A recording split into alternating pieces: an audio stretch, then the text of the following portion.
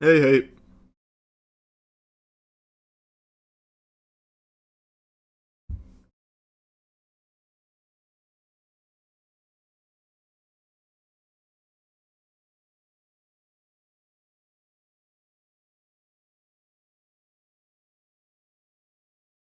Hey, Edgar. Hey, Scoots. No, no, no, no. I'm staying up late because of a League World Championship, baby. It's the finals. And I've been glued to it, so I'm going to be watching it tonight. I got permission to watch party it, and I'm going to be watching it anyway, so I'm excited. Yep, I watched Plurbus. That's not till 2 a.m., though, so we're going to play a bunch of different stuff before then.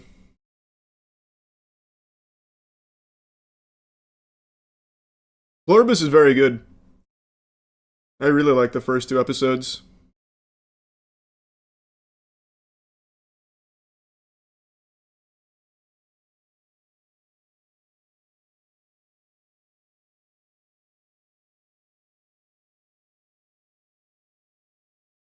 Can we talk about Plurbus? Like, what's the high bind goal, you think?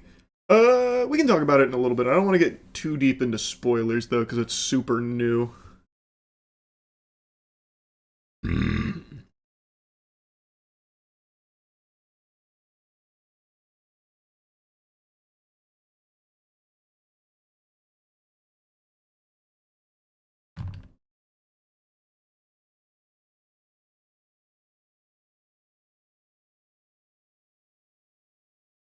Can we do some bad games till League?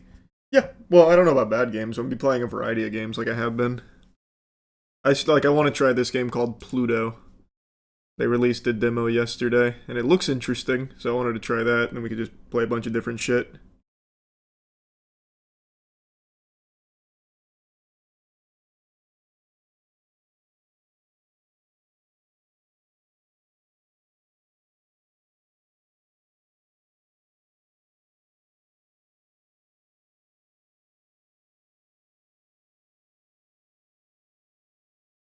You seen the new champion trailer for League? I did. It was very cool.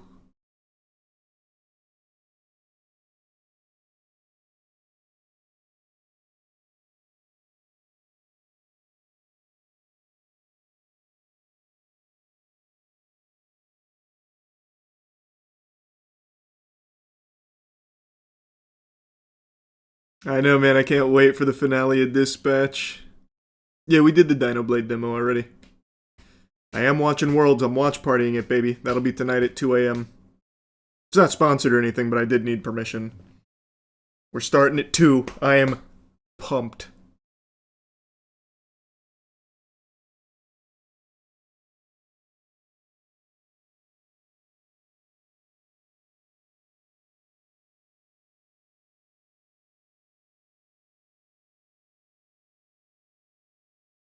Yeah, we finished Halo 2 last night.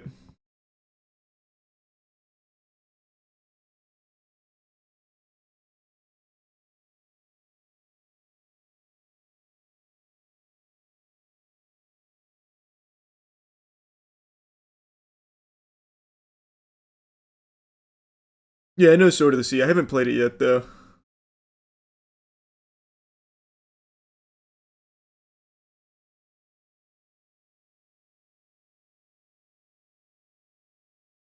You heard Funko might be going bankrupt soon. I saw, apparently, Funko sales are like way down.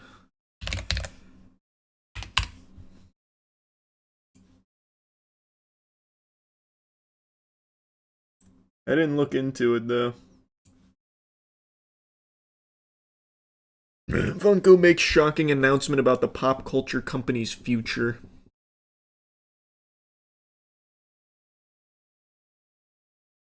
And a dire warning to investors, they may not be around in another year if things don't change rapidly. In Q2, Funko lost a massive 41 million. In their new Q3 figures, losses were just under 1 million. This may have been a massive improvement over the previous 3 months, but it's still devastating compared to the 8.9 million profit in the same quarter 2024. I'm actually surprised 8.9 million profit is what they were pulling in 2024. I figured it would have been a lot more. This loss comes as a result of a year-on-year decline in profits, 250 million versus 292 million, almost all of which came from the US market. Hmm. Yeah, I mean Funkos just aren't as hot as they used to be. I didn't know it was that bad, though.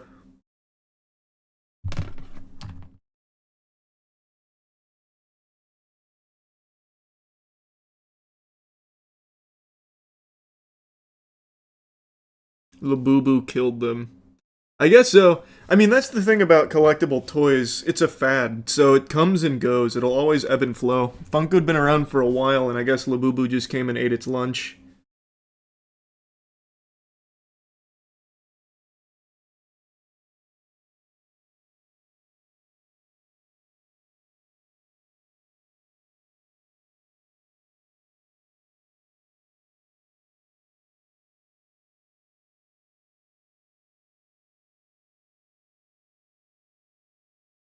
Yeah, Plurbus is really good. I really, really liked it. I actually just finished watching it. That's why I'm late to. Well, I don't know. I'm saying late to stream. I don't have a schedule at all. But I was watching Plurbus right before this. I watched both episodes.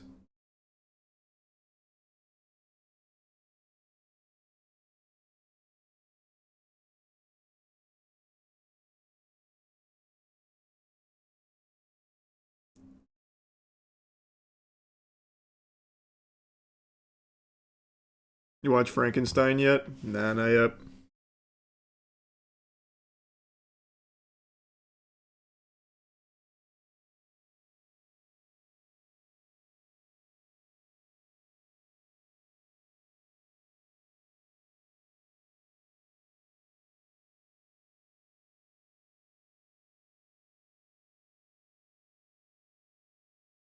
We can talk about Plurbus a little bit, but I want to avoid spoilers because it's brand new.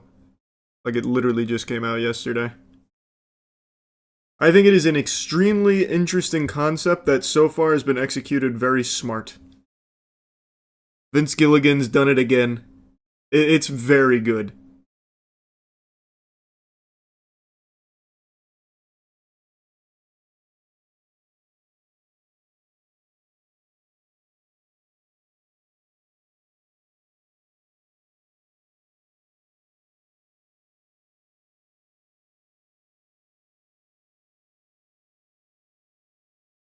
Any expectations for the new Silent Hill movie? I'm expecting mid at best, but would love to be surprised.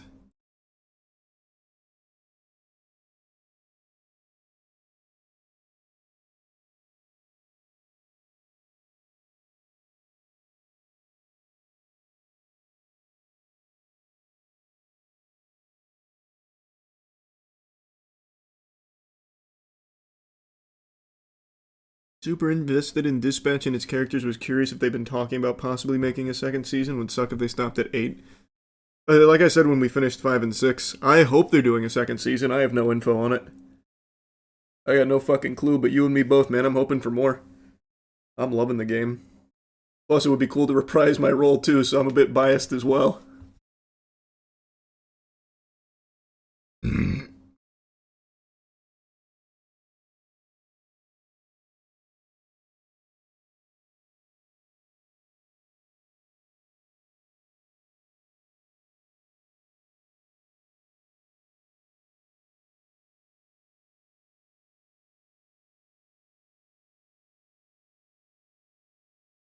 What's the next game you'll play? Tonight? I want to do Pluto and then probably a couple other games. If you were one of the 11 in Plurbus, would you be chilling or freaking out? Oh, I'd be freaking the fuck out. I want to talk about it, but it's huge spoilers. I guess I'll just take a temperature of the chats. Do we care? Can I talk about Plurbus a little bit? 2 episodes are out.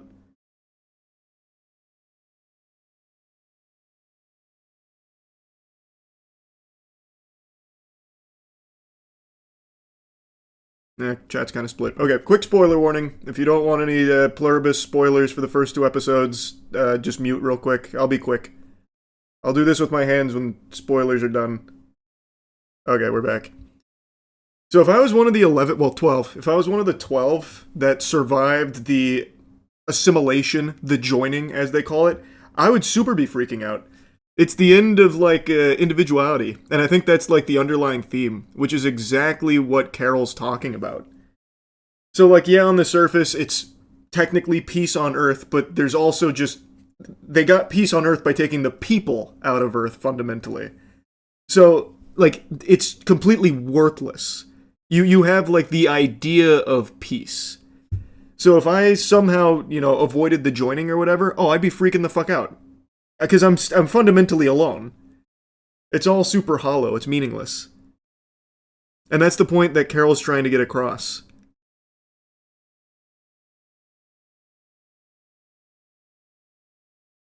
I think it's so fucking good. And I think they do a really good job of the other characters where like each one of them has a different reason for the way they feel about it because they have like loved ones, whereas Carol has nobody. The person Carol cared the most about didn't survive the joining. So she is very different from the others who have, friends, family, husband, wife that's joined, and then also just the sex obsessed lunatic guy.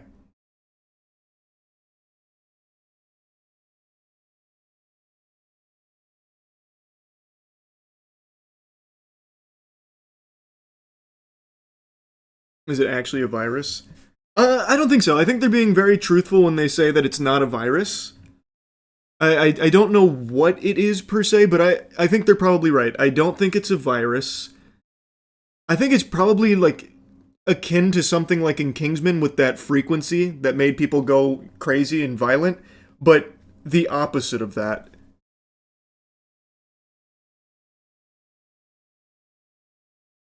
But no, I think they're probably telling the truth that it's not a virus.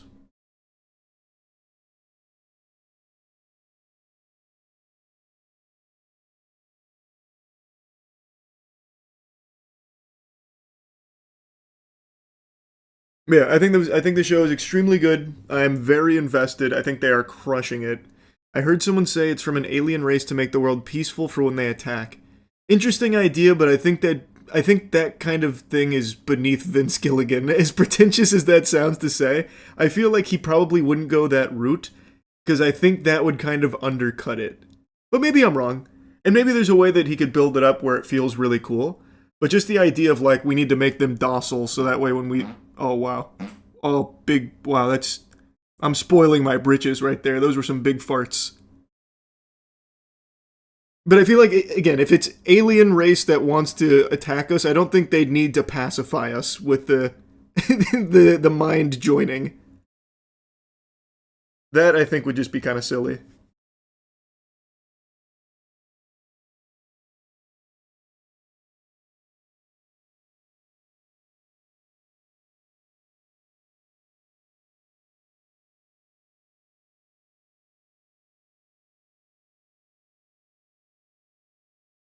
Okay, I'll stop with spoilers now. It's been a little while for people that didn't want spoilers.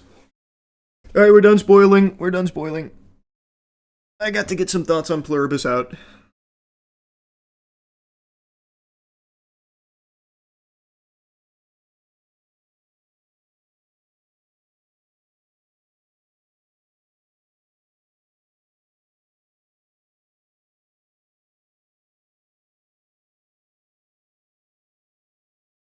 You check the GTA news. Yeah, I saw the delay. And I saw the delay most likely being a result of union busting efforts from GTA. Or from Rockstar. Which is very sad if true.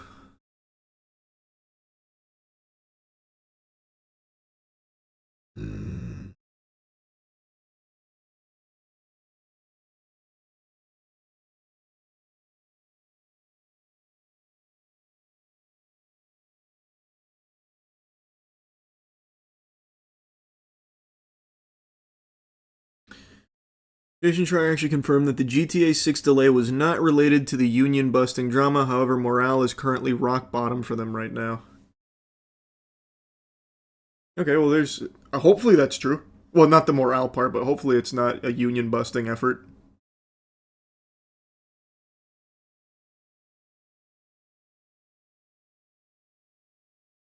Did you watch Predator Badlands? Yeah, I made a review. I made a review of it yesterday. It was good. It was surprisingly good because I went in there as a big naysayer. I thought it was going to be pretty bad, but I liked it.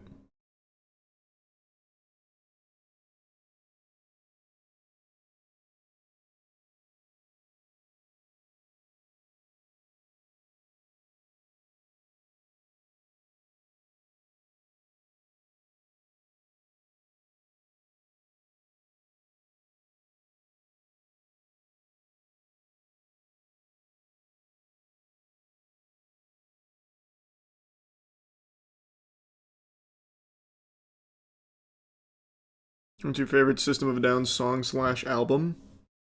Album I have to think about, but my favorite System of a Down song is probably Aerials.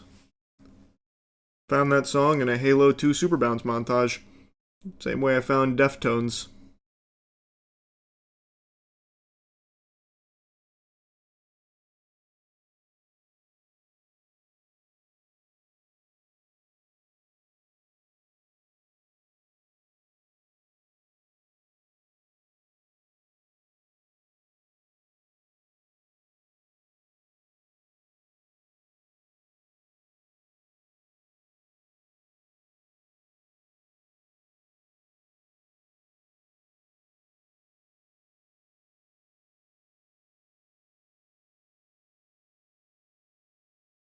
Thoughts on trying the new Void Train game? What's Void Train? I haven't heard of that one. Void Train. Open world survival crafting game. Like you don't know me at all. It's like my least favorite genre.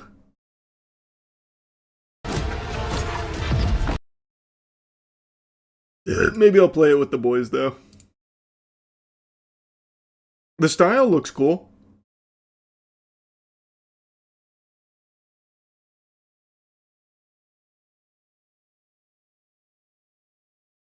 I'm gonna play Halo tonight. No, not tonight. Matt's got hockey. So we'll start Halo 3 Legendary probably tomorrow.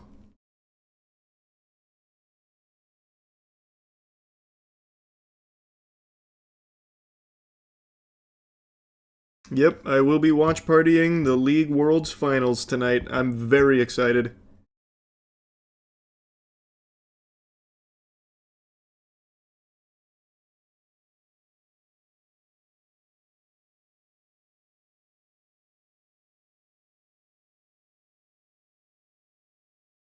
You see Expedition 33 snubbed at the Grammys? I did see that! That was crazy to me. I thought that was a shoo-in. I did see that, man. That's insulting. Made me tight.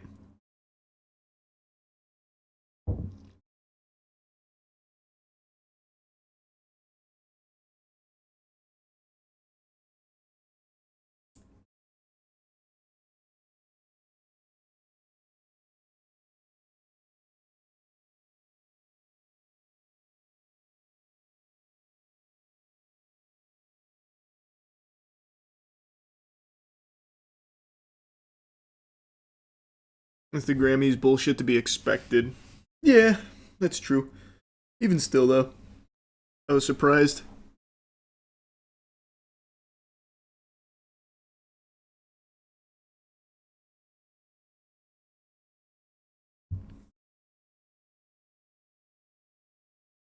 You see someone made a sonar animation? I did not. I'll have to check it out.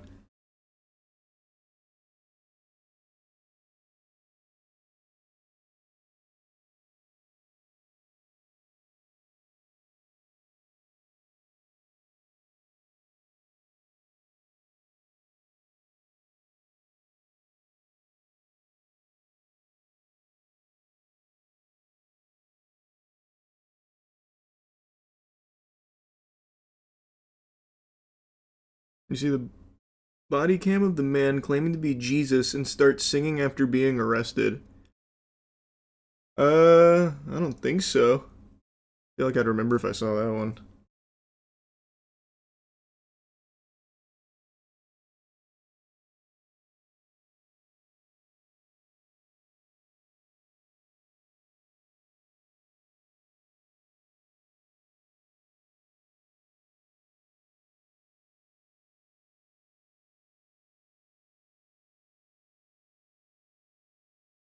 Since GTA got delayed, you got plenty of time for that GTA marathon now.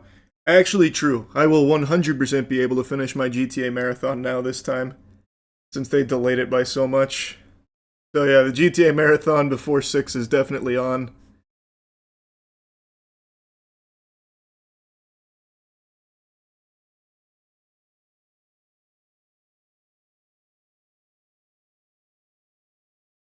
When did it get delayed to? November 16th, right? 2026? I think that's what it was. 19th. November 19th.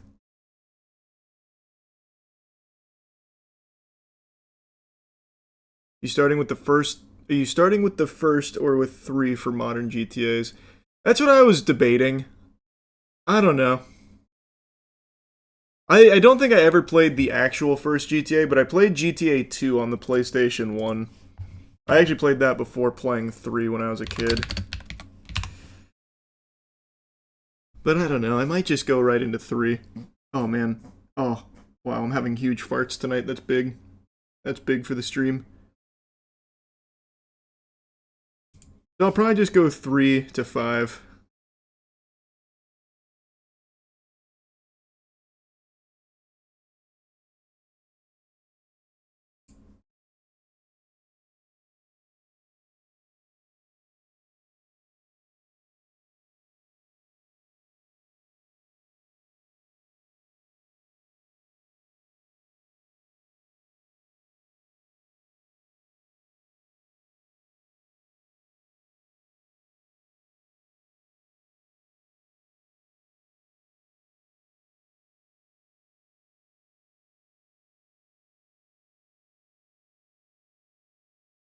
You see any of the Rock and Roll Hall of Fame ceremony tonight? 21 Pilots did a great cover of Seven Nation Army. I did not.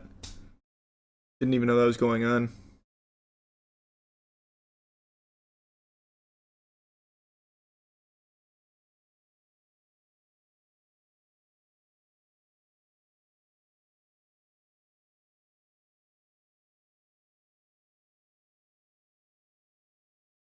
Are you also going to be doing the prequel games and DLCs like Liberty City, Vice City Stories, Ballad of Gay Tony, and Lost and Damned? Good question. I haven't decided. I think I'll probably do it how I did Resident Evil, where I won't do like every DLC. I don't know. We'll see. I haven't fully decided on that.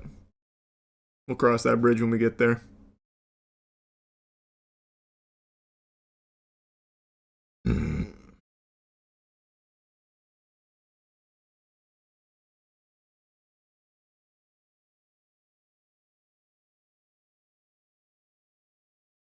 He quite literally did do every DLC for Resident Evil. I did all but 2.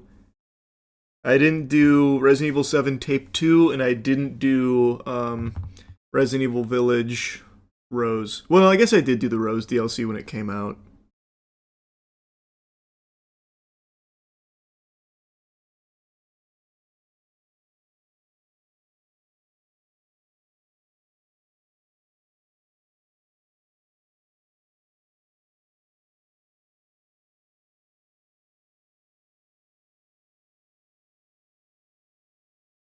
Dispatch staying in the top selling games on Steam for so long is insane. I'm so happy for that team, man. I really think they crushed it with that game. I'm really excited for what they start doing next.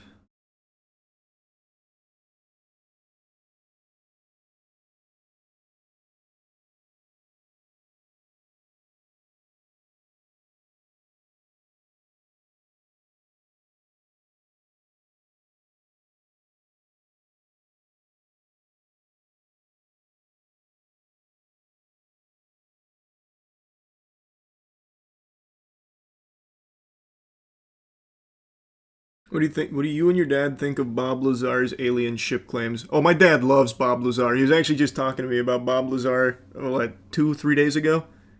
Oh, also, my dad's car project is done. I'm gonna film the video on Wednesday. He finished building the 32 Ford.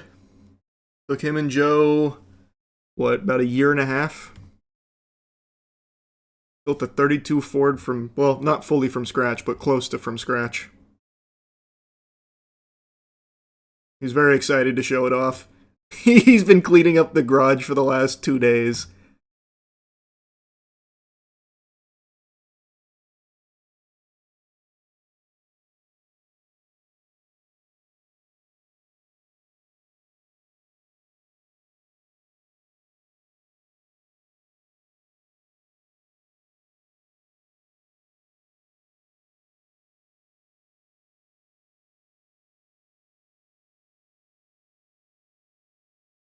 What color is it? Yellow.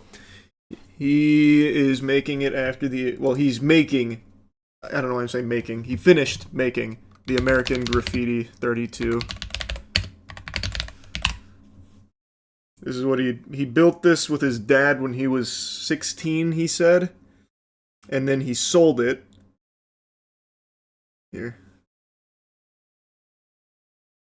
And he'd always regretted selling it, and a year and a half ago got him well, I helped him get everything he needs to build it again. So him and his buddy Joe spent the last year and a half building it basically from scratch.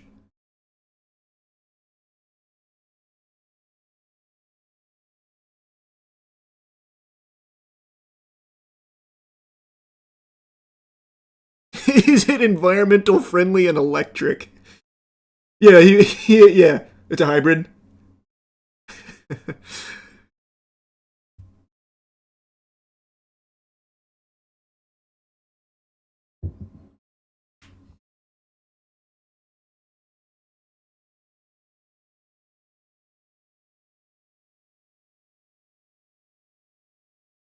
Is it just like that same build? Just like that same build. I'm sure my dad will say it on camera because he loves giving like the little fun facts about how they built it. But in the original American Graffiti 32 Ford, according to my dad, they didn't have. So you'll see right here these fenders. That's not like standard. That's not like the industry standard for the 32 Ford, apparently. What they did for this car in the movie is they took motorcycle fenders, I think it was, and they just attached it on just to give it flavor or something, I guess. So when my dad and his dad built it, they did the same shit. They went to the local junkyard and found some motorcycle fenders to do that. And I'm pretty sure him and Joe just did the same shit for their 32 Ford now.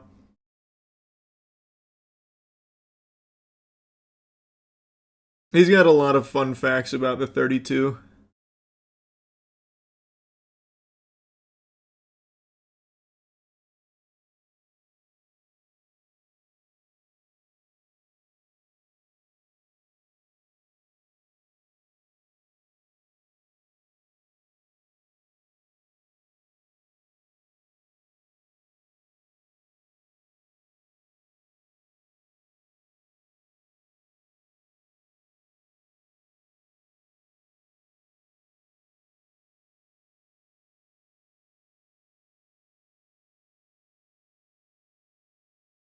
Your dad's still a NASCAR fan? He still watches the big races, but not so much. Now he just does his racing sim. He doesn't watch too many races these days.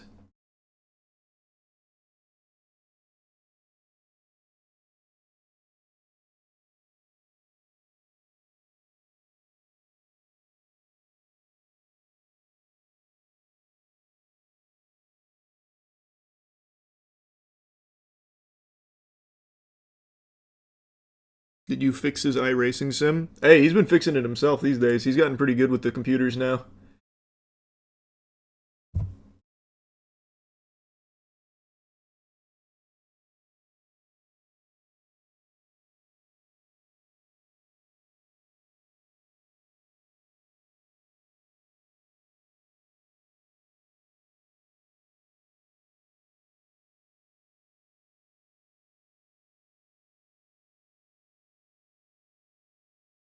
Yeah, we've been playing games tonight. Right now I'm just shooting the shit, but we're gonna be gaming tonight.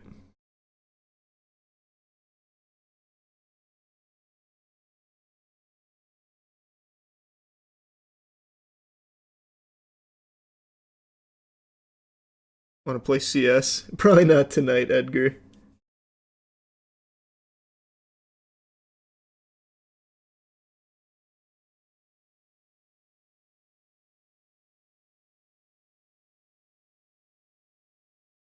Does your dad play anything besides that, like his World of Warships game? He still plays World of Warships. It's mainly iRacing and model building. He's gotten really into building his own models.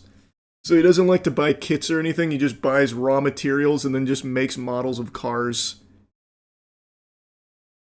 It's really cool.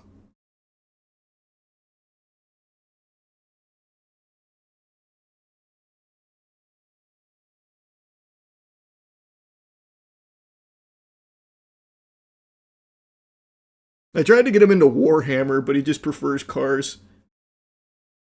I bought him some like Warhammer kits, and he ended up just wanting to make cars, which is fine. I know it was a Hail Mary anyway. Plus, he's just building it for me anyway. He doesn't know anything about Warhammer.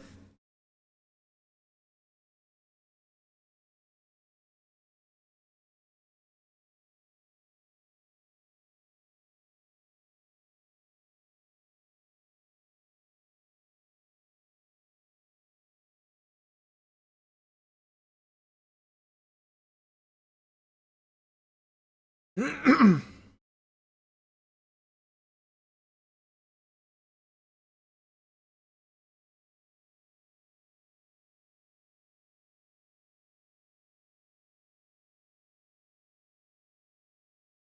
no, no, no. We're just shooting the shit for now. We're gonna be gaming, and then tonight at 2 a.m. we're watching the World Finals.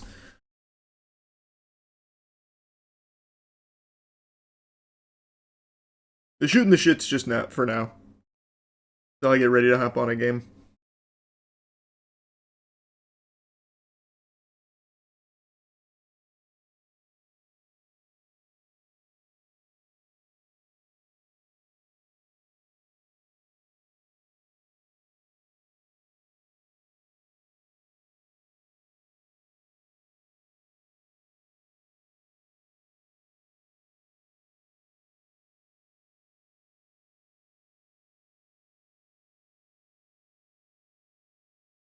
Tell him I said thanks, Edgar, and no worries.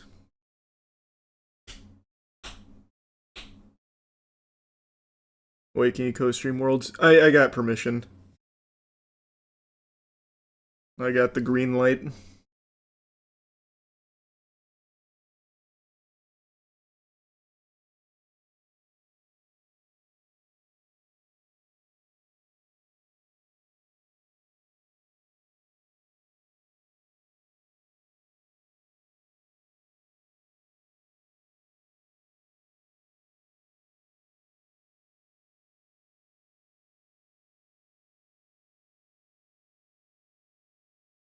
We're talking about the League World Finals.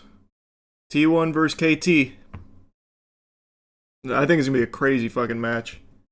I think we're looking at a nutty series inbound.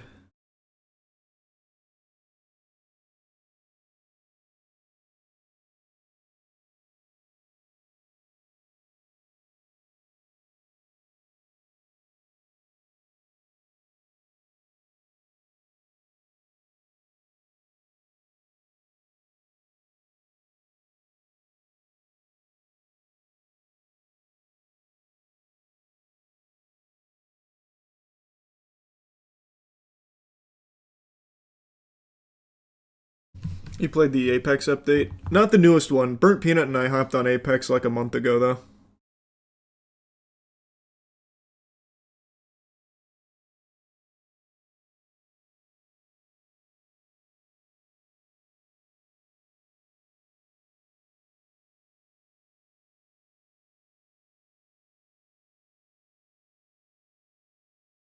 How much do you bench?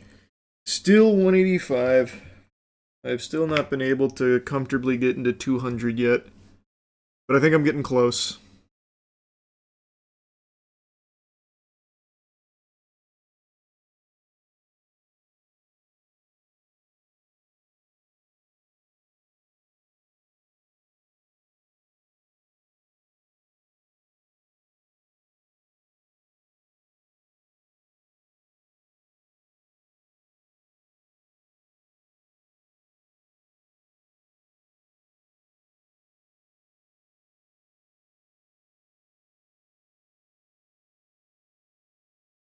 I like Arc Raiders, it's just that it's not my favorite genre, so I don't get, like, super invested in it, but it's definitely one of the more fun ones.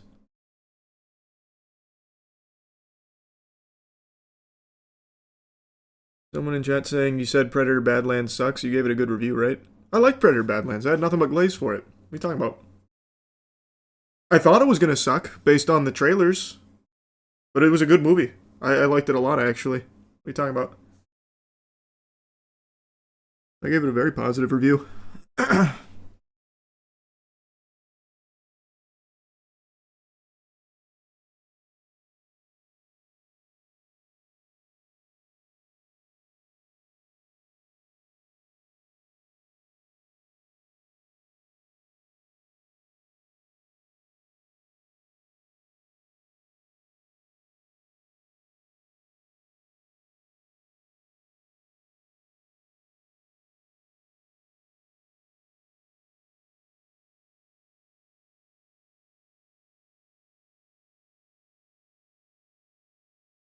Congrats on the upcoming marriage, Kay. I'm sure it'll be great. Sure it'll go well.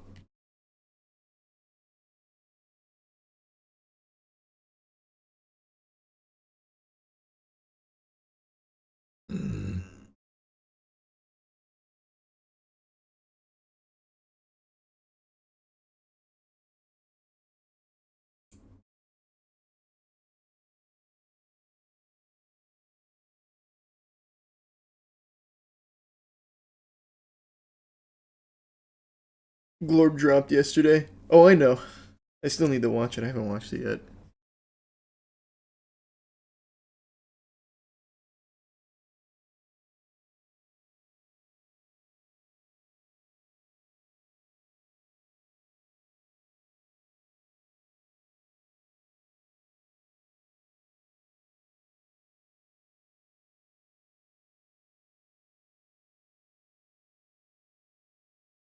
Thoughts on Black Ops 7? I think it looks really boring. I'm not going to be getting it. I'm skipping COD this year. I'm not going to bother just wasting money on it just to play it for like a fucking day and be tired of it. So, not for me.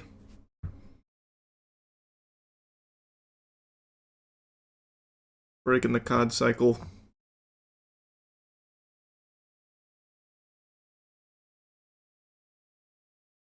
Are you gonna jungle in League? Nah.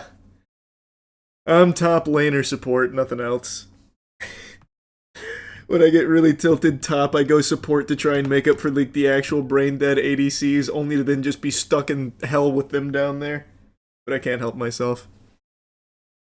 Maybe I'll do a mid lane arc at some point, but right now it's still just top. Until the tilt really sets in.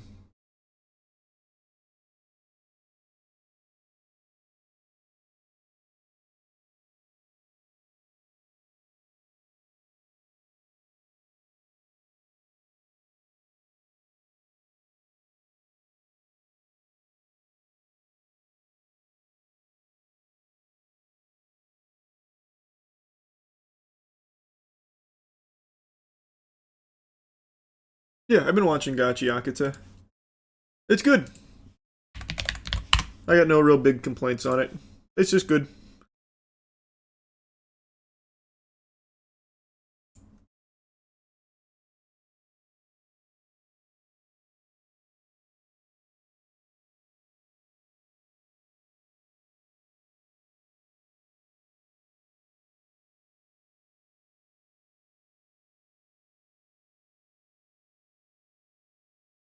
We tried out the Unbeatable demo. It's a rhythm punk style game, and the music and art style is amazing. You would love it. I have not. Alright, here, let's try Pluto first, and then I'll try that demo. Pluto looked cool. I think it's another roguelike, I'm not sure, but it looked cool.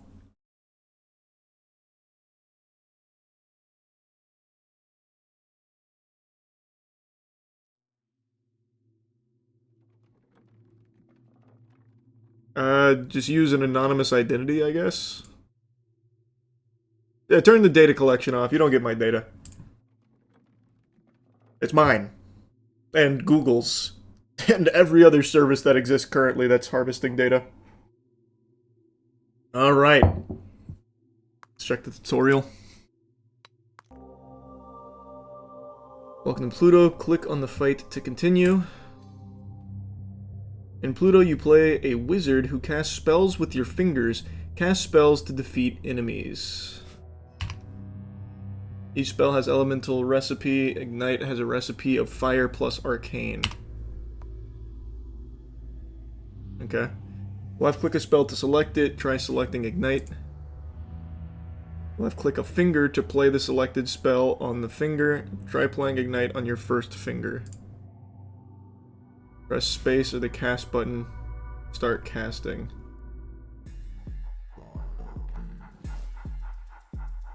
Just cast Ignite. Ignite is a cantrip. Cantrips discard after being cast. Your empty fingers provide block, negating incoming damage. Alright. Give him one of these. Hit him with the most powerful spell we have. Each turn, spells are drawn from your draw pile. Look for spells with overlapping elemental recipes. Try selecting Bolt. Play it on your first finger. Now select Ignite. Play it on your third finger so the fire overlaps. Oh, I see. That's pretty cool. Now you're casting Bolt and Ignite with only 4 fingers. Spells are cast left to right as their recipes are invoked. Your wizard vision shows what would happen if you start casting. Hold control to temporarily disable wizard vision.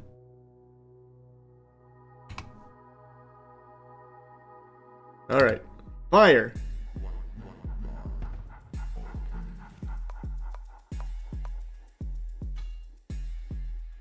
Nice. Hover a spell to see what fingers it can be played on. Right-click a spell to play it. Try right-clicking Ignite. Right-click an element to remove it, or press C to clear all fingers. Try clearing your fingers. Chance to not discard after they are cast. Try right-clicking Boost. Rituals can only be cast once per fight. Try right-clicking Ritual Deathmark. Echoes can be played multiple times per turn. Try right-clicking Ripple. Now right-click Ripple again. You see more information about a spell by hovering it and holding Alt. Okay. Interesting.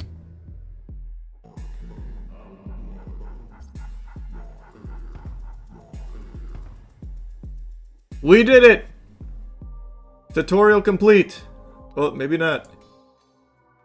You obtained a fire damage ring. This ring deals 2 damage when its finger casts a spell containing fire. Right-click Ignite so it overlaps with your ring. Now right-click Torrent so it overlaps with your ring as well. Torrent is multicast 3, so it will cast 3 times. Each cast can activate rings. I feel like my brain's getting very big right now. Like Sheen and Jimmy Neutron. In fights with multiple enemies, spells and rings target the enemy in front.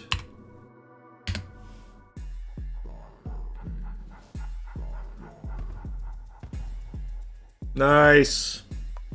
Take that, dweeb.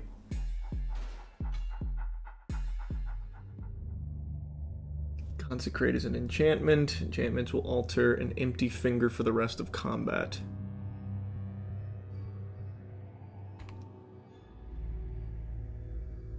It becomes intuitive once you play.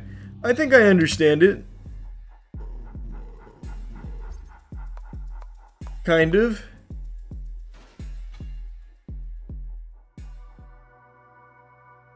It enchanted my first finger with 2 Empower, so it'll increase the damage of spells. While hovering a spell, use the mouse wheel or W and S keys to shift the recipe. Huh? Oh.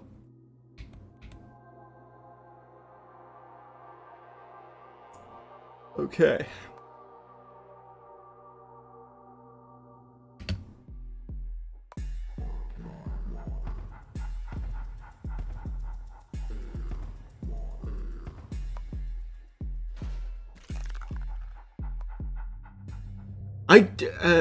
Okay. The one thing I'm not seeing is how much damage each of these is doing. Enemy cursed your fingers, that bastard. These curses will deal 3 damage to you when broken. Cast a spell on a cursed finger to break the curse.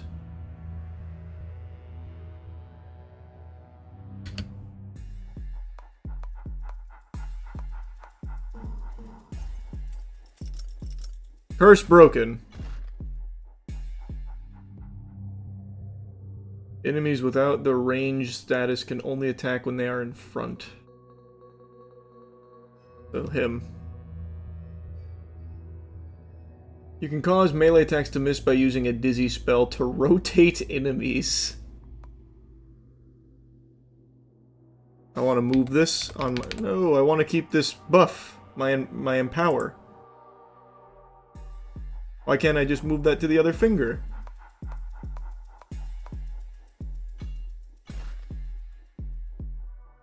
Rotating enemies also allows you to change your target. Kill Brewer by right-clicking Bolt. Right-click Ignite. Now Ripple. Alright.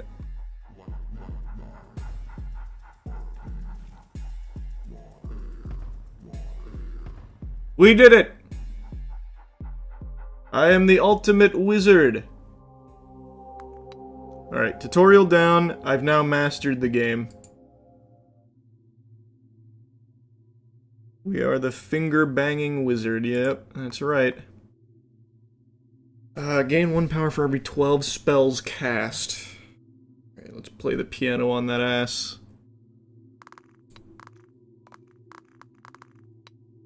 Looks good to me. I've only got 12 gold. So I can do nothing here. Let's just obtain a ring. 1 power when this finger casts a spell containing bone. 1 in power when this finger casts a spell containing lightning. And 1 channel when this finger casts a spell containing earth. Let's do power. I don't know how common the boner spells are, but I bet it's going to be good. Let's pop that on the ring finger here.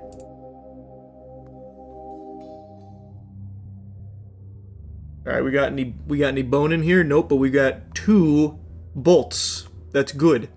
That's very good. If only I had done lightning. What is this one here?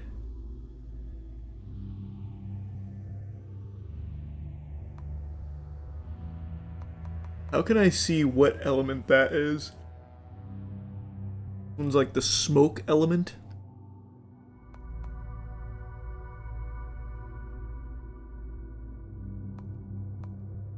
Here, throw that over there. We're gonna finish with the zap. Well, actually, no. That'd be stupid. We're just gonna go like this. Oh, actually, wait. Even better. We'll go here.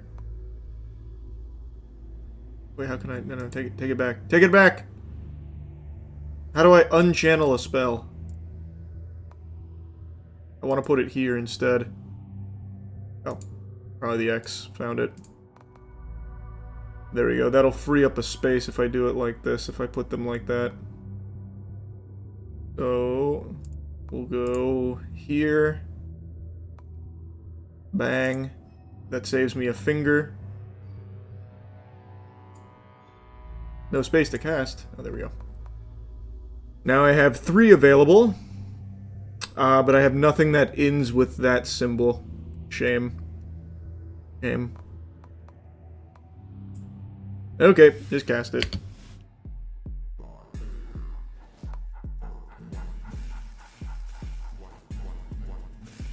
Nice. This guy can't hit me, it's just him. Don't always want to fill your fingers because you might need the shield for the empty ones. Yeah. But what if I didn't? What if I always used all of my fingers all of the time? Because that's exactly what I'm gonna fucking do, baby. Hit him! Big slap inbound. No shield. We're going raw. I also just realized that spell that I cast, it was a shield. Okay, what's exchange do? I probably should read these. Draw 1 extra spell next turn, take 50% more damage this turn.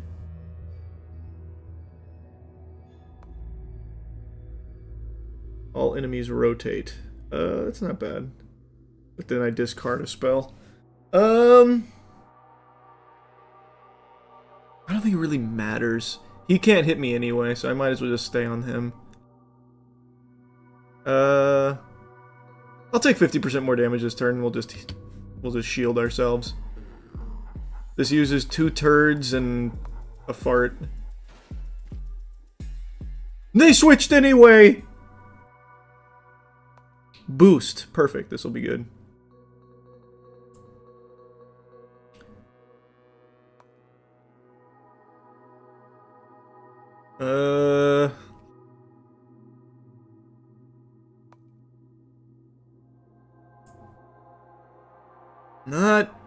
Not great.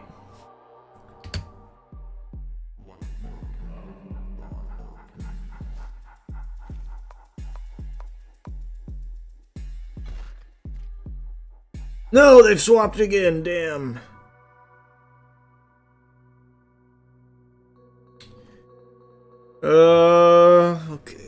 Okay. I don't have a whole ton of good options here.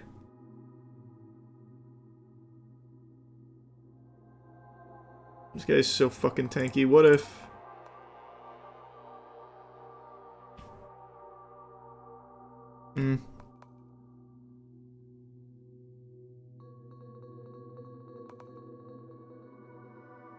I'll keep him there, doesn't matter. And might as well.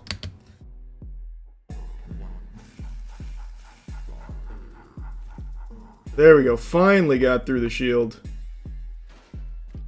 And he just shielded himself again. You dirty rat. You dirty rat. If only I had a boost right now, I swear.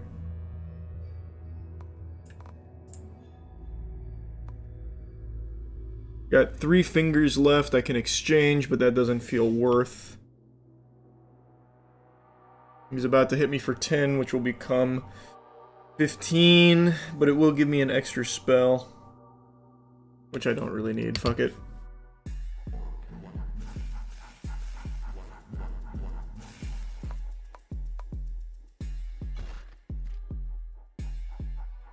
Alright, we've got a lot of meat here now. So bang, bang. We've got nothing else there.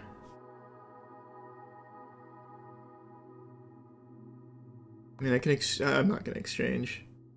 This'll just kill, right? Oh, actually I should have exchanged. He's not gonna hit me right now.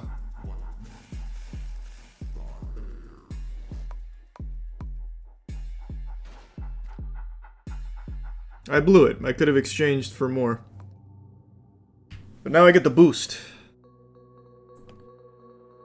So boost. Zap. Arc.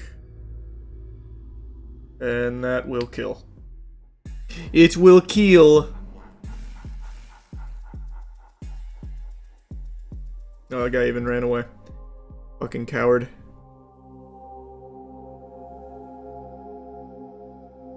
I've got no money. Still broke as shit. Siphon, what do you do? Draw an extra spell next turn, deal 2 damage, gain a channel, cast twice. Gust. This is a lot of good wind. Increase multicast by 1, lose 1 each turn for a 5 minimum. Rage would probably be good if I built around it. For now, I'll do Siphon, though. Oh, I do have enough gold for a spell pack. Wow. 80 shield, or an extra block. Or... discard 4 random spells next turn. You got me fucked up. What? What is Sever? What does getting 4 Sever do for me? What the fuck? You want Finger Their Ass, though. Yeah, but I haven't found a spell for that. The 10,000 Years of Pain. I mean, this seems fine. But this is 3, this is 4. But this does have bone. And I do have bone benefits. I'll just do this. This is all bone, though. Treasure chest. Gain 1 armor at the start of each fight. Perfect, that sounds worthless. 1 armor? Oh wait, armor's different than block. Oh, gain 1 block each turn. That's huge. Okay. Conjure Steel. Gain 5 block each turn. Discard 1 random spell. There's no reason not to just pop that. I'll just pop both of these, get myself in a good position. And I might as well. Okay.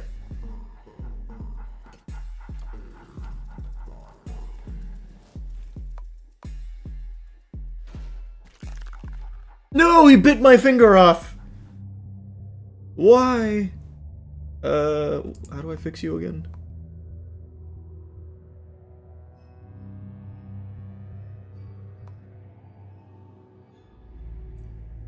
I'm definitely gonna swap you out.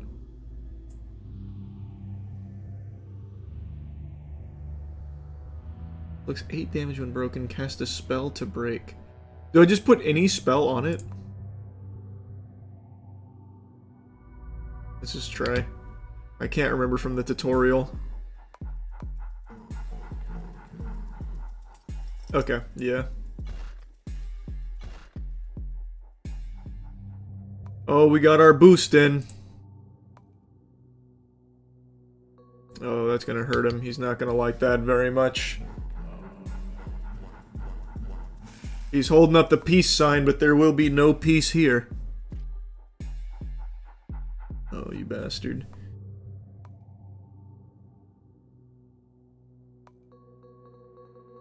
What is my gain 1 power when this finger casts a spell containing bone? Alright. It only contains bone, right? It doesn't have to be bone on this, so I think we're fine.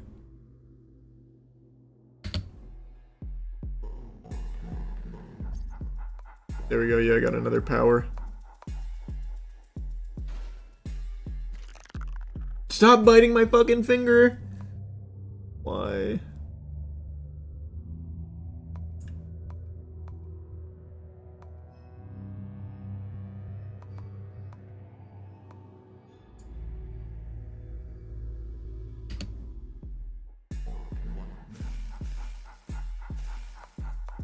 Good damage, good damage.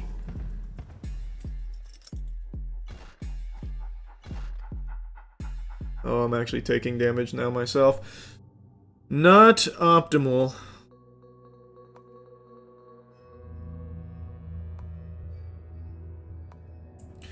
That into zap. Into flame.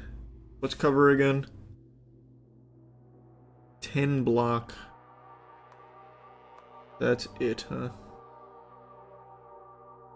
Probably not worth. But there's no reason not to cast it. I'm in a pretty decent spot. Might as well use it.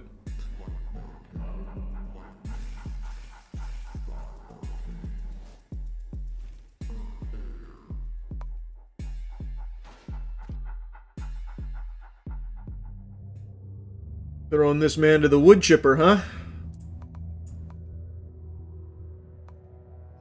That's fine.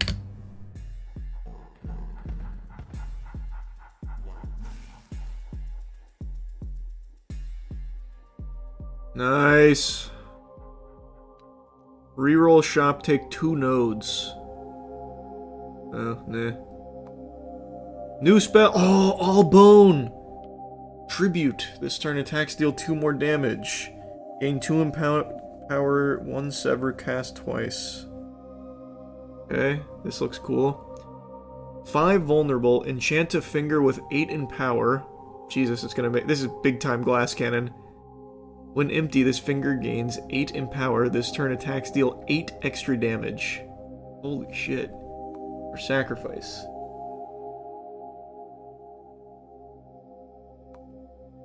Let's just go glass cannon. I don't have a handle on this game's mechanics, really, but I'm going for it anyway. Sleeping Warden. You catch the Warden snoozing outside the armory. Madness Badge. 1 in power when a spell is discarded. Enemy starts with 3 sleep, awaken when damaged or in 3 turns. Enemies start with 99 vulnerable. That sounds great, I'll ambush. Let's see if I get him. Okay. Oh wait, I want to conjure first.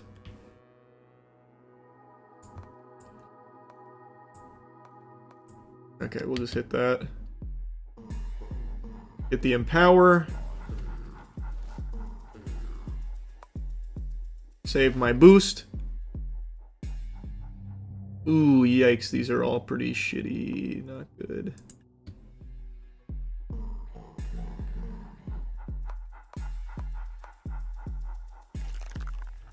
Damn it! Stop hitting my fucking finger.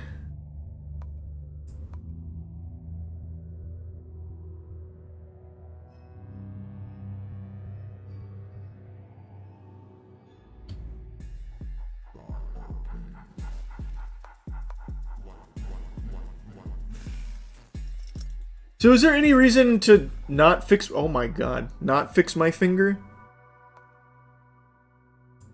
Alright, we're gonna use it. I just fucking hit him with the twister, I don't care. Fix my finger.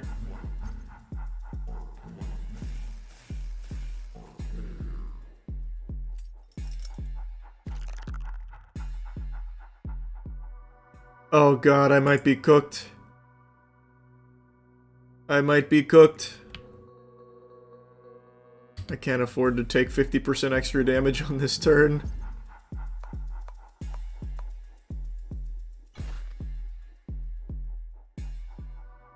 Hang in there.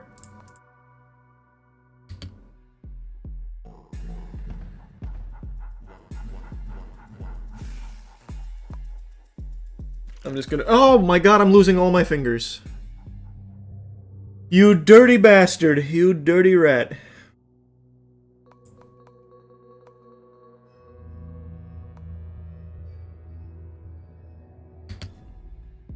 I'm just gonna let him stay fucked up and just try and push through.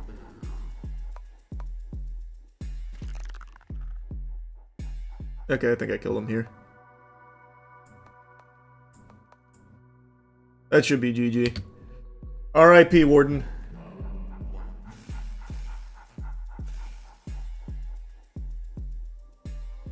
That was easy.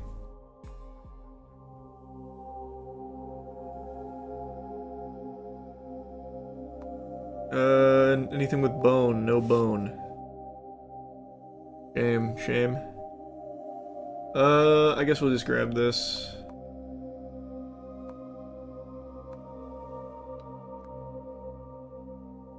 The first multicast spell cast each round is cast twice. Gain 1 wild when no fingers are empty. Increase multicast by 1. Lose 1 each turn.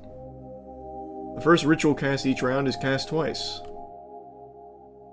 That sounds good. Arcane Nova. Ooh. Oh, but this is using bone. Yes. I get 3 wild and 1 channel. And this will empower me because of my boner ring. Huge!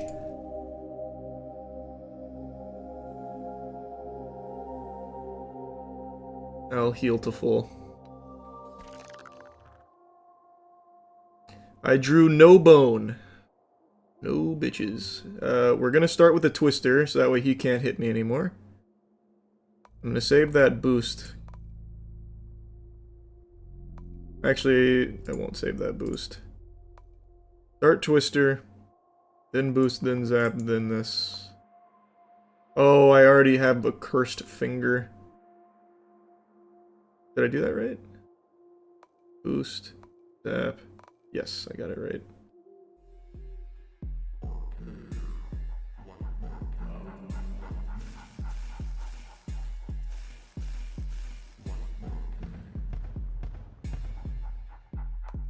I hit him pretty fucking hard. Oh my god, all of my fingers. Okay, well, we gotta try and bring him back.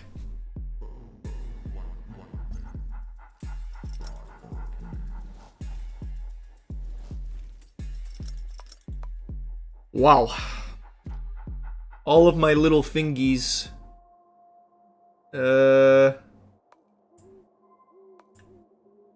Best I can do there.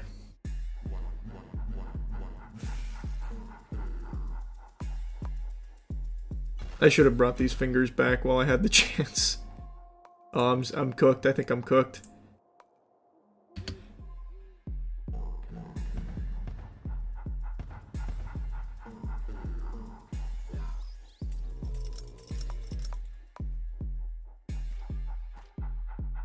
Wait. Wait. Wait!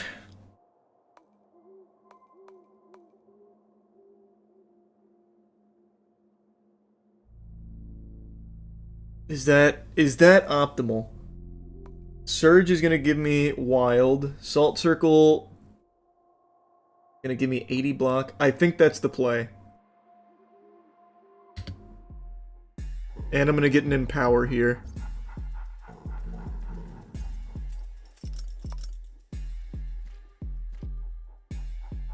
Yeah, they did a prep turn. Those fucking idiots! Those fools! Okay, what's my best combo here? Probably... I think I might just go all damage. I have nothing that combos except for this. And now I have 3 fingers left. Well, if I have 3 fingers left, I might as well do it like this. I'll go bang. Which way was it? No. Bang, bang, bang. I'll just eat this 20 damage just to get that out of the way.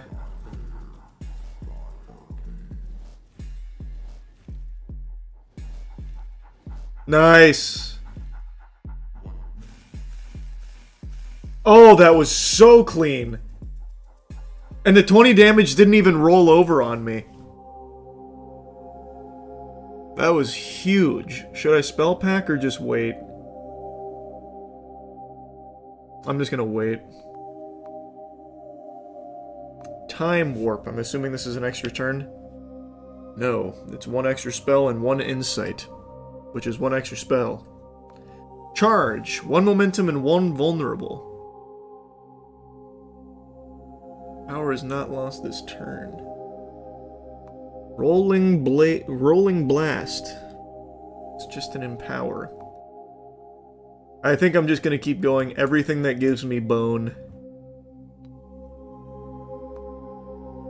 Ooh, we get more. Emergency. Discard 8 random spells. No thanks. 2 damage to enemy with lowest health. Not exactly what I want, but I think that's my best bet.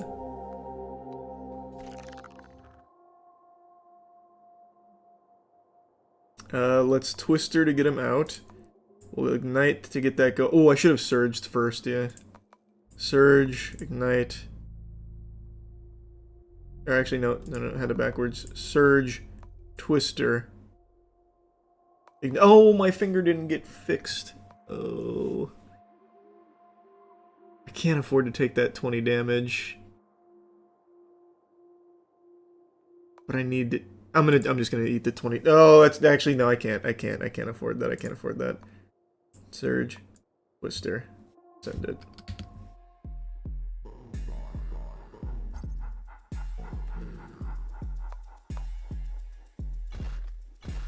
Wow, I lost so many fingers there. What the fuck?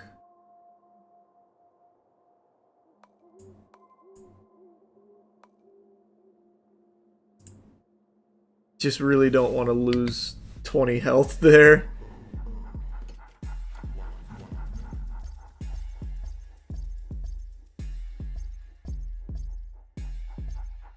Damn! Holy shit! Holy shit! That guy got it rough! He's pissed! Oh man, that's a shame I can't swap you out, huh? I also can't really afford to eat this vulnerable. Yeah, I can't afford to take 50% more damage for 5 more turns. I will die. So we're gonna have to do it like this. We're just gonna zap and hurtle.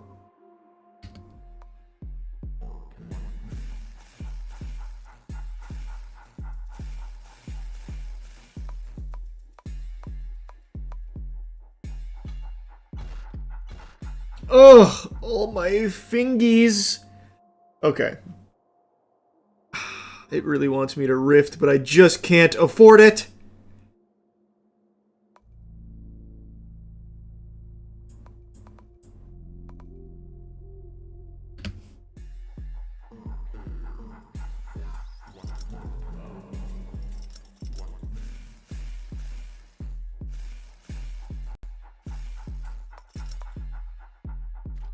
I don't know if exchange was the right call. That might have been greedy. Oh, but we got Time Warp. Okay, okay. Time Warp. Siphon. And, oh my god, that's actually gonna go crazy, I bet.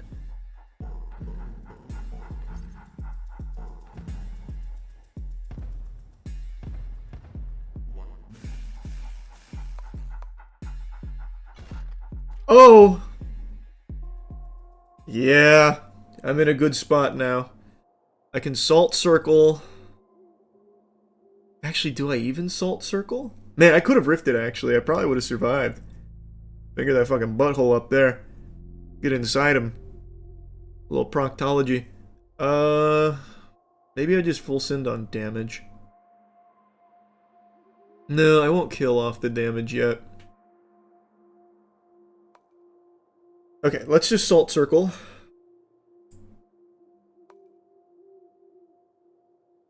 We'll just Salt Circle and Zap. Actually, yeah, Salt Circle and Zap is fine. Actually, what's Flame? Is Flame Blazer? Let's just Zap. Let's just Zap. He can't hit me from there, so we're fine.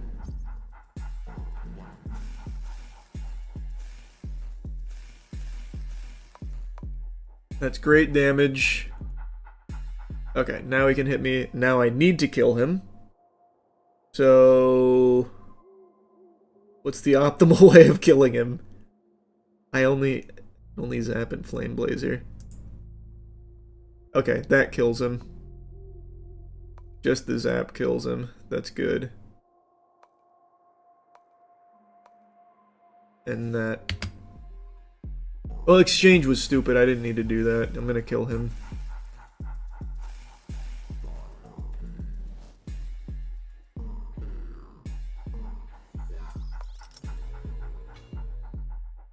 Okay, and then he dies. GG! Is it worth just to ward, though?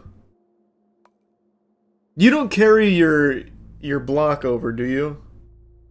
You don't, right? I'm certain you don't, right? I'm guessing block is lost. Okay, cool, then it doesn't matter.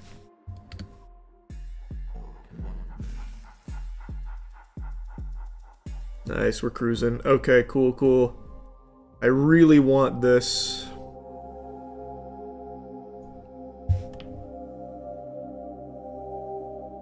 But the crystallized badge is pretty good. Especially since my health is kind of low. I can't believe I'm too shy. That's such a shame. Can I sell something?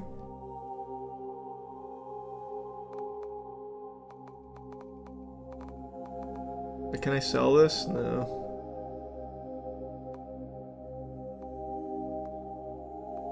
Alright, I'm just gonna have to grab that.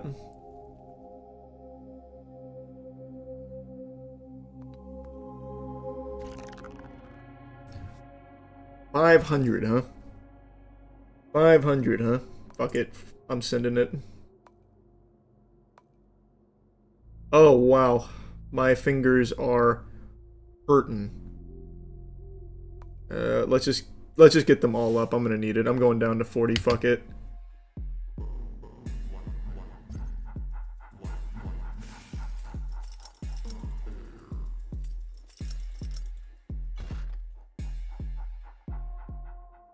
Okay. We got all our fingers back, and I'm empowered. So I need to keep that empty. Oh. That's good.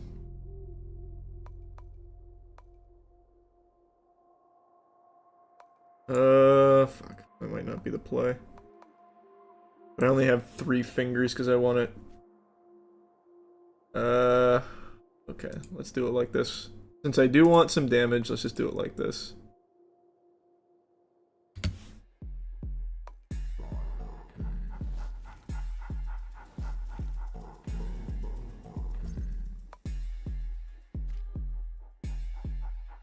Oh, okay. He's setting up for something scary. I need to Salt Circle. Oh, a boost is so cool though. What a shame.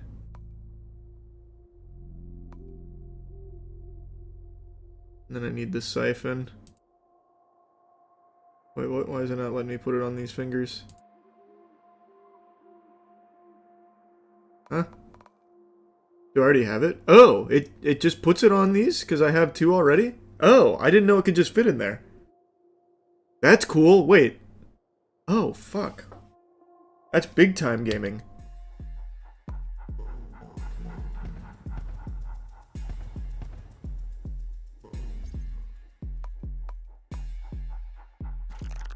my fingers!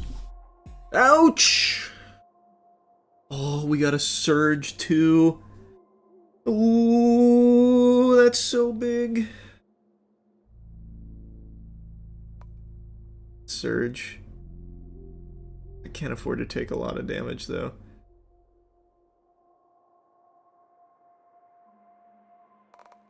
That's gonna do a little damage to me, but I think it'll be okay. Oh, that's too much damage to me if I do that. Fuck! Maybe Surge isn't the play. Maybe I just need to be tanky right now.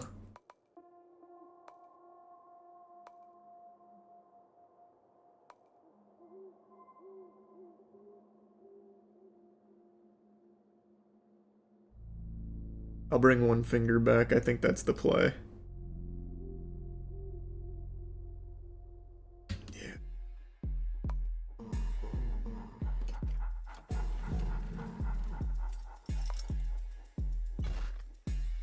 Okay. That ended up working out pretty well. Okay. Let's now get into damage zone. So boost, zap.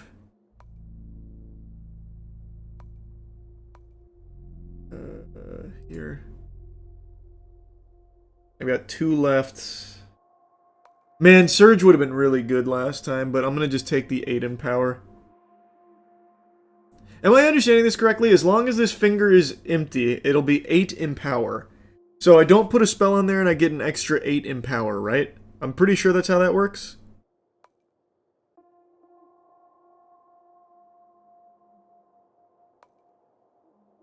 If I take the boost off, I can get another Thunderstone. I think the boost probably isn't worth. Let's just... Hold on, let me see. If I go bang... Bang... That brings... That'll take 8 damage to me. But... I do a lot to him. That brings him to 187. And what did I bring him to without the Thunderstone in it? See the old setup. No.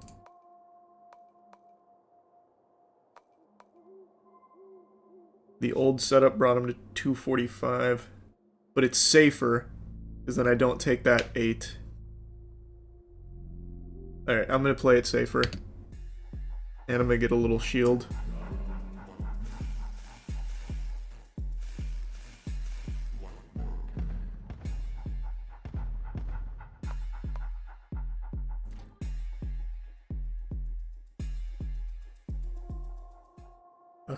Okay.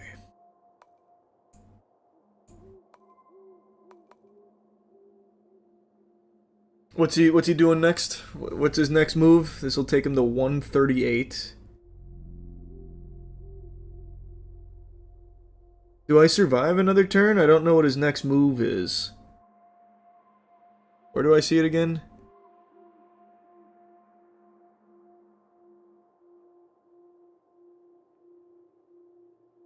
I'm assuming since I don't see anything over here, he's not hitting me.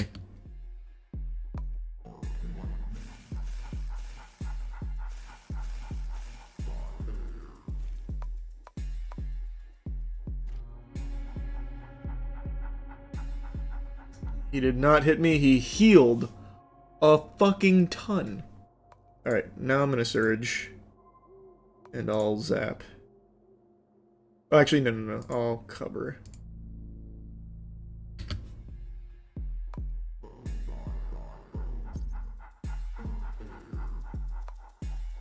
Okay. Wow, I'm cooked. Alright. Well, we gotta full send the damage here. We've got no choice. It's now or never. I've got this. And just that. It's not enough. It kills me.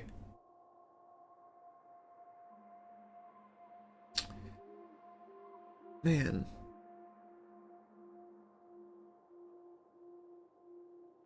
I don't think there's any way out of it. That brings me to 8, and he still has... Okay, wait, actually, Arc is just kind of bad here. What if I do it like this? That brings him to 114 and still kills me. Wait.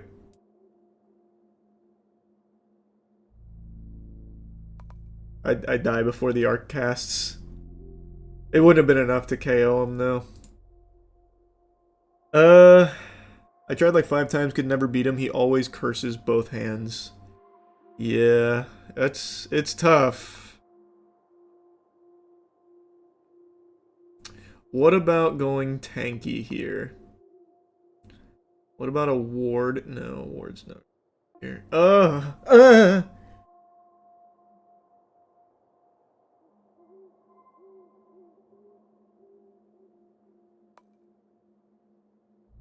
Zap does 100 damage. Let's just try.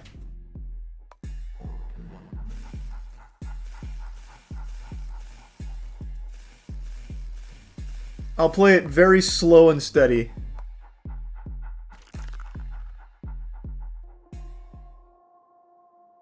Oh my god, he's cursed everything.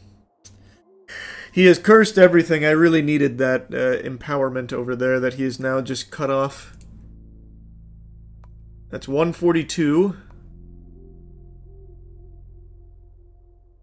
124. Yikes, that spell sucks. Fuck me, that spell's bad.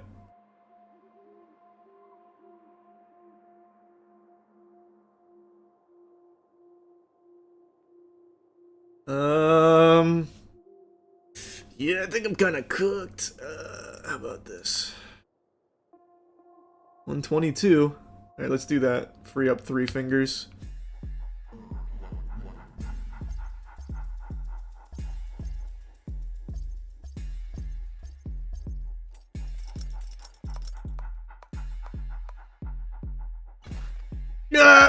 Wait!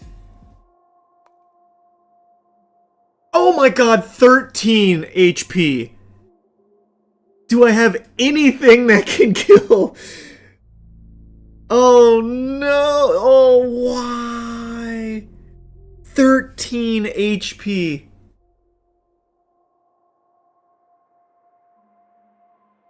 Ah, I had the KO too. Will I survive if I boost into Zap? I don't think so. No, it's 30. 30 on my noggin. And it's still not even enough to kill him.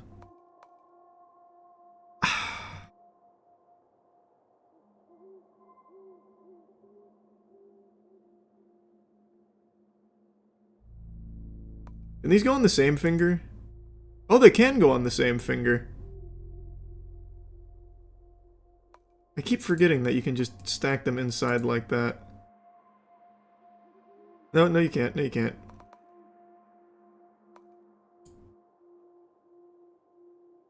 I can bring it over like that, bring him down to 6. Do I get another turn if I bring him to 6, you think? The difference between 6 and 13 is so minimal that it's not really worth, so let's just do a zap. We've just gotta hope that I get one more turn here.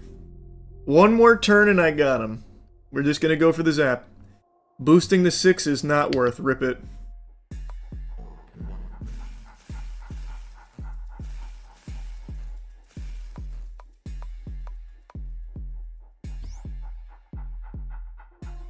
I won. Hey, R.I.P. bitch. We'll see.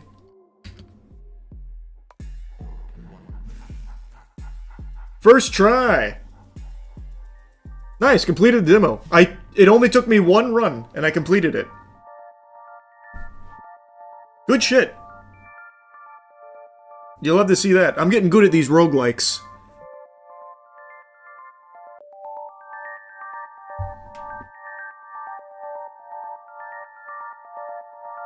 Nice, that was fun. Cool style.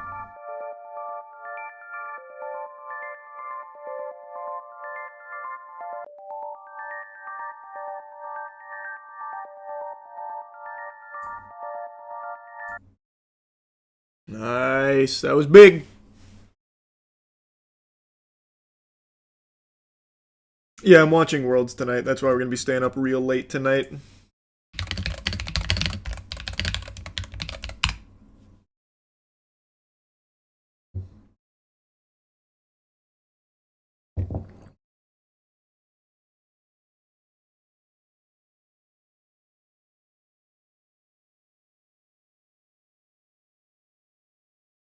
Yep, we're watch partying it.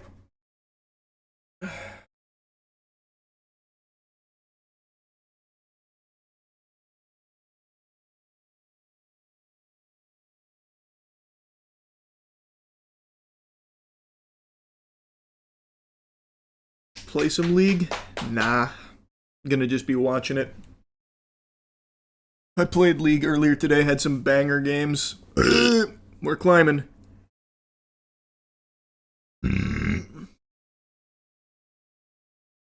Finals in T minus 28 minutes. Is it? I thought it was 2 a.m.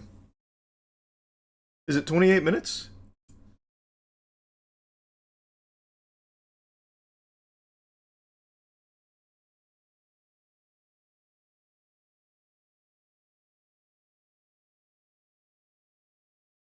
That's when the ceremony starts. Ah, gotcha.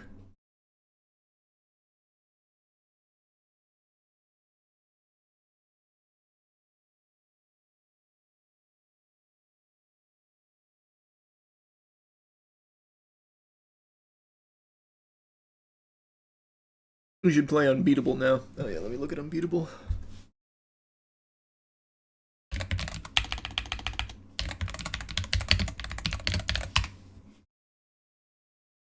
This one?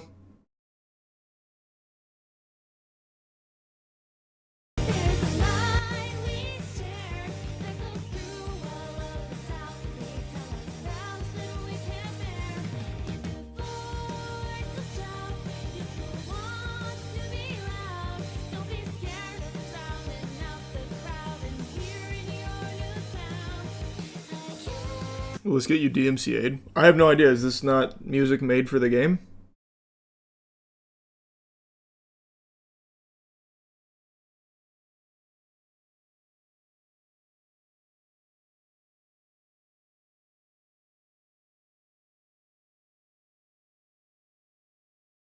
I assumed it was made for the game. Yeah, it's a rhythm game. It seems cool.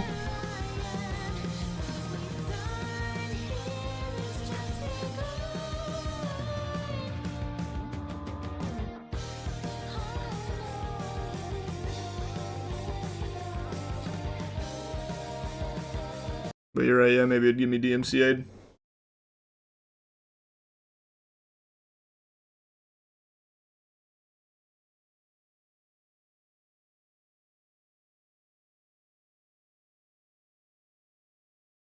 Did you ever beat the Shroom and Gloom demo? I did not. I still haven't killed that fucking boss, but I haven't played it since that night.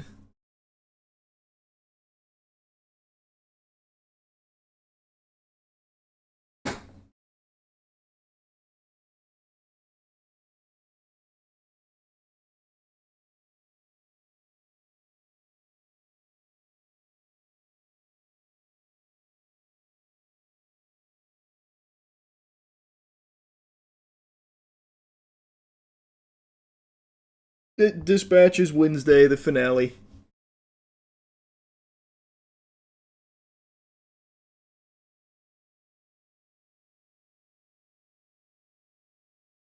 White Knuckles, another cool roguelike. Oh yeah, I saw that one. That one was cool looking. That's the climbing one.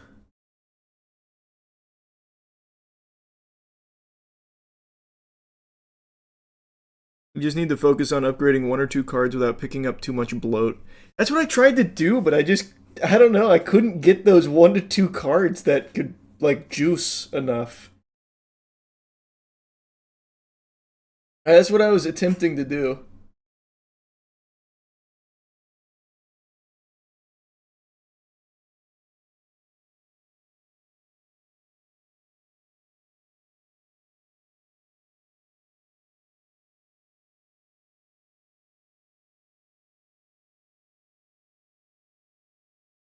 That boss was wild.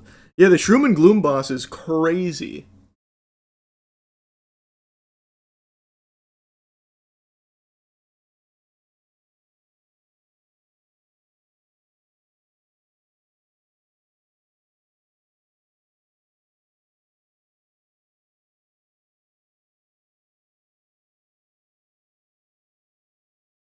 I was had a run with a card that hit all for 124 times. I just don't understand how you did it, man. I wasn't getting those kind of crazy high rolls. Void Crew's really good. I think I know that one.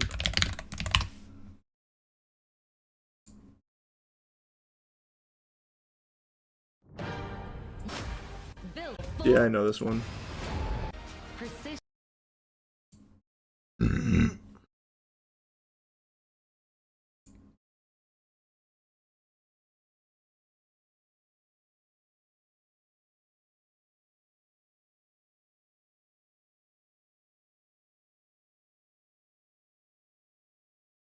Please look up the crazy Starbucks merch drama. Someone told me about that today. I can't even remember who told me about that. Let me see. I know nothing about it, but I don't remember. Someone said something today, and I forgot to look into it. Is it this Starbucks Kitty Starbucks Hello Kitty collab includes plush mug more. Here's how to get the items. November means Starbucks annual holiday collection is here, and this year it includes special line of Hello Kitty merch. Starting November 6th, holiday menu is back. Starbucks and Hello Kitty have strong fandoms and deep roots in culture. I like that. Yeah, Starbucks has like super fans. Well, I mean, they're not wrong. It's just interesting to see them say that.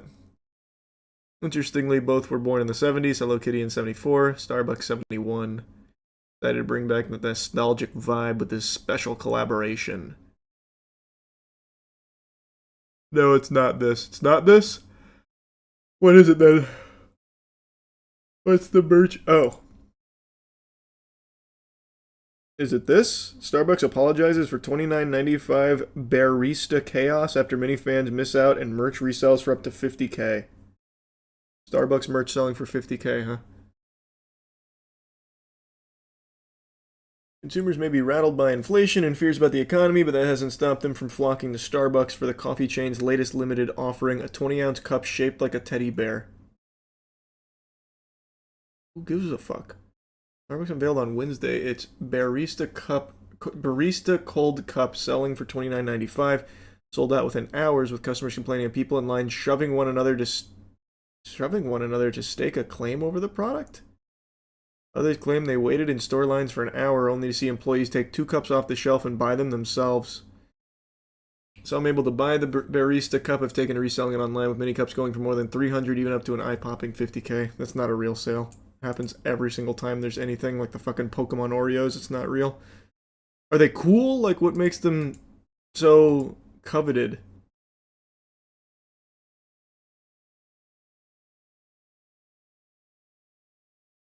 Huh. Pretty cool. Big old Teddygram.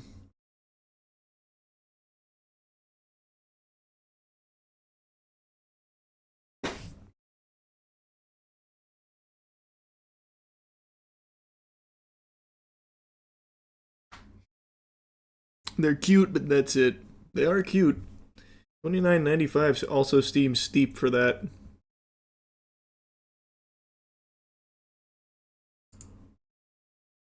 Do you take it to Starbucks and they'll fill it for you? Like, is it reusable at Starbucks locations, or is it just a collectible thing?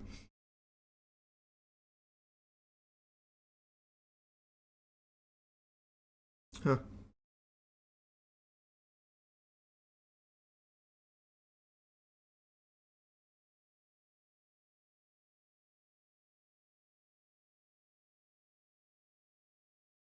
The main problem is that people are upset the employees are buying them before anyone else. I mean, that's always going to happen with this kind of shit.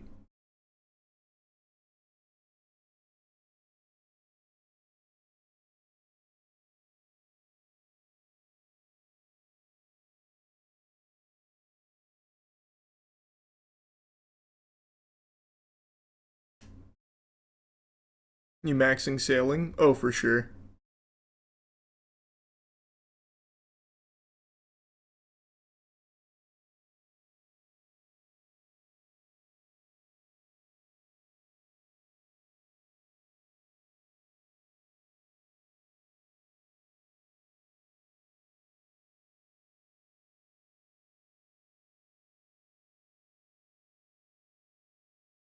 Starbucks is so overrated for no reason. I don't like Starbucks. I've said that for so many years. I'm not a coffee guy.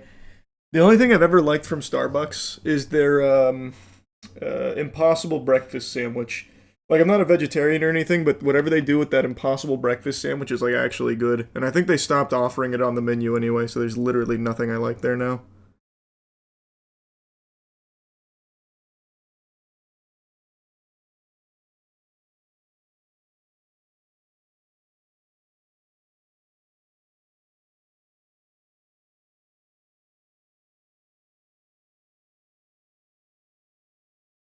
This isn't that bad. It's the videos of people fighting you need to watch. Like actual fights, or do you mean like pushing and shoving in a line? Let me see. I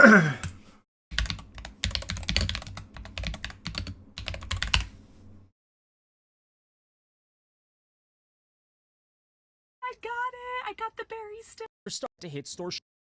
Who's That was the first. Just want to see some of the raw footage here.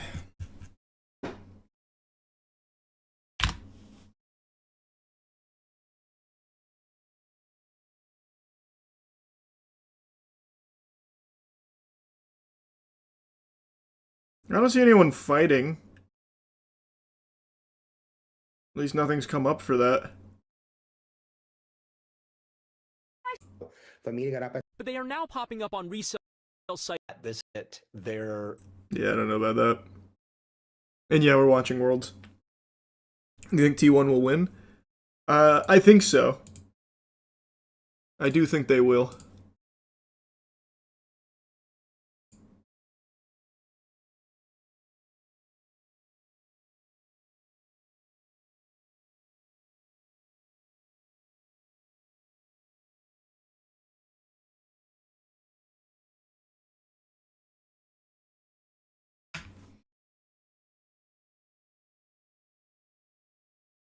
High hopes for the new One Punch Man episode tomorrow.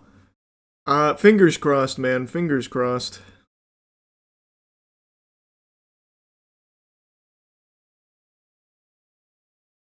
KT only dropping one game so far is crazy. KT's looking very scary, but I don't know, man. I think T1 is just always fated to take it. It's Faker, man. I was talking about this with, I think it was Matt, and I was trying really hard to think if there's anyone in any other game or even any other sport that's as dominant as Faker is. Like, is there anyone else that's, like, the only one that was popping into my head was Michael Jordan in his prime, which is a crazy comparison, but the point I'm making is there anyone else in any of their respective fields that has been so consistently dominant for so long, like, and still at the top of the game? And there was only a couple that were popping into my head, and I'm talking about, like, extending beyond games. The ones that were coming into my head were, like, the actual game changer type specimen, like fucking Michael Jordan, like, probably Barry Bonds you could even put in there, too. To a certain extent, even though he was big time juicer. LeBron in terms of consistency. Maybe LeBron in terms of longevity, yeah.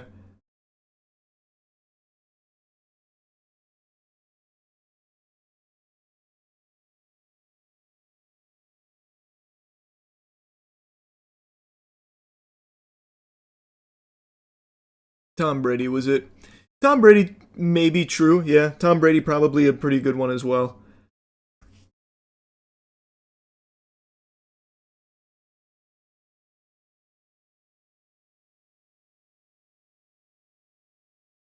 Tiger Woods back in the... Ooh, Tiger Woods is a good one, yeah.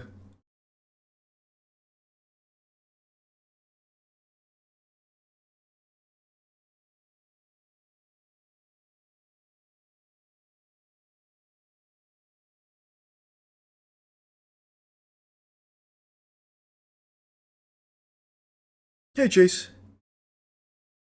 Did you hear Tom Brady cloned his DNA 23 years ago? I did not hear that. That's pretty cool if that's true.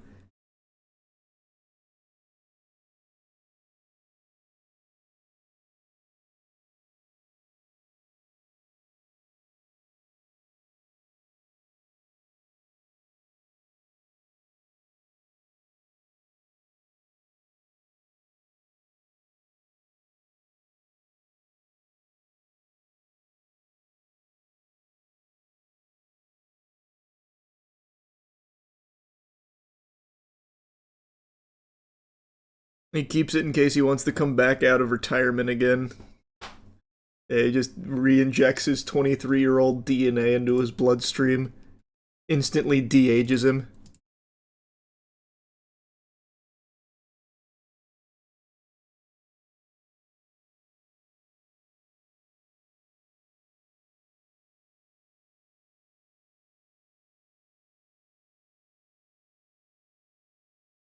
Yeah, we're watching League Worlds.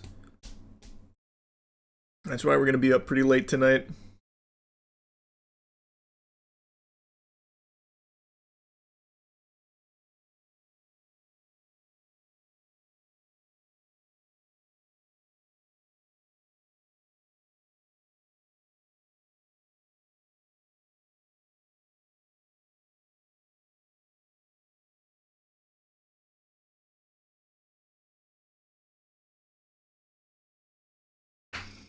League, you have a team there? We do have a league team. We're not on the world stage yet, though. We'll get there one day. We're working towards it. But I'm just super, super invested in League these days, man. So I've been following this Worlds a lot closer than I have, like, even in, like, my prime League addiction era, I've been so glued to this Worlds. So tonight we're going to be watch partying it.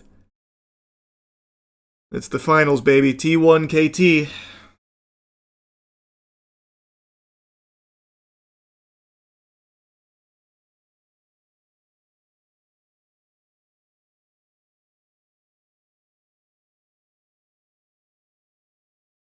Playing anything else? Yeah, I'll definitely play something else. We got time. I think what's happening in 30 minutes is still just pre-show. I don't think the actual match or anything will start until like 2. What makes this world special? T1 for the three-peat, man. What do you mean what makes this one special? Faker for number 6. It's big. And KT's looking hot. It's just going to be a crazy matchup, man. BDD, like, I think this is just going to be nuts.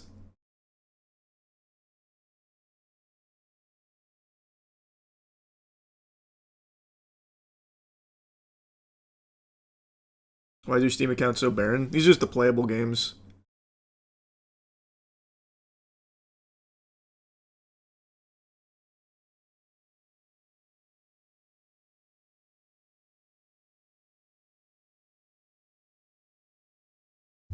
You supporting a side in particular? It's hard to root against T1. Like, and I've said this for other sports too, it's very cool to be part of a generational talent run. Like, you get to witness the history of, like, the greats. So it's hard for me to not be, like, a huge Faker fan, especially since, like, following him since the beginning. But I gotta tell you, man, I would not be upset if KT did pull it off. I wouldn't be mad.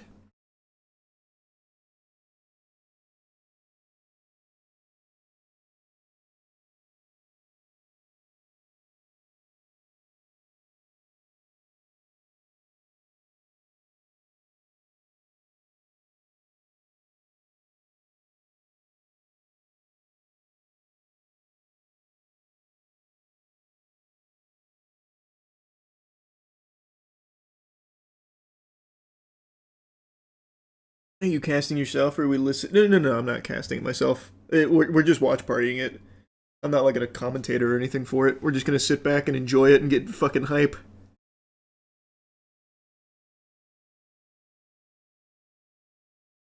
I love a good underdog story, find it wholesome on defying the odds. And that's the crazy thing, man. Like, KT is not really an underdog per se. And this has kind of just been the T1 motto for a few years. Like, T1, like, they have Rocky split, but they do make it to Worlds. And everyone's like, T1 might not go very far in Worlds. Maybe they're just gonna, they'll fizzle out somewhere there. And then T1 always makes it to finals and wins. Like, KT is not the underdog here. But it feels like they are.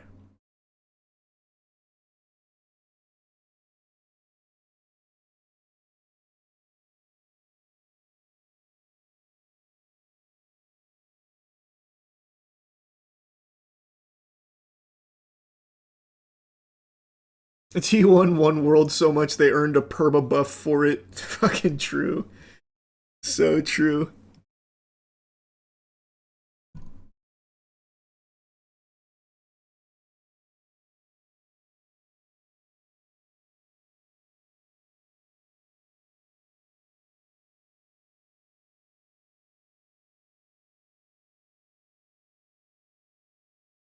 Yeah, I'm gonna play the new Vampire Masquerade Bloodlines game. Everyone says it's bad, but I'm still gonna try it.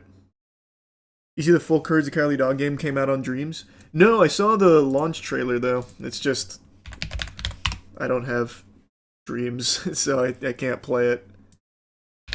I mean, I could always just get Dreams, but I just don't feel like firing up the PlayStation for it. But I saw.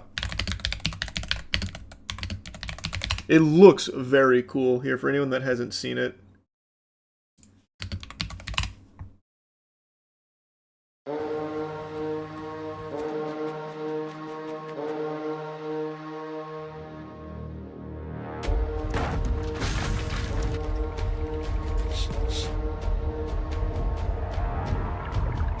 This is all made in Dreams, by the way.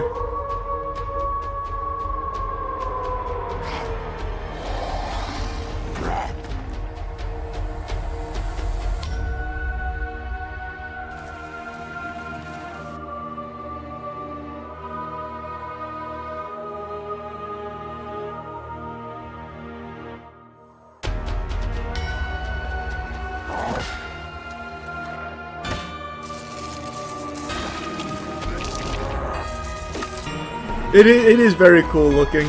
Maybe I will just get Dreams to play it.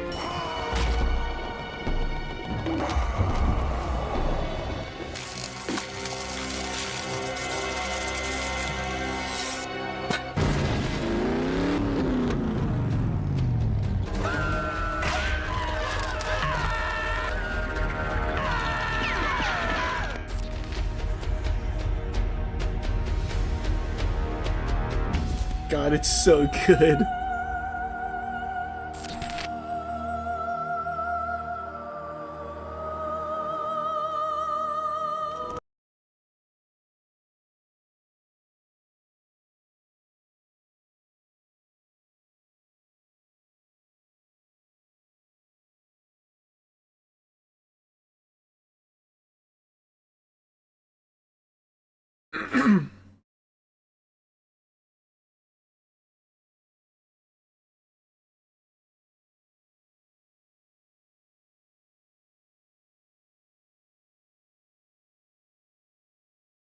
Putting AAA to shame. Well, I mean, there's passion there. Like, that is a game that is clearly made by a super fan of Courage, and that's what makes it so special. I just wish that it was able to be played outside of Dreams. That makes it very inconvenient.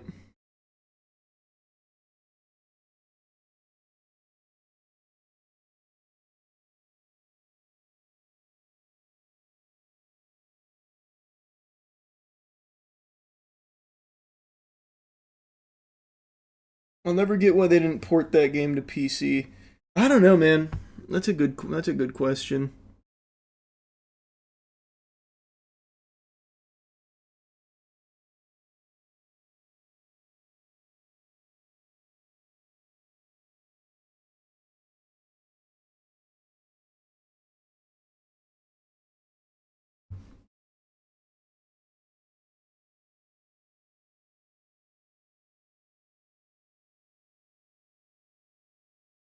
Opinion on Chainsaw Man movie? I really liked it a lot. I thought it was incredible. I thought it was very, very good.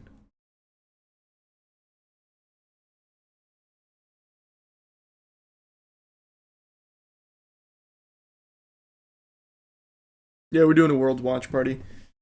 That's the plan.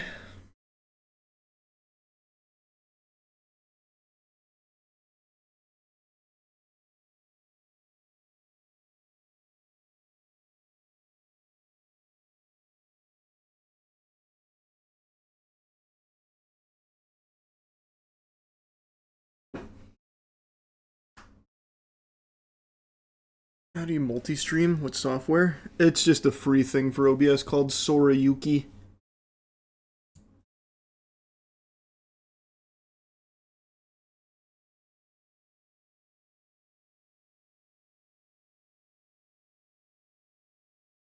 Ever played Lord of the Rings Battle for Middle Earth 2? Battle for Middle Earth 2. I don't know if I played the second one, but I played the first one. You have a Pro CS team? Not yet. I'm working on it, though.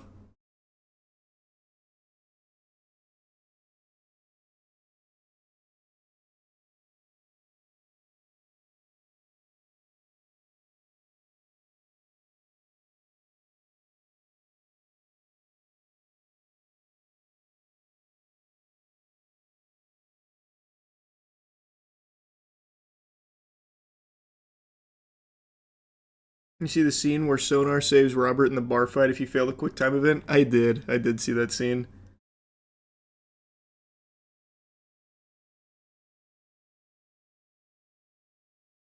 In ACS? I don't know. It's really such a shame, man. In almost all major esports, NA is just so behind the rest of the world. And I don't get why. I've been trying to figure it out for fucking years now in esports. I don't know why NA just has such a different mentality compared to the rest of the world when it comes to the esports.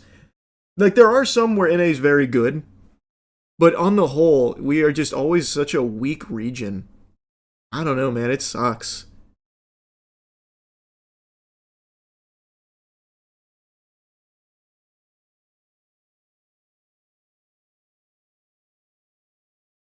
Oh man, I'm farting real nice tonight.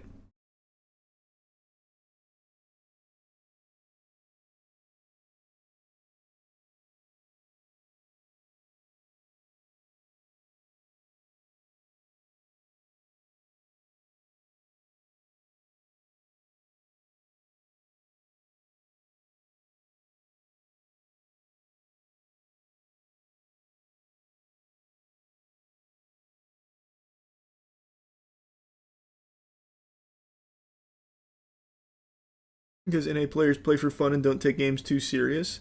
I disagree with that. I don't think that's it. I don't think that's the case at all. Like, take for example, in a lot of esports, NA is the most compensated region. So like players in NA get paid a lot more than most other players, yet are consistently the weakest. So I don't think that's it. I don't think it's because they're playing for fun. Like there's tons of money at stake for those careers.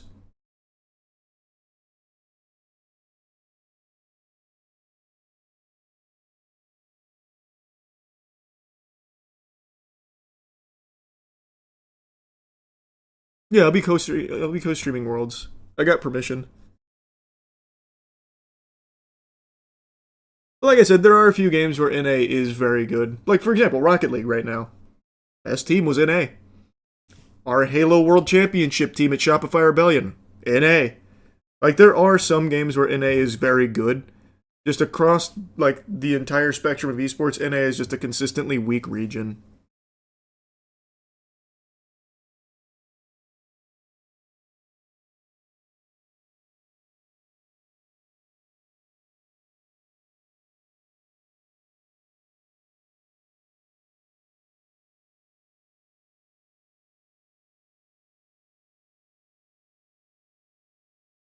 It's starting. I think it's just pre-show, right?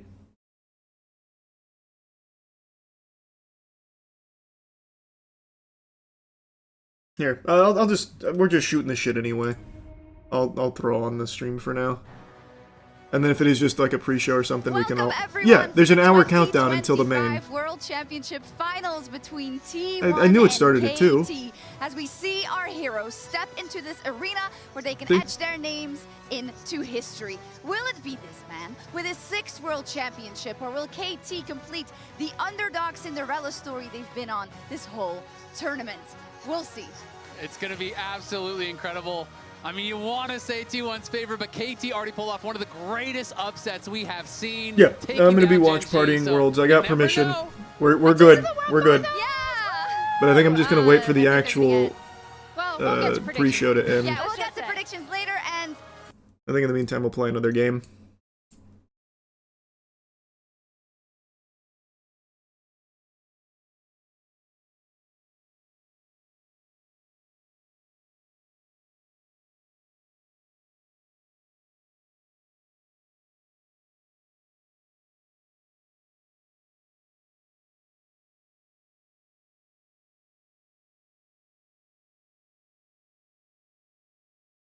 What are your thoughts on the Esports World Cup so far? Have you watched either year? I don't watch the EWC.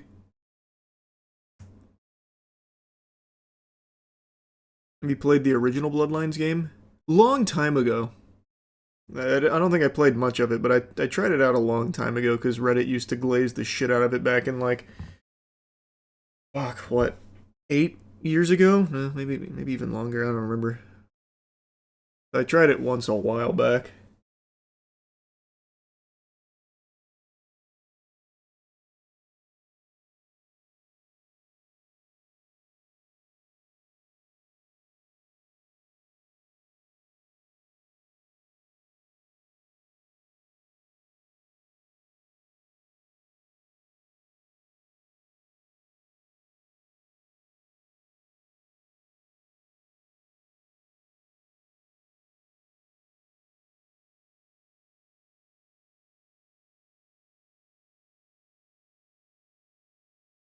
We finished Halo 2 Legendary last night.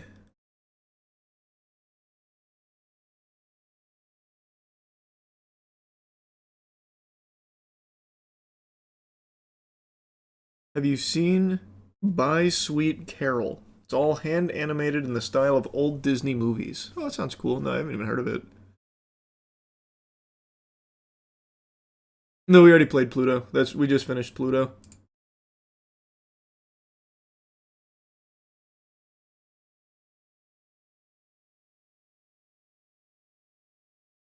Oh, Half Sword's a good idea. Yeah, hold on, I'll hop on Half Sword. I haven't played that in a while. I've heard a lot has changed. Wait, where's Half Sword? Is Half Sword not on Steam? Wait. I played Half Sword like 3 months ago.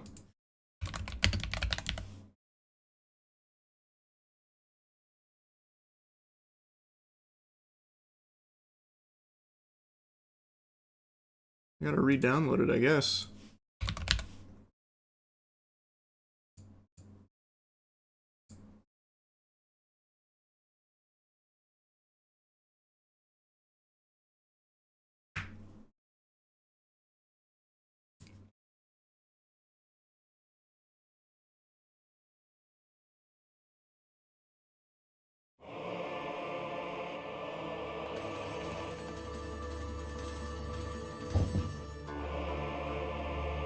Alright, let's see what's changed in Half Sword since the last time I hopped in the Crucible. Unhinged brutality, please. I want the hyper-violent... I want to be puking and pooping in my pants. From the horror. Okay, I gotta remember how to play. It's been a little while.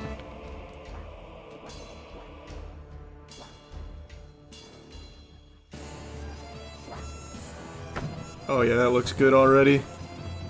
Like a fucking pugilistic mastermind. Yeah, yeah, yeah!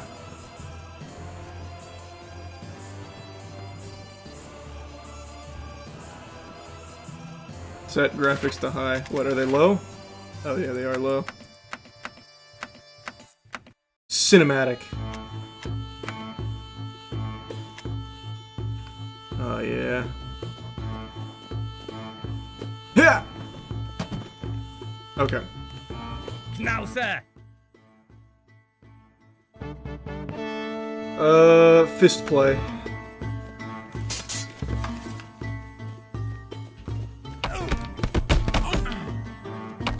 Immediately cooked.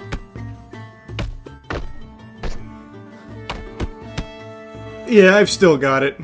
I pray, let mercy. Yeah, you can really see the gruesome come in. Fucking punching his titties off, that's big. Too much hath been lost, while loss and more. I got my plea.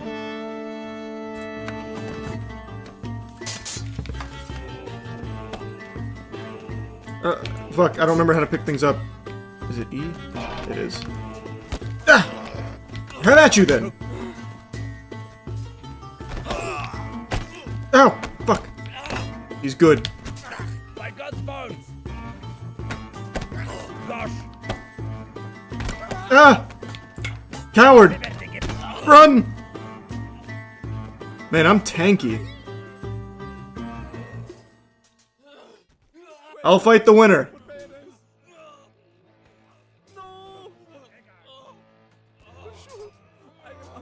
Keep it up, boys. One of these RuneScape default characters will win. And then he'll face my wrath.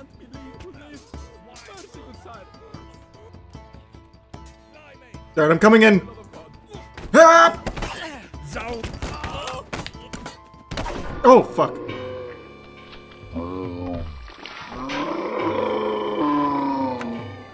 Okay, so all of that seems about the same as it was. Let's go to free mode. Gauntlet mode. Oh, that's what I was in. Alright. To the abyss!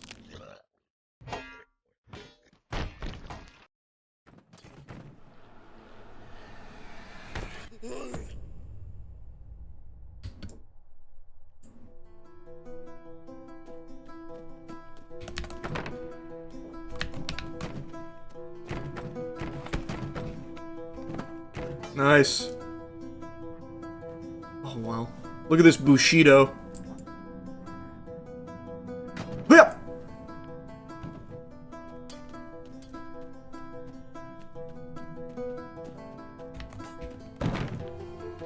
Yes. Huh. Scary. Oh, I dropped my knife. Wait.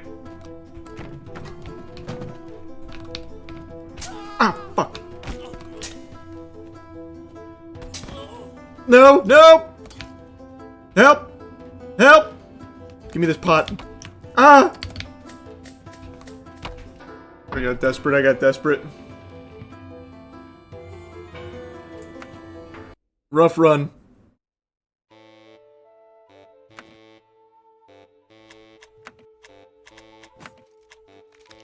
I'm coming back.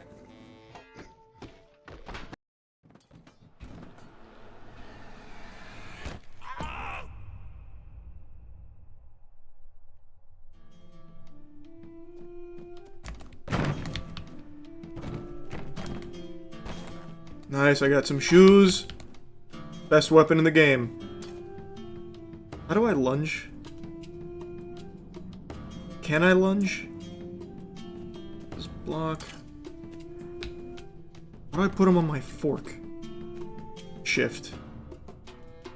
Up! Attacking a man from behind! I lost that? The candlestick beat me?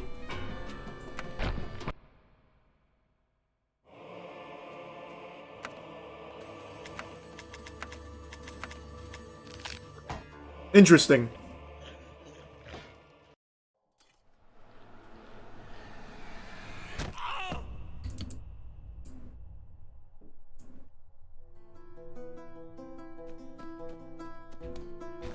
This is everything I need. Pick up the bone. Okay. Ah! Okay.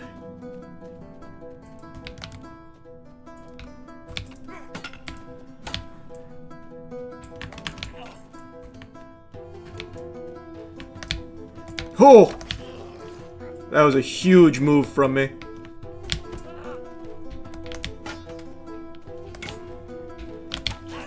How are you still alive? I got one shot by a coat rack. What are you made of?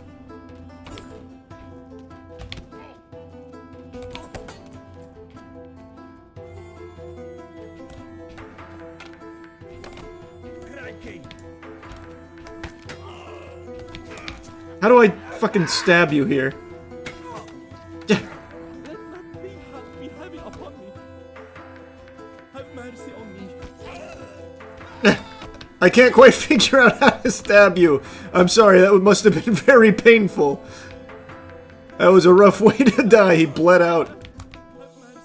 Oh my god, you're still alive. Please stop talking to me. Just die. Please just die. Oh my god, you're making me feel bad. This was supposed to be fun. You're making me feel bad. For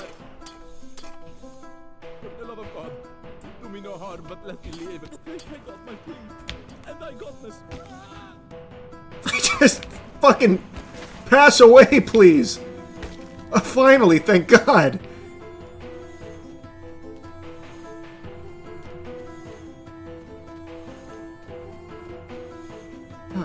More shoes.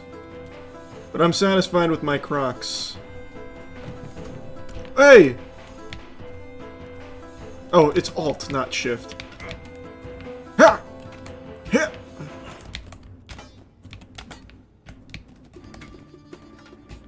Hold on, I got an idea. If you walk into this, it's your own fault. Ha! Oh, shit, it's stuck.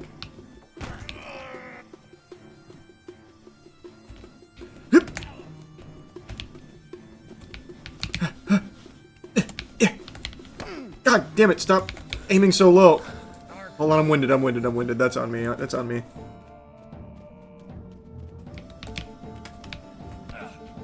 No, he caught it!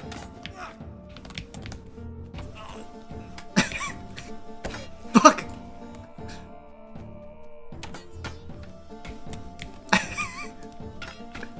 Stop it! God, he keeps hitting it just below his knees. I'm trying to aim for his head, but I can't quite get there.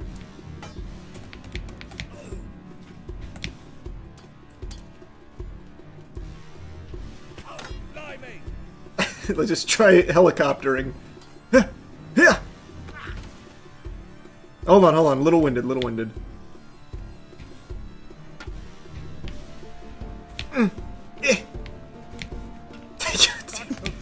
Ow!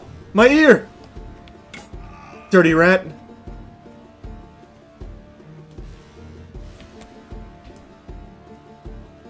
Why does it aim me so low with this? It just keeps going for wiener.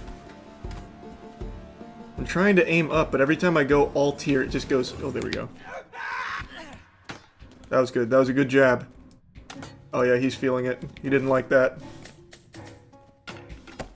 Oh, he's parrying.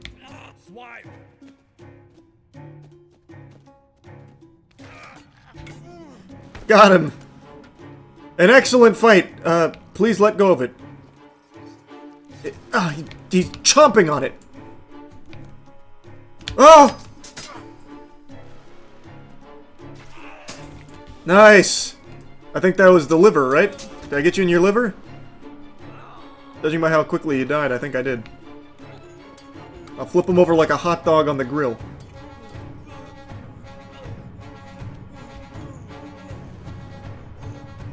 Yeah.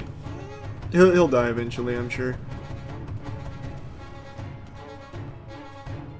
I want some armor.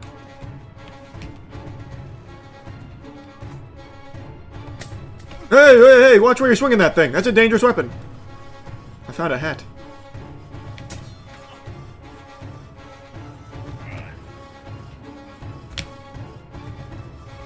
You've left yourself wide open. Yep.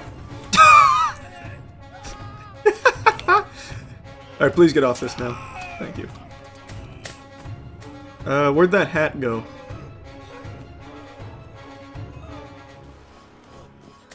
There it is.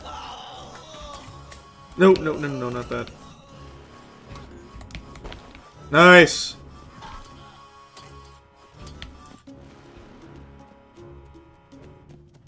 The armpits was a fucking brutal spot to get that guy, to be fair. I heard you. A stool, really? Oh! I'm sorry, I've underestimated you. Stand back! You menace! Fuck, he's been trained in bar fights. He's good. Fuck. His stamina's great, too. There we go. Armpit, that's good. Oh, shit.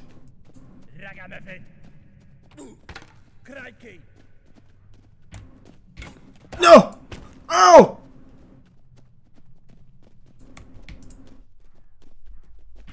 Oh, what the fuck is that?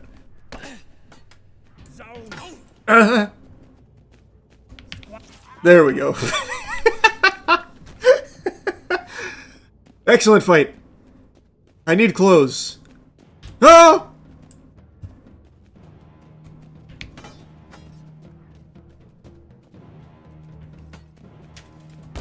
Oh shit.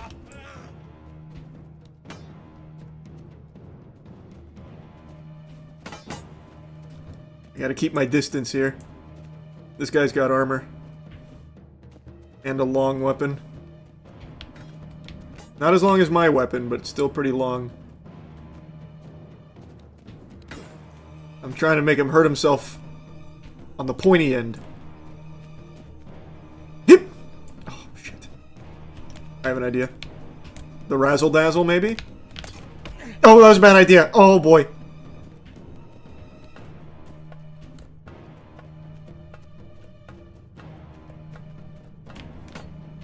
Oh, he redirected it. Nice. This guy's good.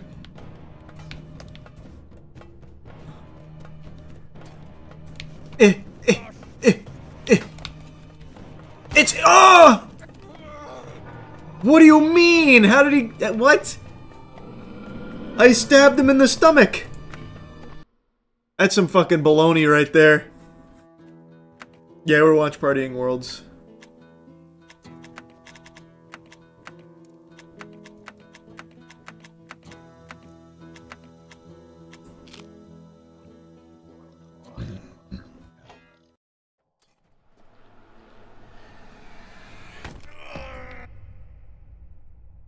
Pitchfork is the best weapon.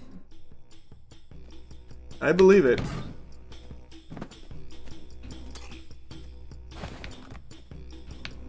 Fuck it. I'll kill someone with this. Huzzah! Up! Jesus Christ! I'm unarmed. Pants. Fine then. No, he tripped me. Fuck. Ah, full guard. Full guard. Shit. Damn candlestick got me again.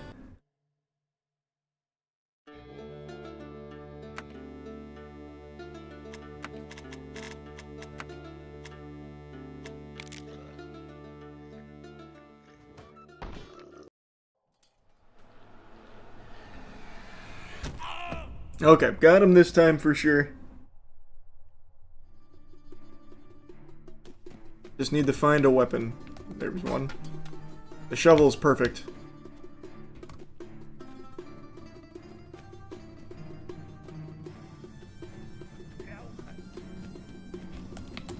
Give me something, give me something. Yeah.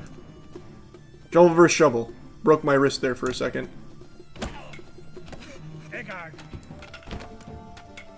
Ah, okay, I got greedy, got greedy, got greedy.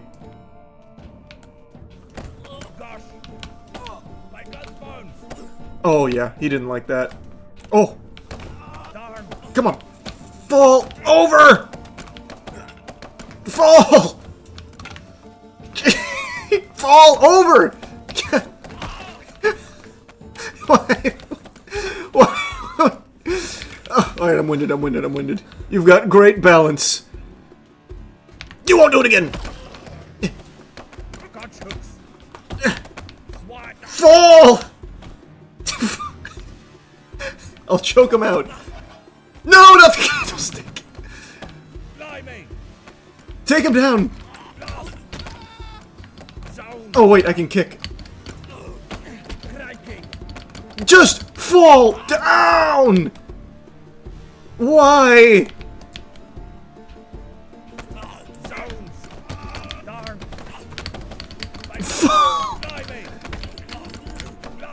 It's crazy. It is crazy how you are still on your feet. Hip!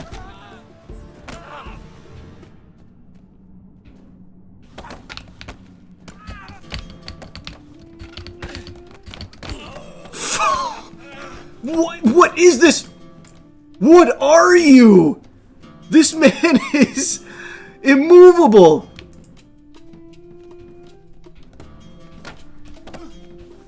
Whirlwind technique.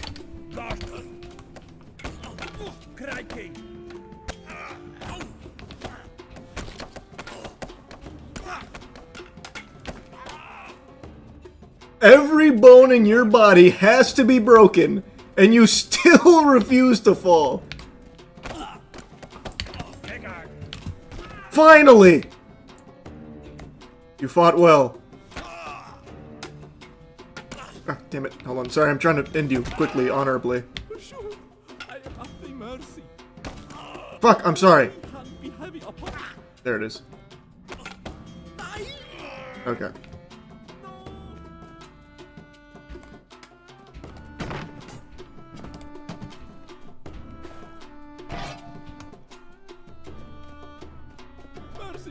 There's no way you're still alive. Here, I brought a better weapon, though. There we go.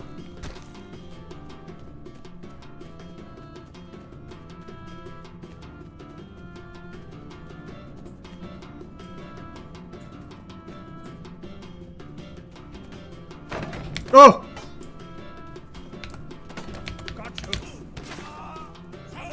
There we go. Pants! No! God damn it, give me the pants. Nice. No! I will not use the weapon of the enemy.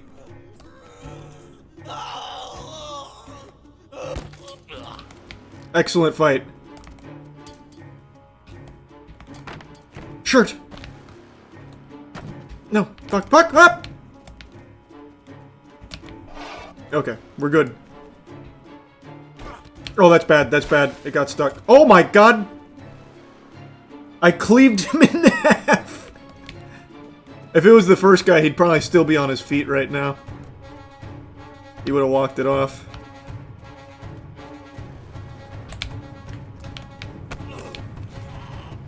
Oh, you know that hurt. Got you in the jaw.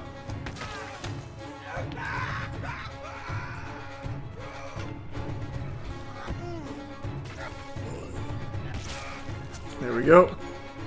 Man, that gore is really good. This guy's still alive. There we go.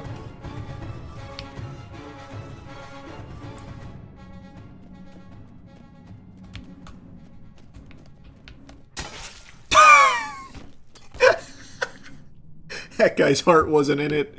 He just wanted to die. Who's next? I'm charging up a big one. I'm gonna get him with the old Garen E technique. Hello?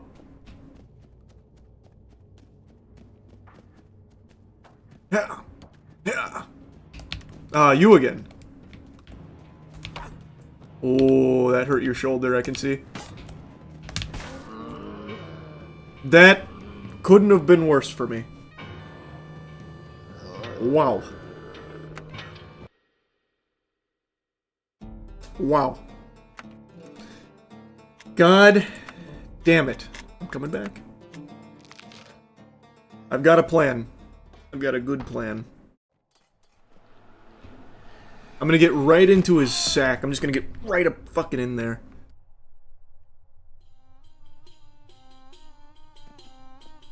Give me something, give me something. Ugh.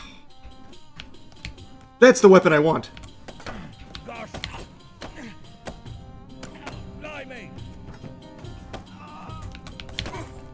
Ugh, I'm just gonna keep wailing on that side there.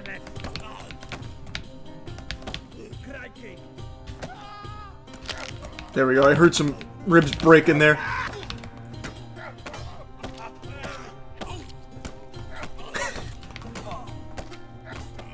Can I have your weapon now? Thank you.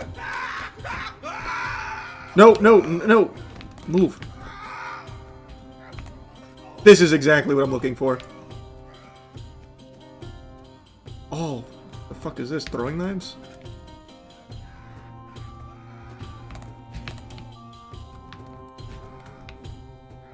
What?!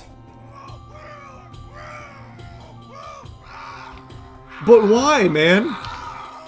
I know, it's excruciating. I don't need... Oh. Oh.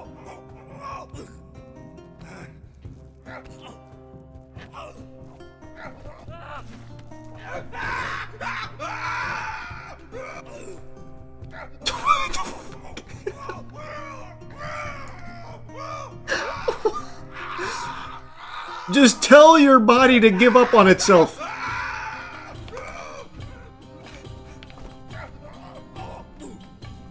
Okay, I'm not loving this weapon. I thought I'd be able to swing it faster. Okay. Now come with me, come with me.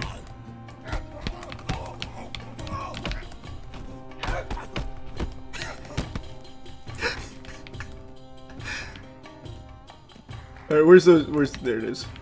Okay, maybe this will be better.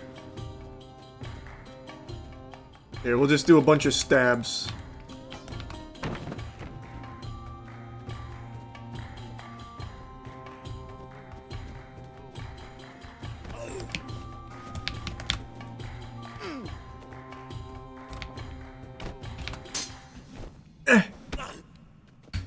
Oh, that's bad! Oh, that was a clutch kick right there from me.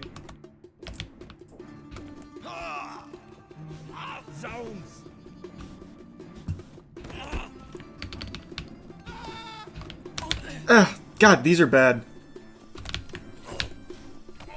Not what I wanted. I wanted to...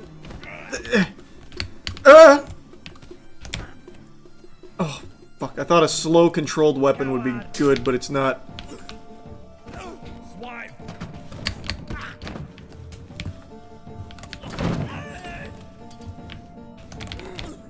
I've stabbed everywhere but where I wanted. Yeah, this is just not getting anywhere. Okay. I'm better off.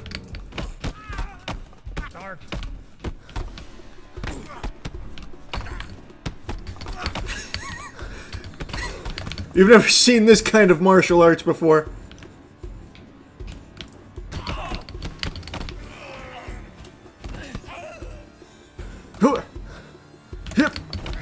Not enough.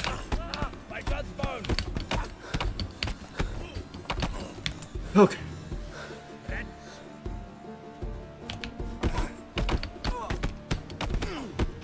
Oh. Oh, fuck, he just popped and locked on me.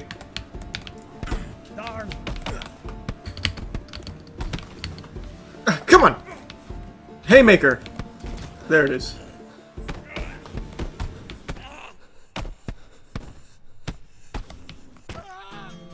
Drop the weapon! For the love of God, do me no harm, but let me live. I got my plea, and I got Pass on peacefully! Damn you!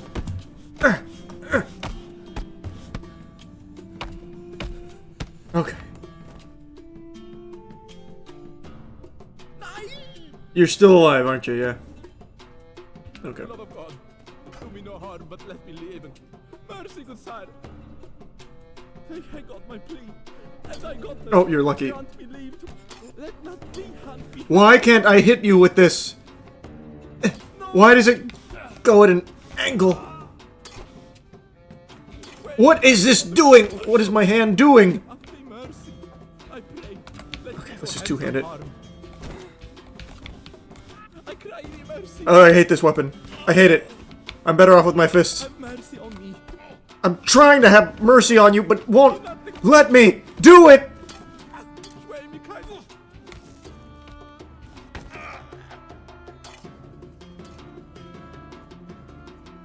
I pray, let me go hands on heart. Just die!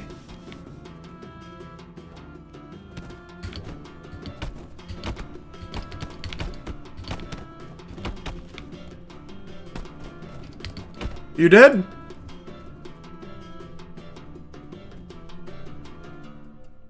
Mercy, good sire. For the love of God, I can't kill this guy! Give me that head again. Give me your head again. have thee mercy. I cry thee mercy.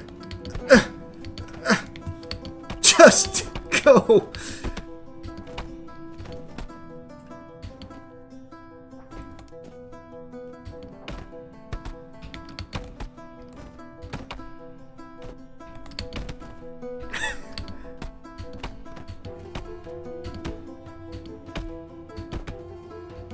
Are you dead yet?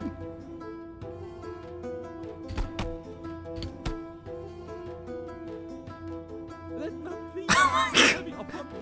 Nein! There's gotta be a weapon. There's gotta be a real weapon. Oh, finally. Nope, not that. Surely it's... Yeah. What? How are you standing? Finally! You're still alive, aren't you? For the love of God, Unbelievable. Unbelievable. I pray, let me go hence unharmed.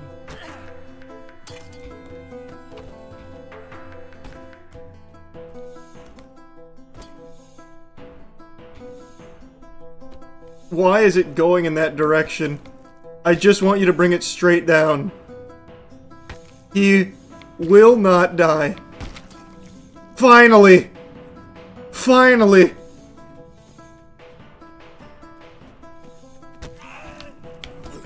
Ugh. What are you even hitting me with? Needle nose pliers? Oh, thank God.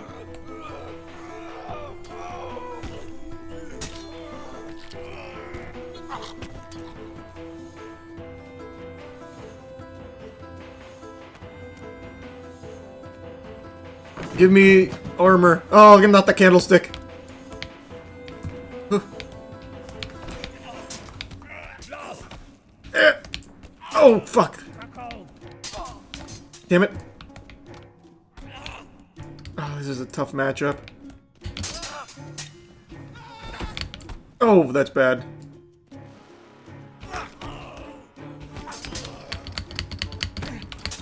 Ah, get on him. Kiss him! Kiss him to death! No! Oh.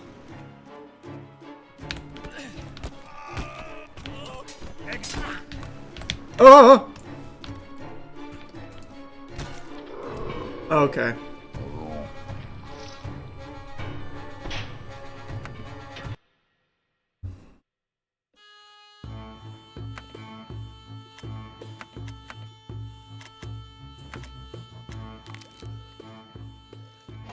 Alright. Let's do a little gauntlet mode.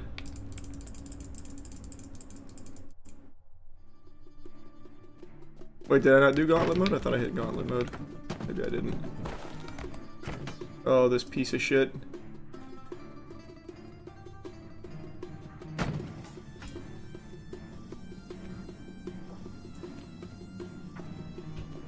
Oh, a shirt. Oh! Yeah! Stand back! Did I hit him with this? Damn it! Ah, there we go, finally.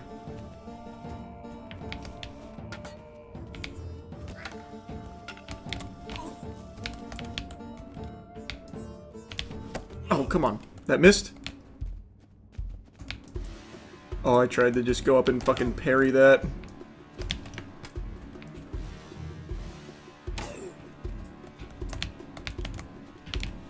Ugh!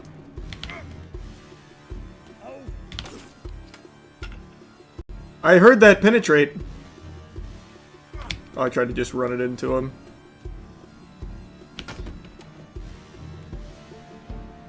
Ah! Oh, fuck.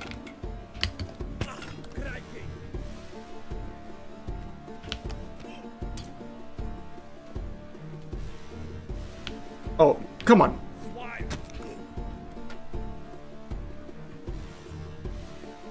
Why are you running? Oh, you got so lucky. Here, just walk into this.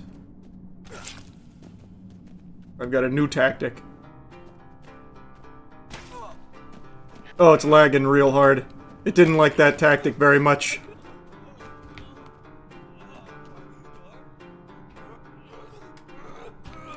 I gotcha, I gotcha, I gotcha. Oh, maybe. Hold on.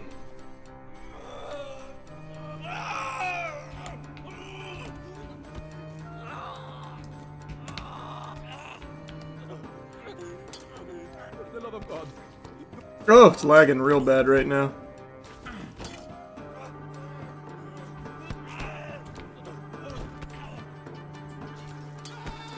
Oh god, it's lagging. Why are you still alive?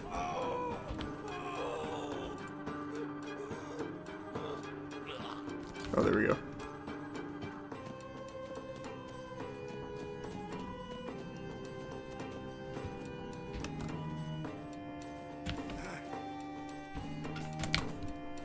Oh, you got so lucky that that fell out of you.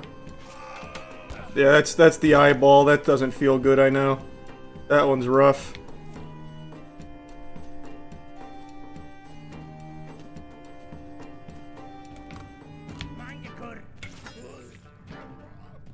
Disarmed immediately. Come back! No, not the candlestick! Oh, thank God. No! I cry in mercy. Lift up! Why does it always go to the legs? For sure. I am up.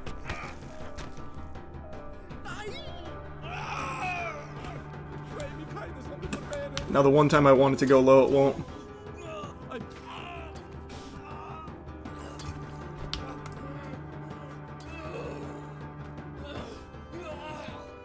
I need to get better at my aiming here.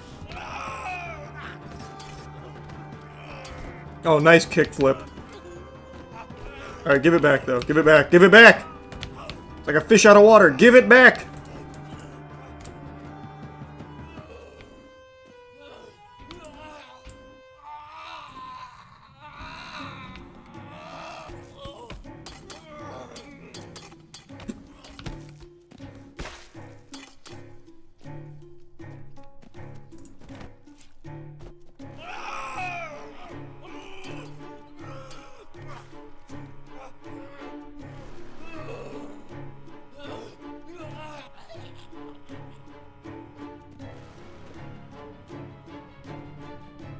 I literally just can't kill people on the ground.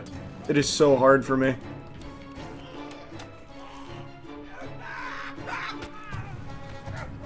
I wish they would just die on their feet.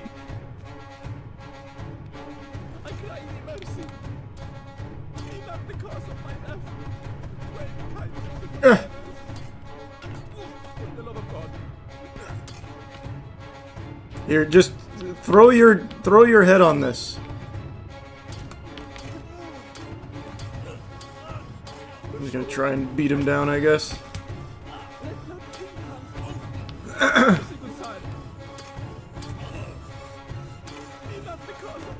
When they're on the ground, all you have to do is hover over their body or head with a weapon. When they say mercy, that's effectively the same as dead. Grant me leave to live. No! I mean, clearly not. I've done that like 1,000... Oh, thanks for the shoes. I've done that like 1,000 times. No, not your hand. I cry in mercy. I pray, let me go hence unharmed. For sure. I've been kicking, it just never kills.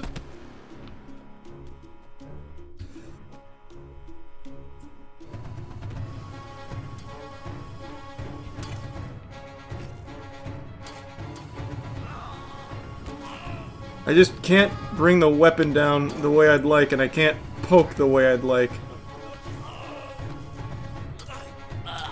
There we go.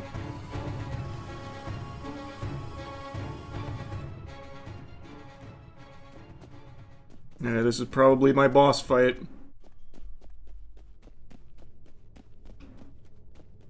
I'm well prepared. The only thing I'm missing is some headgear.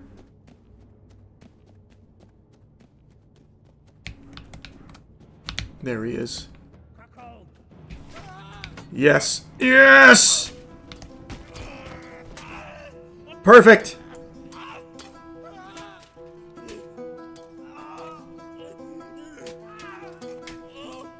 How are you not dead?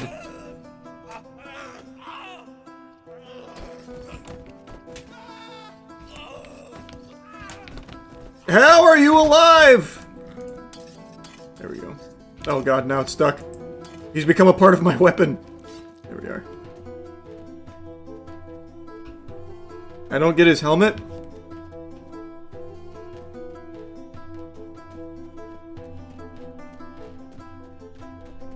That's not good.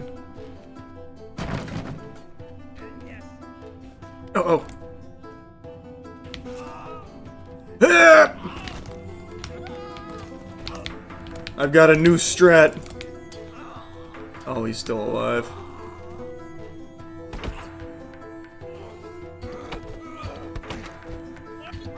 Oh, there we go. I actually curb stomped him to death.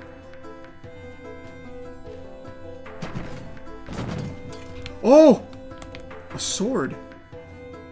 I think the loot's getting better. You really thought, huh?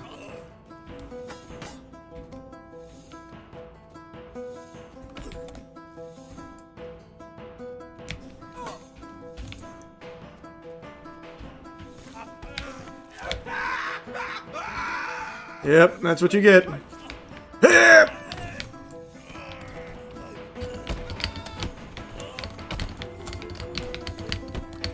Now give it back.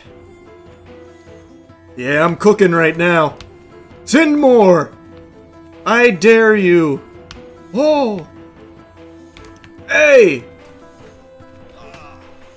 You got some nerve. No shot, he just... What? He just one-shot me. You got me in the back of the neck like it was Attack on Titan and insta-killed me. No way.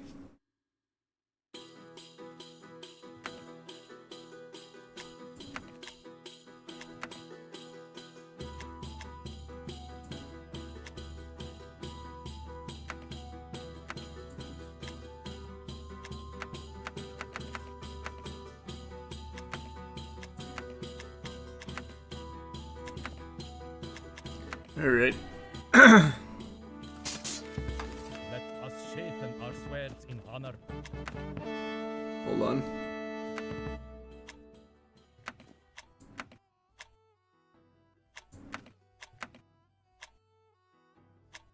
Okay, we'll just do this. Alright, we'll do this one. From this path, ere it be too late. Alright, let's get our rank up. Now that I've mastered things in the abyss. Wait, I can't move. There we go.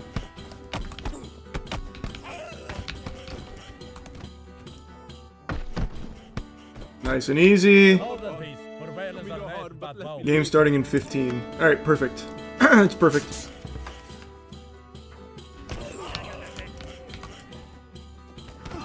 Uh oh, not good, not good. I'm stuck!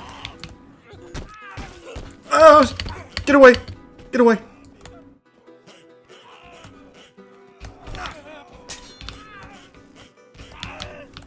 Good teamwork. We're both injured.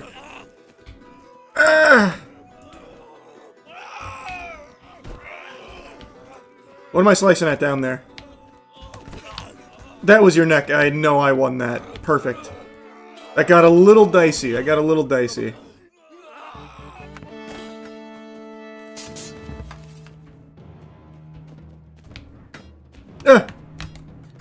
No! Not this! Can I throw it at you? Hip! Give me this. The candlestick! I've seen the power.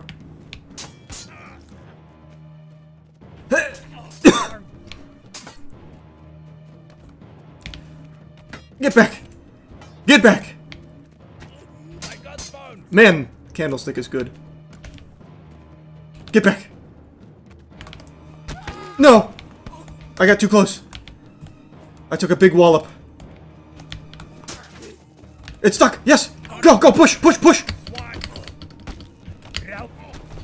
Ah! My candlestick! He's good.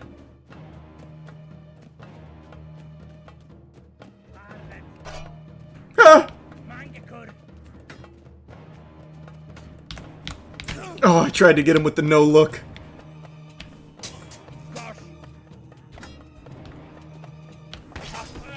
Ow! I'm fine. You haven't even hurt me yet. Oh. God damn it.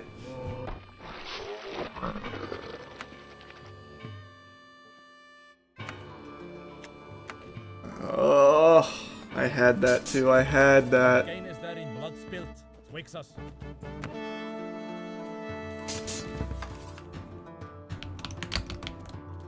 It won't let me move at the start of this one. Does he get an advantage or something?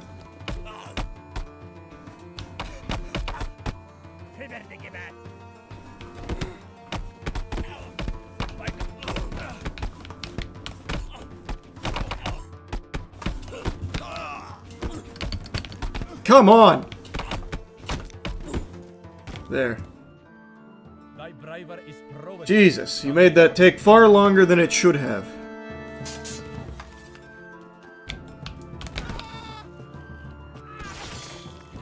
Wow. All that with a cleaver, huh? I am very strong. Oh! Okay, I absolutely cooked there.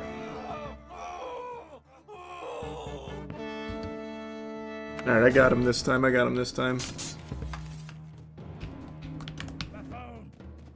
Oh, yikes, scary. Tiny candlestick.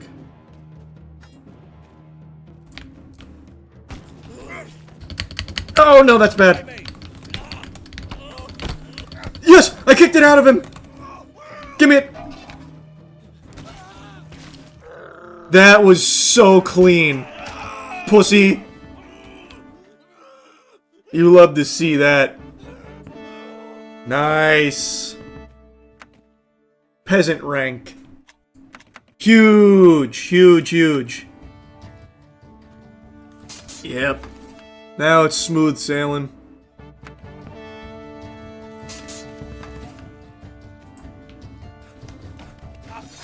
Ooh! Oh my god. I am chopping them up.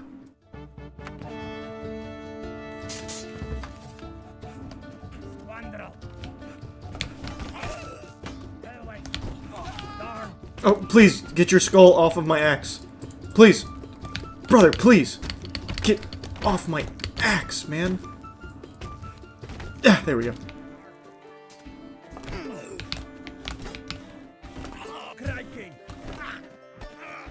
Oh, big moves. Okay, last guy. Oh, bad. Nope, good. There we go, got a leg out. Yeah, after this run, I'm gonna watch Party of the League World Finals.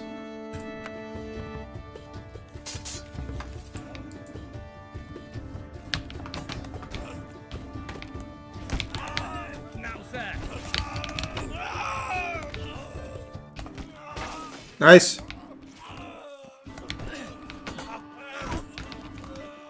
No, no! Oh, close, close, close. Whew, had to sweat for that one. Alright. Champion again. Oh, he's got a scythe. What?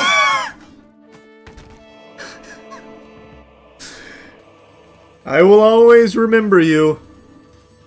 You are strong. Ah!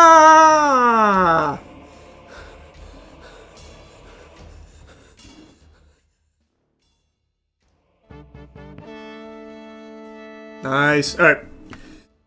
It's World Finals time, baby. Alright, let me take a tinkle real quick. I will be right back.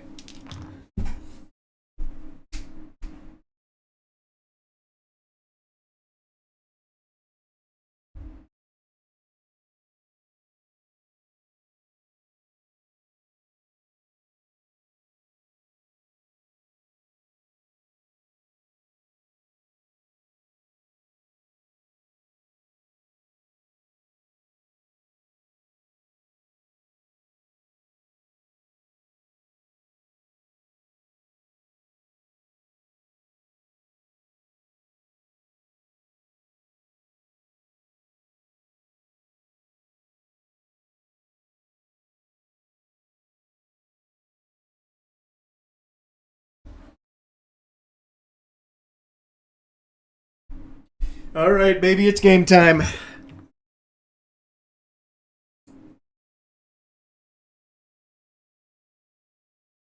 their debut back in 2017 where Cuz won his first title alongside BDD. And to see them start there and now here goes to show how long it's been since they've been able to work together and find this level of success. It's been a beautiful relationship to see development.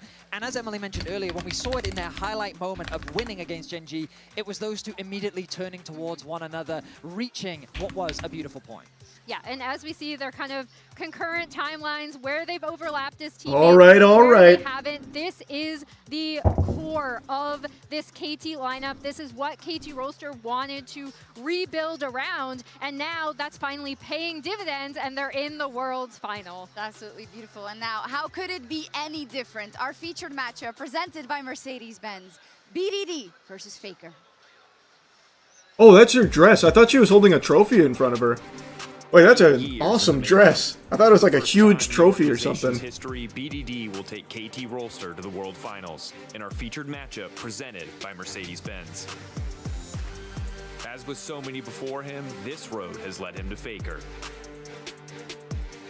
Since 2017, BDD has been hailed as a part of a new generation of great mid laners. Despite being an incredible player on the teams he has been a part of, the results have not met expectations. But now, at Worlds 2025, KT find themselves in the finals, only dropping a single game so far, and only one more series. That's what I'm saying, man. KT's scary. The Summoners Cup. There's some big boys over there. Jojo's gonna follow as well. Shockwave is big though. 3-man with a hot pot inside. Oh my god. Oh my god. Man, I tell you, I said this at the start.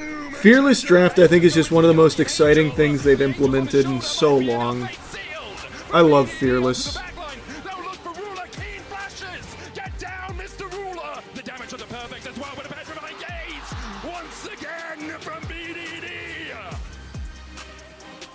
He tries to bash away from it. He slammed it to the wall. KT are going to finals. So the question is it time to get excited?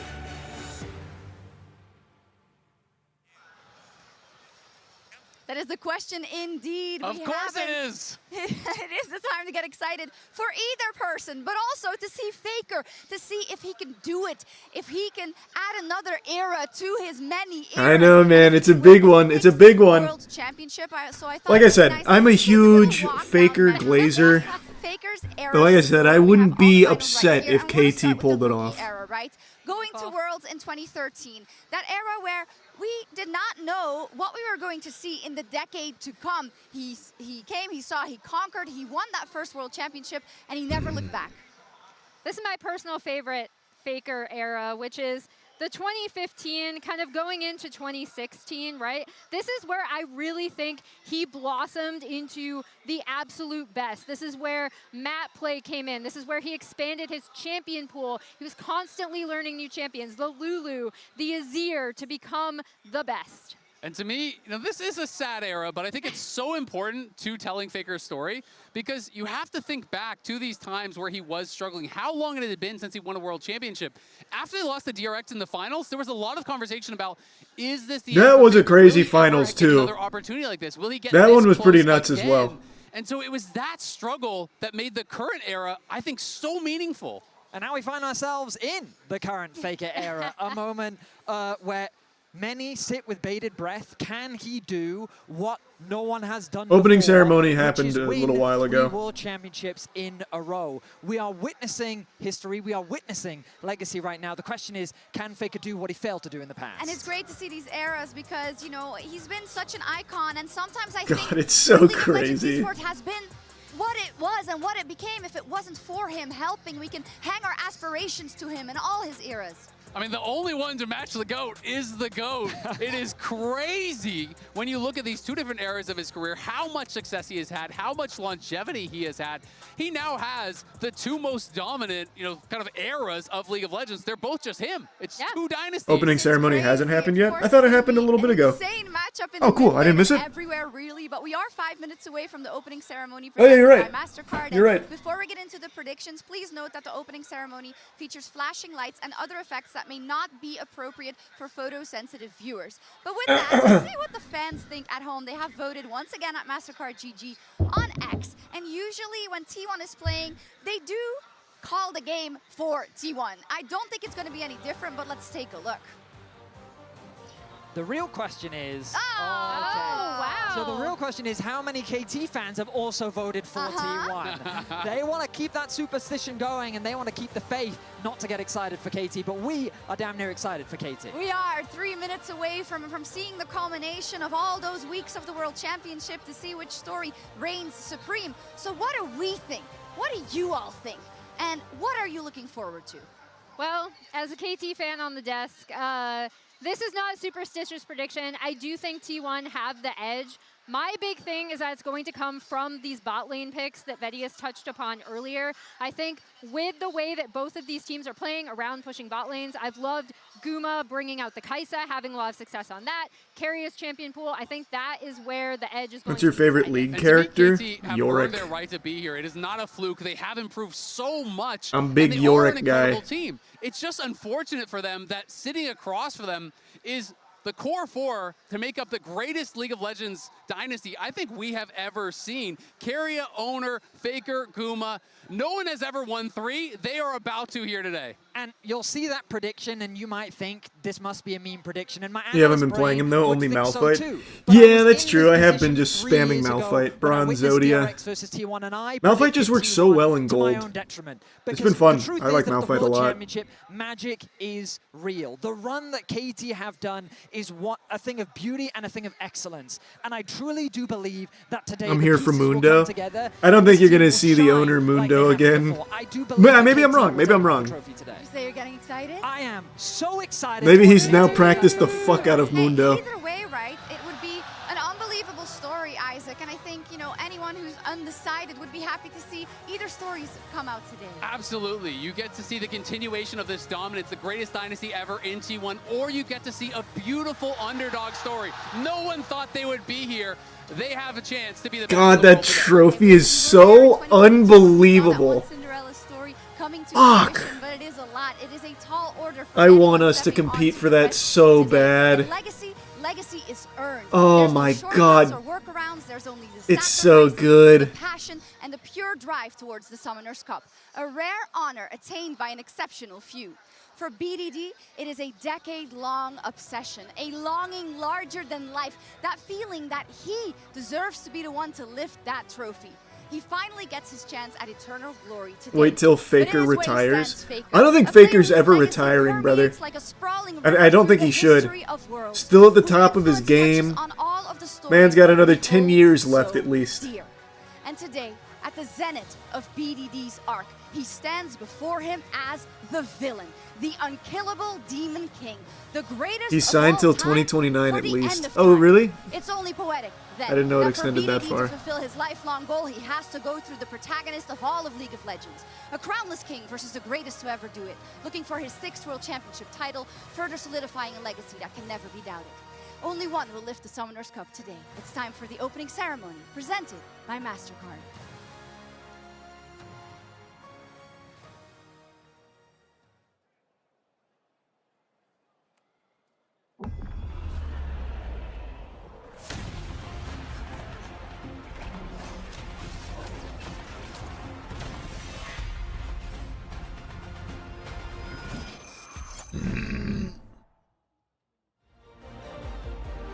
What about signing Faker? Not only could we not afford that A, but B, he would never, ever leave like a Korean org. He is worshipped there. But can you imagine? Can you just imagine for a second though?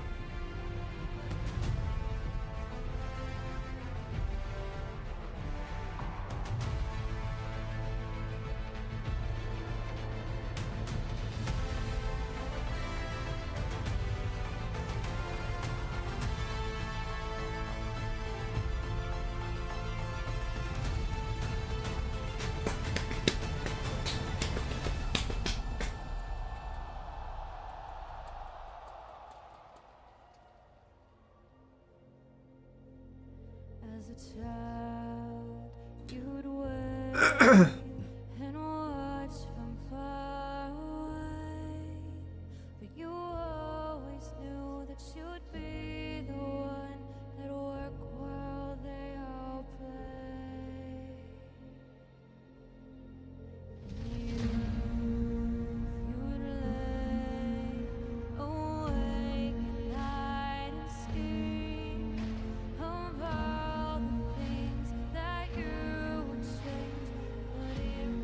Oh, is it quiet? Yeah, I'll turn it up.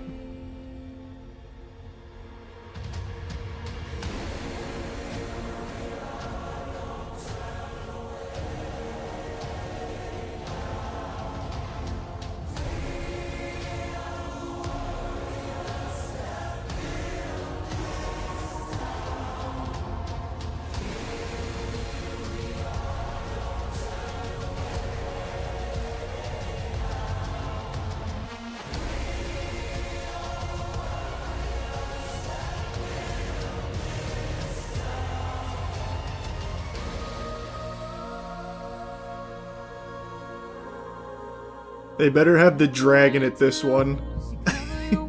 Yeah. A million voices in your head, no whisper. Stop now. Another twist in the night. Isn't this DMCA? Probably. I'll probably have to unpublish the VOD, but whatever.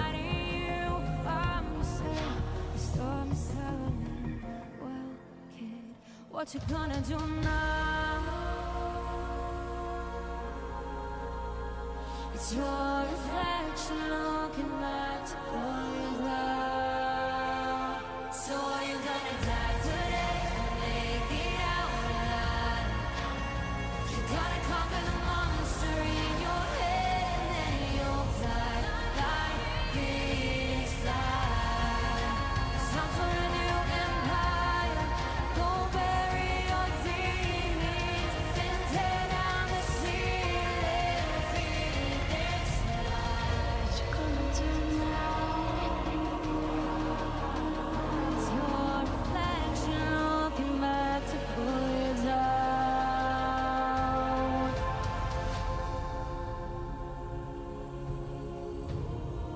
When the world is gone, Imagine they just have Faker repelling from the ceiling slowly. begging you to fight. Fucking arena would erupt. Pick yourself up, points smart. Pick yourself up, 'cause legends never die. When the world is confused, can you hear them screaming? Ocean light. The legends never die. They become a part of you. Every time that you reach for reaching greatness, legends never die.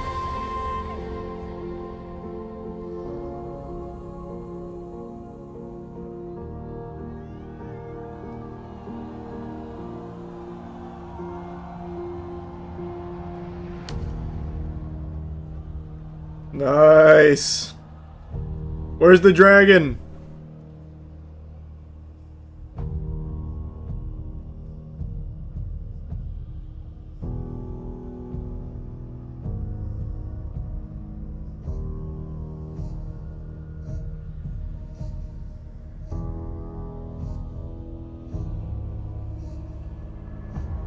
You say you're not afraid to die,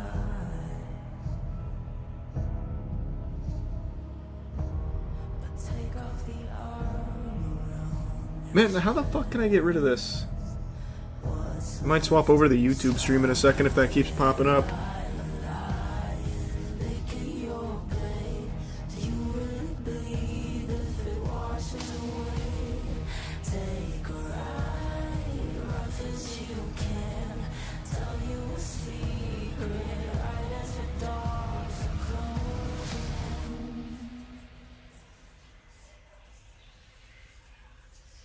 I like it when the bite marks cut through the skin. Honestly, I think you're slightly behind as well on Twitch. If I see another gift sub notification pop up, I'm swapping to the YouTube stream. Well, actually, maybe not. Actually, maybe I don't know if I can do that while doing a YouTube stream. I think that's actually an issue. For something like this.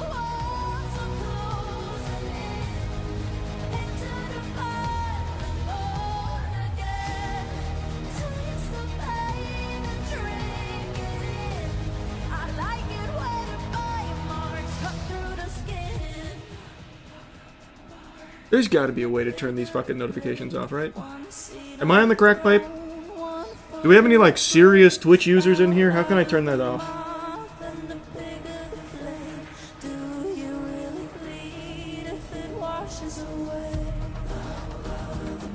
It just gave you a prompt. Oh, did it? When I exited out?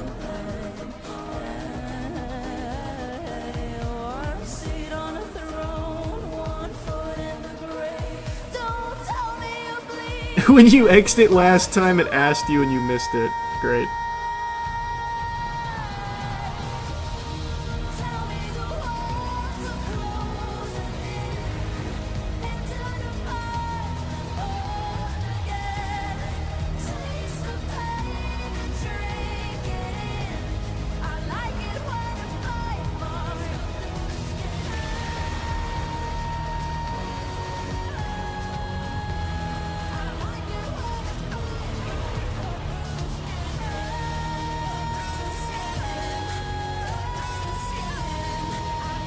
God, that is going crazy. This stage is so fucking cool.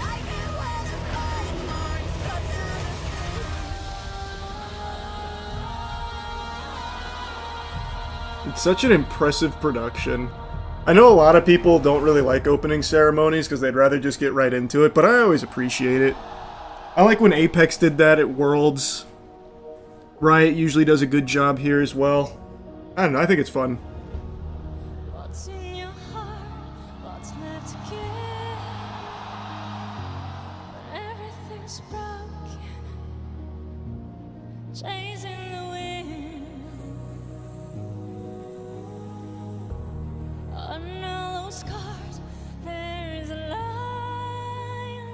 WPR answer? Hey, I'm not sponsored, brother. If I hated it, I'd let you know. I'm just here watching as a fan. I've said this for every fucking opening ceremony for every esport I've ever watched. I think it's fun.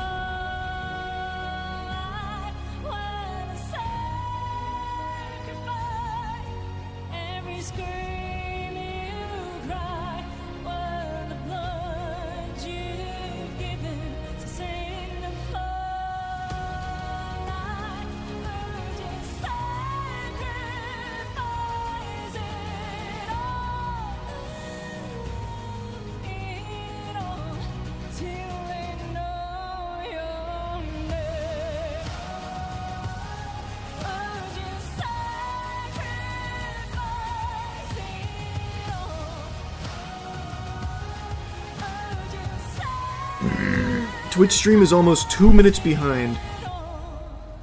2 minutes? Like mine in particular, or the Twitch stream in general? Because if that's the case, I am going to go to YouTube, because that is outrageous.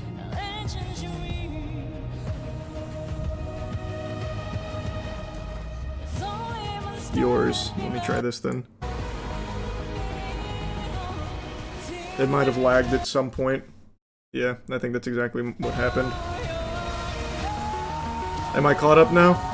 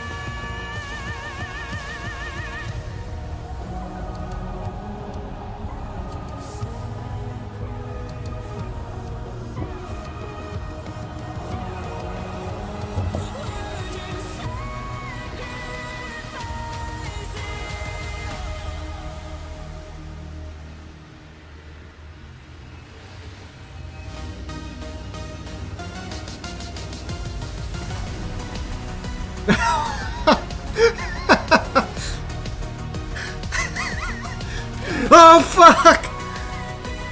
He's vaporizing the audience! Shit! Hit the deck!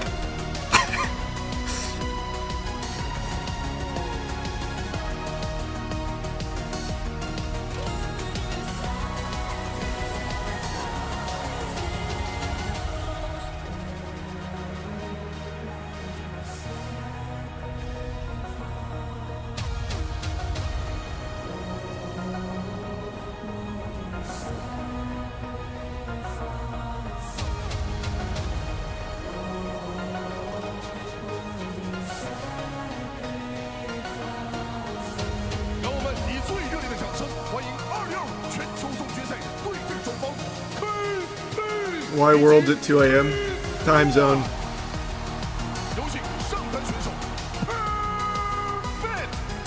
God, this is gonna be a crazy match.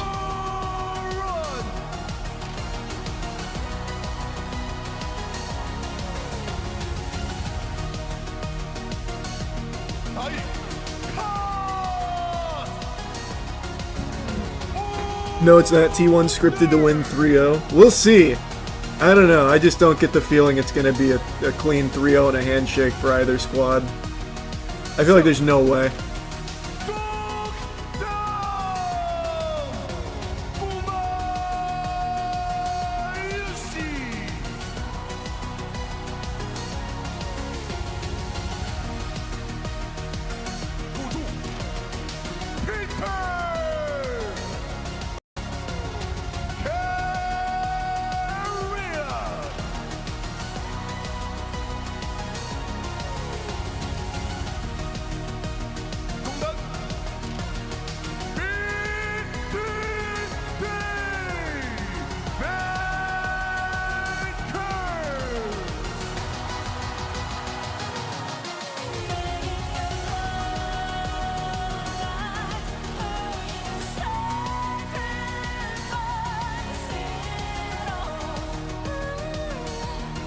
That trophy is mesmerizing.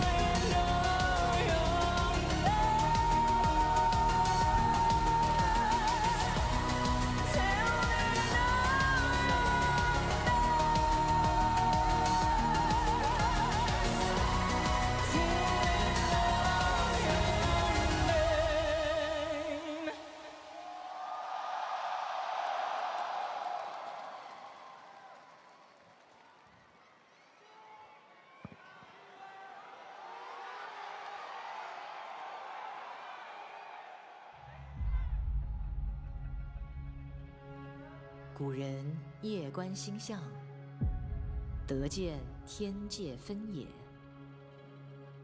遂分28星宿，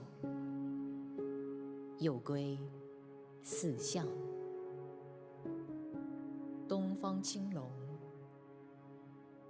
南方朱雀，西方白虎，北方玄武。4象环绕，紫薇其间。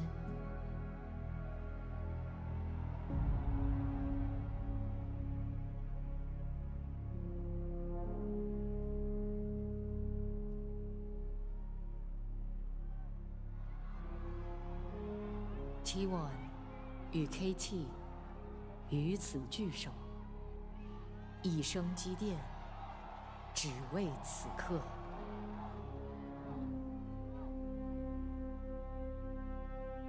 그리고 이 기나긴 여정은 바로 여기서 시작되었습니다. Oh yeah, it's a classic. Oh yeah, that was against KT, wasn't it?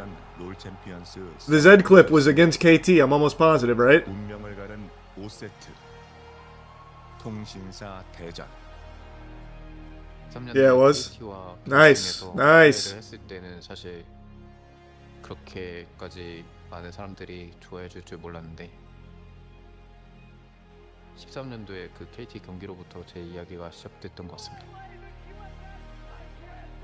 SKT 대 KT 경기를 보고 당시에 서포터였는데 페이커 선수가 제대를 플레이하는 모습을 보고 아 나도 미드라이너로 포지션 변경을 하고 싶다 라는 생각을 했었던 것 같고 거기서 제 꿈이 시작됐던 것 같습니다.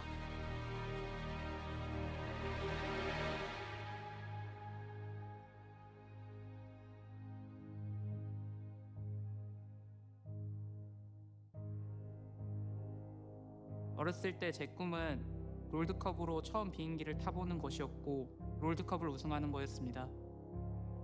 롤을 안 할 때에도 LCK 보는 것을 좋아했고 EDG 전 울프 선수가 라칸 이니시를 보고 Imagine if we had shit like this for American athletes like Pete Weber and Joey Chestnut. Oh, you bet you're sweet, Bippy. If I ever had like a game as successful as League for our World Championship, I'd be doing the same shit. But even like more outrageous. I'd have fucking Cirque du Soleil fucking trapeze going back and forth. I'd have that shit looking like a goddamn circus. 레거시는 언제나 승리로만 새겨지지는 않습니다. 비록 좌절됐던 월즈 3핏의 꿈도 새 시대를 Monster trucks like the mega churches. Oh fuck yeah. 선수가 눈물 흘리는 장면을 라이브로 봤었는데 That'd be a goddamn monster jam. 도 느낄 수가 있구나라는 거를 많이 생각해봤었고 그래서 저도 프로게이머로서 그런 감정들을 항상 많이 느껴보고 싶었던 것 같아요. 유사는 때로는 별처럼 무겁습니다. T1에 있을 때 당시에 외부에 관심이 너무 많다 보니까 그 무게를 견디지 못한 것 같은데 그때 시절이 너무 좀 아쉬운 것 같다라고 생각하고 있고요.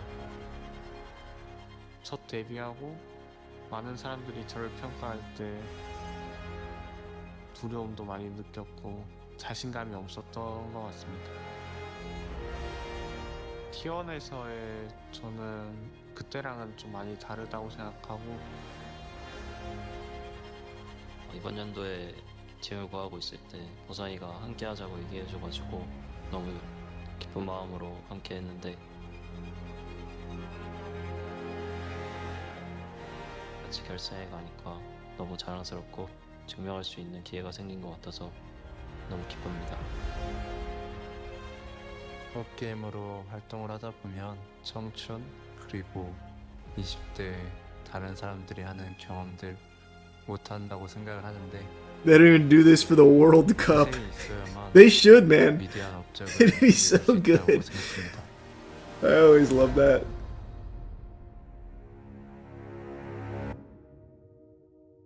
롤 e스포츠의 수많은 유산들은 한 선수와 깊이 얽혀 있습니다. 오늘 그는 누구도 이루지 못한 역사적인 월즈 3핏에 도전합니다. What's the payout for the win? 8년 만에 Good question. I don't remember. Let me see. 하지만 그에게 앞에는 그에게서 영감을 받고 자라난 선수가 서 있습니다. 5 million. 이라는 시간 동안 되게 많은 굴곡이 있었던 것 같아요. 그렇지만 이제는 Just looked it up. It's 5 mil. 눈앞에 다가왔다는 게 느껴지는 것 같습니다.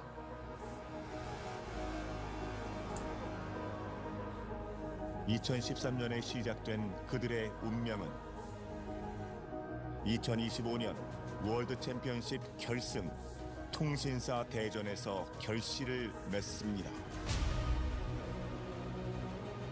Do they get a percentage of the team skins? I don't know. I don't know contracts in League to that level. I would imagine probably they do. They'd probably see residuals, I think. 15 years of legacy. Like, I guess chat brought this up earlier. The money in League is unreal. Like, Faker's contract is apparently $6 million. So, like, it's big clams. It's probably one of the biggest, I would say.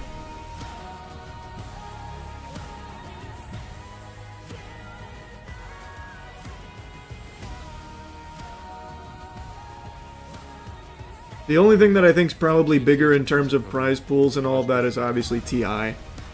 T1이 아직 이루지 못한 3핏 저희가 이루겠습니다. 보성이 형에게 빛나는 별을 선물하겠습니다. 별들은 오늘 저희 편입니다. 꿈을 꼭 이루겠습니다. 원하신다면 저에게서 쟁취해야 할 겁니다.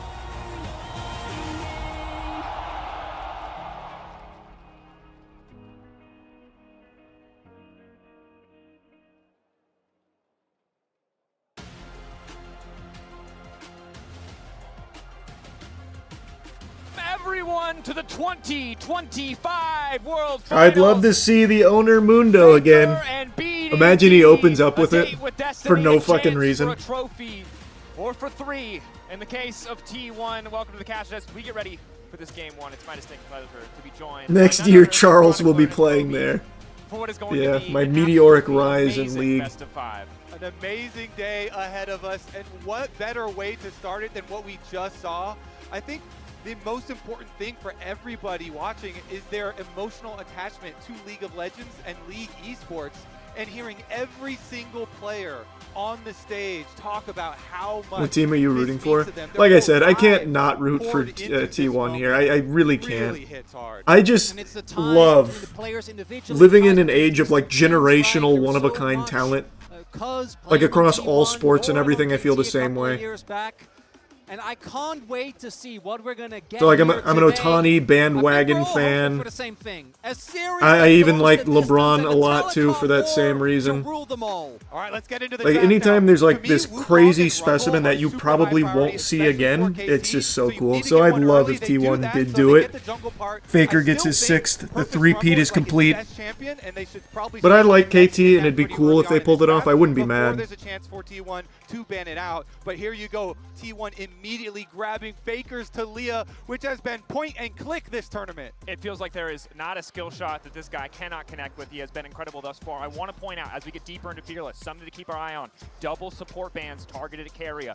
The Bard, the Nico, impressive stuff. KT, are they willing to keep leveraging these bans as we go deeper in the series? Something that we'll need to track, something that the Death brought up. But the Talia, as well as the Varus here in game one. T1 are not pulling any punches. These are picks that have been so incredibly successful for them across the tournament. We're doing greatest hits, right?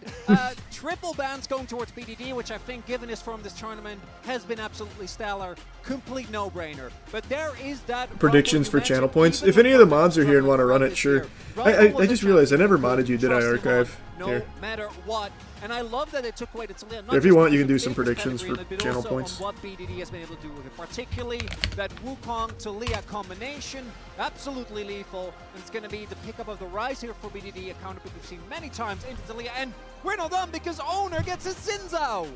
Oh, how damn, no Mundo game one. Ahead of us. Watch out for BDD, looking for some flash plays, looking for some solo kills. As you mentioned, though, we are going down the tier list for both sides. So both sides are getting a lot of what they want. This is what you expect in game number one. All right, let's get into the bottom lanes, though, because the rest of the bottom lanes, for both these teams, the push has been incredibly important. So already banning out some of these poke answers to the Varus, the Ezreal has definitely been one of those. And we heard so much about how crucial the bot lane 2v2 is. T1 securing the Varus. This is interesting bans. It seems T1's prioritizing the BDD bans here. Yes, their top side is incredible. And KT's going for support bans. It could be disastrous. And I want to highlight as well, I think both teams drafting towards their tendencies. KT have been an incredible team-finding team this tournament. It's also what they used to take down Gen G way back in LCK playoffs. And T1 already have so much early skirmishing power. Both the Varus as well as the Sinzao, and specifically the Sinzao Talia, can really allow you to snowball early, something that T1 has loved doing ever since this 4-man core came together.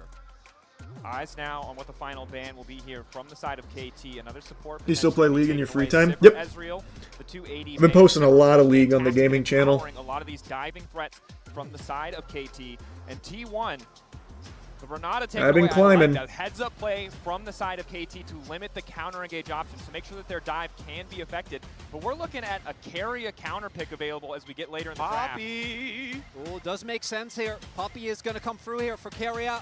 I do want to like the Poppy a lot into the Wukong. Also want to highlight, normally I could see KT go towards Ziggs, but with already double AP. You balling in League now? I'm pretty nasty. I hadn't played League in like 4-ish years, 5 years maybe, because I was addicted for so long. And I eventually kicked the habit, went sober, and just recently, over the last month and a half, got back into it, and it's been a spiral. But I've been in moderation. Support here for in a month and a half, I've done 58 games, and I went from bottom. I don't remember where you start now because I don't do placements, but whatever you start as, and now I'm gold 4, I think. So not bad. There was a lot of pressure on this player, and it wasn't until that layup towards the road to Amasa where a decent climb so far. That was on Mbessa. My only question is that Poppy blind pick. I think picking it away makes sense. It is, again, really good into the Wukong, but it does mean that I think now Dogdom and Peter in that pure 2v2 are going to be feeling all right. strong as she is, can struggle in the lane, particularly against a bully like Ashe.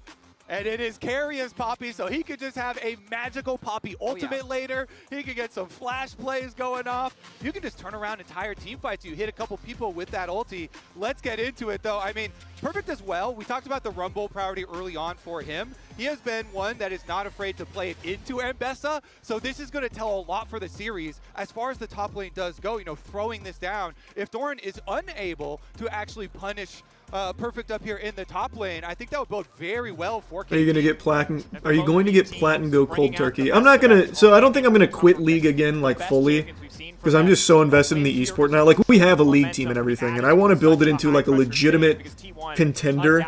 Like a big-time, big-stage contender. So I think I'm going to stay attached to League, but I'm just not going to get as addicted as I used to be spamming games. Like, I think 58 games in a month and a half is fine.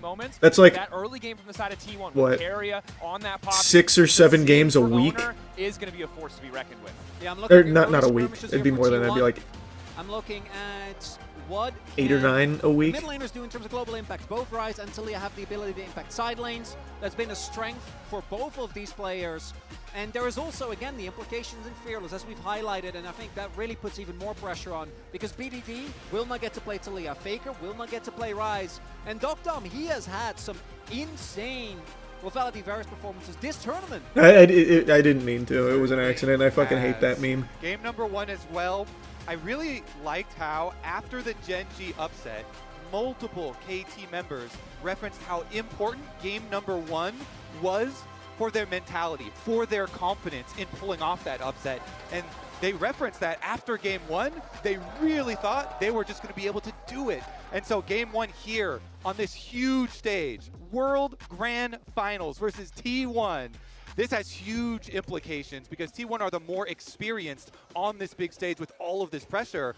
If KT can grab that game number 1, though, that might just give them the confidence. This will be easy to keep W. that KT I don't know, man. coaster I don't think so. going up. Absolutely. That's the spark. KT had a very strong draft. We've seen it from T1 before, to dig deep, to make the impressive runs happen. I don't think there's going to be some kind of easy T1 stomp game 1. What are you talking about? The 4th time consecutively for KT, it's a bit of a mystery. We saw them dig deep. We saw the tenacity we had been waiting for from this lineup against Gen G. In that game 1 that you mentioned, on the Yone, making the plays to bring it back. Can they do the same today? Moments away now from getting into the game. Bit of a delay on stage, but we have to talk about again. Are you rooting for any particular team? I am pulling for T1, but like I said, I like KT, so if they do win, you won't see me with a frown. Because if they get a win on these picks, I think KT is an extremely deserving squad.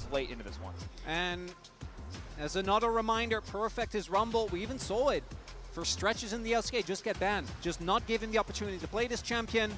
Make sure that he wasn't on comfort. And thus far, Perfect's had an absolutely stellar tournament. He's been playing incredibly well, but we also haven't really seen any team pay attention towards the top side. It's all been about the bot side, and I don't really expect that to change. The Ambessa matchup to me also says we're looking to just take the early beating in lane cryo and then be able to later on, once Ambessa gets to that 2 free item breakpoint, to really start dealing out that heavy damage in the side lane and in the fights. Yeah, we'll it's more interesting with some competition. I think the competition was great in Worlds. Honestly, it's just T1 persevered. But like KT beating Gen G was huge. Like it's not like it's just one team fucking blue waffles the entire rest of the teams. Like it was I think it was a very competitive tournament. Like I don't think there was anything that was just like a steamroll per se. The closest thing to a steamroll was KT. They've only dropped a game. Into this though, it really does hit home so hard when you hear the stories of so many of the KT players being inspired by T1 members specifically. You know, BDD talking about Faker and his Zed play being the moment that he even chose to become a mid laner. As well, you know, some of these legacy T1 players like Wolf as well, inspiring the Does Rebellion have a team? We do. We do have a squad. That were inspired. We had a good split here on the stage, capable. And we're only looking to get better. Yeah, and it's a reminder that competitive League of Legends is one day.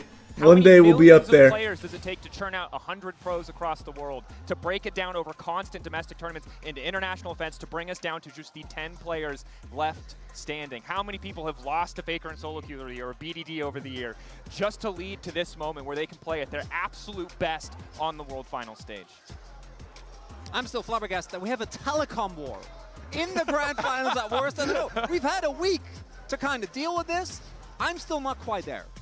It's a lot. It really is epic. I mean, the telecom wars spanning multiple decades of rivalry, multiple games, multiple genres of games, and now fighting over that Summoners Cup. We have made our way onto the Rift for the first game. Big game. A brief moment for the fans on both sides. But no surprise in any arena when the T1 fans are just... I don't know, I just got a feeling that the poppy's going to pop off. Every single arena we go to, I don't know why I feel that way. There's just something telling me. T1 are the hometown heroes. I just got a hunch. A very aggressive level 1, as you would expect from both Ash and Braum here.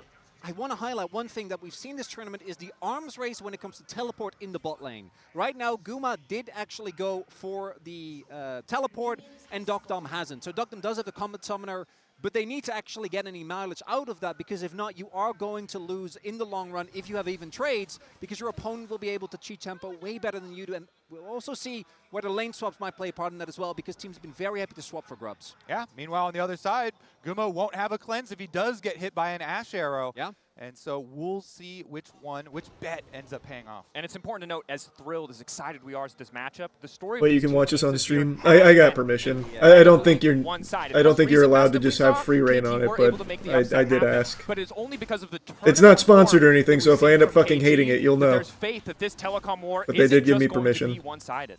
Yeah, there's a little interesting bit at the very end there. I don't think there's any world where I'm going to end up hating it, though. Like I said, I'm rooting for T1, but if KT does win, I'm not going to be mad. Going up. Gen G Jesus, that's an aggressive start. Over this team, and KT I like that, though. to upset them. Yeah, and shout out to the production team for this graphic on a side note. We said Galaga, we were kind of joking, but it does feel apt. It's not a roller coaster anymore. It's a spaceship, but... if there's one team that might bring them back down to earth, it is... They should pick Malphite. We did see in the Yeah, they should pick Malphite for me. Say this one's for Charlie. We see he's been spamming Malphite in gold, doing really well. He inspired us. Out a bit when in terms of overall HP. That said, Guma has already popped the pot, so still quite favorable for KT overall. Still cookie for Dokdom as well, as both junglers will be pathing towards the bot side. Obviously, Wukong prefer to just farm to 6. Has decent access to lanes, but not really any CC, nor that meaningful damage to speak of, particularly pre-first base, but really not until he gets... Do you think you'll buy any skins now that your addiction is controlled? No, I'm not a skin buyer in any game, so... No, the only game actually I've ever bought skins in is the finals. That's actually the only one. Man has really been, I think, by many considered over the whole year the best jungler that we had in the LCK.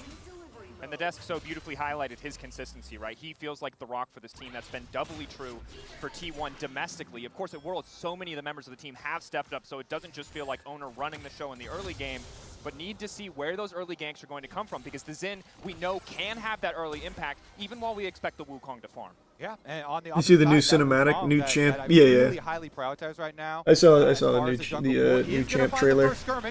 Huz kicking things off. Carrier waiting off to the side. TP already. Ooh, yuck! Oh no! Oh no! They're donating it to BDD. The roam up the bottom lane here.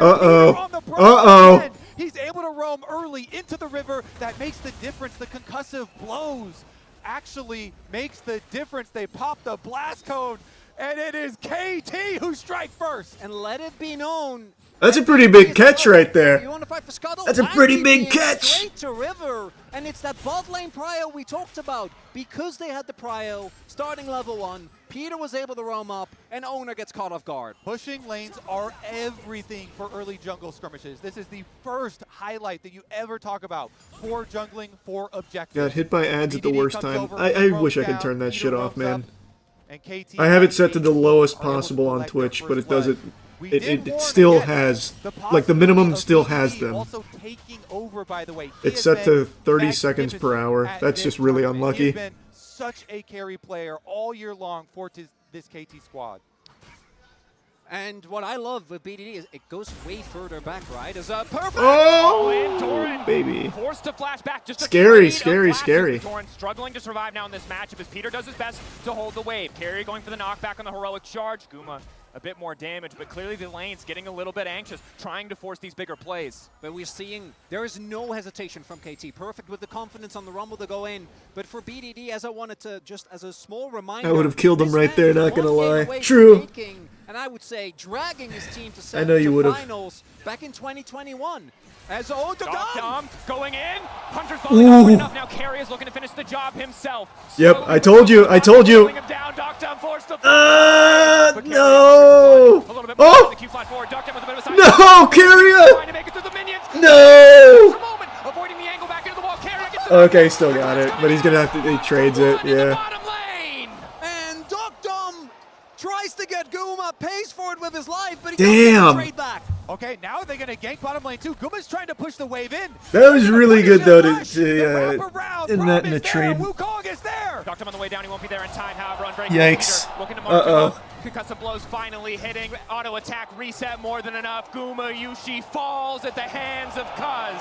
And KT are not letting them breathe. That is already a kill going over to Cuz. Wukong accelerated, and it's a 1.2k gold lead at 6 minutes, Kobe. And Cuz has done so much for this team, Oof. KT squad. He has been carrying really heavily himself with early money. That's on coming you. out Get your big, side force big, so big time accelerated, there for and you KT. can win those mid-game team fights. Here's another look at Guma baiting down until the last auto, his health bar, so that his support. Oh man, this really could have been so clean from Carrier. It's unlucky that it ended in a trade for them, but really good for KT. Tribush canceled his base, and that's what led to this extended sequence. And Carrier going for this was fine, right? That 1-for-1 trade is good because you killed the AD carry, but it's the punish onto Guma here that turns it very much in favor of KT. Exactly. The reason why you say that play is fine is because then they're going to assume that they get to push in on the minions afterwards, which would make it worth it. But the timings from Peter and Cuz, they've been so synced up this game. The early roam into the river, this roam here, they come back out onto the map. The bait was so good. Not really a bait, just really good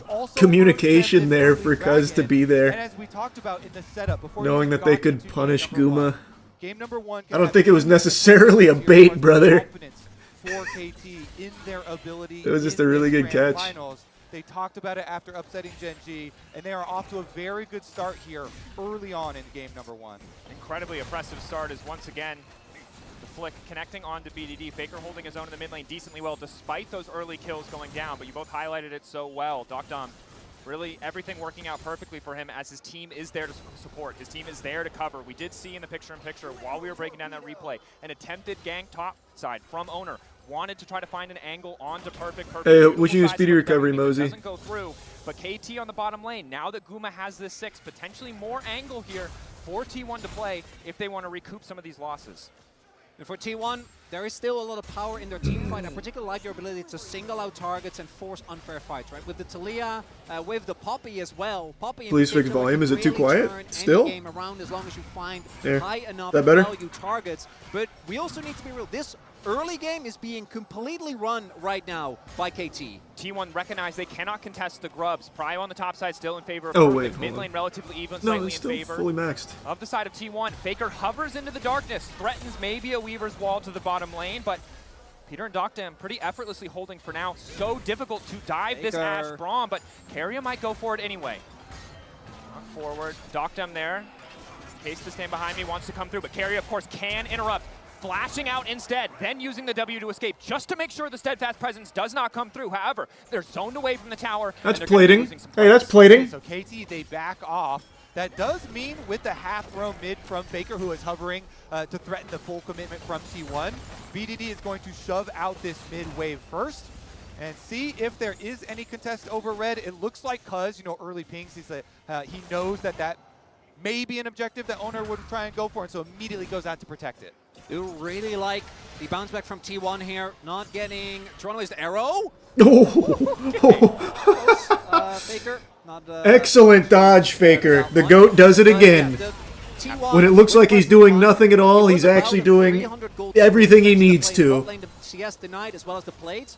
but there were free That's grabs the from difference KT. between We'll Faker see if and that's gonna be I get enough or hit by not, 'cause that. It really depends on how much access they That's get the from only thing that Turks. separates But him I and want to I. remind people that this is Fearless, so the importance of these picks that have worked before, working again. Doctem played the Ash, had an incredible arrow hit ratio. Shout out to our stats guy Hayden for manually tracking every arrow that hit. It's a similar story for Guma. So for Doctem to take this away from Guma and have a good game is crucial for KT's game plan, as Ooh. the ulti doesn't connect from Doran. That's Yikes. question.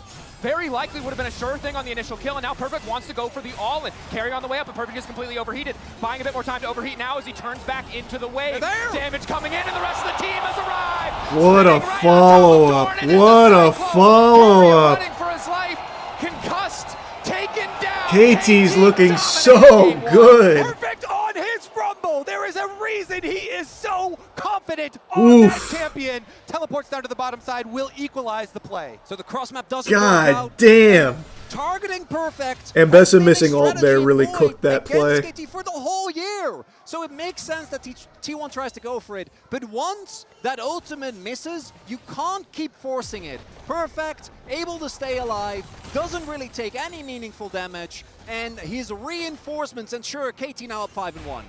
We were thinking there was so much talk about T1 and the possible 3-peat and 4 finals in a row, and how their advantage is going to be how confident they will be under these bright lights. But KT are playing this game number 1 like they're the most confident I have ever seen.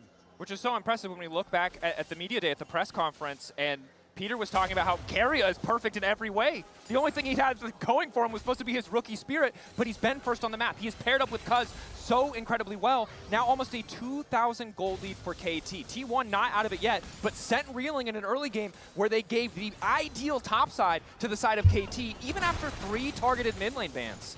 And it's honestly impressive. I really like the angle from Peter, who, again, debuted in 2022. And obviously this is his I've first seen this final, movie as we before, have seen Worlds many a time, which is 2024. to me a heartwarming fact. Had never actually taken a I mean, play out it's of Korea still very until early in the he game. got It's just to a really Worlds. good start from KT But here. thus far, we're actually seeing, I think, coming into the draft, we were looking at what is the comfort going to be, and thus far the comfort has worked out in favor of KT, and what is the bot lane matchups going to How many look games? like. And when Carrier BO5, baby, best of 5. we knew it was a gamble, and thus far it hasn't paid off, but in these team fights, the Poppy can still secure a numbers advantage. KT don't have prio in the lanes. They have enough vision to know the objective hasn't been started, but they have to be careful at checking for fog of war. They wait to have 3 members strong. They spot Carrier, and they know that is their time to step up.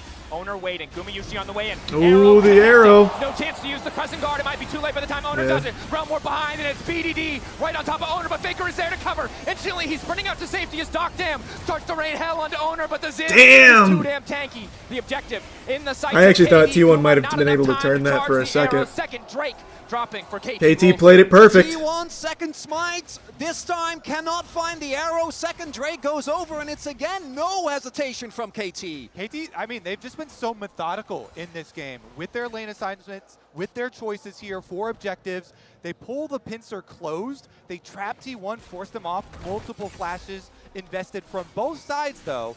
So I'm definitely looking at Doctem as well. This Ashe with no Faker ult just saved no everyone flash from a massacre. this bottom side Yeah, fight. true. That may be an area Guardian where Angel T1 fucking looks swooped to in try there. and punish him, to try and get some gold to get back into I think Carrier missed, Because though. it I think does feel that's why thus far, T1 couldn't win that KT has fight. been the one calling most of the shots. Really, I could even be the kill wrong, they though. That got was quite the onto scuffle. I Doctem might have was him going in. misseen He didn't get something. punished for that. But I'm pretty sure Traded. Carrier missed. But it's really been KT on the forward. Even here, where they did not have prio, as you highlighted, Dracos, they were still able Carrier to did use miss the ult. engage Okay. power of that Ashe, as well as the Wukong.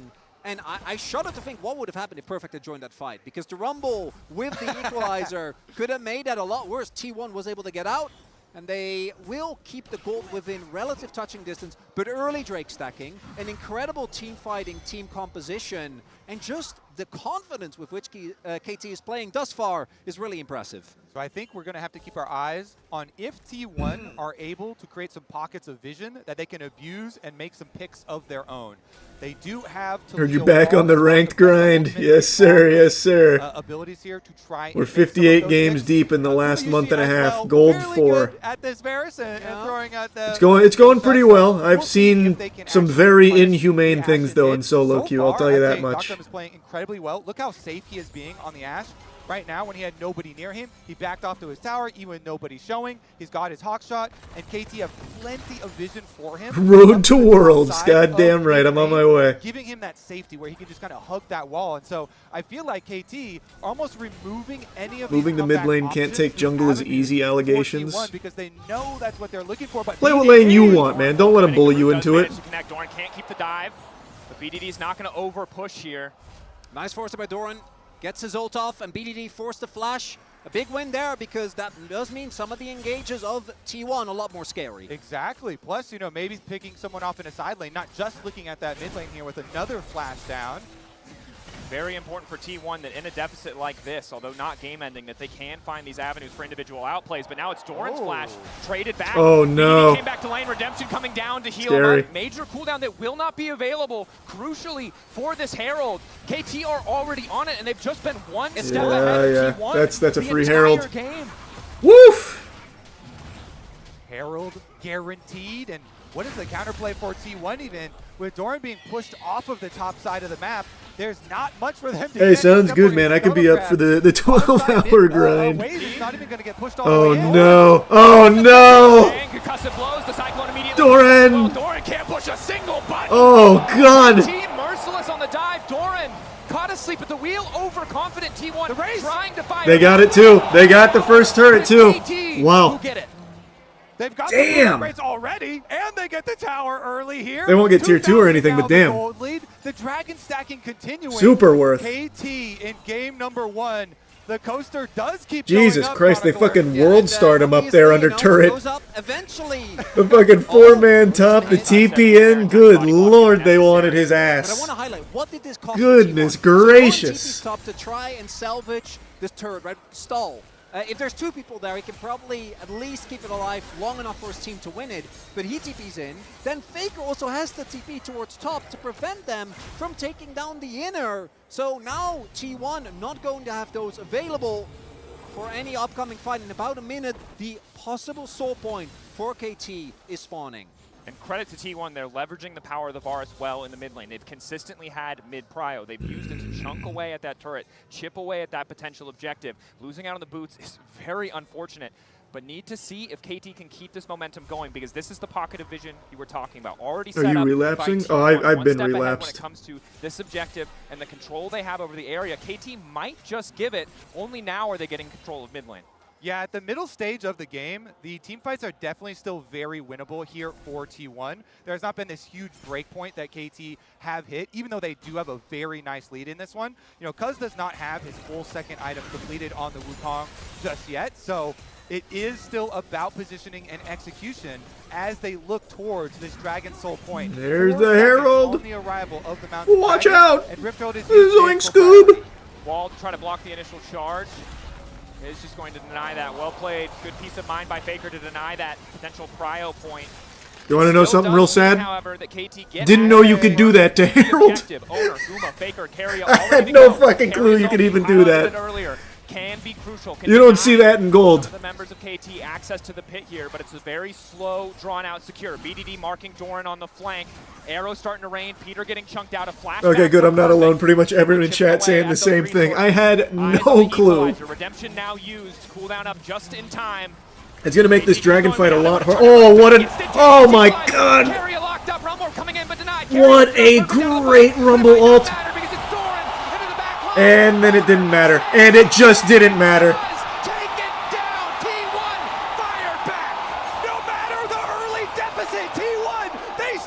Who turned that fight around for him? And they're looking for BDD. On the hunt for BDD, but there's just I didn't even see who, like, fucking... That was a great Rumble ult.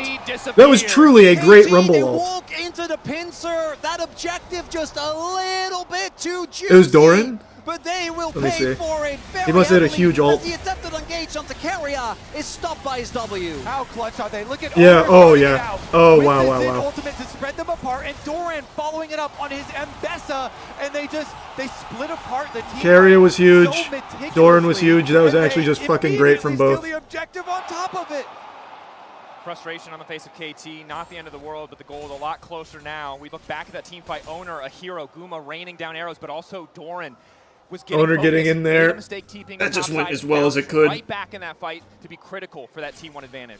We saw Zin in the trailer, right? Yup. Zin, some new lore. Maybe Owner is the main character.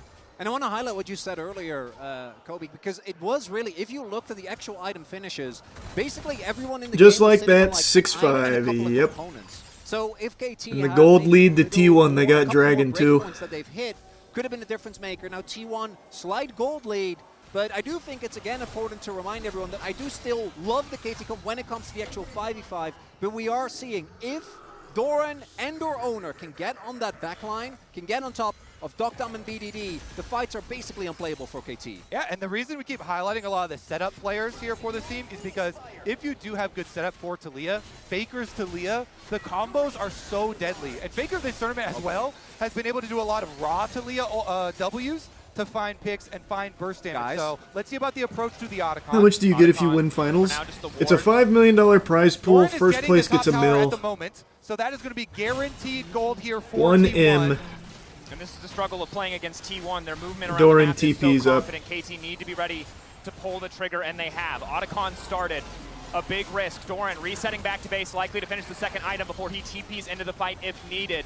Owner in the area. It might come down to just a 50-50, but Faker also has access to the Weaver's wall critically. No flash for Docdom. No flash for Cuz. KT luckily able to reset the objective, but I don't think they're going to get a chance to leave quite yet. T1 know they have an advantage in the fight if it comes down to the 5v5. Flash forward. Oh! Ulti into the Oh! fight. Things get kicked off, but Peter does his best to heroically disengage. It is not enough. Woo! Dom standing. Woo! Taken out as well. Doran in the 3v1. Completely Jesus, Doran. Carrier there to stop any further follow-up. Faker taking Oh down my Perfect, god. and BDD is Oh not my enough god. to stop It's a T1. fucking slaughter now. Lord that finds his mark. Docdom goes down and T1 turn onto Otacon. Doran, the addition to this T1 roster. Oh, Jesus. Annihilated him. Hello. Resetting resistance is shredded by the Otacon. Carry a ward over the wall, spots out Cuz. T1 know it's a 50-50 now. 5 seconds on Docdom, but he doesn't have access to a TP to make it to the fight any faster. Perfect TP available. Oh, that's a good catch. Finds the angle into Doran. Carry now backing up. 3K on the objective. Getting lower. Steadfast presence gone. Faker on the backside. Cuz wants to try to make it out of this one, but now they're moving into advantage. Oh, Guma.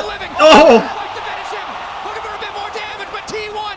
Braum steals. Imagine Braum steals it. They take the Thornbound Otacon, and Perfect. It is too little. It is too late. Baker teleports in and he saves the team fight. He gets that shove. They get the Otacon.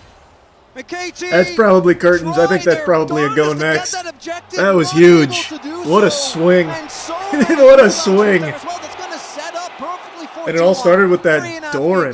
That Doran ult into fucking 3 of them.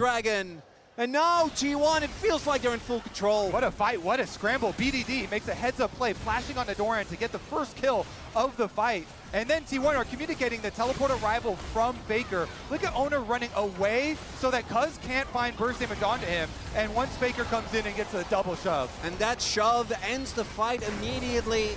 They were a member up. And Perfect, if he was alive. KT teleport was so troll. Yeah, I don't think it was worth to have Rumble TP in after the fight was already lost. The biggest lead we've seen in this game so far. After that 4K gold lead on top of a discrepancy of 38 petals, 40-2. Oh my god. Nearly 8K in gold and an additional effective stats or XP from those petals. A nearly unstoppable advantage. Luxury items coming through. The Seeker is there for Faker. Bro, look, 2 petals to 40 petals. There's just no chance now. Well, I mean, that's what I'm saying. This is. I think this is legitimately curtains. I think this is just go next. Try to get vision of this area. They could KT had such a good start too. But T1, their tenacity, their gumption is just nuts. Cuz is getting chunked. Already took an arrow. Faker's looking to split the fight. 7K.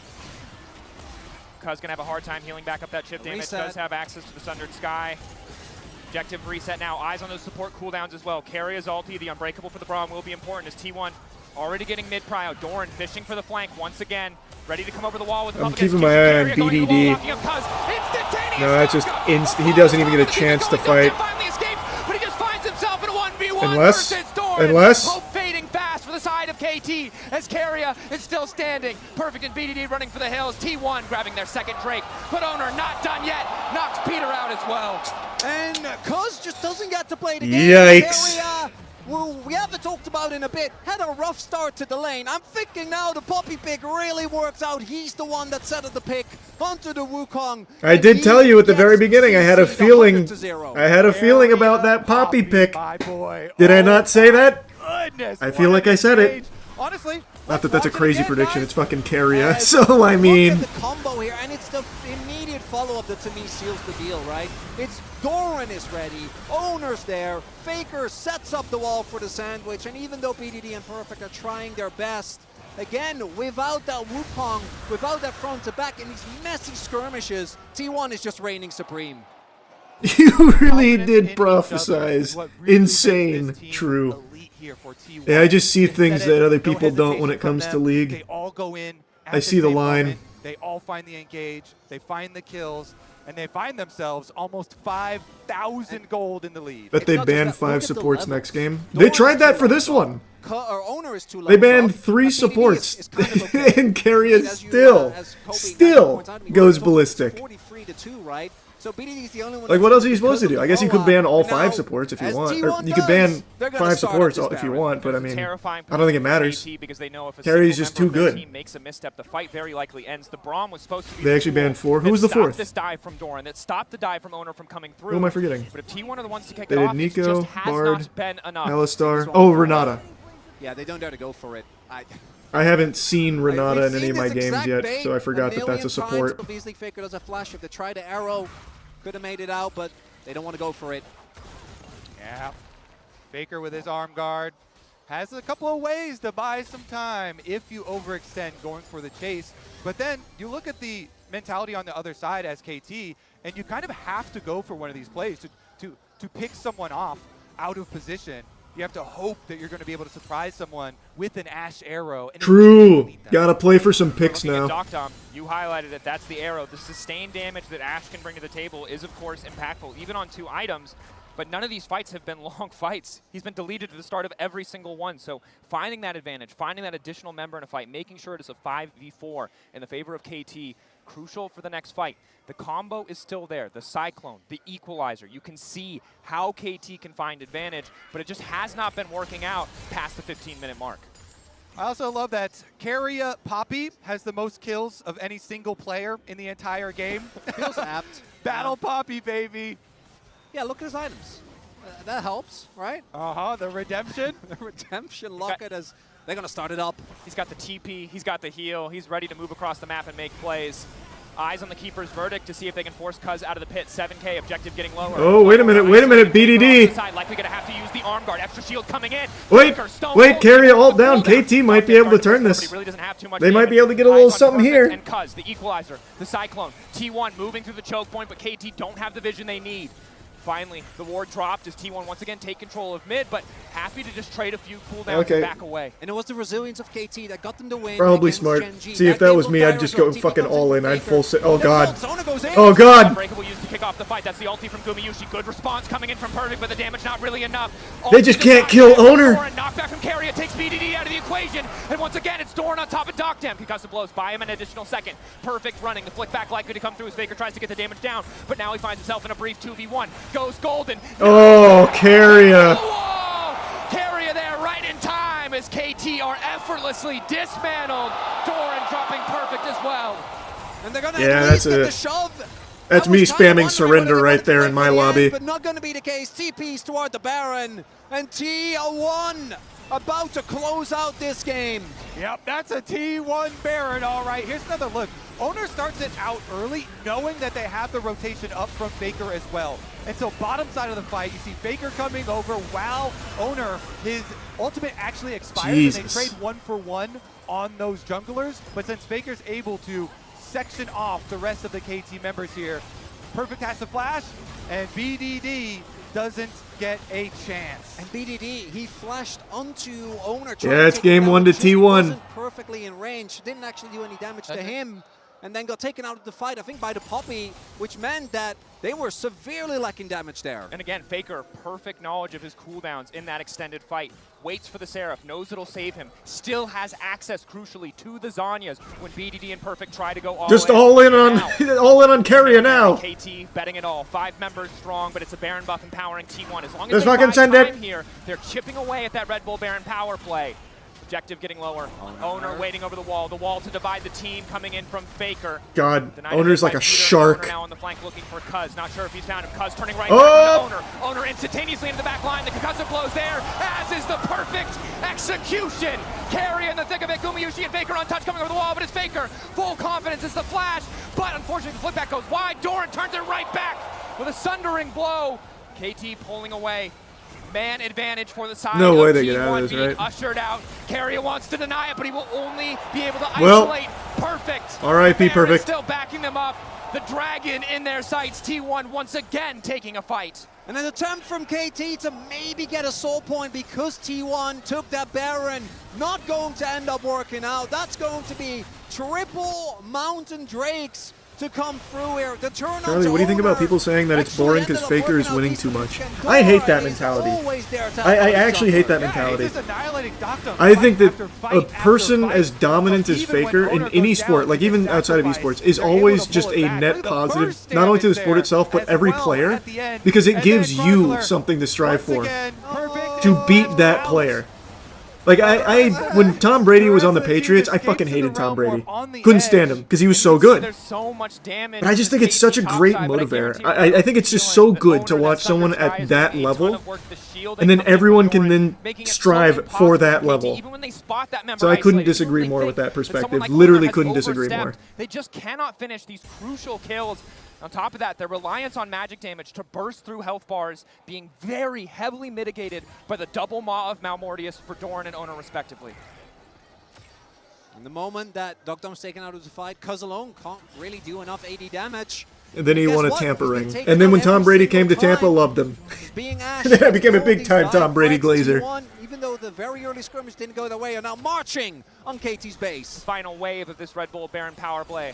Brought in the mid lane from Faker. Wall to isolate the tower. They want to break open the space, limit the options for KT. T1 outplaying in the fights, and now that they have a lead, they're not looking to give anything away.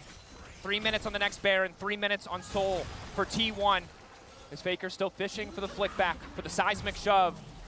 But KT running out of options fast. The damage has not been enough. The positioning, the setups just have not been good enough. And T1 have been more than happy to punish and tear apart this KT team. What champion is Doran? Never seen that. Ambessa. She's a newer champion. They haven't been able to play the game. They've just been locked out of objectives, locked out of lanes. And now it's hard to imagine a world where this game one can go their way. T1 with the resilience, the experience of this roster. Again, 4 of which were 1 game away from making it 5 Worlds Finals in a row, which would have been even more silly. But their form is not bad either. Definitely not too shabby. Let's take a look, though, because we're going to teleport up to the top side and look Best to get champion our in the ending game push right in now. for T1. Is that true? I feel like Xin Zhao's probably best champion in the game right now. And Bessa's amazing, but I feel like Zin's probably the like statistical best. No? He's pushing it out to try and hopefully for KT set up one of many defenses that they're going to need to fight their way back into this game. Perfect going to use the equalizer to clear the way, but it will not stop the tier 2 tower from falling. Does give a bit more time to BDD to get a tower back in response, securing a bounty, but it's still a 9,000 gold difference. I don't even care about the pedal math anymore. All you need to know is it is a lot. It is a lot of lead for the side of T1, and for KT, it will take a miracle or a misstep from the side of T1 to bring them back. And you already kind of start to think about drafts for the rest of the series as well, as we are in Fearless. And we're seeing why so many teams ban Poppy versus Keria. But then you're thinking, okay, yeah, Keria, he had amazing Poppy ultimates this game. He had amazing engages, but are you going to give him Nico? No. Are you going to give him Bard? No. Are you going to give him Renata? It's so hard. Caster's absolutely right. We got 4 bans in our first draft. Alistair, Renata, you highlighted the Bard and the Nico as well. Obviously, those first 2 a bit more contextual, but when his 5th pick is winning games and team fights, it's a reminder to why this player is held in such high regard, and a reminder to what a glow-up in form he has had. Domestic Keria was solid, right? Still a good support. But this version of Keria, world-class. Faker also has... That's an understatement. This version of Keria is literally, like, unbeatable. It's unbelievable. That's 18.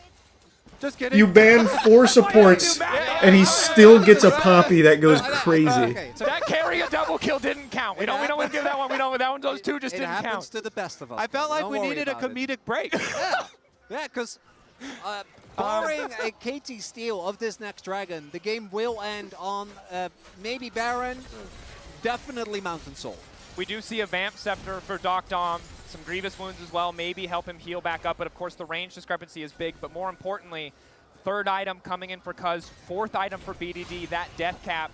Maybe now if they catch someone out from T1, they'll be able to finish those crucial kills. However, you have the pressure point on the top side from Faker. In the bottom lane, super minions are barreling in. KT, if they make a single wrong choice, they're likely to lose something regardless of the outcome. Yeah, there's not really a right choice for KT to make, though. They have to just fucking go for a crazy risky play, and that's going to be tough. That's immediately just going to be tough. Getting lower, KT start to flounder. They decide it's not worth it. They decide they don't want it. Instead, they're going to turn their sights to the Drake. Spawning in 4 seconds. T1 already have secured the Baron on the back of a Keeper's Verdict from Keria. Now they might just look to end it here. Flash forward. Oh, that's GG. Perfect execution. Aptly named as Doc Dam takes him down. KT now chasing out as well. BDD trying to well more back into the rest of the team. But Keria once again there to interrupt. Doran unfazed by the magic damage of BDD. It's a double kill coming through. Perfect and Cuz, the last 2 left standing. But a TP into the base to bring back and seal the deal in game 1. T1. What a performance. And Perfect running for the hills. That was big. Survival is gonna matter. That was a big game 1. It was all KT in the early game. The lane for both, I think, looked a little precarious, but those team Holy. fights, man. Holy. There's a smile on the face of T1's top laner. Doran was a heat-seeking missile in this game. He found Doctum over and over and over. Analysts, how are you feeling about game number 1? Well, Kobe, T1 is firing on all cylinders, stepping into this final, doing what they do. See, if this was me on KT, my mental is destroyed. I'm already crying. Like, I'm already head in my hands crying. She did tell me and that's before why that I could she never had make it as a pro. surprises. I That's was the like, only reason. Just come to me first, and I'll just be like, this is looking a lot like I have no ability to bounce back.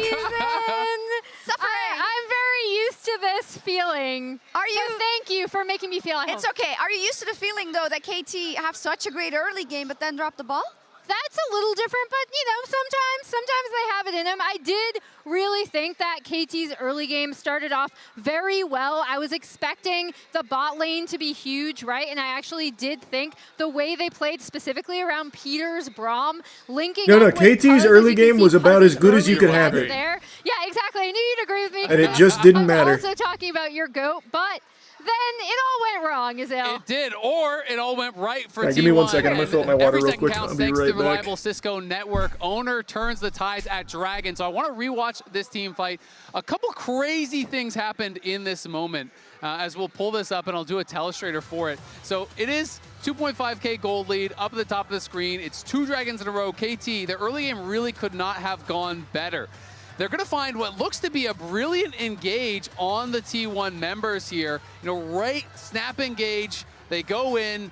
Equalizer is across so many members. Like, look at the health bars here. You were thinking this is a one fight pretty much for sure from KT from this point. But going to draw your eyes to Dorian on the flanking position and then also Owner right here. So as Owner goes in, watch this Crescent Guard. The positioning right now looks like there's no way you can actually get through to Doctom, right? Doctom is right here and Dorian is trying to come up from the bottom. But watch, as the ulti comes through, they both get knocked back, opens up the perfect pathway for Dorian right in onto the Ashe. Are you kidding me? Like, this is ridiculous. How do you pull that off? Like, they have no engage. World Championship final, by the way, game 1. Like, that is just insane, man. That is like Shaq and Kobe off the backboard, just like dunking on KT's head. It's so impressive crazy how clean their team fighting is. And I want to bring up something that we touched upon earlier because your boy Doran, he is showing the heck up in his first game here where he had we talked so much about how at internationals he's had some pretty big flubs. He himself talked about how much his T1 teammates, the T1 support staff were helping him feel the T1 magic. His Ambessa was feeling the T1 magic He was absolutely feeling the magic, and he's helping out T1 now at this point because his ults were just point and click. He's finding the perfect member in every single team fight. They were so low on engage in this comp. He needed to have a big game, and he delivered. He absolutely did. Also around the Arakan, right? And right now, I was looking at him at this point, saying, is he gonna do it again? Because it could have gotten dicey for T1, but it didn't. It absolutely could have, and I mean, again, it was Doran showing up in this moment. You know, KT were the ones that try to pull it. He sneaks the ult past the Braum onto Doctum, gets into the backline again, and that just lights out. That's your only chance at the fight. It's hard because you saw that for KT and BDD. Oh my gosh. It was slipping through their fingers, Emily. I want to hear you craft what we have to expect now, right? KT on the back foot. What are the priorities they have to make? Because I think coming into this draft, we thought they probably had the better draft. Yeah, I mean, I thought they had a really strong draft for them. I really loved how they used the Braum. I did really love the Cuz-Peter synergy. I think that is a great thing. Boom! I want to see KT continue. How many of you got scared, the big huh? thing for me, though, is, again, you have to find a way to be able to stand up to the massive amounts of coordination that are coming out of these T1 team fights. And I will say, I did like how they played around bot lane, so I would take that into game 2 as well. And you have to find a way to not allow a game like that to shake you. Everything went right. You walked into that dragon fight, the pivotal one, with a massive advantage, and you still lost. And T1 will do that to you, so they have to stay poised. They have to stay confident. Everything they did in the early minutes was fantastic. They should look to repeat it. Yeah, Gen G wasn't able to take more than one game off of them, so hopefully they hope that it goes the same way versus T1 today for KT. He's right. They're on the back KT should do exactly what they did for the first 12 minutes. And then forget everything they did after that. In team fight tactics.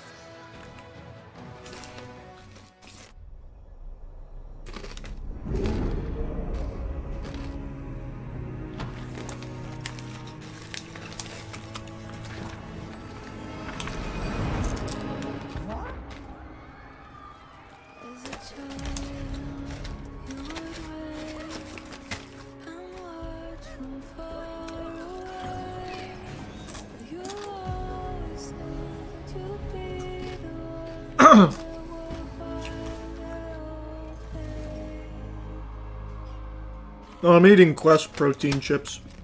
Not sponsored or anything. I only just recently gave them another try, and these are actually good now.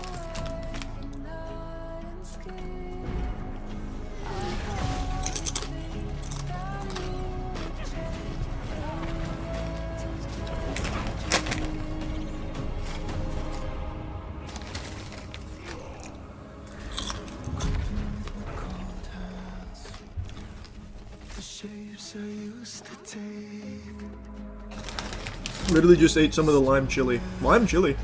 That sounds good. I didn't see that flavor.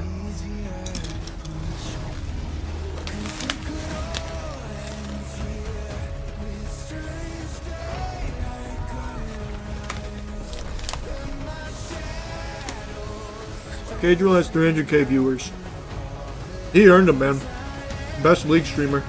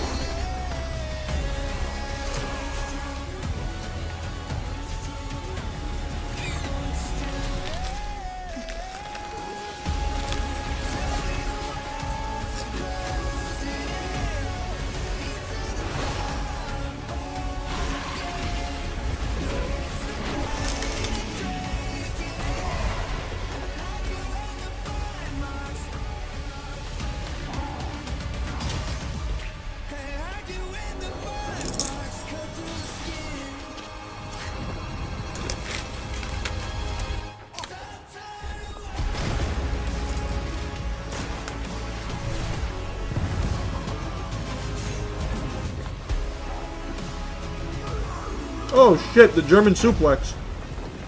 Do you do that in TFT? They add that?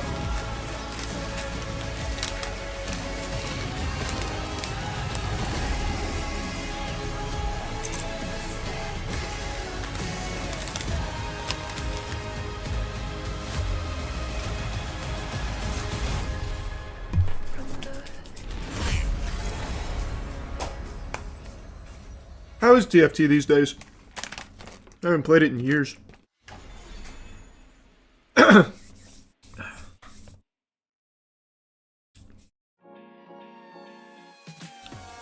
안녕하세요. KT 피터입니다. 오늘 이렇게 촬영장에 좀 와봤는 결승 촬영장에 와봤는데요. Most people saying this most recent set wasn't very good. 결승을 향해 가는 길을 대리석처럼 표현해놔가지고 좀 이쁘게 나올 것 같고 기대가 됩니다.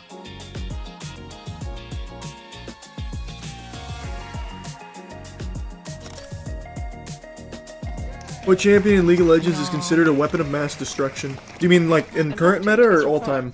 Financial system updating.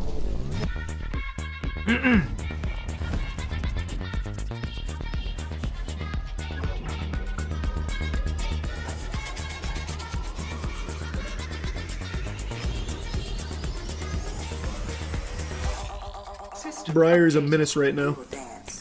Well, not in pro play, but yeah. Briar still hasn't even been picked at Worlds, has she? I don't think so. So slow. I told you I was done with basic browsers.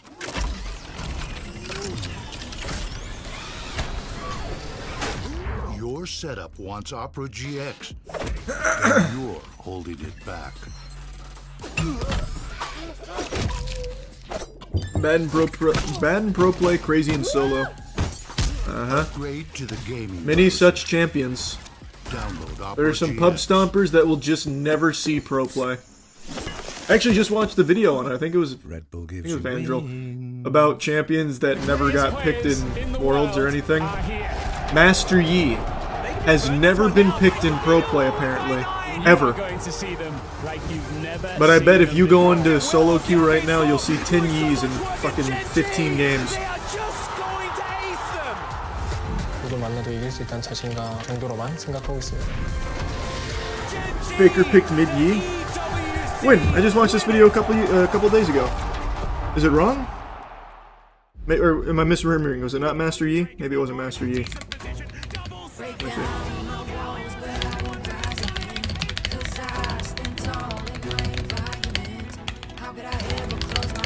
I thought it was Master Yi.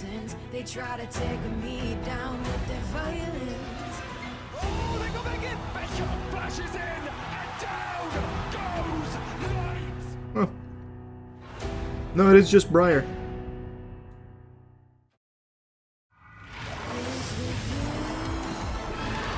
No, Yi has never been picked at Worlds. He has been picked in pro play. Oh, I might have misremembered what the vid was covering then.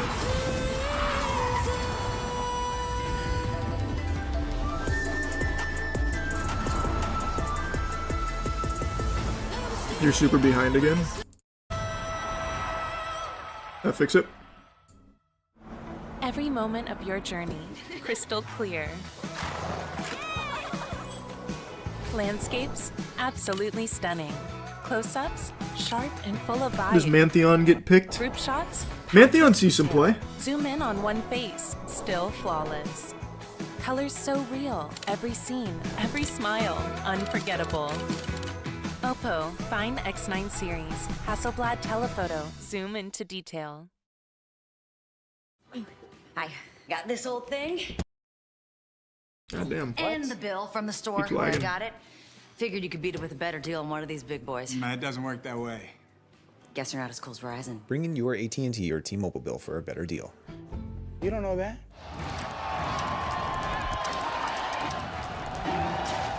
Red Bull gives you wings. Thoughts on sailing? I'm excited for sailing.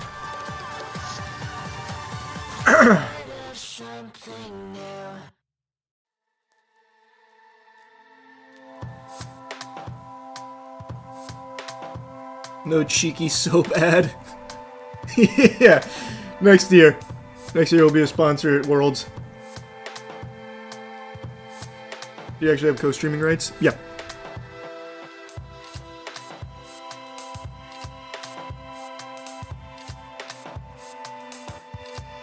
You gonna reclaim your max cape ASAP? That's the plan.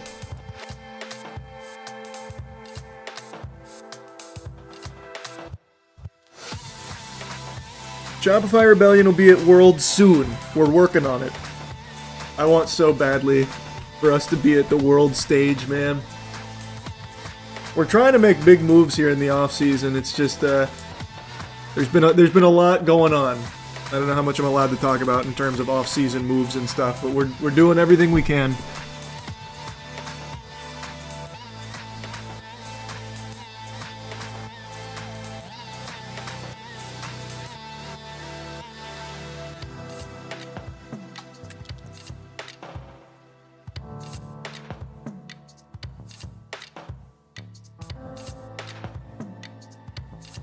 For sure, Edgar. When we make a CS major, we'll send you.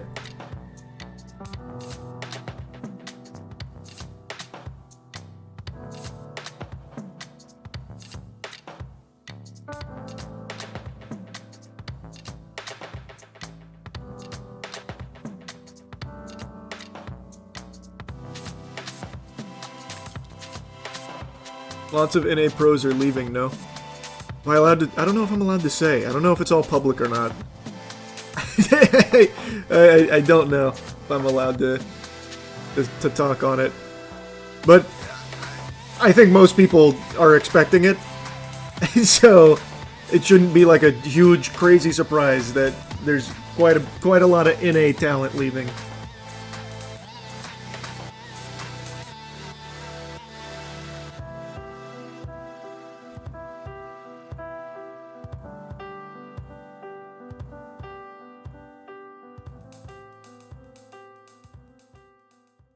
KT going, but now they want to turn it right back. Instantaneous equalizer. Carrier locked up. Rumble coming in, but denied. Carrier wants to knock Perfect out of the fight, but it might not matter because it's Doran into the back line. Owner stays standing. Buzz, take it down. T1 fired back. No matter the early deficit, T1, they still win the team fight. They still get the dragon, and they're looking for BDD. On the hunt for BDD, but there's just nowhere for him to go. In the blink of an eye, KT's lead disappears.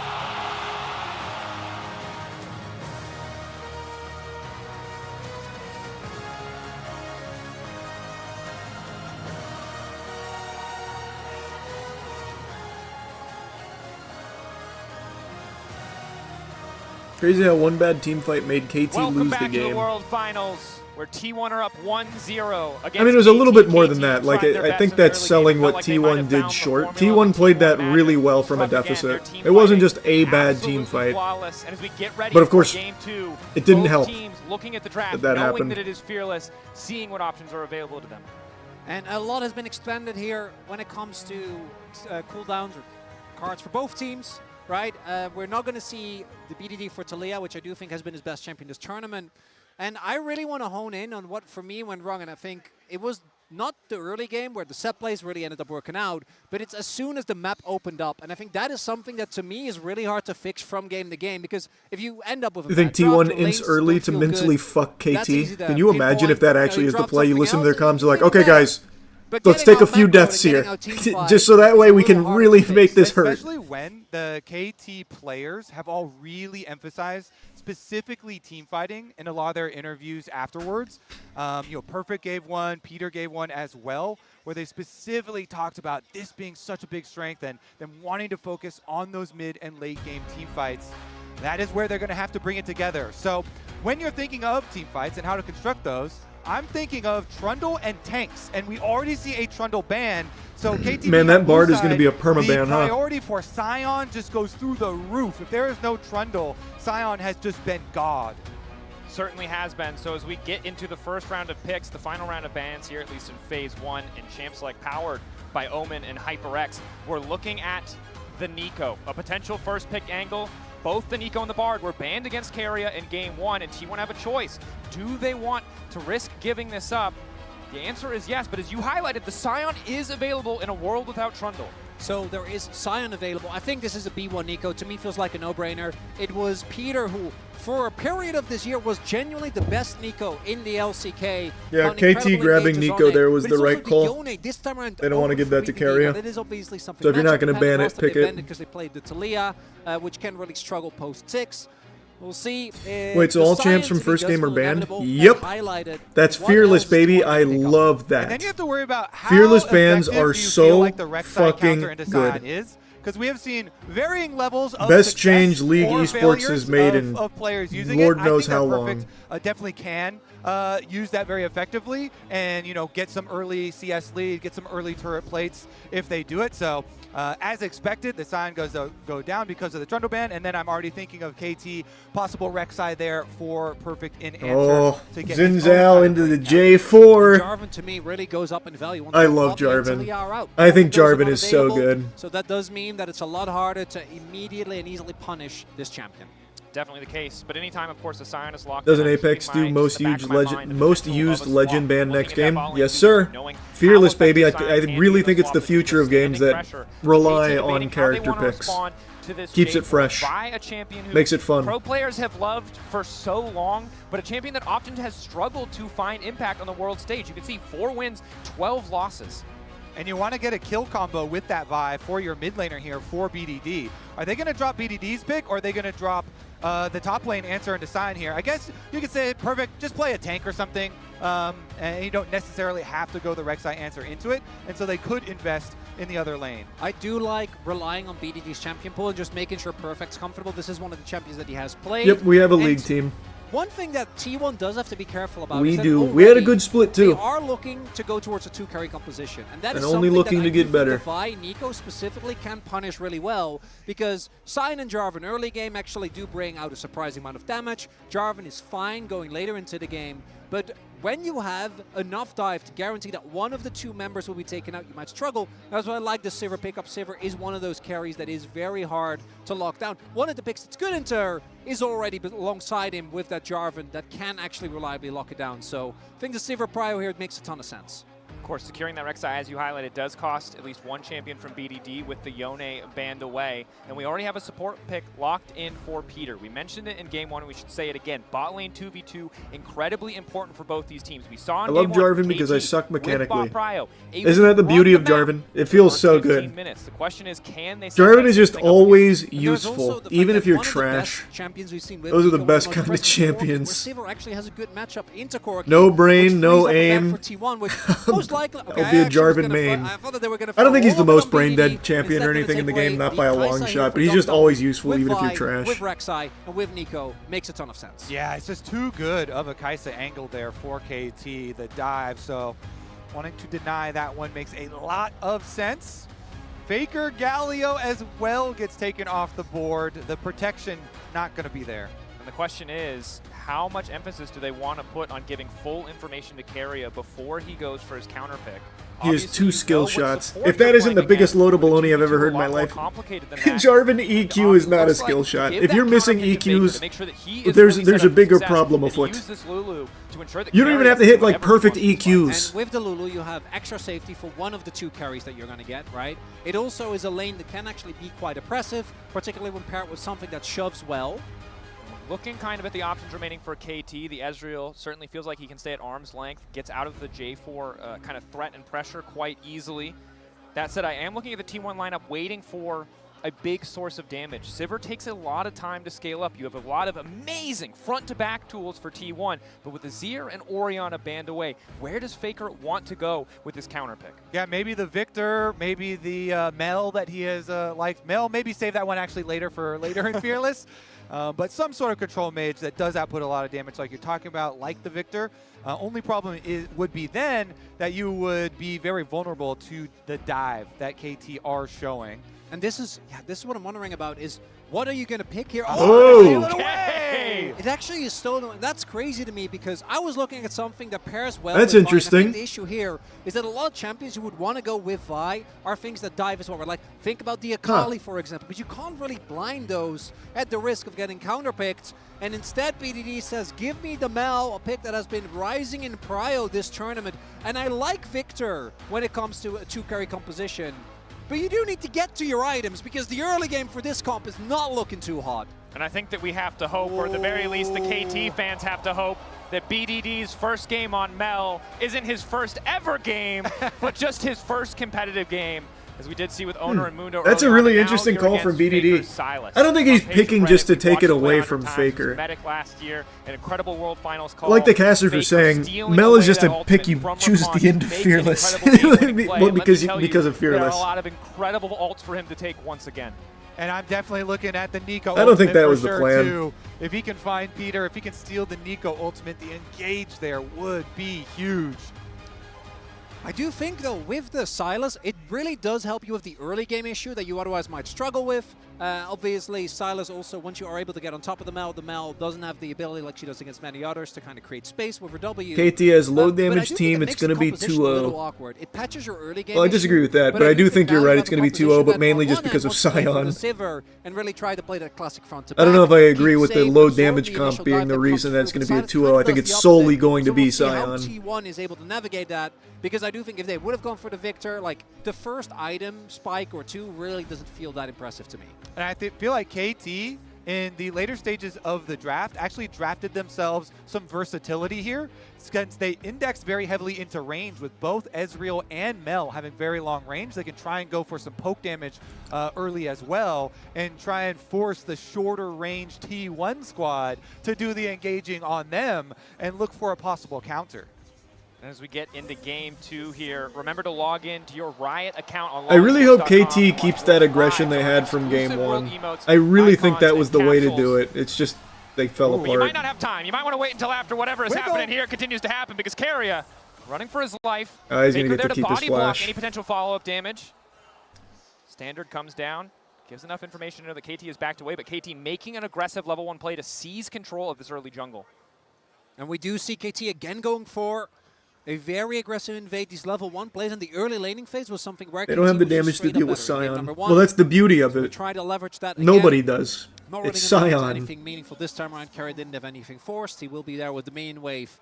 So I don't think they unfortunately drafted for poorly, though. I don't know why everyone's no shitting on the big KT draft. I think it's a advantage fine found. draft. Perfect doing a little bit of scouting here, but they are. But I do on think board, T1 has a better I think draft, either for sure. Faker or Owner is going to fall for anything, and no swaps to come through. And we do have both junglers again pathing from that top side towards bot. Predict. And reminder, Oh, yeah, I for think anyone who T1 didn't takes this keep one up as with well. KT, who has just been here for this fever dream of a run to finals, that while everyone has stepped up with this lineup at Worlds, it was the mid-jungle that really brought this team together, that got them across the finish line. And when you look at Cuz and BDD, right, these are guys who have played together for so damn long, and now anytime KT's backs are against the wall, these are the players that we look at to really make the difference and stand up. Certainly so. Such a long history playing together, multiple teams, multiple years, and they really do trust each other and have talked about how much it means to them to be here on this stage. And it's also recently a story of almost, right? As we're going in Oh, again. got the flash out. Side as well. That's exactly how game 1 started. Ezreal, before that They first got back all where he has to summoners out invest on money that into tier to be first level so 2 lethal engage. As long as those Mystic shots are connecting. They are there. And this time it's Dokkan I've that seen actually this wins the arm movie race. before. Teleport, and Gumayushi doesn't, because as Ezreal you are given the liberty of doing so because your kit has a built-in escape. That's something that I think T1, even though it wasn't necessarily that flashy, did actually end up using very well. We saw them out macro KT once they got control, really applying a ton of pressure to the lanes. As right now, both junglers I think towards that bot side, and Guma not having flash available might be looking for something there, because both of them very strong early ganks as well. Definitely true. Cuz continuing to clear out the red buff. And really need to continue to keep our eyes on the bottom lane. The flash, of course, expended. The heal expended, so a potential vulnerable point. Meanwhile, on the top side, Perfect. A lot of sustain, but really hasn't been able to wrest control of the lane in terms of overall priority. Constantly, however, threatening the knockup just to stop Doran from forcing this wave all the way in.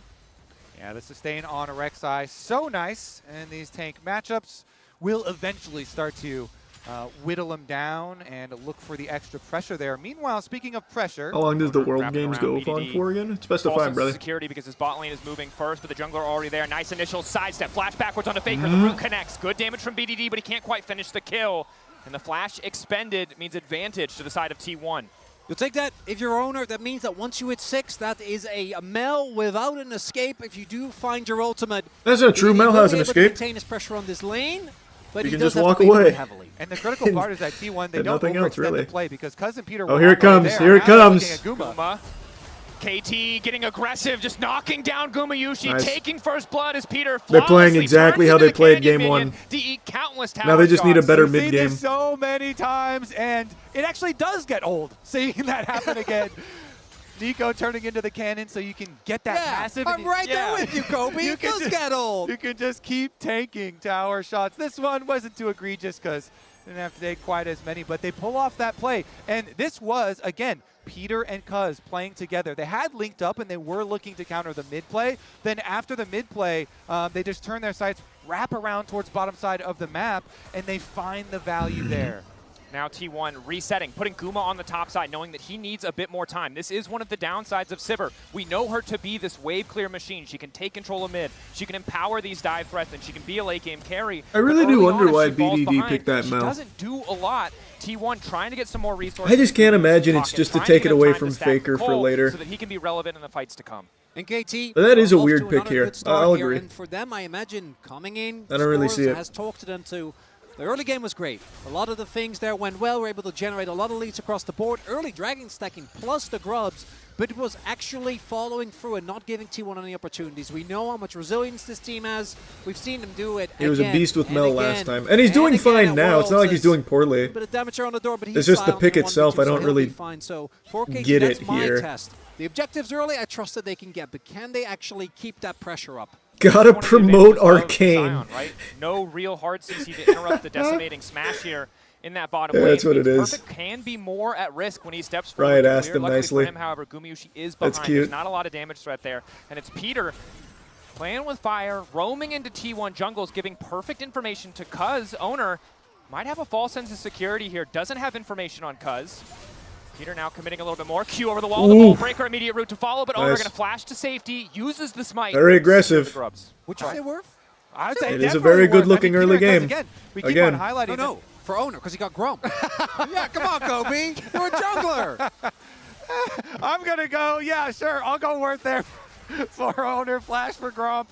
But honestly, highlighting, Peter and Cuz once again, doing the setup work there for the jungler to come over, and we'll see. Can they actually punish? And actually, yeah, I love this from T1 because last time it was KT that were set up early in River where they were able to generate some big leads. This time the trap is the opposite. As Perfect has made his way onto Guma. Even just but something as doesn't simple have as what damage yet. Perfect just did Not right enough there is items yet just to actually so friend this Sivir, tough but for does get me. the barrier. So what he Does did get is he that summoner popped as a the small spell fan, shield but so it he could could get the matter in the next knockup. So he few minutes. popped it T1 with as the you Rex highlighted, side though, blast get the initial really setup, quick for get the initial knockup. vision down, so know For that me, they're I'm just safe here. immediately blowing the Take the knockup and first then Drake missing of the game. blast. KT with a small gold lead, but T1 balancing It's just it out little with the shit Cloud like Drake. that, man. Cuz on the top side means no contest to come through, and T1 doing a better job of not giving away too much control in this game too.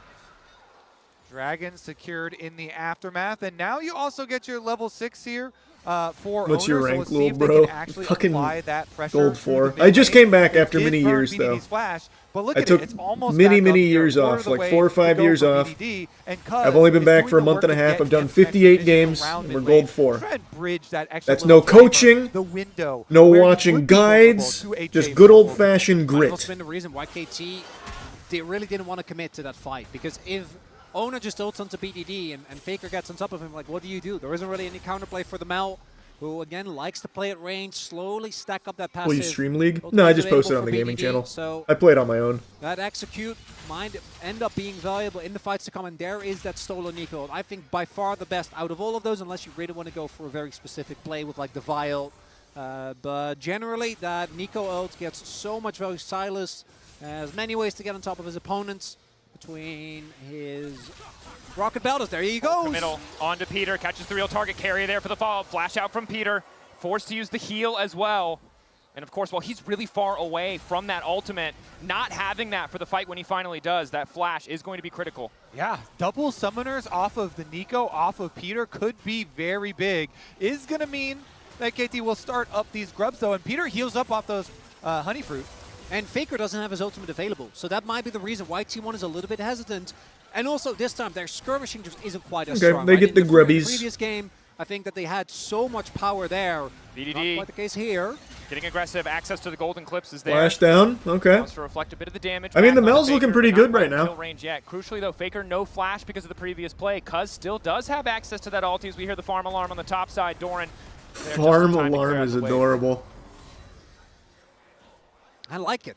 You know, we're setting up some of these early fights, or really, I wouldn't call them for the LCK standard. These are fights. Yeah, it's fair. You know, early for me, fist fights, an absolute bloodbath. Yes. 1 kill at 9 minutes. I'm glad you guys are appreciating it with me. That's very nice. But we are seeing. What time is it for you Americans?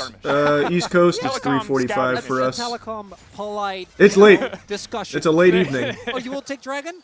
We will take Grubs. That's very nice. Thank you very much. Deal. Honestly, though, I think we might be in for a long stretch of farming for Guma. Yeah. You know, you talked about it earlier on. The Sivir here does need multiple items to really have that extra pressure, and the team is built around a Sivir Lulu comp here. While there's possibilities elsewhere. Nice side set from BDD, just barely able to get away. Vault Breaker coming in. Oh, they're going. Not to flash. The turn back from Owner is solid. Faker now on the way in himself, trying to use the golden clips to keep things going. The Ezreal ulti across the top. BDD grabbing one. Faker will turn it back, but he's under the tower, and it's Cuz to take him down. That was really well played. That was super well played. KT, Cuz actually spotted that Owner was there. So BDD says, let's go for the play. I'm telling you, man, that KT early game is great. And once they do, they're too close to the turret, and it's a big win for KT. Yeah, nicely done by BDD. Are you rooting for KT? No, I'm actually rooting for T1. I just want a really good series, though. I'd really prefer it's not just a fucking stomp. So I want to see KT do well, plus I like KT. In the aftermath. And this I'm pulling even for with T1. the beginning of the play is actually quite nice from Owner, because he uses his Unstoppable from Jarvan ultimate to avoid the CC from Cuz as he comes back in. But then Faker into the tower range, and BDD is able to at least root him before he goes down. And it's BDD starts it up with a two-man root, and then also is the one that secures it. And for me, nothing tells the story of these two players together more than Cuz like, BDD, I'll flash. It's fine, I'm gonna set you up for that kill, I'm gonna make sure you get your execute, and I'm going to make sure that we win this play. And while earlier on we had about 1,000 gold lead for KT, it hadn't resulted in any major item completion, so the game still felt close. But now it's Cuz with the Sundered Sky ahead of schedule, ahead of the next Drake in 1 minute, and that is a massive early game spike. Cuz, again, I mean, he started last game with a really early spike as well. The Wukong, lots of early money, got to the Trinity Force very early on, and it just How do you feel about down Tampa and Florida to setting a the preseason record for Dragonflies, penalty where minutes T1 earned and were able to ejections turn in the around. last This game of time this around, NHL though, since they're preseason? running the Sivir, and we Didn't do even know kind of that. project a longer term, Didn't know we did that. for I'm T1's proud, kind though. of attempts at the turnaround. That's some good shit. This probably should be KT with some really comfortable setups. Look at how deep their vision is on the bomb side of the map, and attempting another dive. He's low, but reinforcements, I think, will be on the way, and it looks like the wave isn't in a position for them to actually make it happen as perfect. A little scared there, but Doran can't clear the wave in time. But Faker being this low does mean that Prio is there for KT. Does FTP, but they're not letting him. No mana for Doc Dom, still advancing forward, knowing that he has Peter behind him to cover. Will now retreat. Tension starts to fade, top side, the TP coming back from Doran, checking in on the sums. Obviously no flash for BDD, no flash for Cuz. Owner's flash could be big in the coming fights. Yep, Rek'Sai is more, completed items like, I for think both Rek'Sai sides, is much jungle more mid. of a top lane pick than jungle these days. Even in my elo, I've been seeing Rek'Sai top, not necessarily jungle. Proxy will be trying to arrive as soon as possible, even without TP available. No vision control of the pit. Finally a ward is dropped, but it might not matter. Peter with flash available. That's the ult. Cuz off to the side. Ulti from Doran's not going to catch anybody, but it might have zoned KT away enough. Doran likely to give his life here, but the Drake already down in favor of T1. On the hunt, pop. Perfect tunneling out to safety. T1 got what they came for. They're going to make a hasty retreat. They don't want the 5v5. Content trading that ulti of Doran. I think the last game is somewhat in their head. I think they probably would have tried to fight that if last game didn't unfold the way it did.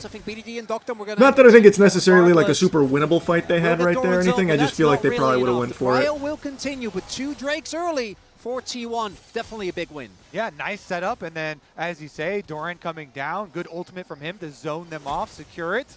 Ulti to cancel carry is reset. Doctor, I'm going to push one more wave. Likely has the Trinity Force in base, but just wants to deny a few more resources from Guma, who has done a good job of evening out what was an early game deficit. Has picked up the Essence Reaver, can essentially infinitely wave clear in mid if he's able to access that creep wave. What do you see Duckdom shoving this wave? They're looking for his base. Rek'Sai top favored due to her strong sustain and good wave clear. One item spikes to yeah, no, Rek'Sai's great in top lane. Member of KT, close to for T1 as well. Really only waiting for Doran. Neither support has that yet, as in about a minute, This Herald fight, I think, going to be a big breaking point, and we'll see if T1 needs to fight. I do again want to echo T1. I don't think need to fight this, but knowing them, I think it's fairly likely that they will. Would be fun to watch for sure. Trinity Force Spike for Doctum, definitely very big here, so we expect KT to go set up towards that side of the map fairly quickly here. Only 45 seconds left on the clock, so they're going to transition their extra resources over this way. Doctum and Peter here first control the mid wave, and then wait for Cuz to rotate. Keeping good pressure, of course, that Trinity Force completed is big. Hard for Guma to step up, even with the shielding that Keria can provide. Luckily for them, at least, Guma has the What did buff, Faker bit of extra just do? sustain. The battle over mid-brow Well, has I begun. think Alt was about to run out, so he had to just pop it. Infinitely pushing mid-wave. It's not gonna matter. So much of KT trying to It'll be up advance for the that fight lead that's coming. is pretty impossible. This time It'll it's be ready Doctum for that Rift. can do it into 1v2, right? Being Ezreal, being really hard to punish.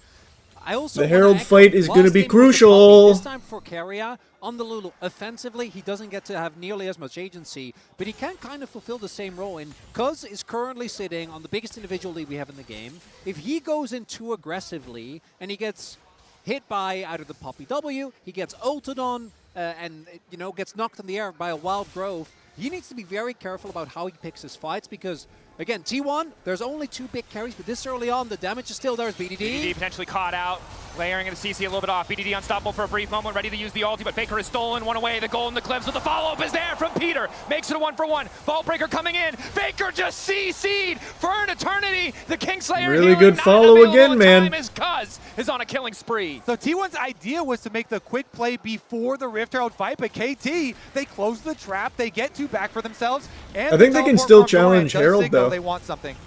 I need to be careful. Tower going to fall. Likely not No, enough maybe damage not. to kill Doran, Maybe I'm but at on the least correct zoning pipe. him away as they set their sights on the objective. Herald already started.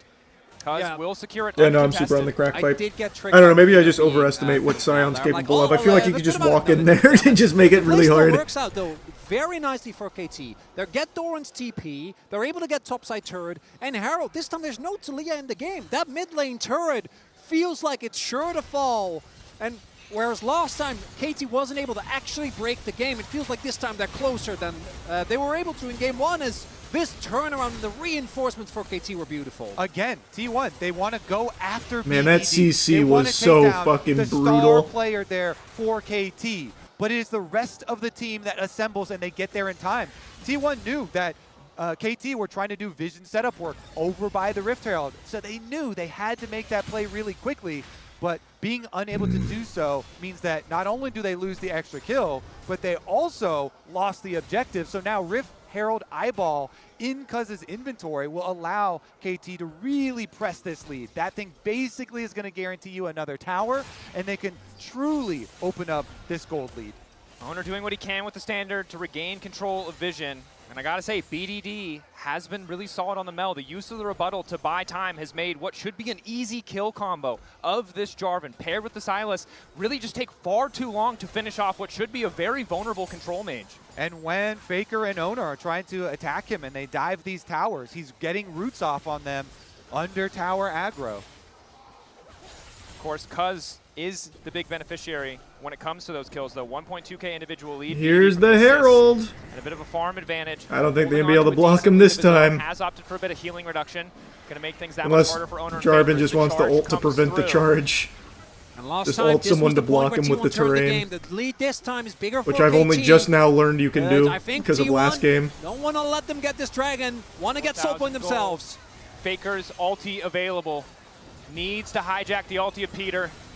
Oh. Chip really starting to hurt onto Doran. Catch over the wall onto Cuz, the most fed member. They're immediately going to delete him, and the rest of KT trying to pull Man, the trigger. T1 but they just can't team quite find fights the angle. better. BDD, Doctum, Just they've got straight the up, range advantage. their Peter team waiting fight to is deal for just them if better. necessary. Perfect. Spots them in They the get darkness. all of the Tremor right Sense showing him what he picks. needs to see, but they've stopped moving or have moved out of range. He can't be certain now. The Q from Doran moving in. Peter still gets the ulti. It's a golden eclipse from BDD. A new dawn for KT in game 2, but T1 are unconcerned. Wow. Guma, Keria standing, the bot lane. Will it be enough? BDD trying to buy her back. Oh, he missed the root. They got it. They got him. Through the dreams of KT. Guma with the moves. T1 just team fights better. Straight up. For T1. T1. They are just And in a Carey, I different think he class got when the it comes to timing team there fighting. on the polymorph perfectly as Faker with a blind chain. The follow-up is immediate, but the most important members on KT are still alive. That play. As we will take a look here as they attempt to turn onto Peter. And even though it doesn't quite work up, I think Doran was looking for the flash ult. Peter gets the ult off, which allows BDD to dish their damage. But watch here, Owner's low, and Perfect can't use his ult. If he stays alive, if he's able to get the execute, maybe that could have been enough. So close, and then the Glitter Lance slows Dr. Oh. Lash. Another So fight that Guma's breaking out able in the to follow. meantime. Guma potentially caught out Cuz looking for a bit of revenge. Owner Oh, disappointed. no. Ball at the flag and drag with the ball breaker taking him to safety, and Gumayushi does not care. Look That's at that another record at the bottom T1 of your dragon. screen. He might have faltered in the early game. He might have been Uh-oh. behind in game 1 Uh-oh. and game 2, but this man is a team-fighting demon. The dragon starting to fall. Turn back from Faker as he catches And out Faker. Cuz there. Oh no! Late. Owner moving in. A cataclysm across the top side. Perfectly canceled. BDD flashing over the wall. Gumayushi still living. Perfect on the chase. Peter wants to fire back. Cuz running for the hills. 2 down on the side of T1. But Guma might be enough. Perfect gets the bite. Tears right through him. And now it's Owner picked off as well. KT fighting for their lives. BDD still standing. Crucially, the extra damage. Doran set to fall. A double kill for the KT I thought for mid-laner. sure that was going to be another T1 W there. Stays alive through it all, and that is going to be the Otacon. BDD Wow. said in the trailer that he was inspired to become Well then. a mid laner. Hey man, by I was Faker's poo-pooing that play, Mel pick, but and he was inspired to pick wow. Mel in this game by Faker. Because that He's came after dominating Faker on the got a Mel. big catch there and just Launches it back up, and insta-killed it's after Ezreal. a huge play from Faker, but BDD is able to use the ultimate to snipe him at the end. And it's an overplay here. T1 try the force the hand. They waited in game 1, but they're not actually able to get on top of BDDU. Flashes over the pit, and then Peter ensures that Perfect can get on top of Guma, and all the while BDD just stacking up the passive, getting the damage down, and this is a really crucial team fight win here for KT.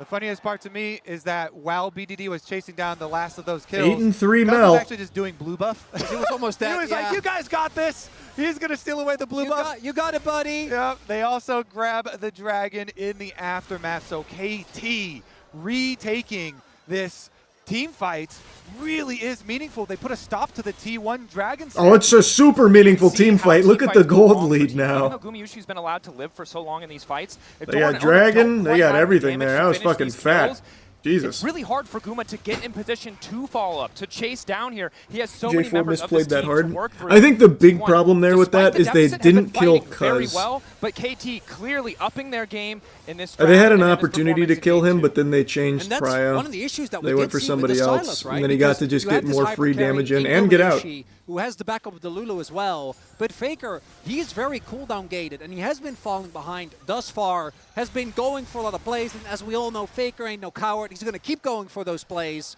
But he does need to line up with the rest of his team, and I think that his role, particularly as we get deeper into the game, needs to be one of a little bit more restrained, because the damage from Doran and Owner is Was Mel going to always in the become game, or less did they and add less her after relevant Arcane? as the game Added goes after on. Arcane. Gumayushi, the hope for T1 to carry a lot of the DPS for later on. I still think some of these looks from Faker have been good looks as far as the initial pick, but the counterplay from KT has been so good, especially in that last one, grabbing the extra kills. And now you're looking at BDD over a 2,000 individual gold lead and trying to create his death cap right now. As soon as BDD gets death cap, this Mel is already obliterating people. It is just going to delete members of T1. Already has that XP advantage too. And this is something that it's just going to make the game so difficult for T1 because, yes, diving on the Mel is good, but if you make one mistake, we've seen he's already able to turn these fights with his damage, and that number's only going to be going up. We're also seeing the lack of mid lane turret actually being really rough for T1, right? You need to play so much safer, especially because your support is Lulu. You don't really have the ability to just go in and face check, really easily regain control. You always need a bodyguard. You need someone to make sure. And this is for me also a great opportunity to really What shout time out is it for you? Perfect, 4 because I a.m., think baby. we've seen, as we highlighted, Prime gaming Rek'Sai hours. has been both great and very mediocre. I don't think thus far he has been able to find the backline access as Cousin Faker wants teammates going to take a glance at one another. Nothing's going to happen now. But the Otacon already taken by KT. Their next site's going to be on either the Baron in a minute or that Dragon. Second Drake for them. Coming up in about 2 minutes. Neither side at Soul Point quite yet, although T1 certainly would love to be set up for it, especially with that Sivir just continuing to scale. How durable those team members can become, but Baron, more important, 43 seconds, Perfect trying to push in this wave. A lot of damage to finish that tower up, and now makes it pretty easy. Meaning queue up for League after Worlds? Not immediately. He want a fist fight, he just tunnels away. I just hope that jungle Rek'Sai doesn't get nerfed for all this top lane Rek'Sai. This is what you have to accept. That was seeing from the pros. It's collateral damage, Kobe. Be happy that she's played, okay? Having a great time, I am. tunneling away, getting the turrets. That's how Kobe felt about Volibear, and then look what they did to Volibear. It got nerfed. You want to talk about it? I do not. What I want to talk about is what you guys brought up earlier, and it is the supporting cast for BDD on this team, because it is so heartwarming hearing the interviews from all of the KT members talking about how they want to perform well for Have you tried BDD League so Arena? that he Nah, can I only shine play the ranked. brightest. Peter especially talking about I don't play he for really pleasure. wants it for BDD because BDD deserves I it. play to So we've seen prove a lot of, myself. the Nico play, him still just getting off Nico ultimate as he's about to die, trying to get these setup plays. Those double roots between him and BDD have been very critical. Now, though, Doran is looking at Doctom. Doctom, unaware of the Scion, but knows that he has relative safety. Has to be careful about walking forward towards that brush. Oh, no. Perfectly placed and baited. Doctom, far too Uh-oh. confident. Doran lying in wait makes Scion look like an assassin here. Walks into the charged up Q, and that is the perfect play. Such a good sell there as well, but oh, KT, they're turning the tables on them. Quiet. Start. Do they know? Sneak. No. Quiet. Oh, no. I think Oh, they know. There you go. They're aware. Now they spot it, but how quickly are they taking it? It's a Mel with a death cap. We don't know. Look at where Owner is. Now ready to turn back, but still, Cuz continues to hit the target. BDD ready to clear the wave. Doran not afraid to walk up. He knows they don't really have the damage to finish the kill. Doran smells it. Cuz 9K, but he is determined to take this objective. The blast shield keeping him relatively Is this a healthy. smart play BDD here? poking off to the side. Gumayushi for now uncontested. Rebuttal already used. 4 seconds till Doctom is up and available, and he has the TP. I actually love this stall from KT. They're able to deny the soul point. Pulling away T1 Well, from that Dragon. that didn't even for cross my now. mind that it was Doran only is just gonna stall go them back off of for his Dragon. recall. He was the one with the watchful And eye. that's another staring thing that at them separates at me the from Baron. them. KT, though, as you say, they're going to teleport right down to that Dragon and start it themselves. And I think it makes sense that T1 gives it up, because looking at the spikes, Guma didn't have his eye, he just now finishes it, and BDD did have his death cap. So fighting just before, really your main hyper carry has that crucial throw item break point. Definitely not the right call, but it's really the confidence of KT to say, hey, you killed Doctom, that's fine, we're going to put some pressure. As he finishes the Serpent's Fang, which against Lulu and Scion, going to get a ton of value. And now we get to see the critical point. Can the Sivir with 3 items outplay this KT, dive plus Mel damage? Because Mel has very long range. Sivir, while she does do well in team fights later on and can ricochet and make use of Lulu very well, sometimes it is hard to play around longer range champions like Mel poke damage. You think we're going to get an Elder fight in this series? Have to be cognizant both of the in this engages series, from probably. In this the game, Nico, no. As well as dodging a lot of skill shots. And again, we're looking at Guma to be the difference. You Doctom's definitely, really been I kind of really would be silenced surprised by if the this somehow went to attention T1 Elder. paid to him by his own misstep in the mid lane. I think At 3 KT would items, have to matching really Sivir get isn't really very where you want to passive be on and the just Ezreal. fucking like Has gone fall for the asleep at the Serpent's wheel Fang, to let but in this the get to face of Elder. crit itemization, it's going to be so hard to match the damage that Sivir is bringing to the table. Everyone holding their breath for the next team fight to see if KT can turn this gold lead into a team fight victory for one of these critical objectives. Baron is on the map. Scuttle Crabs have transformed. They can pop this and then immediately clear out the rest of the vision and then try and draw T1 over. I love it when, we talk about these players, we're like, oh man, they're doing so, and then you look at the demo charts, and like, yeah, that tracks. This to me is a breaking point for the world's title. If KT are unable to actually take this game, you're going down 0-2 against the most successful org of all time. That's perfect. Will get spotted, but is Rek'Sai, so should be okay for now. But for KT, they haven't been able to really break the game. This gold lead has I think it was the highest, like maybe 4.5K. It's kind of been stymied, and it will all just come down to do you kill Guma, yes or no? And with both sums up, with a Scion, with a maybe defensive ult from Faker, if he can get that Nico ult, and Carrier, it's going to be easier said than done. 5K gold lead turned into Game 3K. one, going 2 to BDD 3K gonna need to gold lead, carry this game low 4.5, key. as you said. If that's I mean, that's not what the enough to announcer's close, talking about as well. The start to wonder caster if just any pointed lead that out really too. is. It T1 has have been not very played flawlessly. passive, Faker and Owner over pushing a bit. which is What's letting given them BDD farm this up, massive which is lead very on top good of, for their you know, comp. being able to play those sidelines Scion's so going to be well. super hard to kill. Now level 16 for BDD. He Sivir has the tools. He has is the just damage always to carry good. these fights. But can all of KT execute together? Because T1 thus far in the series have just been playing the team fights better. What are your thoughts on the fearless draft rules? I think it is the best thing to happen to League Esports. I was talking about that just a little bit ago. Fearless, I think, is amazing.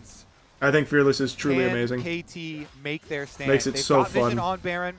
Currently, I believe we're just awaiting the Guardian Angel completions. It should be very similar for both Owner as well as Cuz, but it's just such a huge breakpoint for junglers, both of them being the heavy engage. And so then we'll get to see at the next Dragon the confrontation here, or if someone is able to maneuver some Vision around the Baron.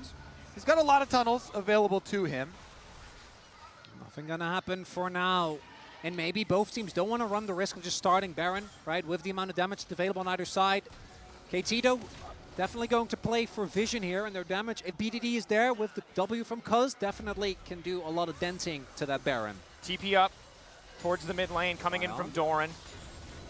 T1 seemingly ready and willing to force the fight here. They have bot push in their favor. They know Perfect must respond, so they have a brief window of opportunity to take control of the pit. Interesting breakpoint too, because Cuz finished this Guardian Angel, but Owner did not. So they have one extra life here for KT for the moment. Doesn't look like T1 are going to give them much just yet. And because of the lack of Oh yeah, it's late. It's real late. Just go for Baron. If the other one over-invests onto a Camtech Soul, I do think that this is one of those games where particularly T1 will get a crazy amount of value out of it. Both the shielding and the amount of help that's available, the healing, as Cuz walks in. We'll just steal away that buff. Takes the blue buff. Bot wave pushed in favor of KT. Top wave pushed in favor of T1. Docdom using the Ezreal ulti to try to get control of the wave, but the angle's a little bit off. Shouldn't matter too much. Mystic Shot still giving him the range advantage over Guma. No, he was aiming for Carrier in base. As he does get sniped by it. Well caught, Chronicler. Of course, and this is the point of the game where, as much as I would love to tell you that the center of your screen matters, this is really just about the mini-map. It's about the pushing waves. It's about who can find these little advantages. Good news for KT, getting that TP out of Doran, holding on to Perfect's TP for themselves, but they need to get more if they want to be favored in this fight. Yeah, I mean, their gold lead has been very slowly but surely dwindling over time here. Quite yet, as there is perfect vision set up and the waves are pushed, so KT should be feeling good about setting up this Dragon. Ooh, the Lord Doms just got completed by Guma as well. Big power boost here. 4-item Sivir. Sneaking it. Oh, they're calling the bluff. They know. Full committing. T1 now turning to Baron. They don't want to risk the contest here. Owner starting the objective. As you get into the fight, keep your eyes on the key carries, Guma and BDD. If either one falls, their team very likely to win the fight. Interrupt there. The Baron not very quick. Chemtech yeah, this is not going to work. Might just come down to the they don't have the damage for that. T1 tried to make the counterplay. It was a good idea, but they just didn't have the damage. Poke damage is really good from KT. The Too much double poke. range advantage we Wasn't talked about fast with enough. Ezreal. With the Mel here, finding a lot of success. The Serpent's Fang as well. And KT just called their bluff. They're like, normal teams, they see T1 start Baron, like, okay, we have to, because you know they'll commit. But KT, cognizant of the amount of damage that T1 has, and it's simply not enough, as the sole point of this Chemtech Soul now secured for KT. And really double value out of that, because not only Well, I was wrong. It looks like we are going to Elder. Pressure down on the opposite side of the map, and this is the map I that we saw really from thought KT was going to keep their foot on the gas and just try and end it before then. In the later stages, that said, T1 constantly on the hunt. I was wrong. That guy in chat was right. If KT make one tiny mistake, they're Let it be known. T1 now looking to pounce. Docdom in the river, but he is Ezreal. Docdom. Pass over the wall. Peter looking to make a play. Lock down onto Faker, looking to turn it back. Root is connected. Oh my God, Faker can't even play right the now. Seekers, the rest of T1 retreating. Perfect bind of space, and the tunnel over the wall. It's a heist. Jesus. He buys the time to take Faker down. Doran with a decimating smash. Peter on the chase. They'll only connect onto one, but it's enough to start the fight in their favor. Oh, that's but he's also GG. not able to do any damage. Damn, KT. Keeping it going. KT pushing Oh, is Mel into the ult jungle down? of T1, zoning them Wait, how away does Mel from the ult Baron work? as I they thought you set could their execute sights on there. that Red Bull Baron power play. They win the critical fight. They find Faker. They get the advantage. And Perfect is able to escape. Wait a second. BDD flash. Doran forced to flash back over the wall. Sidestep on the decimating smash. Peter there to cover. Guma can't push for anything else. Doran getting chunked out. That's the ulti to seal it. BDD going godlike. Guma alone in the mid lane. Objectives slowly falling. Owner zoned off. Perfect there with the knockup. Needs to lock That's it a big down. Owner's KT not gonna game. have a chance. KT, it takes some time, but they take down the Baron. In the last Mel game, just didn't KT have went stacks for for a it. couple of team If Mel fights, they executes didn't at a go certain their point, way, but the and stacks they have a didn't get timer. to play the Got it. video game. This time it's restraint. They're waiting patiently, find the opportunity that they needed, as it is the catch onto Faker that sets it all up. Exactly. The root into Vi combination gets his Zonias early. And then here, Perfect at the back. He This is actually one of the didn't get to best press a changes button. they made to He Red Side. literally After did not using get to your press a ult, your button. W just goes on a 1 second cooldown, so you can then Holy. use tunnel to escape. It adds so much more survivability to the champion. Being able to escape, and on the world stage, they show it. Then the rest of KT, after they took down Faker, they could push through for the chase. I love as well there, because maybe I think the rest of T1 could have gone for a play to try and save Faker if it wasn't for Peter also holding the angle there. You can't just walk past the Nico because Peter held his ult, and now the Red Bull Baron power play for KT, 8k, 9k gold lead here, 35 minutes in. Yeah. Incredibly far. I don't 4 really items, see has a bit of lifesteal, can clear an the out wave, here the for range, the T1. threat that KT can bring with the Ezreal, with They're not gonna be Mel able to get any from picks. BDD, 11, 3, and 3. Which is the 3,000 only win con individual right gold now, is lead. getting His some first kind of crazy competitive pick. game looking damn good. Faker going golden. The second the chains miss, he doesn't want to push for anything else. Ball break over the wall from Cuz, ready to go, but he's not going to overextend because the mid lane's already falling. KT taking their sweet time with this one, knowing that T1 have one shot to turn this back in their favor. It's just Guma. He's just a Sivir trying his best, but KT doesn't give him the opportunity to do any damage. Perfect continuing to push, has access to the tunnel to escape. He's just been a thorn in the side of this T1 lineup. So many Rek'Sais haven't been able to find this level of performance, but Perfect has been a nightmare for T1 to manage. Waiting now off on the side. Takes out the control ward. A single empowered cannon minion pushing as another wave stands behind KT, ready to Man, keep that the cannon siege minion going. is really... The siege is unrelenting. Dude, that was a fucking from hero. KT. That guy wouldn't The move. Baron buff still Eating buffing up everything. the cannon. The poke damage still coming through. Owner faking the engagement, throws down the flag, misses with the Q to ensure that he doesn't go too far forward. KT don't quite break open that bot lane inhibitor. Looks like instead they're going to base. They still have perfect timing here on the Baron. That sets up for the Chemtech Soul. That's what they're going to play towards. Mid lane inhibit, not the best one. Faker might actually get his death cap, which would be a colossal spike for him to get. I just don't know if they're going to have an opportunity to actually contest, as, again, Perfect to me has been playing on the edge of these engages so nicely this entire game. And the other thing to remember is that Faker had taken away Peter's ultimate in the previous fight. Now, of course, has access to the cease and desist. Now wants to make the play onto Perfect. Perfect able to get the Blast Cone out, that Mega Blast Cone, keeping him healthy. Man, the way Perfect is playing Rek'Sai is KT incredible. standing strong, poking T1 as they walk into this choke point. BDD waiting for some of those. Like, it feels like there's just cooldowns to be no used answer before he takes to a it. step forward. Mega Blast Cone getting 2 members of T1 over the wall. KT retreating back down to the bottom lane as Cuz starts the objective.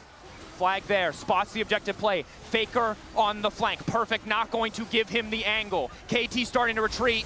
Starting to get forced backwards. Doran to kick things off. Peter to look for the interrupt. Faker using an ulti of his That own. was a He's stolen really away. good BDD play taking from another fight. Faker, Guma but it's down. not enough. Goes Guma. Cuz making it work, but Petey's owned away by Carrier, and all of KT now collapsing on the T1 support.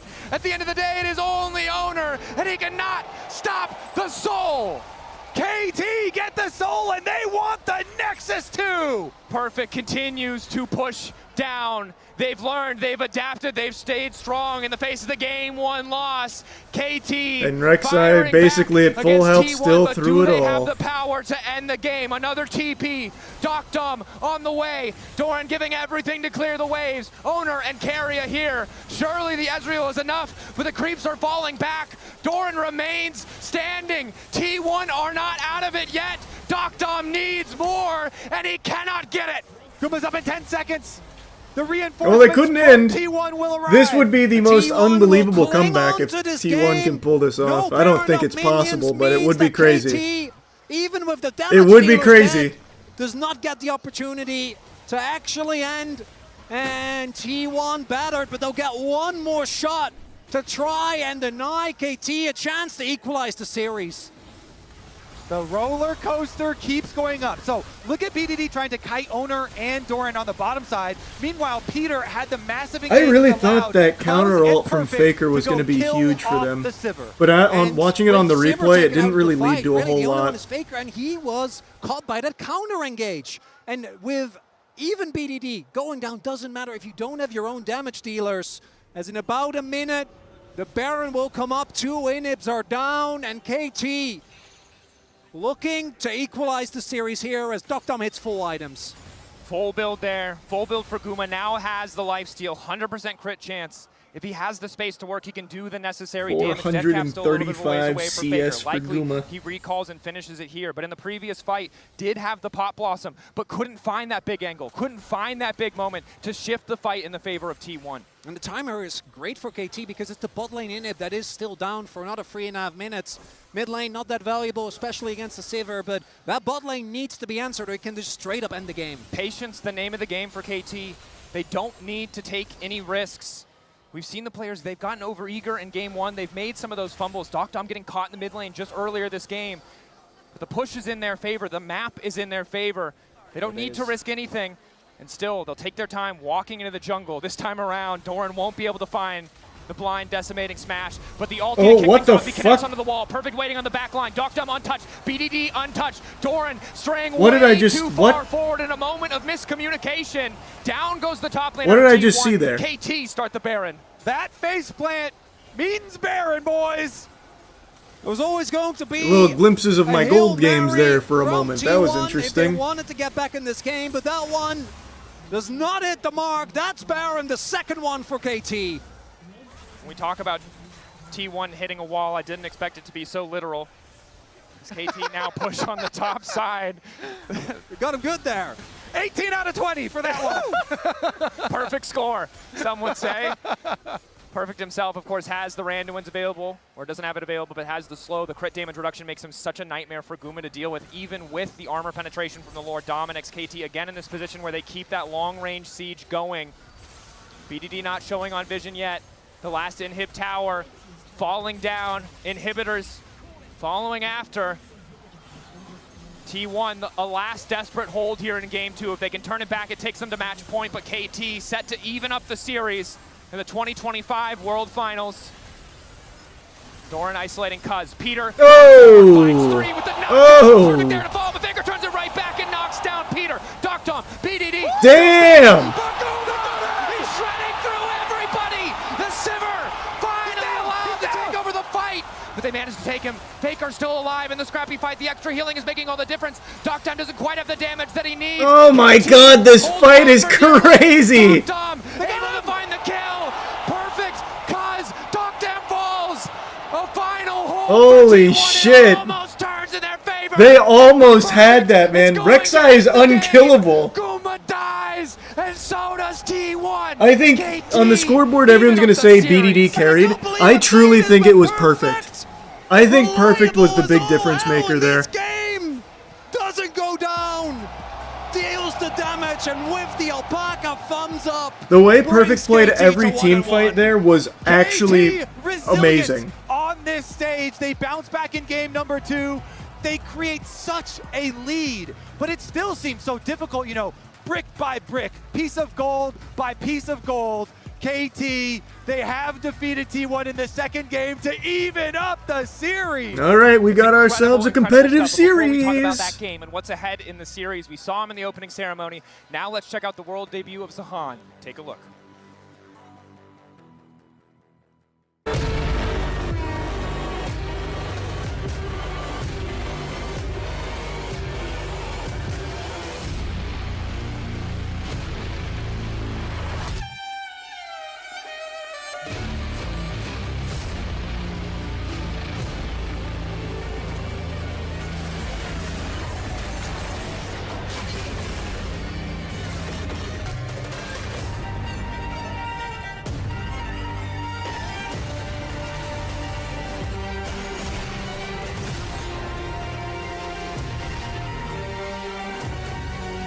World's champ is always OP.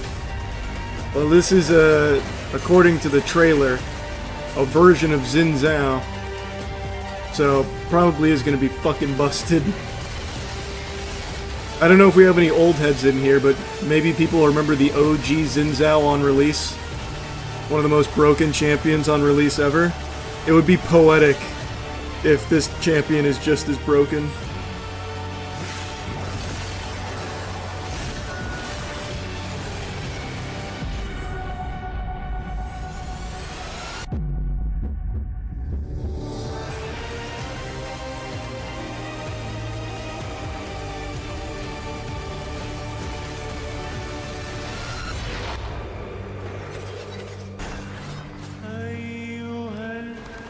Zahin is literally the old Aatrox with the revive Incredible passive. debut. Zahin just made his mark on the League of Legends universe. He has the revive and joining passive? me right now is Plurbus. I used to like that in Aatrox as old kid. Aatrox used to be trash, but that revive was always cute. Yearly catch up. Yeah, it's our one-on-one here. How are you doing? I'm great. Yeah, that match was incredible. I know. They're both in it. We're having a series. It's going to be great. I'm sorry you had to witness what a KT fan is live. Talking about what we've seen so far, the stage looks sick, the finals is sick. What did you think about the opening ceremony? I thought it was incredible. I mean, like, there was just everything kind of came together, right? And then the music and just the storytelling that we've been building up all year is fucking cool. All right, Paul, tell me, what was the vision? Can you behind say the US fucking in the So, League Worlds you know, as you can kind of broadcast? see, right, this whole theme's been building towards sacrifice. That's huge. And this kind of doing the right thing, this kind of moment where you have to be brave. And so that's very much a human moment. I think Zahen and Xin kind of coming together for that is all about this transformation. And we really wanted to create something that was awe-inspiring. You get one and just fuck kinda per get you in stream. the feels, and we're Like just a humbled to be able PG-13 to film. debut that to everybody here. I love hearing this. One of the big questions, though, whenever a champion is going to be released, is the speculations online. Where is it going to be played? What is the goal for this champion? Top Tell me lane, more about top the kit. lane. So That's this a guy's top a top lane. laner. Yeah. He's a fighter. He's a bruiser. I can and tell he's immediately just really from all that about fucking kit. auto-attacking. So the more he's auto-attacking, the more that damage is going to increase, the more he's going to be able to sustain. And that's very much of a Darkin. He's a kind of good guy Darkin. So he's still good, dangerous, and the more he gets up and close to you, the more he has chances to stay alive. He has a revive. So we're really excited about that. I think he's going to be a lot of fun and just bring something new to the space. When is it dropping live? PBE tomorrow. Okay. And then we're going to have him out on 25/23. 25.23. Exciting. Now, Paul, thank you for joining me. Before I let you go, do you have any closing thoughts for 25. the fans Oh, here in I India? don't know why I And thought he also was giving a maybe month. I was like, what the prediction. fuck is 1 that? and 1 The right fuck now. is What do you say? 25-23? All right. I want 5 games. I want to see KT stay hungry, right? Keep it calm, keep it cool, and then do what they got to do. But, you know, if T1 does what they do, we'll be fine with that too. But, you know, it's always nice to see some fresh faces do good work. Closing thoughts for the fans here? Who Just are Now I'd pick This has Xin been top such an lane incredible versus world. I've met Zahin. so many That's players cute. here in China, and they're You can so go mid with passionate Xin and still, lovely. can't And you? just, like, Isn't we're all Xin still bonded by decent this mid? League of Legends experience. It's been humbling. I love it. Paul, it was amazing catching up with you again. Enjoy this telecom war, and thank you so much. And that's all for us here for now. We will be right back for Game 3 in just a couple minutes. The telecom war is on. Let's see what happens. The Dragon starting to fall. Turn back from Faker as he catches out Doc Dom. Cuz there to try and peel, but it is too late. Owner moving in. A Cataclysm across the top side. Perfectly canceled. BDD flashing over the wall. Gumayushi still living. Perfect on the chase. Peter wants to fire back. Cuz running for the hills. 2 down on the side of T1. Maguma might be enough. Perfect. Gets the bite. Tears right through him, and now it's Owner picked off as well. KT fighting for their lives. BDD still standing, crucially. The extra damage. Doran set to fall. A double kill for the KT mid laner. And BDD That pick on Ez by Faker was such a good pick too. Too bad they lost the game. That's what I said. It seemed like such a good pick. I think the team fight was just played really poorly. To me, the big mistake was not killing Cuz. They switched targets. If they had finished off Cuz, I think they win that fight.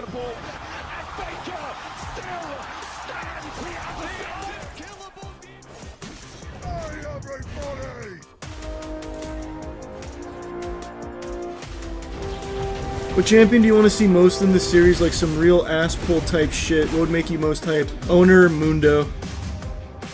Owner going on that Mundo again would be incredible. Demacia, now and forever.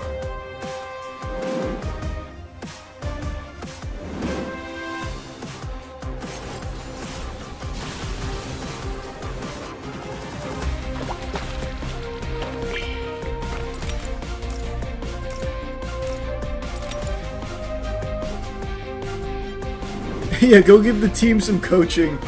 Yeah, patch me into T1 right now. Get me on the horn. I saw what went wrong. Also, the Doran Scion ult at the very end. That was no good. I know how to fix this.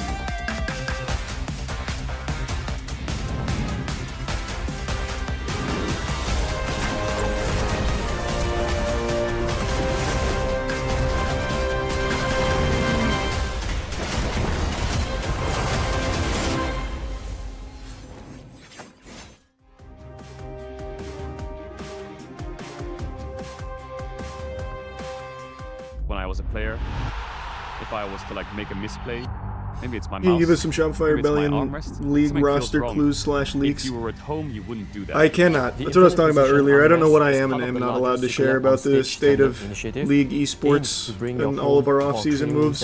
to the tournament stage. 이제 저뿐만 아니라 다른 선수들도 세팅을 더 원활하게. I can tell you that we are hungry. 편안할 때 더 강력한 플레이가 자연스럽게 나옵니다.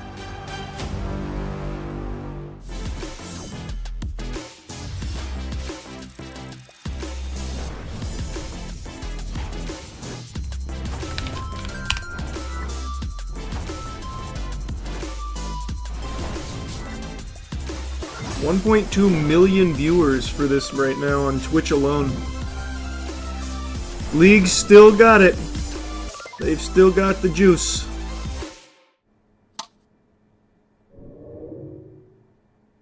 Red Bull gives you wings.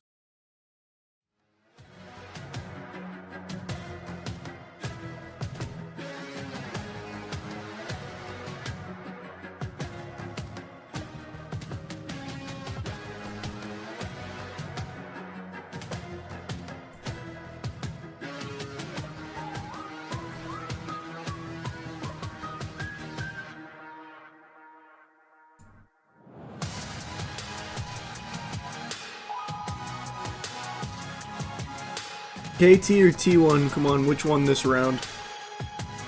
I don't know. My gut tells me T1's gonna bounce back like furiously, but I don't know. KT played a crazy game too there.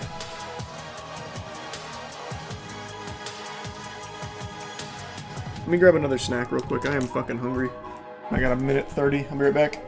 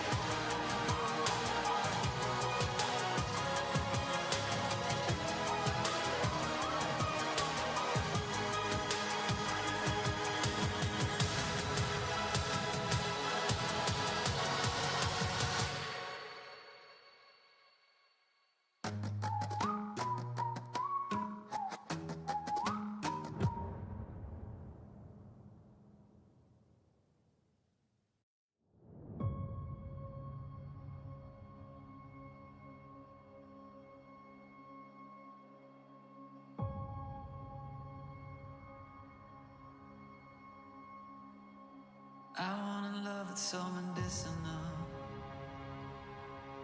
Gets me high just thinking about it. Get even higher when the two of us are in the same room. I want a love that's horticultural, plant magical, roots deeper than the two.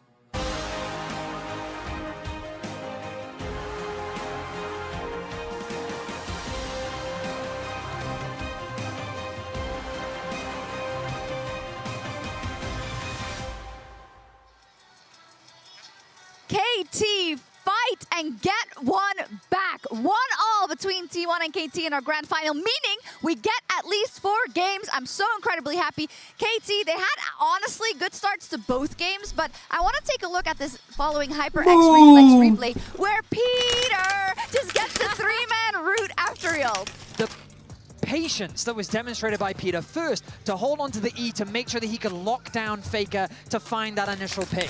But then keep track of this man as we follow up in the ensuing team fight, because he's going to utilize Doran to punish the backline of T1. Doran desperately trying to help his team escape, acting as that front line, and there the root gets the extended range, connects onto 2, which sets up for KT to run T1 down and win the deciding team fight of this game.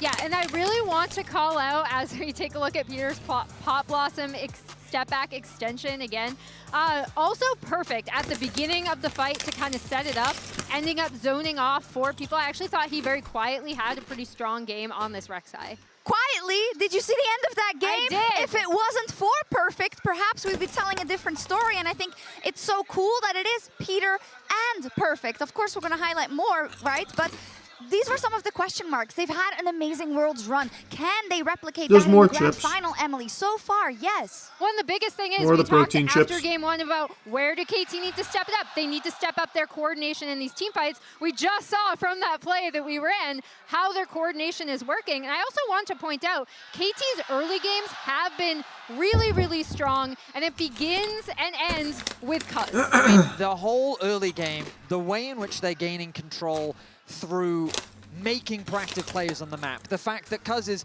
punishing everywhere across the board is really exciting to see, and it comes back to those players as well. We're seeing resources being given to Perfect in the top lane. We're seeing those ganks working alongside Peter to make early game action happen. And the fact that these players are If it stepping goes up to on 5, the does that biggest mean the stage, champs from there's all always the previous question 4 of games are nerves banned? in an Goddamn right it environment like does. this, especially playing against a team that's so experienced, that's so familiar with Fucking this awesome. stage. But again, it just feels like these players are as comfortable as they can be.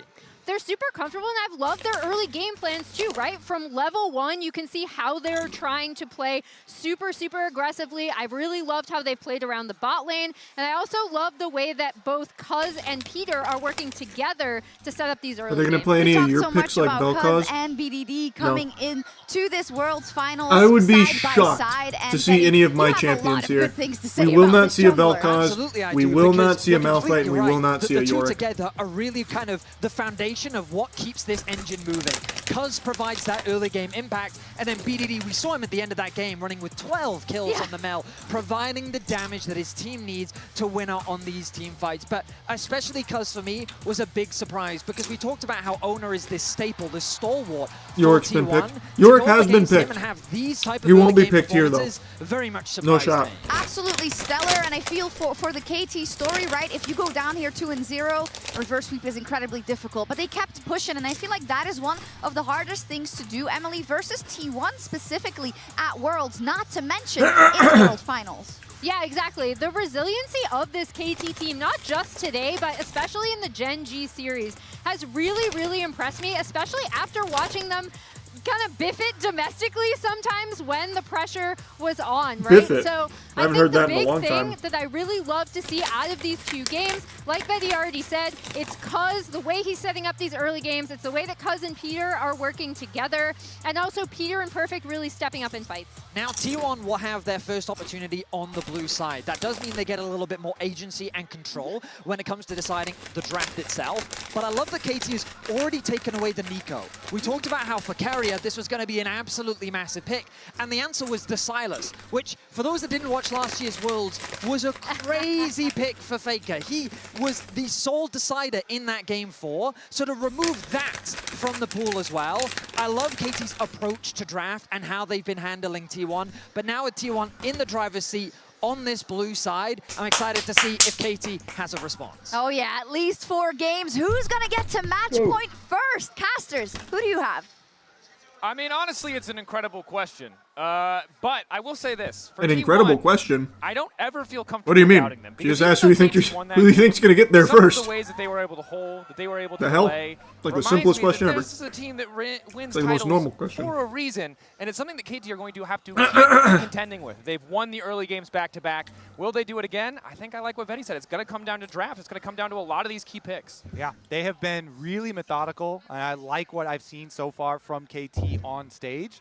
They were really controlled, and they had to be for I can't so say long signed in an that previous NDA. game, you know, standing the test of time there. That'd be what I'd say against if I a was a team like caster. T1 and being able to finish off that game. Yeah, no, I have no real perspective Coming on into this. the I series, signed there were an a couple NDA. of I'm not allowed to questions say. for me. One was, will Peter and Perfect be able to maintain their level? I think we can confidently say after the last game, yes, they very much can. And secondly, for T1, the things that have made this team as dominant as Worlds are still there. I think many of us, and I'm certain any KT fan, was clutching their heart as that base defense almost You're looking into the Riftbound felt like TCG? it turned the We play the tide, Riftbound like it could have TCG. been We enough even for have T1 a to video turn up it. on Skill Check. But the most consistent theme this series thus far. We got more coming. I like it. It's a good TCG. And I think a They have part of that huge is manufacturing the problems, laning though. presence of both Peter and Dokdom, and Owner really, thus far, getting out jungled by Cuz. And it's not just a good series from Cuz, it's a good tournament. It is a good long stretch here, I feel like, from him. So I'm excited to see what we get moving forward. There is a little bit as far as the reduction of champions for jungle pool, but he still has some pretty high priority ones. You know, the Trundle here is still a very big piece as far as affecting both jungle and top lane champion choices. I think Bard's And going to he's stay been really banned. good on that. Meanwhile, You think for KT's Owner, just he's got gonna some of the permaban specialty Bard? picks like the Nocturne as well. Imagine He gets T1's some going of to these permaban engaged Azir. picks with the cover of darkness with Nocturne and having full send compositions. So very interesting that T1 pick blue side. As we get deeper and deeper into Fearless, usually like games like 4 and 5, teams might start to pick red side because the power picks have dropped out due to Fearless. But still on game number 3, they feel very comfortable with what is up to go blue for the first pick. Yone remains banned. T1 will ban the Trundle, just as KT did Huh. on the blue side. And of course, Bard, not something you want to give to Keria. A lesson a lot of teams have had to Now they learn banned and Azir. sadly relearn. Keep it away from Not Faker. one, though, the KT won a second crack at. Yeah, I feel like we, in the LCK, learned that lesson better soon, as the Pantheon also going to get taken away, so Cuz getting a lot of respect here. Orianna first pick, potentially on the table. I'm looking at Renekton as well. Both these top laners are known Renekton? for it, not necessarily as a B1, but definitely as a high prio pick. Doesn't have a lot of bad matchups, at least for what we've seen thus far. Yunara open and will just get picked straight up. A champion that obviously we see more often than not banned. A champion that a lot of players Mundo! games on because it is so frequently banned. But now the Mundo being brought out for Damn, that means Cuz. Owner doesn't get to play it. Champions, Fuck. again, in the right draft against the right compositions, really can just take over. And it's going to make it a lot harder for T1 if they go for too much AP in the composition. But it seems pretty clear to me that T1's lessons from the previous game is, hey, our bot lane needs more powerful options. Yeah, Lulu, a solid champion in the context of the draft, but it's not the carry champion. Holy shit, they let Yunara through. Very different story. Yeah, Yunara's 100% pick ban. You do want to see That is kind right of surprising. There, that bot lane priority for T1 has resulted I wonder in why. very, very powerful picks for them. I'm very interested to see where KT go from this super tanky front line, though. You know, Mundo has been such a funny story at this Worlds, and all of the success that champion has had. We'll see about possible counters for jungle later on, and you get Doran with the Renekton that you talk about. This is also a very good takeaway from Perfect. Well, I was kind of wondering whether they wanted to give Perfect the Ornn, which is one of the counters we've seen into Renekton, where obviously early lane, you don't really have a lot to say, but with Grasp, you can actually trade pretty reliably, and you obviously outscale by a pretty insane degree. This is a prio pick for the core. Draft low-key already cooked. Level 1, obviously, in Ali It feels a little cooked. I'm not going to lie to you. Yeah, it does feel cooked. I also like getting Dokdom something with safety. But that's what we thought in the last game too, by the way. Well, I didn't think it was cooked. But I thought T1 had a stronger draft. But it ended up being like an extremely great comp for KT. Rek'Sai was doing unbelievable amounts of work and that Mel went ballistic. So I think KT might just be smarter than we are.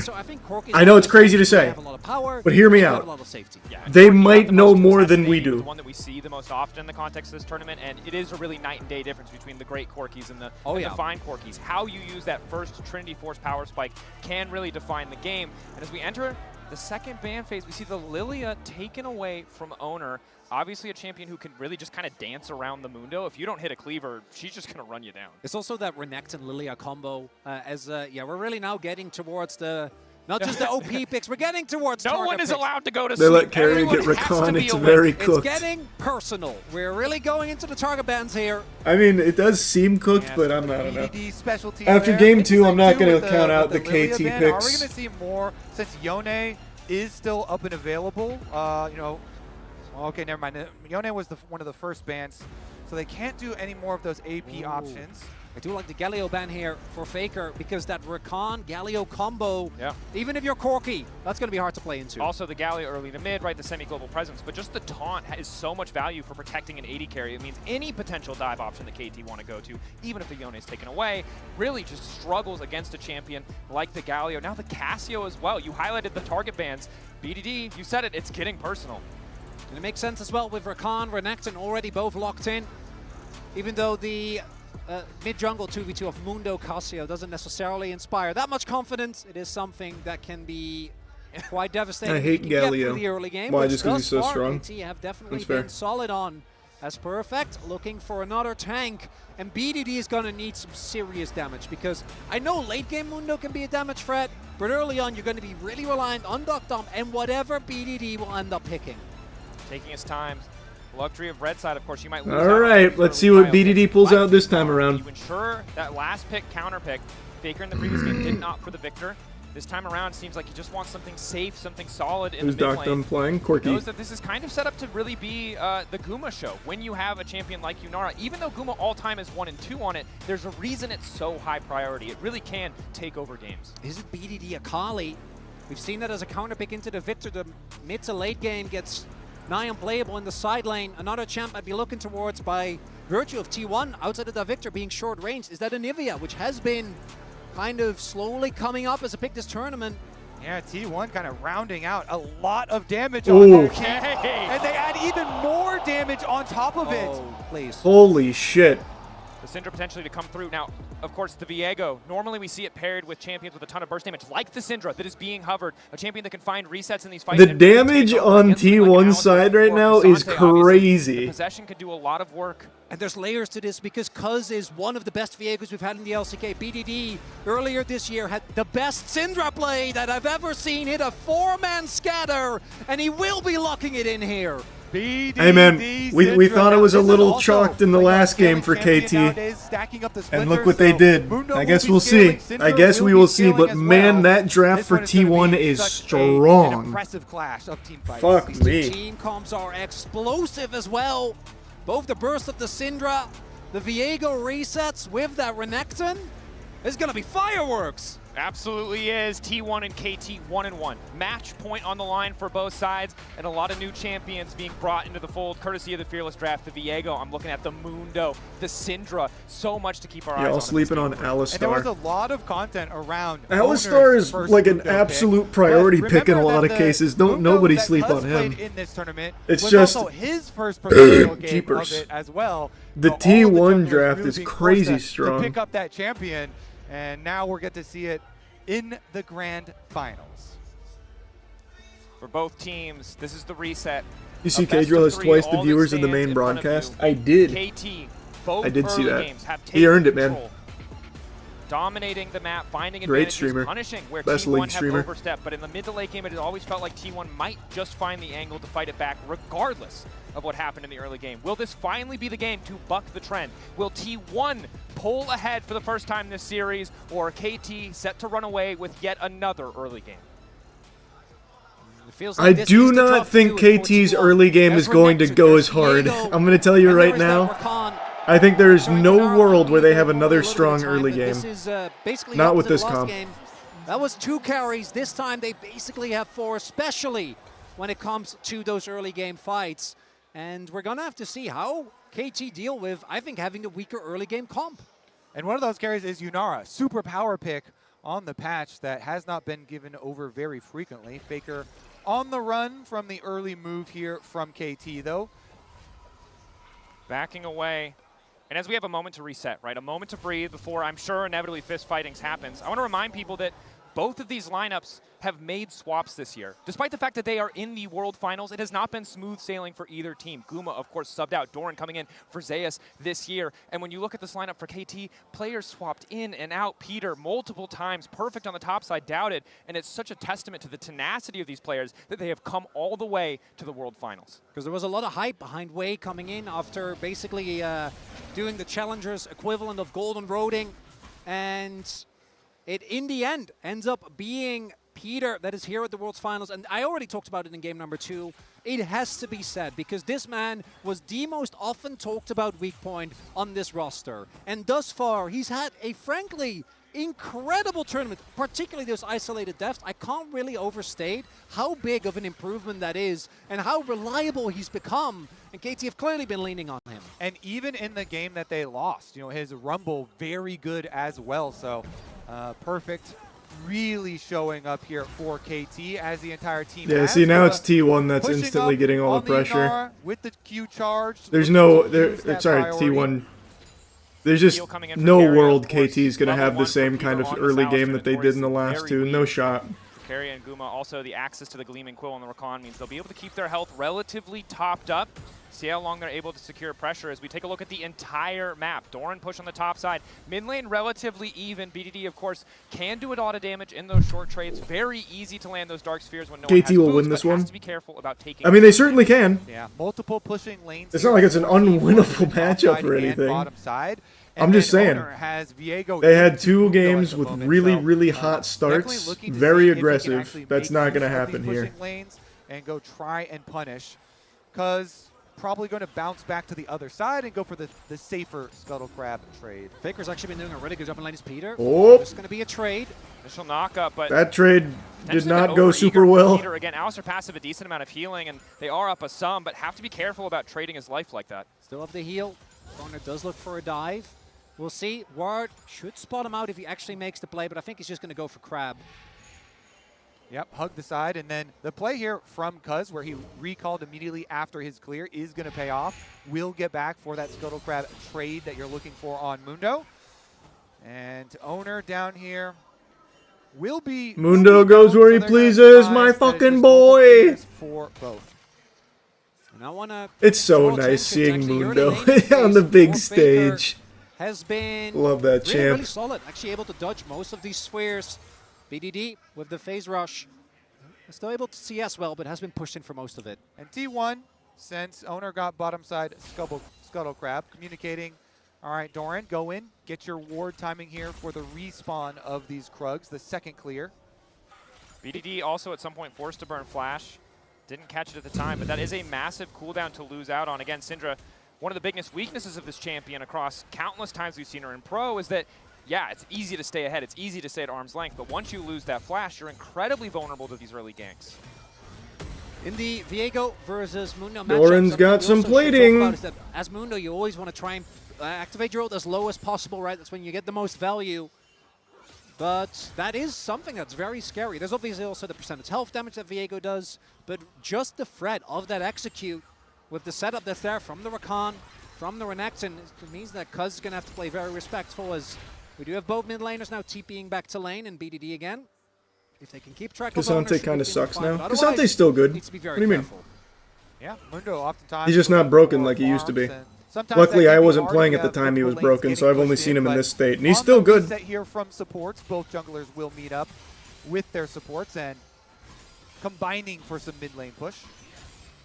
And for now in the early game, T1 holding on to a relatively small gold lead. Again, it's mostly Doran on the top side, although some of that can be mitigated as that wave is caught, and Gumayushi with a small lead over Dokdom on top of skidding the coal. Again, Corki, that first item, always quite terrifying. So slowing that down big for T1 in the context of these early game plays. Owner with the bot lane prio will be starting the Drake. And this is a big upgrade for T1. They were able to get early Drakes last game, but it's about the lanes, right? Because even though they got those Drakes, it did feel like KT was able to, again, set up these early gold leads. Cuz maybe doing some poking, but I don't think an actual contest is in the works here. As long as he has his passive Peter up, is. he's not too worried. Hex Drake down. BDD Oh! waiting in the darkness. Multi-man. The CC layering is there. Doctum on the way in, but he's only level 4. Owner now running for his life. Forced to flash away. Ulti comes out from Faker. He doesn't have a lot of mana left. The Dark Sphere hitting, slowing Faker down. The chase coming through, but they really don't have what they need. Ulti there. His power unleashed. The weak scattered, and first blood for KT. BDD Syndra finds it, and they do get the first blood. Doctum It going to does take BDD the is a actual kill and nightmare gets the for money into the T1. Corki to fund his Trinity Force. And the Syndra is a BDD classic for a reason. He's been known for mastery on this champion for a very long time. That was really good from Peter. And I'm all kinda thanks to the shocked. I Peter really did play not there. think that KT Alistar, man. necessarily had the angle there, but The it's fucking confidence they've shown classics. so far. Now T1 not going to be too bothered by this. We do have Doran immediately trying to apply pressure. They were able to get the Drake as well, so trade for a kill. Not the end of the world. It went to Corki. Oh, I thought it. Wait, I Walks thought him down, BDD got it. Waits for his E to come back up.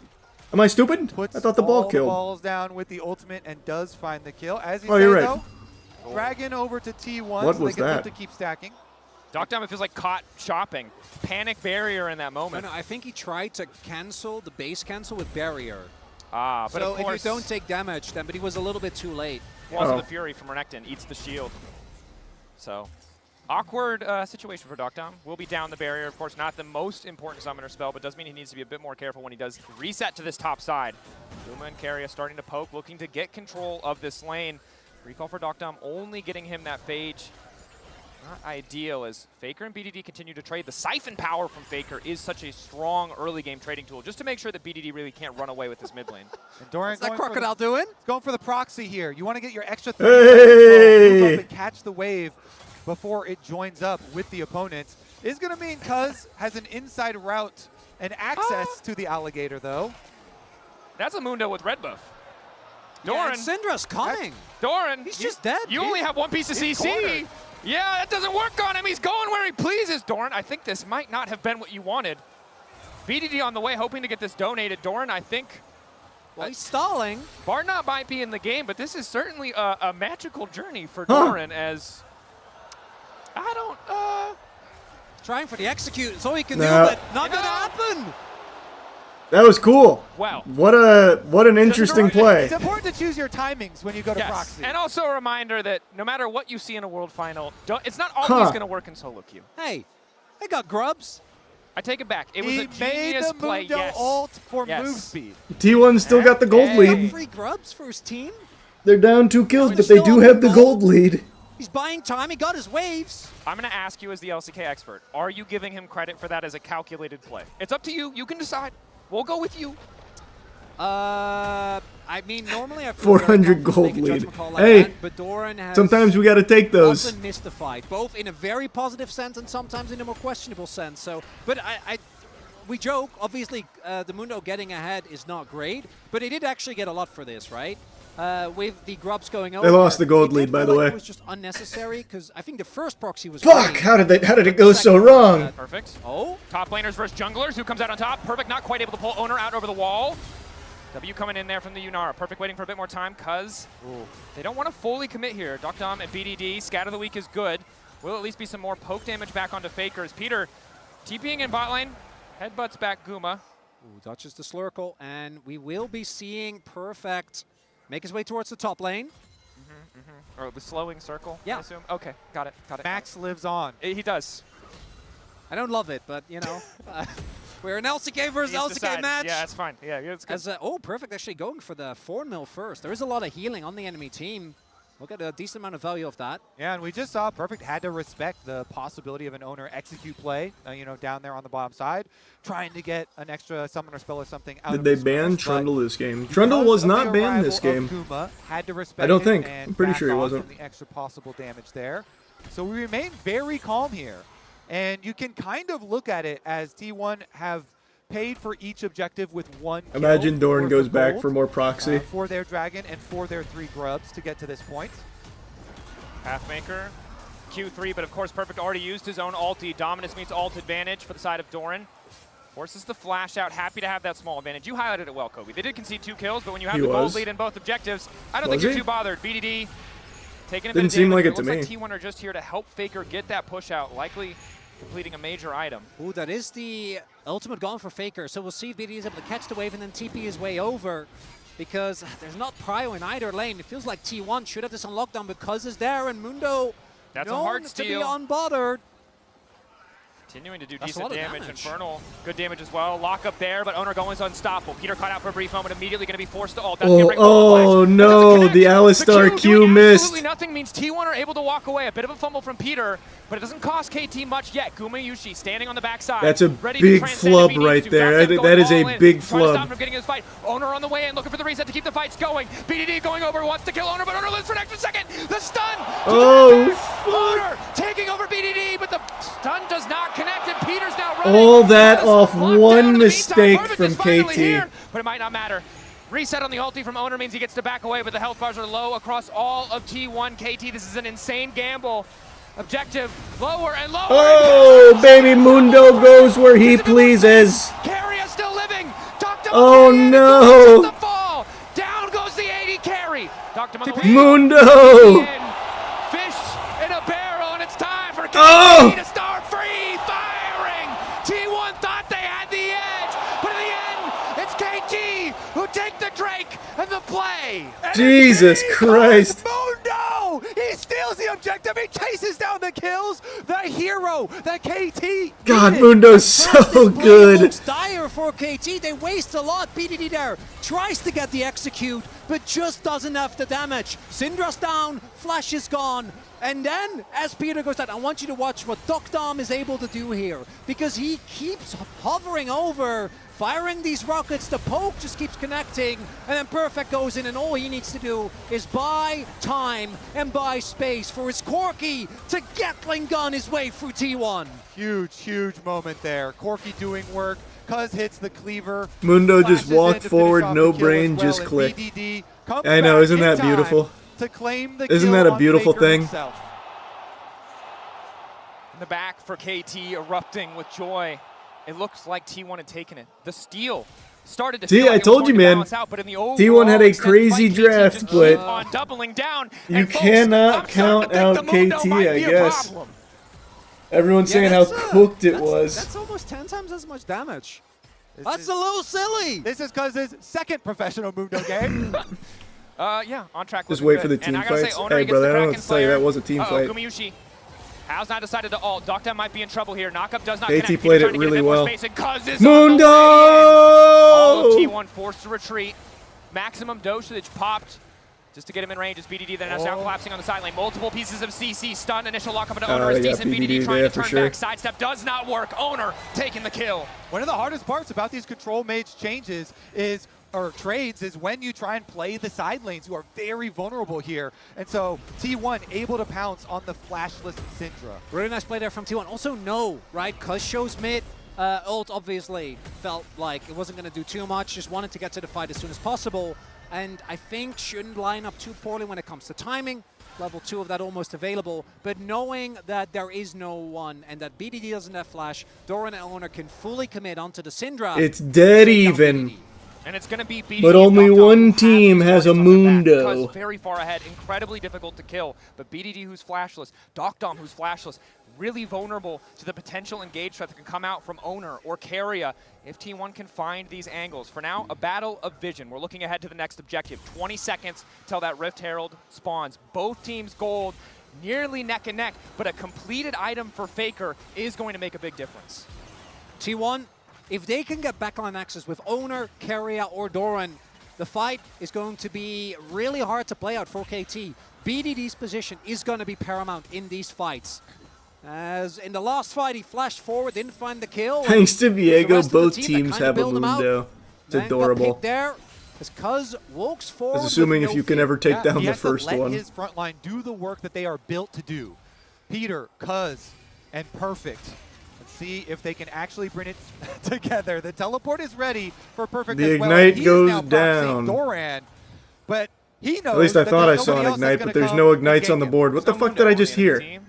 Skyer's Bloom used as well just to. Am I on the crack pipe? Did I not just hear an In Ignite? favor of KT means that they're going to get first setup on the Herald. Now there is still vision here from T1 if they do opt to Spellbook. contest. Oh, there's the TP. There's the flank. TP from behind, flashing forward. Carry's gonna find the knock on the Doctor, but Peter beautifully stopping the initial engage. Doran from behind, though, more than enough to knock down that 80 carry. KT running. Huge TP flank. What? It turns into more. Peter flash out. Ooh. Reset from Owner. Unstoppable for a moment. Owner setting up for the angle, but he's not going to overcommit. Reset on the ulti. Taking him out as T1 start the objective. Okay. And a big mistake there from that was huge from T1. KT support. Dokdom getting caught. That's just a good play. Nice flank there from T1, but then Peter stepping forward and cousin BDD trying to look for a kill on the opposite end. But with any of these Viego compositions, if you get the first kill, they just feel so good as Keria sets up the play here, and Dokdom has nowhere to go. And man, that deep ward Why did value Peter that step allows back in Doran after this to here? teleport in for the flank, What was he looking for right there? incredible. And Peter, that cow is in the wrong area. Definitely was. You could see how he had I wonder a what the hope, a plan glimmer of was. hope. He peeled 2 people, but when the third comes in, when it's Doran on that flank to seal the deal on the kill, to make sure that they get more out of that play. And gentlemen, Gumayushi, the one who's getting so much of this money, he's the one who's starting to get scary. And unlike the Sivir, this is a champion that I think has the mobility, the tools to really start taking over. You can see he's already getting the confidence to just step right up into Dokdom's face, even in the face of that Trinity Force. And Dragon is going to be picked up here by KT. Camtech definitely high value, but you do give up the topside turret. This gold lead for T1 getting larger and larger as Keria not sitting on Peter, Smite. Hex Flash, Pulverize. Oh, Keria baby. back over the wall, and here comes Dokdom. Down goes Keria. A little bonus kill on top of the Drake, certainly nice to have. I don't know what he was thinking. He doesn't have Smite. His team is playing the cross map. Not really a reason to try and fish there. Doran spotted. Eyes on the scout of the week. QE not going to work. Nice, big Mundo Cleaver. Hitting like a truck. Doran very likely to just have to concede this tower. So KT get the Drake, they get a kill. The redemption now used as well, and it's on Doran to instantly delete this wave. It's working out well so far, but can he keep his life? TP's coming in from the side of T1, but it's just Faker and Guma off to the side. They don't have the tools to keep the fight going. KT going to respond. All of T1 now retreating. KT still winning out, still coming out on top, but in the mid lane, it's the Herald that's been used. T1 going to try to transition into breaking down the mid lane tier 1, and it's yet another TP in the sequence of play. BDD wants to deny it. Scatter to clear out the rest of the wave. It'll be a chunk of damage, but the tier 1 will not drop. Nicely done by KT to parlay that pick into an extra kill. They've got Cuz, they've got Mundo. He can tank up that tower. They go for the dive. They make the play very nicely and very quickly. And we do see the gold lead has now evaporated. Basically reduced to nothing. Was 2K just a little bit ago, and I don't want to see a Mundo and Cassante with Camtech Soul. That's too much, man. That truly will be too tanky to take down. Honestly, though, Keria, like you were talking about, sniffing around the dragon, and KT actually turned that pick onto him. Mundo Q doing more damage than Nasus Q at 500 stacks. See if they can Hey man, forward, though. Faker in the that's side Mundo, lane, baby. trying to He's keep earned the it. pressure up. And it's really interesting me looking at scaling in this game, because I think the Yunara, the Victor obviously scale great, but when you look at the raw 5v5 power of particularly that Mundo, that Syndra, that I get Alistar Mundo can be combo, strong, but is it good I enough think we're against seeing Yunara T1 and Victor? really We're about to hard-forced find out, I plays guess. Because they don't necessarily feel confident. I think it's Personally, I think fights, so. right? Sure. If you ever get the pick, if you can ever start, particularly with this build from Owner, get that early execute, because he has so much damage available, but you're front to back, trying to get past these big beefy targets down the line might become a problem, especially if they keep stacking dragons. I mean, definitely could be, right? You're waiting for Guma to get more damage under his belt. You're waiting for Owner and Guma to be able to do work with these double Kraken Slayers, but they're so reliant on these major cooldowns. And if Perfect and Cuz are still standing when those ultimates are gone, that team fight is not going to go in your favor. It's 6 seconds now to the Otacon. We're looking at the bottom side of the map. The push in bot lane You're for rooting now for is T1 in or for favor Mundo? of KT. I'm rooting for a good series. I want to see T1 win, but I want a good Doing well. series. 2 items on Which their so far carry, we're Guma getting. holding on to a small lead despite the catastrophic earlier fight. But it's KT looking to potentially start the major objective. Keria, to me, has to be the difference maker. He's the one that is the initiation tool. This time there is no flank ward, so Doran can't quite find an angle as easily as he did in the last one. So Keria has to do a lot of heavy lifting. Has the sums available, but so do the carries of And KT. look at the lane allocation here. because BDD. Damn, if he hit that cleaver. Top wave was actually catching it. So T1. Damn, if he hit any of these cleavers. That information, knowing it's going to take BDD nice! a while to walk to this area. Owner though is taking a significant amount of damage from the Otacon as well as getting shredded from it here. So KT feel like they are fine. KT will have to respect Doran. You highlighted it well. Perfect needs a bit more time for his TP to come back off cooldown. So KT might just try to draw this out, just try to delay T1 a bit, threaten the objective to give themselves the time they need. And I think the good news for KT is Peter, Cuz, these frontliners really hard to catch out. The passive from Mundo makes it so impossible for T1 to land a single piece of CC. And the Unbreakable from Peter also means that even if they see one of these isolated members, it might not be the right choice to go in as Perfect and Doran continue to fistfight. Perfect, of course, doesn't have TP and wants to make sure that Doran can't get out of here. Going all out in the middle, Pathmaker hitting the Q3 does not connect crucially, so Doran will walk away, but he walks away ultless. He actually got the W there on the Renekton Ruthless Predator, I'm pretty sure, so didn't get stunned. Wins that trade handily, also presses tab most likely, and it's like, I have a Thornmail and a Jack Shows. Good luck, buddy. Starrick's now done for Doran, though. That is a big cooldown. That will give this Renekton a lot of power, but not having the ultimate, that dominance available. A lot of dancing around the Otacon. To not be too big of a hindrance. We'll have to see as Keria, again, trying to set up some vision here. Keria has made countless plays to bring T1 Cleaver. to this point. Oh wow! Champion with so much agency, but again, it's I don't know where he was looking for. Oh, was so much healing. Cleaver. KT's zoning away T1 while BDD pushes the wave. One of those is gonna hit. Everybody on two I know it will. Basically, looking for the setup. Now T1 continuing Bang. to they're headed, but they really don't have control of the waves. They're waiting for Guma to push out mid lane, but they really need to respect the engaged threat range. Let it be known, Cuz never misses 5 cleavers in a row. Devastating. Whoop. Gumayushi without a cleanse effect to his name. The rewards for this team fight are so huge because Otacon and the Dragon both on this side. He's using them like wards. If you win It's this a fight, tactic, you might not just actually. get Dragon, you might get Otacon as well. We'll see T1 might give up the Drake and then play for the objective instead. Perfect. Owner lurking in the darkness. Perfect unstoppable for a brief moment. T1 happy to have the poke chipping away at that health bar. Oh, they're pincering them. KT losing control of that Tri-Brush is big. Scatter going wide, also massive. It's a huge cooldown at this point in the game. Perfect over the wall. Wow. Knocks back Guma. Redemption going down. Cuz holding on to the maximum dosage as long Man, as he can. Peter going from the top turnbuckle. 5K on the Drake. You can't milk those. Eyes on Peter, the Alistair to make the play as Faker tries to zone away. There it is. KT Yep, and yep, Peter yep. in the clutch. Scatter to fall, but the fall of damage is not there. But Doran just made a huge play there to save Faker. Doran cannot get into the back line. KT managed to find the initial kill as part Oh. of the pop off. Guma missing completely. Perfect with the solo kill. Cost T1 everything. He flushes into the wall, and that might be the And Mundo goes where he pleases. Cuz continuing to go where he damn well pleases. T1 forced back. The tier 1 tower starting to fall. Otacon already getting started by the remaining members of T1. Peter waiting as well. A critical team fight for KT. They don't care about losing that Dragon because they get the gold and they get the Otacon in the aftermath. I think that was critical that T1 made split calls here. Look, they don't have Viego damage with their dive. So Owner finishes the Dragon, but look at Keria. He goes with Doran. So Keria and Doran dive the back line. Both knocked them. That was a really good play but from Doran. They It just have wasn't their burst enough. damage there with them. As we see score in the coaching staff, I think they I think Doran's just a little too far behind for that to work. So you have to pull the trigger. Doran tries to salvage the play. I think in the moment that's the right call, but without Guma or Owner, you just don't have the damage to kill that Corki. And Perfect comes up huge once again on the Cassante, and he even survives the play. Feels, again, like a breakout performance. No doubt the highest level we've ever seen him at. And the big thing is here, by winning that Otacon, you get more XP, you get those flowers, which is so crucial for this Syndra who's crossed. Man, I really think in these last 2 games, Perfect has been the unsung hero. Every time you level up, Like, yeah, BDD's stat line in the last game was crazy with Mel, but most of those plays were only possible because of Perfect on Rek'Sai.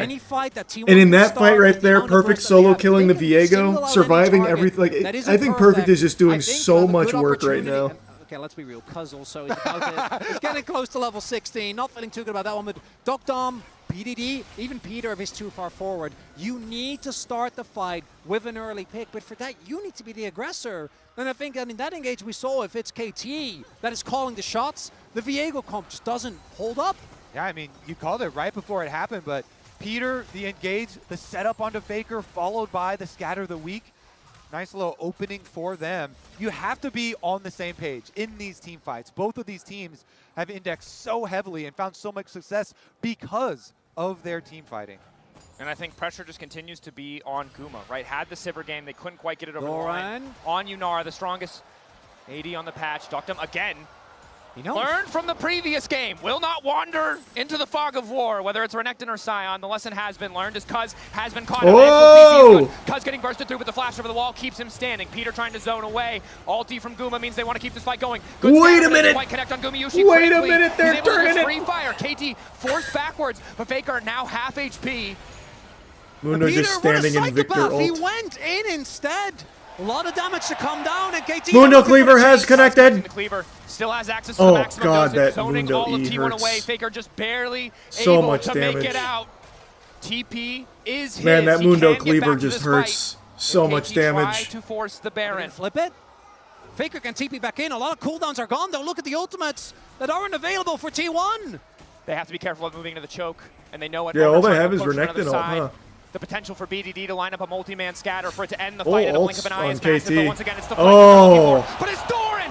Oh! BDD unleashing his power! Cuz using the maximum dosage as KT start to push into Gumayushi. He's ultless, he's helpless, there's nothing he can do! Mundo pushing further and further into T1. God damn, I'm telling you. KT are doing it! The stun from BDD right onto It was a Renekton as he's crazy trying to draft move from the T1, wall. but BDD KT's stuns draft him picks just they're as he working. dashes, They're and the playing so reward well. might be Baron. There is still the opportunity for steal. Owners there. He doesn't have his ultimate though. Flash about to come up. If they don't steal this, KT might set up for a soul point as well. Teleport. Coming in from BDD, well called.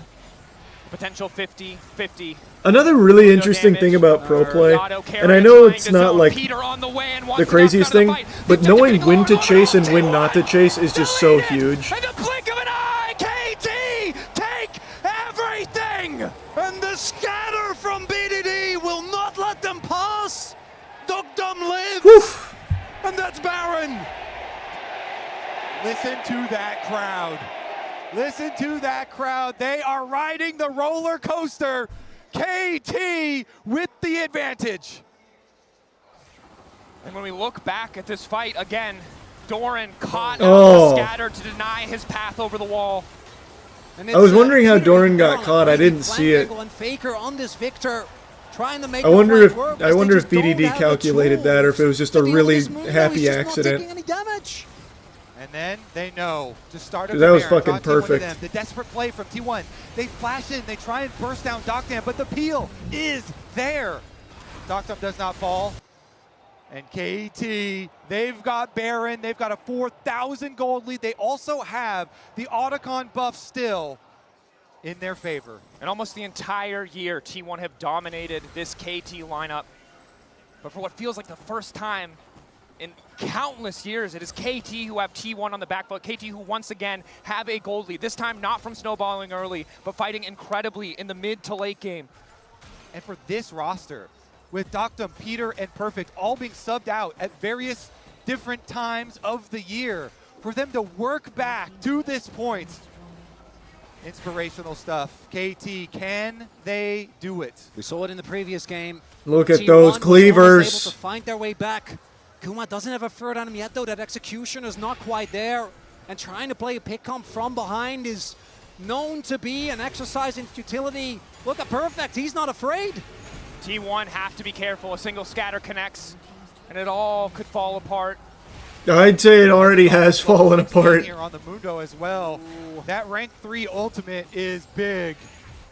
Splinter's almost maxed out as well. That AP steroid, an additional 15%, as if BDD wasn't doing enough already. Only 3 away now. It's level 16 for both mid laners.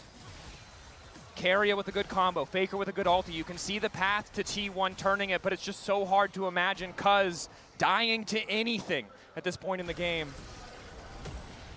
And the BDD, 3 items done. 10 stack Dark Seal, slow and steady. as this bot lane inhib certain to fall. You see T1 as well. They're accepting Yeah, they can't do anything Doran there. maybe trying to trade an inner and top. Cuz just getting a crab for his efforts, as now the free item spikes have been hit for Faker, for Owner, and for Guma. Peter. KT waiting off to the side. Get out of there, T1 seeing Alistar. opportunity. Doran continuing to push on the You top. can't T1 milk wanted to those. keep KT around, deny these resets. But there's no real major Oh, advantage. Jesus, Faker Peter. Caught out by Peter. Cuz on the way in, but nothing's going to come from it. Ulti goes from Faker, and Peter's just going to walk away. Again, no major objectives, so it's not a big deal, but T1 have to be careful. I love that. I love that. Doesn't want to go down, and T1, if they had a flank ward, if they had the bot lane turret taken down, maybe there's an opportunity, but that one is still standing 31 minutes in. And during their defense, T1 are able to get the top side secondary tower for Doran in addition to the red buff, plus this outer tower as well. So a little bit of gold back in their favor, but KT, they stand just 2 minutes away from a Dragon Soul arrival. That fight will be critical. Yeah, that's Cuz level 16, and that's a Cassante. That's You didn't want to add anything? too much You didn't want to add power. anything? No, It was just Cassante? No. I did need to add more. You guys both know. Yeah, refer to Showmaker. Yeah. For the rest of the description of that champion. Perfect And honestly, World Finals that is MVP. What is this immense timeline? tanky front line that KT have to their If the advantage. series ended right now, Plus Peter I would House definitely say Gage Perfect is is here Finals with the MVP. Alistar I think he that has KT are played going to try and use. incredibly Once well. they draw T1 over to the Dragon I Soul, think it'll probably go to BDD though. But me personally, I think it'd be perfect. I really, really, really think he has been basically the reason that everyone's been able to shine on KT in all these fights. Will almost be up. BDD and his team also have the benefit of getting to choose. They can just play for Baron. They don't have to care about the Dragon, so it'll just be Soul Point. But with Guma approaching his 4th item, maybe this Yunara can do some magic. T1 have found themselves in deficits in a game like this. It was the 3 of us. JDG looked like they had them on the ropes, and they found the comeback as the TP comes in. Oh, they're gonna go all in on Perfect. This might be it. This might be their opportunity for a pick. Already used means that Perfect is in trouble. KT's pathing though. Oh my God. Perfect on his way out. It's not the Rex side, but once again, it feels like he's going to escape. All of KT. Yep, KT's gonna get there in time. Doran as Perfect flashes out to safety. That's the ulti used by Guma. KT pulling back, keeping Perfect alive. Doran wants Oh, Doran though. Let's go, T1 making it happen. Guma fails the flash. It stops the fight from going through. Doran getting whittled down, and in the end, it's Cuz again. Oh, Faker. He's gonna clean it up. Peter with the CC. Oh no, he's going on Cuz. KT holding on as T1 in the end. Oh, but Mundo goes where he pleases. But Mundo goes where he pleases. The scrap Faker trying to chase down the extra kill, but so Oh, I love that champion so much when he's not on the enemy team. Jungler for KT is up, Cuz he is unbothered. He's about to secure them. That Chemtech Soul. 7-0 and 6. A back and forth fight. It felt like that. T1 magic was coming through. All right. So they get the flash stun to get the burst damage on it, Chronicler. But this fight gets so scrappy as you see the carries that are still left up. Man. Finishes off of Doran, but then Faker I thought Faker is was able gonna to get the clean up shutdown. here. But it's the deficit that they're in that makes that close. In a normal situation, that catch just ends it. BDD will get caught as the Baron is surely in the eyes of KT on the precipice of match point. If those fights are coming down to that low of health bars, now with a Chemtech Soul, so difficult here for T1 to finish off kills this time around. Let's see it. The setup though, BDD throws the Scuttle Crab away. He knows it's a little bit dangerous at the It's not an unwinnable deficit or anything for T1 though. Any misstep. Like it has been like all KT, but it's important that you look at the gold here. It's not like unwinnable or out of control. It's just everything's. And now that's what the casters are saying. They're stream sniping my comms. The power of this Chemtech with the Cassante and a Mundo is a terrifying prospect for T1 to contend. But having Soul is going to be very fucking hard. It's going to be really difficult for them to buy the time for him to actually get that because KT can just threaten this Baron. You keep the map dark. You threaten T1 constantly. Don't allow Gumayusi any time to farm, to catch up. They spot it now. Baron getting lower. T1 can't afford to let this get away from them. Peter just using the Hex Flash as all of T1 start to move in. Double Randuins to slow the approach of T1 if they need. It might come down to the 50-50. Peter trying to spot Owner. They're already just poked out so much. No smite for either support even with the Spellbook as T1 getting forced backwards. Maximum dosage still there for Cuz, crucially.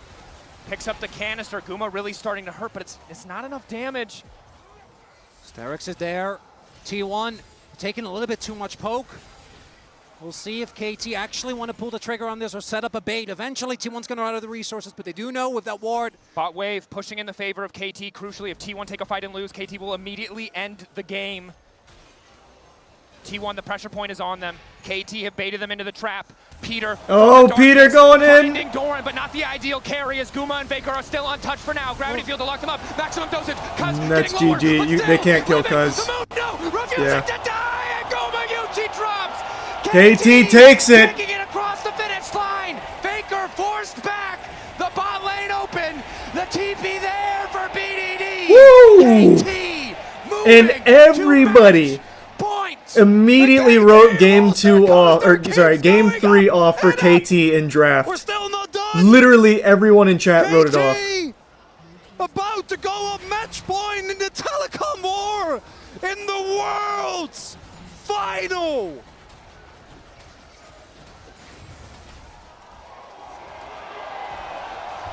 KT's looking pretty fucking scary. Of dominance when it started, and people doubted the quality of their opposition, and then they beat Gen G, and now they're taking T1 to Match point. KT monstrous in Worlds 2025. Match Let's see what point. the AD has to say about it.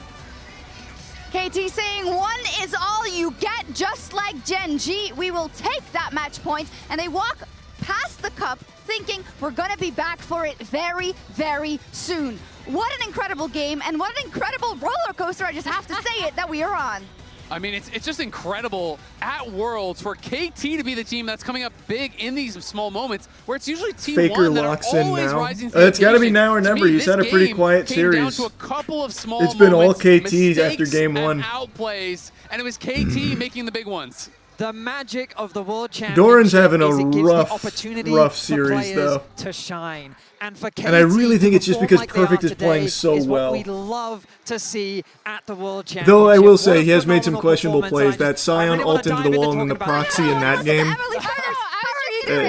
Doran has made some very interesting calls. Okay. I think the most important thing to me, though, is that it's not like KT have been flawless, right? They have made mistakes. It's more about how they then deal with it. How, like, especially like Peter makes a mistake on the Alistar, then he ends up being super clutch in a later fight. I feel like every single person on KT has kind of taken turns really stepping up in a lot of places, and that has made a difference. Yeah, their early games have been great overall. And Mundo. we gotta talk about this Swag. Mundo. We have to talk about it, right? I think it's become one of the most contentious and important picks in all of the World Championship. I absolutely agree. I think it was a great pick in this game. Cuz played it excellently. You could see in the later stages, they just had no answer for it. Yeah, they had no answer for it, and one thing I did want to point out, despite the fact that T1 did have the early lead in this specific game, we'd previously covered KT's early games, KT has been scrapping a lot early. That was the 100% warfare stat was the feat of warfare, and I love to see this coming out of KT, just that kind of aggression. You should start the Mundo jungle now.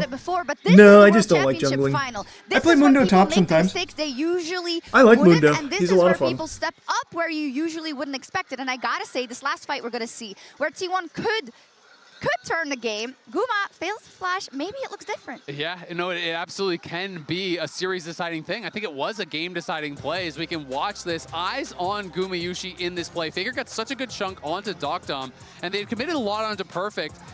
Doran decides, you know what, we're going to go for it. He flashes over the wall. They get this great engage. They do get the shutdown, but look at Guma here. Steps back, then tries the flash over the wall. Doesn't get over. And as a result, he is out of the fight for such a long time. The ulti is expiring. Imagine if he is there with all these low health bars. T1 probably get that kill, probably take the dragon. I did not notice that failed The beauty of this flash. fight is it showcases not only the resilience Yikes. of T1, the fact that in these environments they still constantly look for opportunities, constantly look for ways to flip the games, but the fact that KT weathers that pressure, and while it is in conjunction with key mistakes that we're seeing from T1, the fact that KT is able to find these opportunities and punish the mistakes, is a testament to how well they've been playing. It absolutely is, and teams haven't been able to do it for 3 years. How is it KT that's doing it, Emily? I don't know.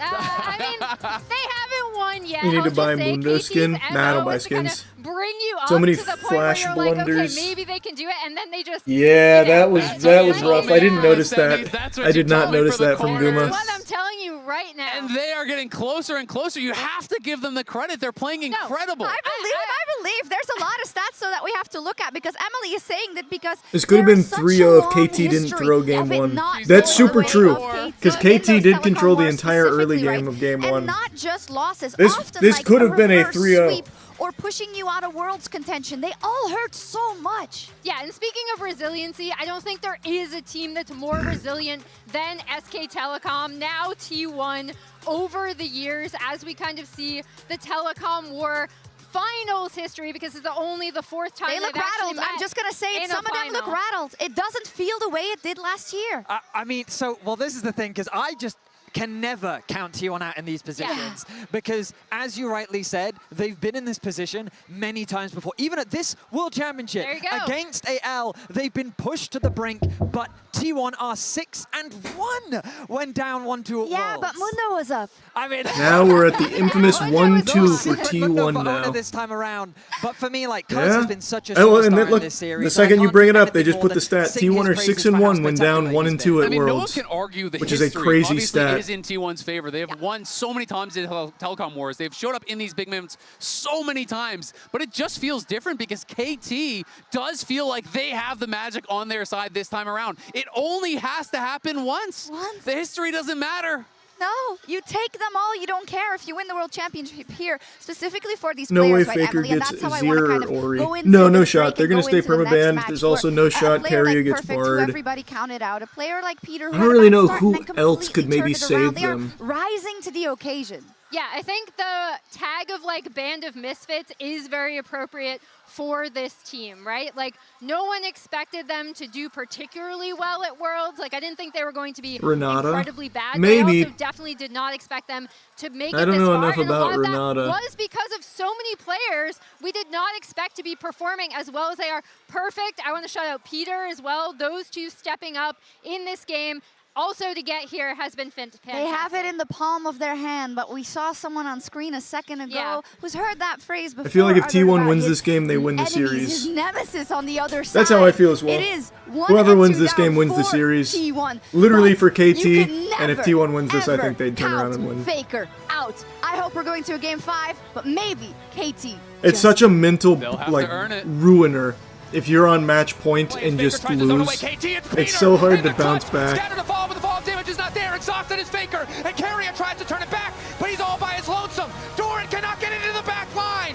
KT managed to find the initial kill. It's perfect. Pop off. Guma missing completely. They get the Drake, but it might cost Oh T1 yeah, there's everything. oh boy. He flashes into the wall. And that might I be forgot the about that other outcome going Guma over to KT. failed flash. Cuz continuing to go where he damn well pleases. T1 forced back.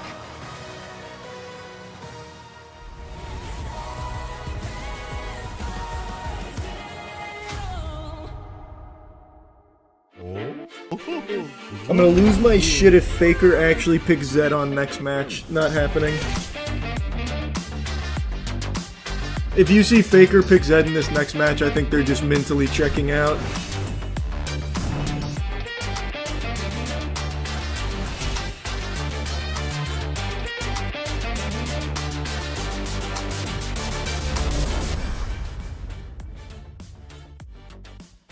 Zed jungle this patch, LMAO. players. That's I what know I'm, a lot of well, you have been that's asking about the kind of winter what I'm map saying, but yeah. and why we haven't been able to do it. And I'll tell you, it's really Will difficult. the cheeky chainsaw man Checking set come tools. back? Yeah. Needs some work. We're restocking it for Hand Christmas. painting everything in the map itself is a lot of effort, and not to mention there's gameplay clarity. And can we just talk about how even though it's winter in the northern hemisphere, in the southern hemisphere it's summer? And isn't that where Medler's from? He's from New Zealand, right? So I don't know if we're gonna be able to pull Okay, it off. while they're on an ad break, know I'm gonna what? get another Because you snack really and asked fill for up my it. water. We're just gonna do it anyways. Winter Map is coming back, everyone. Winter 2025 and Summer 2025 somewhere else. It's winter everywhere on Summoner's Rift.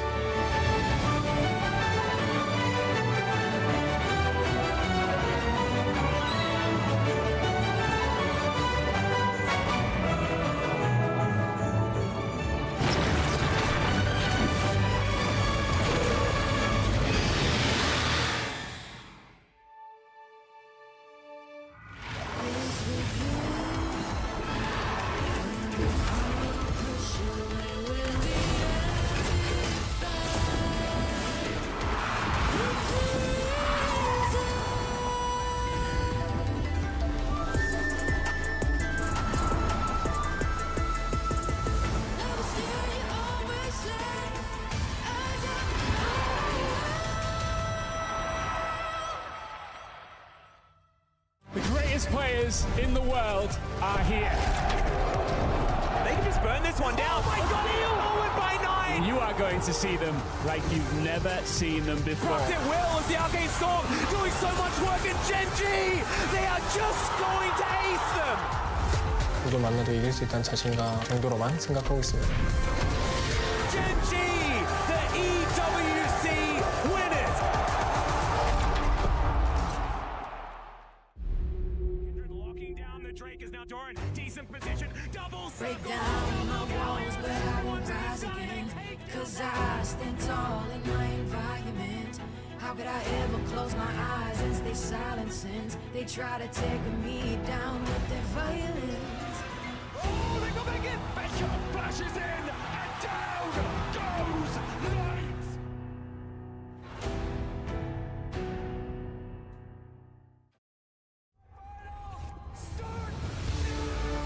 It's more than a game. It's a world shaped by you, the fans. And our mission is to elevate that world by building technology that creates moments that last forever. That's why we're joining forces with League of Legends Esports to transform how fans experience live events on the global stage.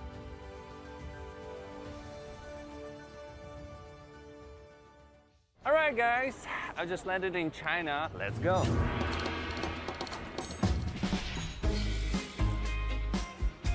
Play the local way, pay your way. Have you ever seen the Great Wall at night? Play the local way, pay your way.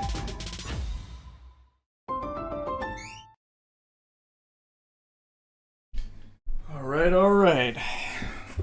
Back in the Mega Mix.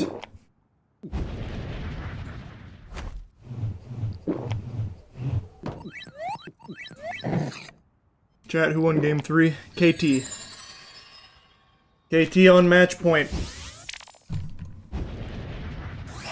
Red Bull gives you wings.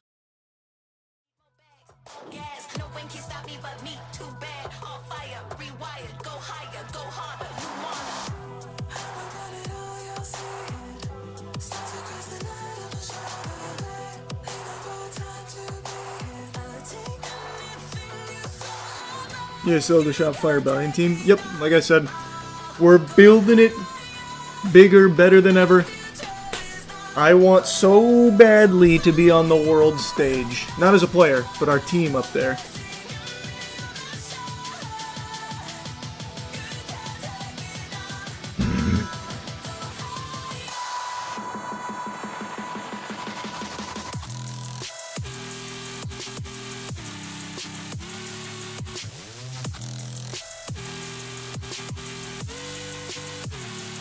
Kaisa pick for Guma here. True, we could see a Kaisa pick.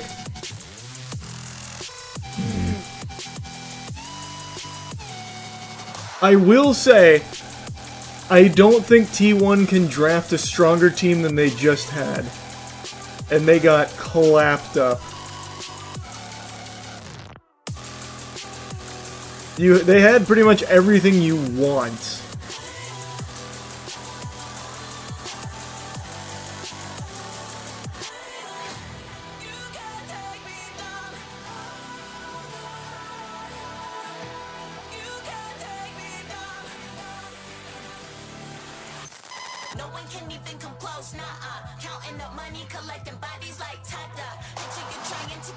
They didn't have Mundo. Hey, when you're right, you're right.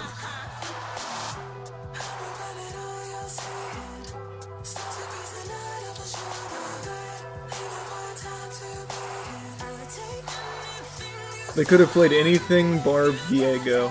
I actually thought Viego was a good call. But in hindsight, now that we know how the game played out, they would have benefited from a tankier jungle, sure. But like, just from draft, I thought Viego made a lot of sense for that.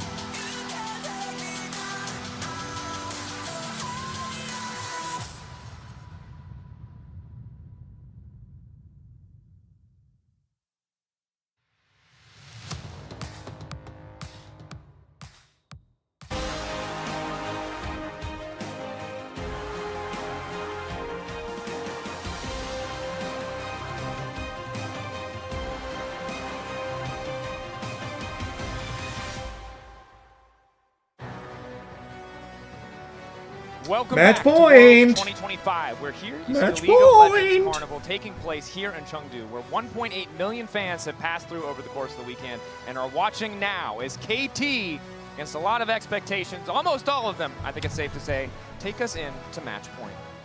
They have been playing so incredibly well this tournament.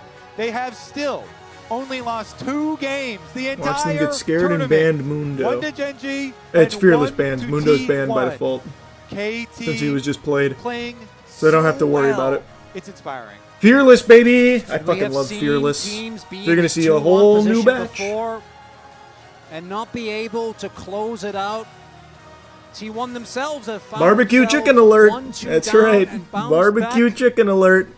in the most Match point. pressure situations, but after that game number 3 in particular, it does really feel like KT, their meta read seems so on point, and the level of gameplay in particular is, again, having watched this team KT just gonna let go Azir for a slide. rotating door of we had Pada come in, we'll see. we had Yeah, Wei at the I think beginning you of the could be year, right. we had casting, and yet here we We'll are, see. 2-1 up against the greatest League of Legends organization of all time. And I have so much respect for players. That would be are cool able if to they work did. their way through difficult times, complete an arduous journey, and make it back to the very top. So with this roster, The permaban can Bard. KT Ah. actually eliminate T1. As you said, Yeah, no T1 are notoriously hard to eliminate from Worlds. They have been there before with their backs against the wall in must-win games. And now into the draft, T1 once again on blue side here for game number 4 of Fearless Draft. Pantheon Ziggs taken off the table. As you said, T1 on blue side, mid lane prio picks also off the board alongside Carius Bard. So Galio, Nocturne combinations, maybe a Camille in there as well. Some of these T1 champions that you have seen. The them KT use bans have great been dive extremely comps. That consistent. could be a tool that they use Bard, very Azir, aggressively. Ori. Okay, they're going to start out with bot lane. And now we have, for the second game in a row, despite the struggles on Yunara in the previous game, T1 doubling down, tripling down on Gumayushi, being the center of their early draft strategy. Yunara did not work out for them. It was not enough. The Kalista, an incredibly oppressive champion at early stages of the game, set up for an explosive bot lane matchup, but the Trundle is there for Cuz. Have you watched all Worlds or just this? Because their drafting has been Trundle incredible the blind. whole time. I've watched most of I Worlds. don't want to say hater because that's too much, but I don't love it. We got the Trundle we'll see, in. though, Cuz thus far has earned the confidence in this tournament and is really good into Kalista, being able to slow her down and make sure that she doesn't get the space that she so desperately needs in fights. This is also, again, there's a layer to this, right? There is the fact that Dom had a great Kalista game against Gen G, but he might now be picking up the Caitlyn here to try and fight for that bot lane prio. And this is a very powerful siege combination. Trundle pillars with Caitlyn pushing early, assuming that Peter is actually going to play a bully support.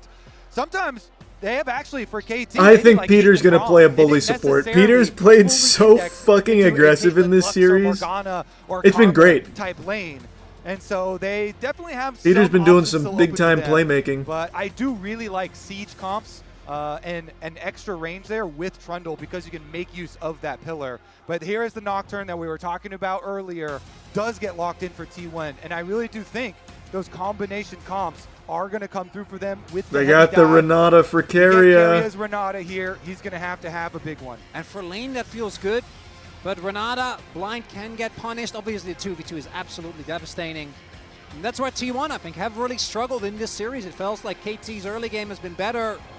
Almost all of the times is BDD going to be blinding Cassio or playing Cassio into what is already such a short-range composition. Is going to be feeling impeccable. And it was this pick that got KT over the line against Gen G. It was, and now against an immobile support like the Renata, luckily has the Kalista to bail her out, but the Pillar is a massive threat to any immobile champion. Something What that has to mid be is respected even with left? The Caitlyn, Damn. with the Cassio, getting grounded by that miasma, I having a pillar don't placed know behind what's you left means for there is Faker's no champ chance pool for in escape, mid. But T1 bringing out a lot of comfort, bringing out a lot of power here in the first phase. And you can protection ban the Galio because you third pick this Cassio on red side. There you go, and you can Ari, whittle down on Galio, even the LeBlanc. few options. Well, that they were Faker never. does Well, have they just banned Those Galio. I was gonna say they're never gonna let combinations Galio Galio through. Nocturne just will not be there. Galio's I just like gonna the be Ornn, off the though, board. as far as the That ban, was 'cause never you gonna know happen. that KT have very strong scaling. But yeah, and Ari are and building LeBlanc. towards that big team fight. And it feels kind of awkward because normally what you'd want to do in Takasu is outranger, right? Go for something like the Hui, which we've seen a decent amount of. And I think it's okay, but it doesn't really synergize that well with the Nocturne, right? You'd rather play something that can actually dive deep, that can go in aggressively, but trying to play any dive into Cassio, into Trundle, into Caitlyn just doesn't feel great. And there you go. KT, they say we're not even going to take that gamble. We don't care about the comp mismatch. We want to protect BDD with 2 bans towards Fake. 4 in total here, setting BDD up for success. And we knew in a world of Fearless, the Nice. depth of champion pool was going to be incredibly important because getting that wind on Mundo. Owner not able to find that wind on his Viego. Now we're seeing 2 more conventional meta picks get taken off the board. KT feels so set up for success here. Faker's champion They just pool banned is Yorick. diminished. I gotta say, You make I me like sick. What I'm seeing from Score. He is a legacy Was there a player chance for that? KT. Was there a The chance Perfect was gonna play really Yorick? has relied on him over years and years as player, as coach. Not He's the setting him up Blitzcrank. again. Oh my Not the goodness. Blitzcrank. The Blitz, I don't like the Nautilus matchup into Renata. Feels nigh unplayable, but Blitz is a different story altogether, Peter. Oh, it's into the Tom Kench. Okay, and The answer first into Tom the Kench. power that this Nocturne can bring denies a lot of the dive. Yeah, exactly. He knows that they're going to round out the rest of this comp with more dive, so preemptively grabbing the Tom Kench. First Kench that we've seen this tournament as well, and it's perfect that he's gonna get the counter pick. What is Doran going to go towards? That is a Doran Classic certified. Was Banger. one of the pivotal points as I was thinking about this. Oh shit, the Anivia. Locked in. Obviously a champion against champions like Trundle and the Tom Kench, the power of that ulti to really slow you down the walls against a Cassio. I didn't even can be think I didn't even devastating. think about the Anivia. He did play it recently. It's gonna be for Doran. Ornn is on, Yorick gone. Often we see these blind picked. And gentlemen, it feels a bit scattered from T1. Yeah, it's still got to be the Gragas. They round it out. Okay, it is. a Fuck, bit what an versatile. interesting comp. Honestly, though, I'm favoring the KT side at the moment, and they get counter. Okay, let's all take a breath. No, we're not gonna get baited by offers. No room for breathing. No. Mordekaiser. What is he gonna lock in here? Interesting. Perfect. What's the R5? It is interesting because Mordekaiser is a champion that can still split push even when faced with Nocturne comps. True. So I do like it even when T1 have ways to attack side lanes. With Okay. Nocturne and other people joining. It is something that can still always have threat there due to the Mordekaiser ultimate. I will also just say, in terms of ease of execution, there's almost no reliable hard CC on the entirety of this KT lineup. They're really going to need to have full map control, be better on the setup, because on the opposite side, you have these walls that can catch people out that matches the one piece of CC that feels like could do something for KT, which is the pillar. You've got the stuns, you've got the Renata, the Gragas to potentially set up these plays. Huge, I think, burden on Doran to be the guy who can make this happen. And it was 2023 Spring Finals where Doran had a truly majestic performance on the Gragas. That was back then into T1, to which this day in the LCK, there is a discussion as to whether or not he was robbed from MVP for how good his Gragas was, and that is with match point for KT, what T1 decides to trust him with. KT on the cusp of winning their first trophy in their first finals after their first semi-finals. An unprecedented run, but they are going up against T1, the greatest to ever do it. A team hungry to find redemption for Faker. 2015, 2016, denied in 2017. This roster wants to be the first to make the three-peat happen. This could be it. The ever elusive three-peat. And as you say it, Keria flashes the Faker emotes. See if they can actually do it this time. T1, of course, they have to approach this as one game at a time. Every single game must win for them to extend the series. Every play critical, including the level ones. Oh, the heals out. Good damage going down on Owner, forcing that early flash out. You have to be terrified now because Cuz is going to start to take over in the jungle. Yeah, Trundle definitely can go for invades and look to punish flashes. Yeah, BJ Trundle. Imagine, though. That was close. With a flashless Nocturne, definitely big, as we can see. A little bit of a trip down memory lane. It's T1. As we keep saying, in case you know, maybe you just tune in. Maybe you're like, what's all the ruckus about? Have had so many ups and downs, and in this modern era, it's been the four-man core of Owner, Faker, Guma, and Carrier. We've What had was the point Kana of that? originally in 2021. I'm gonna be honest We've with had you. Zeus The second that 23, Owner let 20 Trundle 22, into the bush, 23, and I 24. don't know And now why he Doran stuck around and face checked behind it. their backs against the wall. Again, How I'm no fitting is it pro, that it's KT Rolster but that that stands in front that of doesn't make a T1 whole ton of sense to now, me when it either. was T1 in Once you give up 2013 Bush there. that went over them to go get their first Worlds title. See if they can do it. Okay, Owner, no flash, but it doesn't matter. He can still clear as Nocturne. You want a full clear at least 2 times. He can beat the jungle camps. Yeah, and then you know, he doesn't need flash. Yeah, just clear in peace, and then your flash will be up. And in they've no time. unbenched the Kinch, so I think bottom lane is BDD is gonna be the first bottom lane's gonna to be a level little wacky down there. Neither one wants to be too aggressive with their cooldowns. Obviously, if a single Noxious Blast connects, potential for BDD to just run Faker down is very real. Nice handshake coming in. Immediate barrier coming out from Docdom. Gumayushi using a barrier of his own just in case the tower shot does come through. So super dominant 2v2 here already from the side of T1. And I do think you kind of know that when the Kench gets locked in, you're just not going to have the laning pressure. This is really a pick that is expected to have pressure as you go deeper into the series, right? As you, or rather into the game, when the dive will inevitably follow. I gotta say though, Kench into Anivia and Gragas really doesn't feel quite as good. I think the Nocturne and the all-in from Guma and Carrier feels good to play into, but Anivia really Are you makes gonna it max hard ceiling? to Of course actually I'm gonna max reliably ceiling. I protect gotta your keep my carry, max get kick. W's off, and Gragas kind of self-explanatory. His ability to create space. Whoa! Flash away. Carrier tries to get him with the Q flash. Docdom quick on the reactions, crucially, but that is a flash down in the laning phase. And again, while Owner is flashless, may still be in a position come level 6 to really force this dive before Peter has access to that ultimate. Big for this T1 bottom lane that T1 want to play through their bottom lane here with this comp, this Kalista, Renata, Nocturne trifecta that they've been able to get for themselves. And it is going to mean guaranteed bot side Scuttle Crab with the early push there, and the ward. Are you gonna as be well streaming from sailing? Doran I'll stream some took of it, his sure. time from top lane Of course I will. to go ward the second one. So they'll know that this time around, because it's done the same thing he did last time, where he did the clear into recall and then look for the crab. I do like, though, you see, even though Nocturne isn't necessarily like the #1 dive champion, all the precautions are being taken. Cuz actually hovers there to see if they go for the crash, or for the dive on the first crash. Docdom's still going to be substantially behind, though. Force the base and the early game going the way When's of the next T1 episode here of in Dispatch? this Wednesday. Kind of double value when you're able to shut down that Caitlyn early game that so often is incredibly impressive. Now, though, on the top side, Doran may have to be careful. Good awareness, though. They should and know. see the potential gank coming, knowing that there's really no play on the bottom side to be had for KT. Early stages of Mordekaiser versus Gragas, not too big. Plenty of sustain on the Gragas, no problem. So just a farm fest up there, as both junglers will go into their second re-clears. It's going to be a little bit quicker, of course, for Owner because of Cuz's little altered path where he goes for the quick recall there. And we'll see once again when the Nocturne does end up towards the bottom side of the map.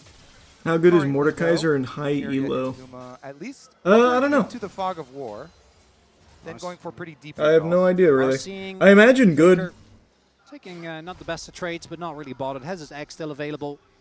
We'll see if Cuz can make something happen. Might look here. Has his Raptors just now done. Making his way over. Even getting a summoner or getting the egg would be big. Baker, Oh, they got the Cuz egg. on the way in. Oh, maybe not. Wall to force the disengage, but BDD full They committing, did get even the though he egg. has no mana. They do manage to get the passive out of Faker. Cuz full committing. Peter on the way. The tongue lash there. They want to give the kill to BDD, but it'll go to Cuz in the end. And what could be the deciding game, KT, they send all resources again towards mid lane to Wow. BDD to make it happen. But it's Cuz that gets the kill again. Now we saw how that benefited them. As T1 wanting to look for the punish here. Carrier and Guma are powerful. They move in with the heal. A pillar to immediately block them out. Oh! He goes to Owner. Flash away away from the handshake. Is Peter barely able to make Okay. it out alive? Good recovery from T1. That just made And the he Faker death flushes for work. that. He's like, no, worth. trust me, I got this, takes the wheel, and finds the 50-50 steal. Sometimes you need inspiration. When your team are backs against the walls and you just lost out first blood mid, you have to come up with some really big plays. And throwing it there, throwing the flash. Oh, he just missed cannon Getting it. minion. For Owner. T1 get the objective, and now they've set up Dom in the mid lane, but Peter a little bit late. You can see how, while BDD was comfortable in that 1v1, it's so difficult for Dom. If a wall had appeared just a little bit more behind him, he very likely would have died like the one we're seeing here. Luckily, Peter is there to cover. Knockup will not connect. Nice initial stun from Faker. Procs the phase rush, will back away. Doesn't have any damage under his belt yet, or that could have been a lot more concerning for the side of KT. It has been a pretty quiet series for Faker. He's had a couple of picks, but they ended up being really bad for T1. Maintain this lead thanks to the kill that he got. Owner about to hit 6 though. And that is Here going comes to be the when ult. he comes online is perfect. Perfect, flash away. Doesn't want to risk going into the Death Realm just to come out a few seconds later on the wrong side of a wall from Faker. And I do really love when people play goofy skins in very high stakes matchups. The Gragas burp, a classic. All right, so much tension though, so much riding on this game as we get the swaps back out, and KT opting to send Caitlyn up to the top side of the map, whereas Guma and Keria have full priority here, trying to push in on BDD's Cassio. And looking at how the early game setups are going to go, it feels like who gets to the objective first, right? If you're able to use the priority in your lanes, use the priority of this Guma Keria lane, with the Kalista Renata, you're able to turn that into vision, and you're able to pick off members from KT as they rotate over. Because the big potential is amazing. Turn off the lights, displace them either with the wall or with the Gragas, and there's a lot of damage available early on to take down these targets for KT. Again, it feels like it's going to come down to what can we find in the team fight. Yeah, an excellent lane assignment from T1. Again, Faker easily able to wave clear, even in the face of the Caitlyn Tom Kench. Good lane, mid lane control from Keria and Gumayushi, and now Owner They get the walks grubbies. his way up top side. Immediate 3 grubs secure. They've got Dragon and Grubs. T1 continuing to stack the objectives that they need in this game. Using Guma and Keria, their priority nicely. They rotate over from mid lane to the grubs, up to top lane, and want to keep that pressure on. Hey, they got the first dragon as well. You know, the way in which they did it was high risk, but ended up working out. All planned. Oh, I mean, Owner knew, you know, otherwise you're a Nocturne that uses his flash for no reason, but he trusted his smite button. And they know that they are going to KT will stack magic resist, Mord will ult an AD champion, and the game is over. T1 draft is horrendous. The earlier Dragon Soul for them does We'll come to see. fruition. We will Kalista, see. Of course, looking to be a snowball. Ooh, and I do love that it's Dom playing that Caitlyn skin from DRX. The last time that T1 lost in the finals, it was against that team as Faker. Should be fine here, but his prio is continuously maintained, and look at the top side. T1 keeping these waves shoved in, and plates will be their rewards. And this feels like the first game where T1 are able to build such a clear advantage in the early stages. Yes, BDD has a small gold lead, but Gumayushi, essentially, no one can stop this man from pushing in, from building a greater advantage. And you already talked about Drake stacking, right? Kalista, a champion who very effortlessly can contest the big smites of the game, and when Owner and Guma are working together, it feels pretty impossible for KT to stop an objective that T1 have started. Guma on a lot of champions is pretty good at contesting dragons as well. Has been known for that, yeah. He has stolen, even at this tournament, multiple dragons on different AD carry champions. This time around, though, we continue the Farm Fest, my friends. Nice. Love it. Yeah, it's going to be a slower one compared to the other three. Cast if we didn't get a little, the appropriate pace for an Obviously, LCK matchup. the main issue. Do you know how often game fixing happens in league competitive scene? I do not. Professionalism. Yeah, obviously. I would wager a guess it's not nearly as bad as in things like Valorant. We'll have that available going into the first fight. Looks like double Roa to come through here for T1 as well. Obviously, 20 seconds. Ooh, BDD close to his. At this stage, however, it feels like T1 just ahead in terms of overall prio. Yes, BDD has mid lane push, but really has to be careful about wandering into Fog of War when Owner has access to that ultimate. Cuz has finished the Sundered Sky, not opting for a Trinity Force, knowing he might need a bit more sustain. Scary a bit of poke onto Peter, and T1 What a with this bot lane dodge. push, very likely set up to be first to the Drake. He didn't need to dodge it. He's Tom fucking Kench, but that was quite the Trying dodge. to, I think, scout out, and this time T1. If they Now, how can set tanky up does again, Renata trying get? to regain control into Renata, into Like, Anivia, typically. kind of a nightmare. We haven't really talked about it too much, but the I've engage only from seen KT her a just little bit, not and the I've never best. seen her in one of my It's games. really looking like a full committal or bust. Cuz ready for the 50-50. Faker off to the side. Decent Not damage very. on BDD. Okay. Owner going all in. Flashback coming out from Cuz. Wall there as well as BDD just barely able to skirt around the edge.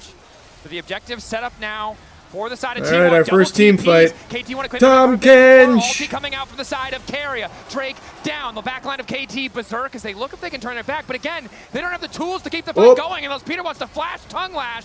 But that's all their CC. Perfect fighting off to the side, dragging Faker into the death realm. In the meantime, BDD starting to walk forward. Doran. Potentially caught out. The forward man! Oh, God. Showing he can be clutch in the moments that count. Turning it again. KT were losing the fight as they lost the objective. Gumayushi will not be able to make the bailout work. The Drake to T1. The fight to KT. Oh, Doran's going to want that one back. The big whiff on the Gragas engage there. Peter, knock up a bit too far. The thick skin, yeah, it's not going to save you. Caught up in the high. I like the idea, though, Peter. Gonna get one back. Doran is having a rough The roller coaster sometimes a bit of a bumpy day. ride. But as we highlighted, it's BDD that takes this fight into his own hands. Like, this could have been a huge moment for Doran, of the amount but of yikes. disengage available on T1. And it's not until this pillar comes through that they're really ready to commit. Yeah, and they try and pincer them against. Then Doran goes for the big play, but he's left in the middle, and BDD hits the ultimate, peeling all the rest of the DPS, getting those stuns. And T1 get chased out. And Perfect, while that was happening, took out one of the big DPS sources for T1. Even though he doesn't actually take out Faker, we can see there, the BDD topping those damage charts on Faker. He was just hitting a Mordekaiser. Damn, Jesus Christ, Doran went in, BDD, the points blew everything, altered everything, does go down and still did less damage than Carrier. For this KT lineup, and BDD Just now fucking with Roa fully stacked. not as what Faker T1 struggles to needed complete there. is in an excellent position in the fights to come. Again, a minute and 30 seconds now until that Herald is available. Top side still close. Mid lane still very much dominated by Guma. T1 would really like to have that prio advantage ahead of this next objective. Yeah, they made the call. Just try and go for Doctum. You know, Doran getting in there for the knockback, but they didn't have the damage to follow it back up. And so the extra kills here for KT, but T1 preemptively got the Dragon. So that plan of stacking the Drakes is still there. Ooh, and this is a game where I think Ocean's actually going to get a ton of value. It makes your side laning so oppressive. There are a ton of champions on either side that have a good amount of sustain. Going to become even more annoying when you become basically an immovable object in that side. And a lot of champions that, even with the Roas, even with the Seraphs, are going to chew through a ton of mana. As right now, KT feeling like, despite everything that's happened, game basically that even, right? If anything, it's in favor of T1, given that we've seen the Grubs go their way, given that they're currently up a whole whopping 2 plants as well. And remember the context of all of KT's kills. It is a lot of flashes, it is a lot of full committals with very long cooldown sums and You can tell abilities. KT reading T1 still have a perfectly. much easier time setting up fights, setting I mean, up they games, have been. and because This whole they've series they returned have to been. Drake, Even in the game they will lost, inevitably be allowed to they force were at least reading one fight everything on their own perfectly. terms. They just Even threw. now, as we see both teams setting up for the Herald. They I have think that just will been be the better necessary team for so T1 far. Because KT, they have used this Caitlyn so effectively from the very beginning of the tournament. And they've constantly looked towards the late game with this champion for Doctum.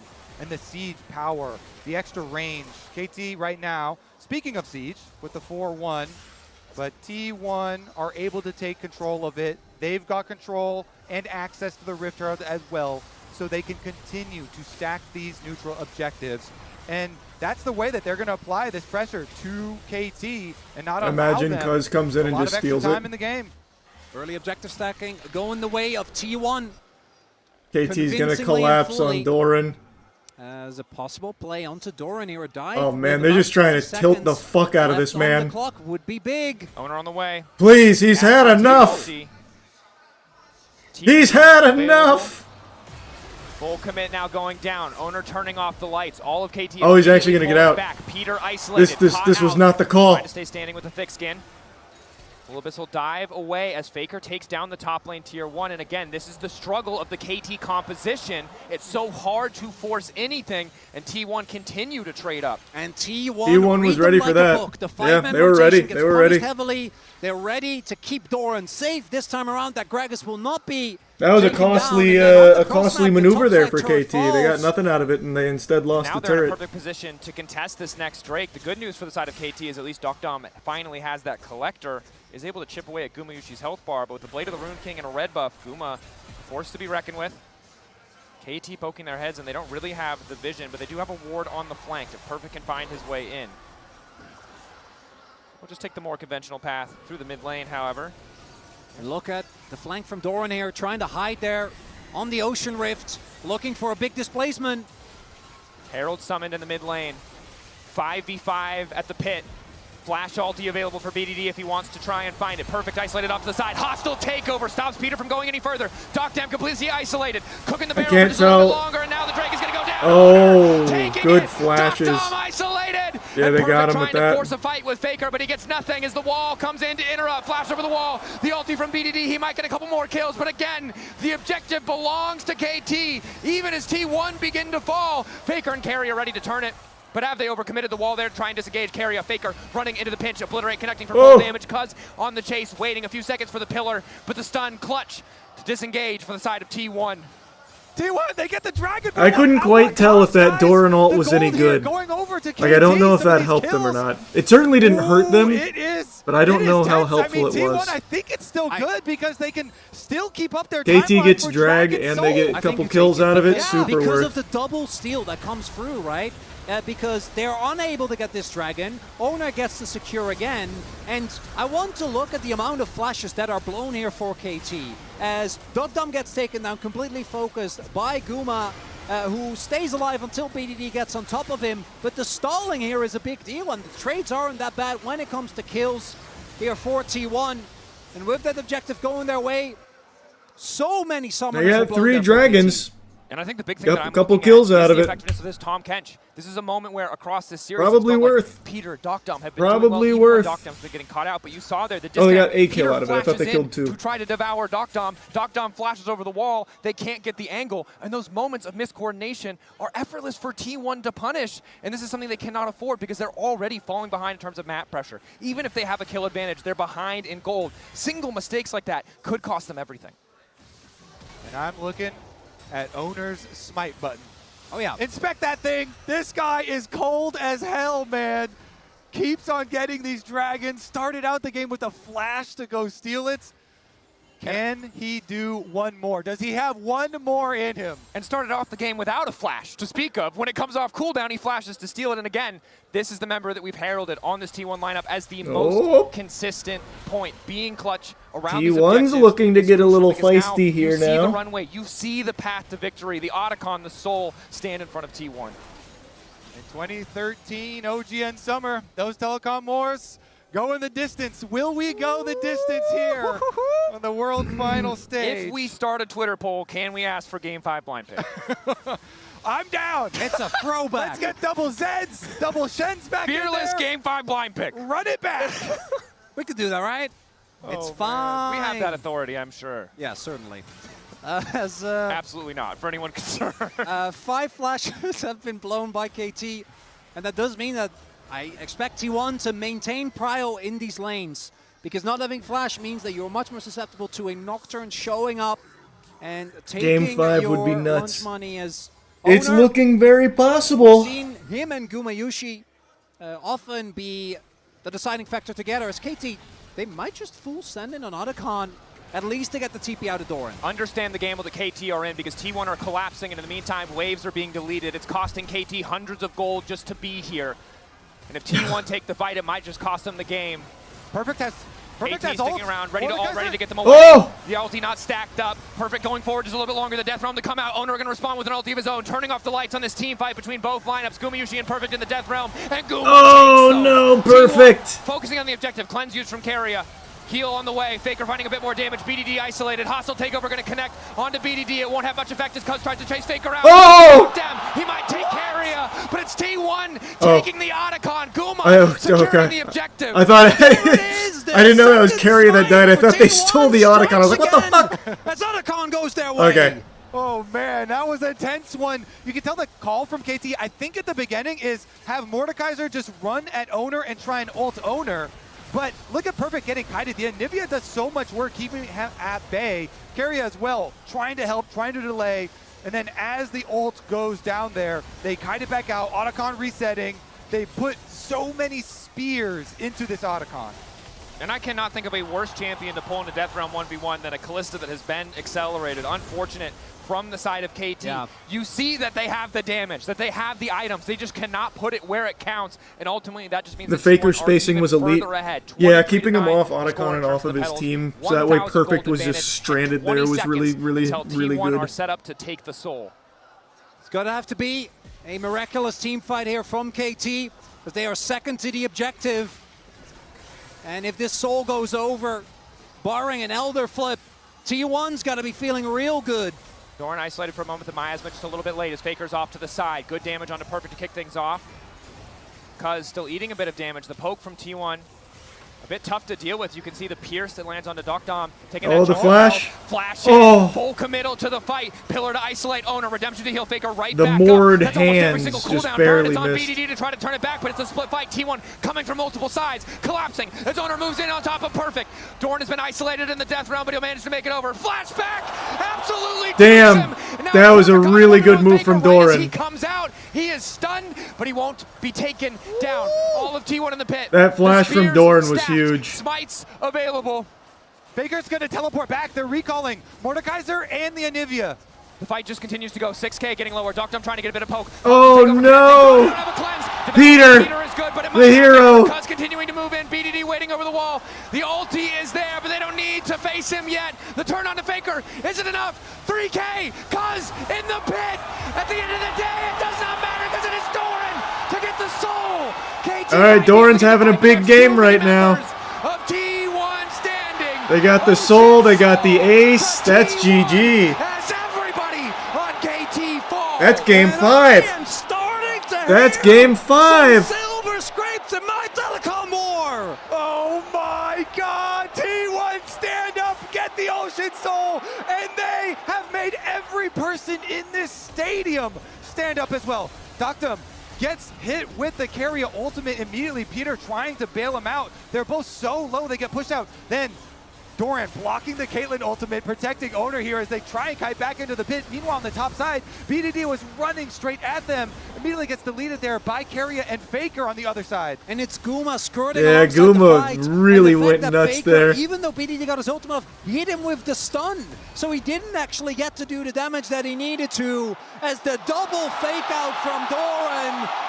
And the MasterCard prize at the moment of the game, Ocean Soul secured for T1. Plus, in the lead up to that fight, Faker was kiting so well with the Anivia, and there was a moment where the Mordekaiser was trying to pull him in, but the Trundle Pillar also bumped him out as well. I mean, the annoyance of the late game Anivia, the kiting here that he's able to pull off, really created so much space. And T1 seemed to perfectly understand. Well, their now it strength needs to in be a comparison miracle for KT. KT to pull this We mentioned off. it countless times. We saw it in draft. T1 We wins see this, they KT win the takes tournament. the There's entire no game. way They they'd do not lose have game 5. good tools to force So picks. it's now or never So for T1 needs to KT. stay in these fight at 20% health, 30% health, because once they see that pillar go down, they know there's no way anyone else is getting on top of them in the back line. Now, Soul in their favor, Flowers in their favor, 5K gold lead, and they're set up to take the first Baron of the game. And it's again costly when it comes to summoners for KT. And T1, call the T1 Baron. Gold leads there, Ocean Soul is theirs. And KT, we'll see if they can make something happen. Owner and T1 have secured every single objective this game. Cuz moving in, but zoned away. Oh! The Storm from the side of the team. Berserk now onto Cuz. Has to ulti. Owner using an ulti of his own just to try and disengage. Dorn, meanwhile, in the mid lane, happy to just continue fighting. Perfect going into the back line. Looking to get taken down by Faker. He's in the death realm, but Faker's happy with the Yeah, 1v1. Faker's just fucking him in there. He gets out, and Dorn is there to seal the deal on the Man, kill. Perfect Easy had a desperate to stinker get in anything. this They've one. already lost Eek. their top laner. The game Yeah. rapidly slipping away. They're trying their best. to not let this game go to 5 as Doran still searching. No He flash for BDD. That I'm crucial telling you, piece of every CC and time you exhaust think there. that it's a bad draft, the team that had the perceived worst draft is winning this series. Flash not there for Cuz either. Oh, that was a really bad ult from BDD. Yikes. Yikes. They see a vulnerable opponent. They know what they can do as they start to rip them to shreds. Yep, let's go next. Let's go next. Take a bear and T1 reminding us why they are here, what they can do in a world final. And T1 ensure that we are going the distance. We are getting our full value out of this series as KT just cannot close the gap to T1's backline. The turn off of Baron to grab the kills, and now they will secure the objective. Here's another look at it. So Duran had just body slammed at BDD, and BDD used Cassiopeia ultimate. The rest of them can then chase through the river here. As you see, even with the Tahm Kench trying to eat him up, Doctam still has nowhere to go. The KT feel forced into trying to contest. Know that if Baron goes down, game is as good as lost. And Peter, it's not an enviable job. You're trying to play engage Kench, and I've seen a single Watching man Faker do on that Anivia well, reminded me and of he's on why the I hate opposite that side of champ the so rift. much. We knew it was a gamble. And people were saying it was a and troll that was pick. the blind Cassio, I think, saw really chat getting losing their punished minds so about nicely Faker by T1 throwing this after they game. popped his the egg top and lane killed him in the difference as beginning. well. The Mordekaiser has not found a lot of value. He's getting kited a lot, and hasn't had very high value ultimates either. So we'll see as we progress. In this one got out of control quick. T1 still have not done it yet. They've got the Dragon Soul and a 9,000 gold lead though, so they definitely should be able to. 20 pedal lead. Tahm Kench, the real troll pick. Yeah. Peter's Tahm has not been great right They got now. more items. They got more money. Yeah. It's looking like a hard road for the side of KT. And now but it's good news for us.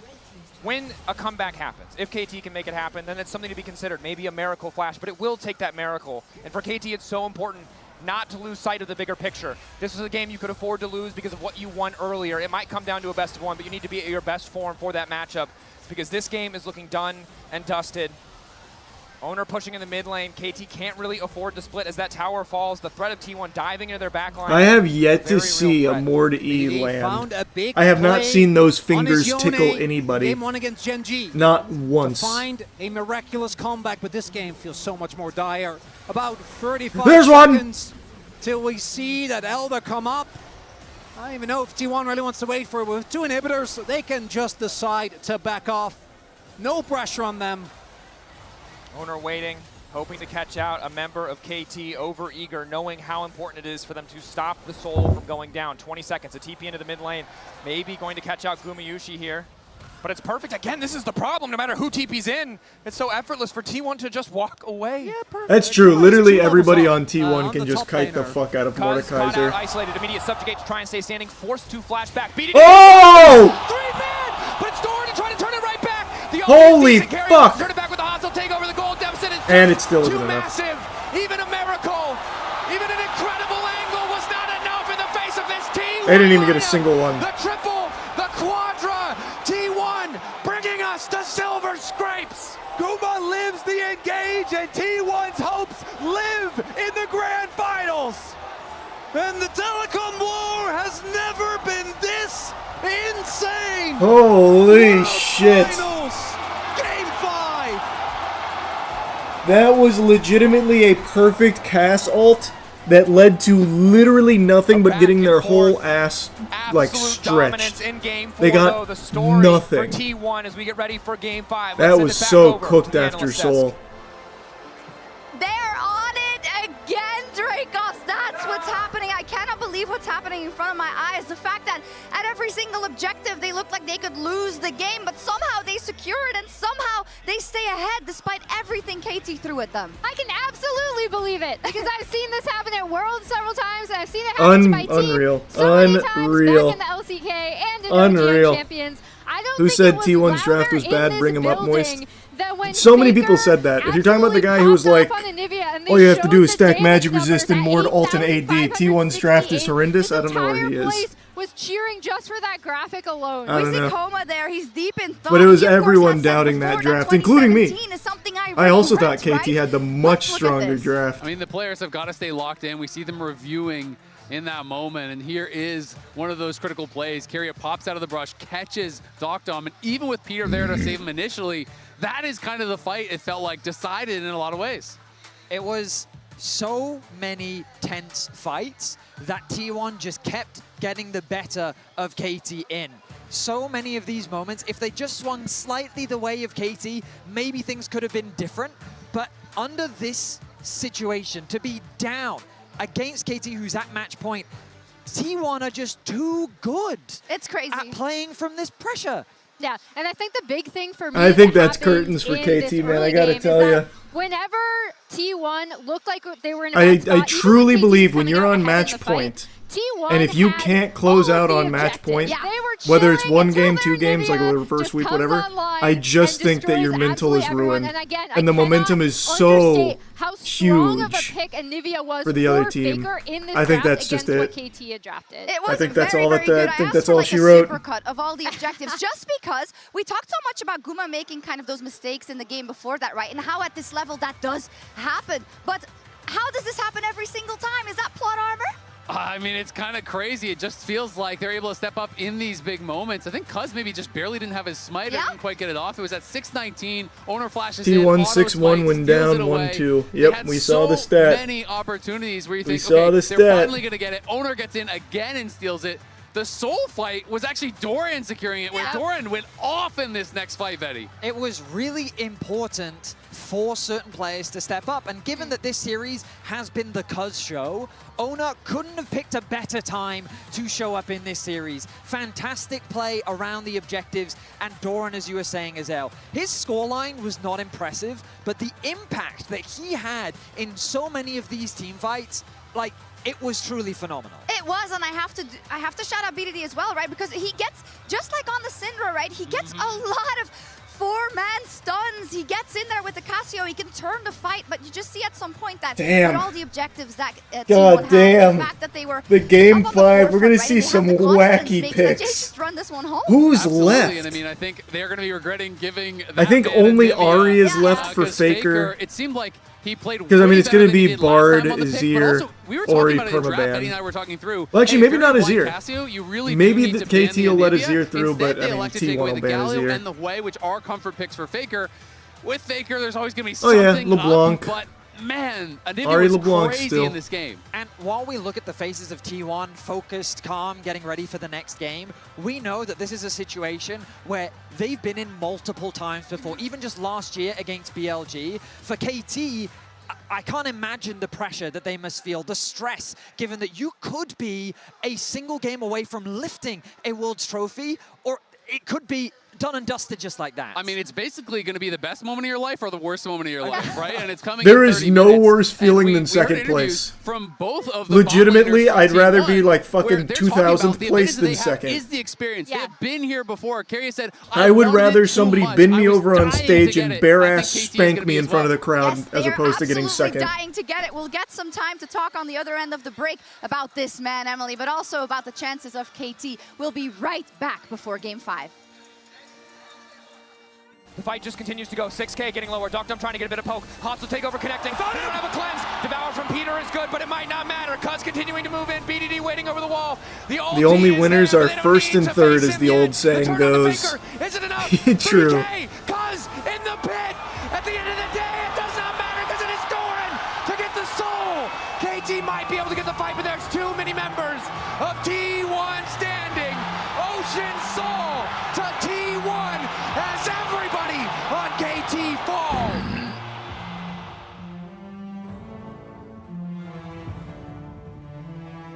All right, we did get a Game 5.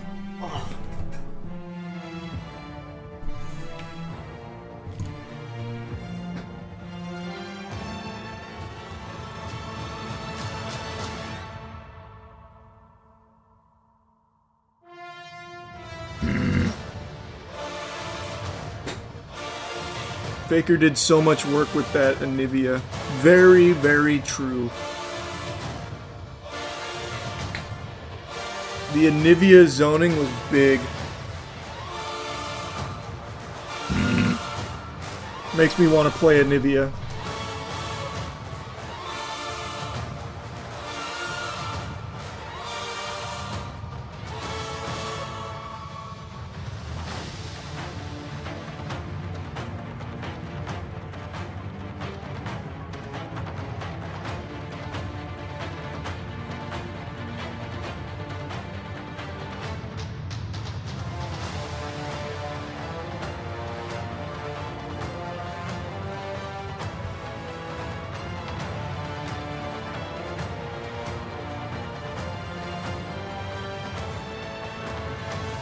You think Briar will get picked game 5? Oh yeah, no doubt.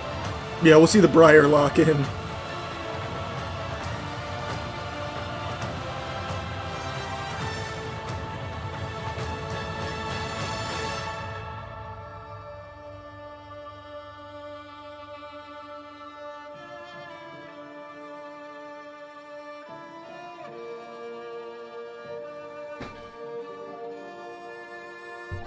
If we see a Malphite in this game for some fucking reason, I'll go crazy. Malphite or Vel'Koz, I'll go nuts.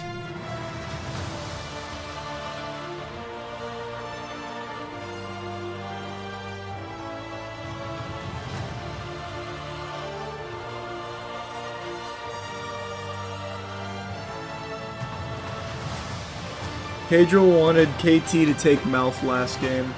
Oh, that would have been smart, actually. That would have been a very good call, actually, to go Malph into that comp. I would have done more than the Mord, that's for sure.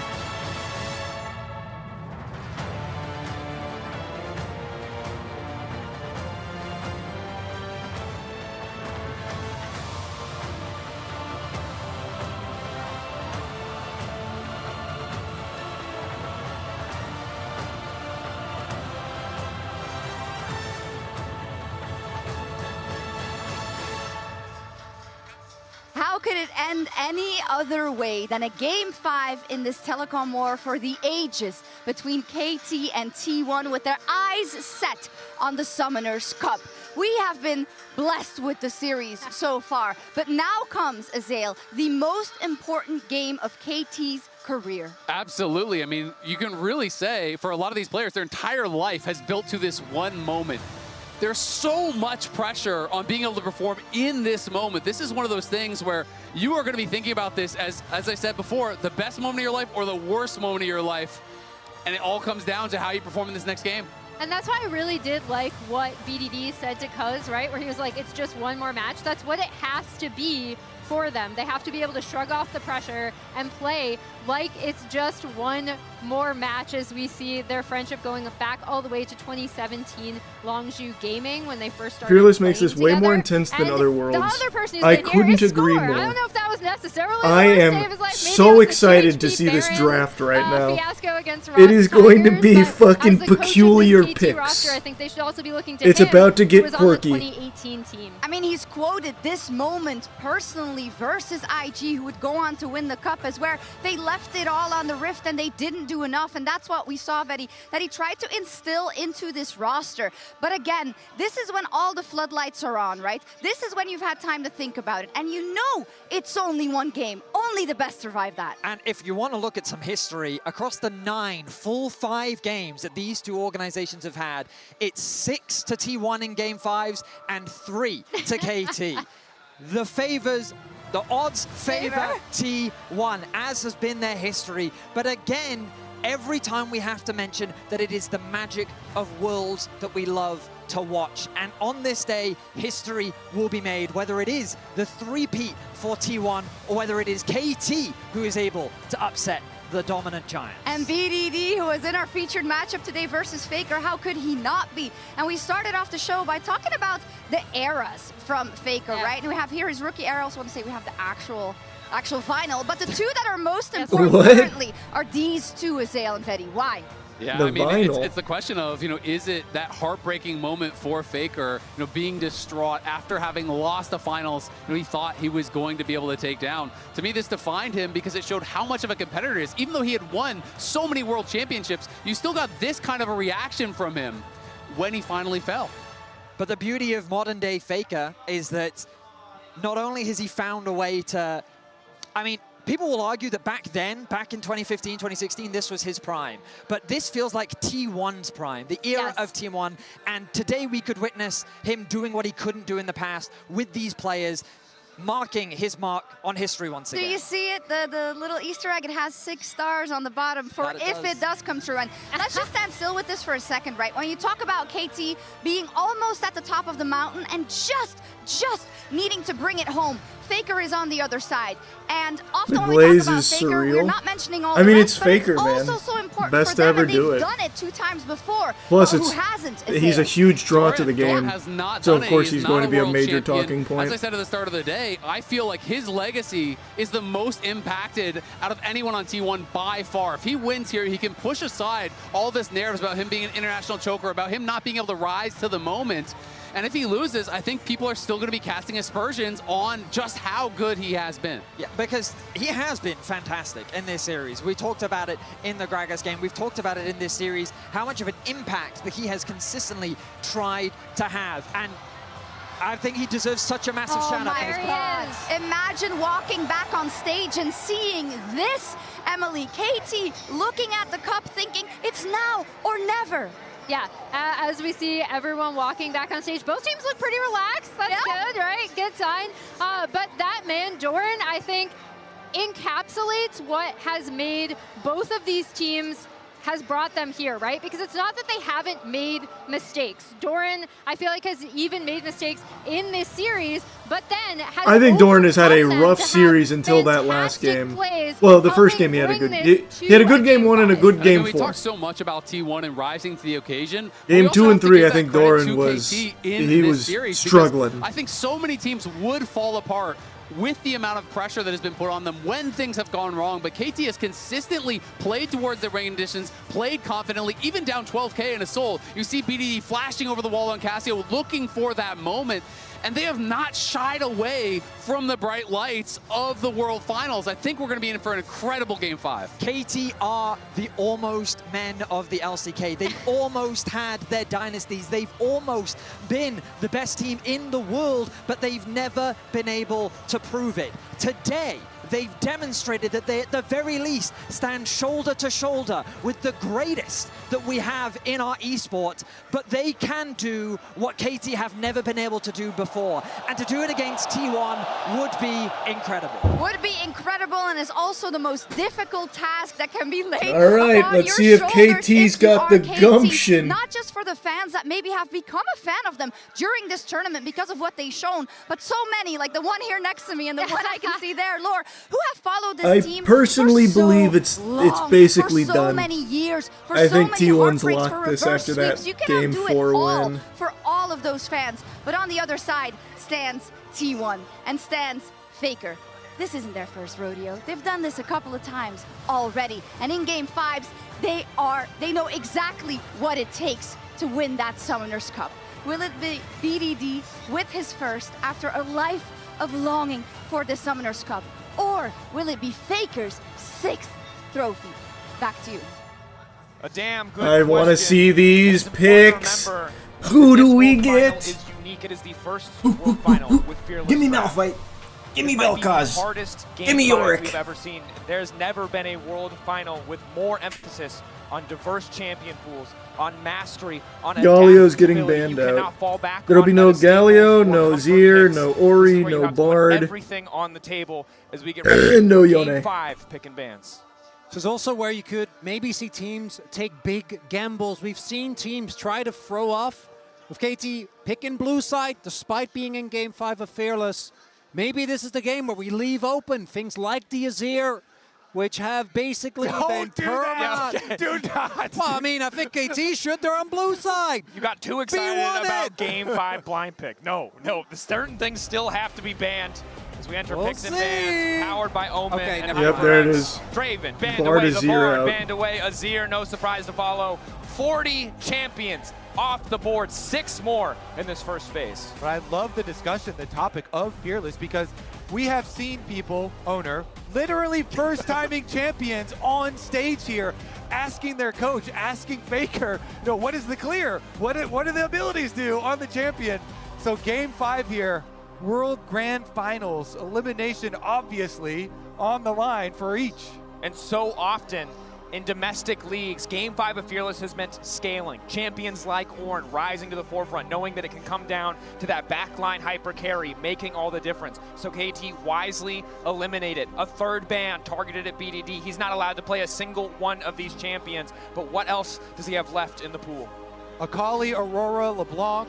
Okay, Ziggs is flexible. That could be a flex pick, but we assume it's Doc Dumps. Most likely going to Duck Dom here. Makes me wonder whether we're going to see some Malphite Interesting. 80, Ivan 80 mid Very interesting.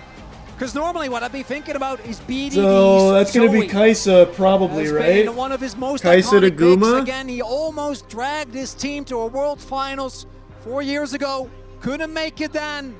And now finds himself on the precipice. Oh, they got Mantheon. And pairing it with the Ziggs, the classic for them, the sleepy bomb bubble.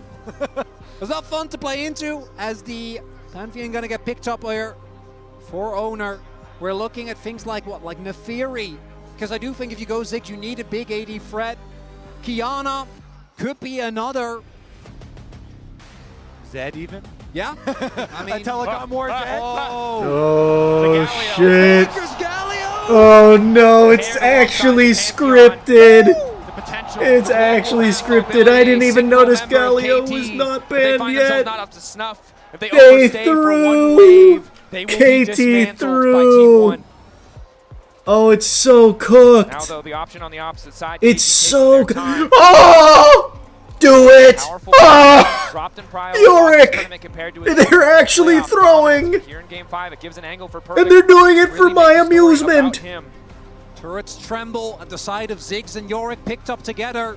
And there is a fave being put in Cuz and BDD. They picked Yorick for me. And bot lane are secured. Cuz and BDD keep hitting what they'll be playing. So he could do. Man, this really feels like they're fucking trolling. The maiden. Oh my god, they got Mantheon and Galio. And they're gonna get Kaisa here. They get Kaisa too. Heavy debate. Every choice could be the one that costs you. Ooh, Here we go. Boy. Game 5 finals. It's the Oh Camille. boy. The Camille Galio we were looking for in the previous game finds itself in game number 5. The crazy pick potential that T1 have drafted here. This is actually And I can fucking only imagine scripted. that. What the Lockdown was fuck? like, why did we have Kench for this moment? As the amount of dive that's going to be there, going to be a big issue. And again, I'm looking at Cuz, I'm looking at BDD, I'm looking towards things like Zoe, like Vhagar, which is a classic pick. BDD has pulled out many a time. Not in recent times, but there is a lot of short range on T1. They're basically committed.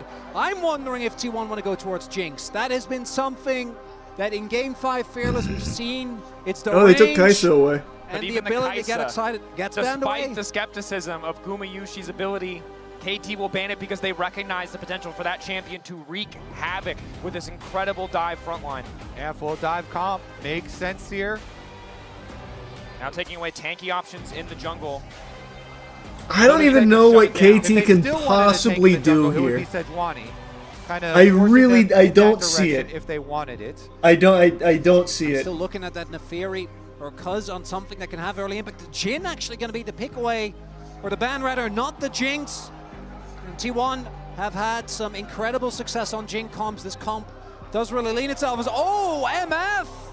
That's a gamble! Guma Yushi taking a back step. Just needs a lane dominant champion. It's not about him on a Jinx or a hyper carry. He's there to follow up on the Wombo combo set up by his teammates. Exactly. They have a lot of CC to lock someone down for the bullet time. And you can transition them into mid-wave so that you can make use of your split push and your globals here as well. So Misfortune on the Bloodthirster spike. Sejuani's Put her good. over towards mid. Sejuani's Rotate good. those Camille and Galio. I think this sideways is just pressures out to the other fucking side, and there's fried Sejuani. though, man. And As I mentioned. Sejuani, one of Cuz, his all-time favorites. In 2023, You KT, need- a team that had so that's- much Our AD dominance. I mean, I love it into Galio especially. So That's much not a- dominance. And that's it pretty was interesting. Viego, and it wasn't That's pretty Sejuani, interesting. it's BDD. I want to highlight. I don't Tristana was know. able to buffer I away don't from see it. Camilleton, I don't from see the it. Galioton. You're able to also shoot Camille out. Oh my God! Okay. The BDD Smolder, he's bringing it back.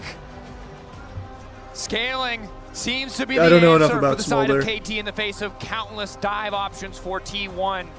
But this is a bold bet. Ziggs mid. No, T1 it's if they Ziggs pull bot. ahead like they did Ziggs in naughty Game boy in 4, bottom lane. are set to take over the entire map with this composition. Carrier, the final counter pick. Well- A champion pool we know is deep. Just need more engage. You just need more engage with this dive comp. Grab the ultimate here, and the question is, yeah, Smolder could be a good lane into the Galio, but can you survive later? With all of this T1 dive looking for you. Well, here it comes. Galio. At least I get to see Yorick in I Game do really 5 like it of when, Worlds you know, Final. There are two extremely clear game plans here. On one end, we have Wow. a top that can split push, that can endlessly That wave T1 player, draft mix plays is with a big spike from Ziggs and disgusting. Smolder, Actually the pressure disgusting to the coming point where it from feels Yorick scripted. from The Nautilus early, and then on the other end, it's Jesus a combo Christ. comp. You're just pressing your buttons. Everyone goes in. You layer that MF ult on top, and any problem that you have will disappear in seconds. And remember that the performance also crucial. If a single member on KT or T1 misstep, despite the confidence we've earned in both these teams over T1's countless Okay, victories, here it over comes KT's for all the performance in dire marbles. situations, when they're underestimated. Every I'm single just player stretching out a needs to little be bit. on point in this Game 5, or either of these crafted game plans could fall apart in the blink of an eye. It all comes down to one final game of League of Legends in 2025 here in Chengdu. BDD was BDD's asked playing in an interview Smolder. after they upset Gen G. What would you tell future BDD 1 week from now? And I thought his answer was so eloquent. He said, just do what you normally do. And now he just has to do it for one more game. Oh God. Set up in the mid lane matchup, range versus melee. So much time It just for feels like forward this. to scale It for just free. feels dead for KT right now, man. Faker on Galio alone is already final just a nightmare. Level 1 setups, keeping an eye out for any creative options, but both sides just drawing lines of scrimmage. Respecting each KT's other's not sides going of deep jungle. anymore. They're not Neither playing side hyper wants to be aggressive the team because to the give up T1 a draft first is blood so fucking scary. or offer any early Can lock mistakes to the down opposition. forever. One thing I do want to Oof. highlight for KT specifically is the value of Mercs. Looking at the CC that's available on T1, Taunts, Leona, even the Owner's W, definitely going to get good amount of value from that, as we do have a little bit of pressure being put out here. KT wants to by scale here. Thomas. Yeah, they're definitely Makes his way going for a down. scaling angle. Auto, but nothing too crazy here in the level 1. And of course, for a lot of this series, it's been about bot priority, and it's been about the junglers. We take a look at how Cuz Hit him with your Q! Last game, no doubt, a masterclass from Owner, but here, comfort for Cuz. Comes to Juani, a proactive option for Owner. BDD We just know what missed he a can do with fucking those second minion. globals. Eyes are on them to make these early game plays, even as we see the laning phase begin. Can we add Smite's hit to that list of stats as well? I don't know. I think one person might be a little bit more favored, although credit to Cuz and the Mundo Cleaver steal is perfect and Doran just trading blows. Camille, one of those champions that I think has a really funny power curve. We're like level 1, level 2, level 3, you're feeling great. Nice. First base, Good not shovel. Then you're basically just praying until you hit your Triforce. This Carrier goes in. Oh. Tower shot. Just trying to zone away, make the most of that level 2 power spike. Dom and Peter waiting to catch the wave. And BDD is going to be trying his best to both farm as many stacks as possible and keep this Galio lane locked. If Galio isn't able to make impact in sides, Oh, especially baby, in be the early game, careful. it's going to make it a lot harder for T1 to find places. Oh, look at Owner. He's diverted his Be path. He's careful. looking He for doesn't top. know. That's He a doesn't classic. know. Perfect. Needs to back up. Level 3. Getting lower Now and he lower. knows. Last right's offering a bit of healing. He's The dead. tactical sweep there from Doran to slow him down. Owner all but certain to make this one come through. First blood for T1. No, Doran's Camille my takes it. Yorick. The 3 camp gank My from Owner. The turret. price you pay is usually counter jungle, and Oh, since Faker is getting no. pushed in, since the Smolder has It's priority, over. it does allow Cuz It's so to exact that over. price. TP back to the lane. And Yorick's to blame. Well, it's not yet, solely so most of Yorick's. need to play with a little bit of respect. Yorick's fault, The but Perfect still. has had such an incredible tournament, but when the criticism towards him was the heaviest was when he fell behind early. It's been a big test for him to try and not fall deeper down the hole once it started. Many an LCK team in playoffs throughout the last 2 years have made that their goal, and this is his biggest test yet in the final game here at Worlds. And it's a very worthwhile investment from Owner to do the top side 3 camp into gank, sacrifice his blue buff, because if you look at the comps overall, getting the Camille ahead is essential for I this want team. Yorick for to do the so ability to play well. side lanes later, for the ability for Doran to dive in on his Camille. Hextech ultimatum into Galio But ultimate. that is so lockdown. fucked. The possibilities here That was a really are good call critical from for T1 Owner. and Owner back on the war path. Owner recognizes what he needs to do. It's snowball, backstep, good Damn, for BDD. nice. Faker tried to go for the angle, the flash, the Justice Punch, hoping it would carry him back just far enough to instantly connect the knockup. A swing and a miss from the GOAT. Faker no coward. If you go for the reverse punch, the time to respond is the shortest. But BDD doesn't even have to use flash himself, just walks it off, and this means that Faker is now in an even deeper hole because BDD actually having so much threat here in mid. Yeah, it's a critical breakpoint because Galio lane does really revolve around, do I have jungle pressure to put threat behind when I move up in lane and try and taunt you? And now you don't have that pressure at all. Whoa! Sidestep, the taunt, Faker turning it back, BDD one more auto, the 1-for-1! I thought for sure Faker was getting out of that alive. Hesitation, must have known that that was going to kill him. Meanwhile, on the top side of the map, Doran locked down Yorick. the Pandas. Cuz on the way Go, up. perfect. Hill. Doran barely able to walk away. They didn't want to use the flash knowing that Doran's still at his.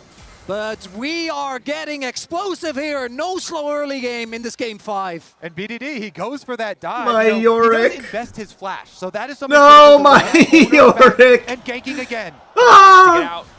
Has the flash available, but Doran just going to immediately flash follow. The adaptive defensive, the hook shot still there. The Q back for a bit of healing. No! He's so fucked. No hesitation. Owner flashes He's in getting so that Doran clapped. can then also close the distance, flash into melee range, and save the hook shot for the answer flash from Perfect, securing the kill.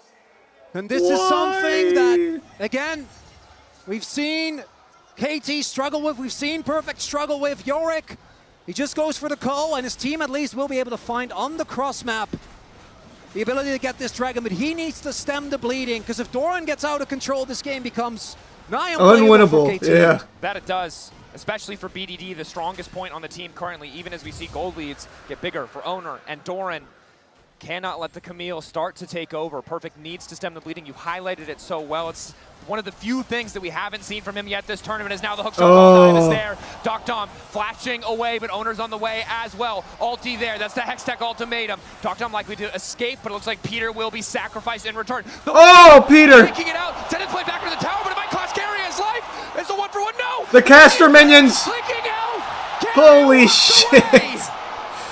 It's so scripted, it's so scripted, even the minions. Trailing play here. Oh my god. Peter could not fully push the wave in, and so T1 pounce. And that's the Oh!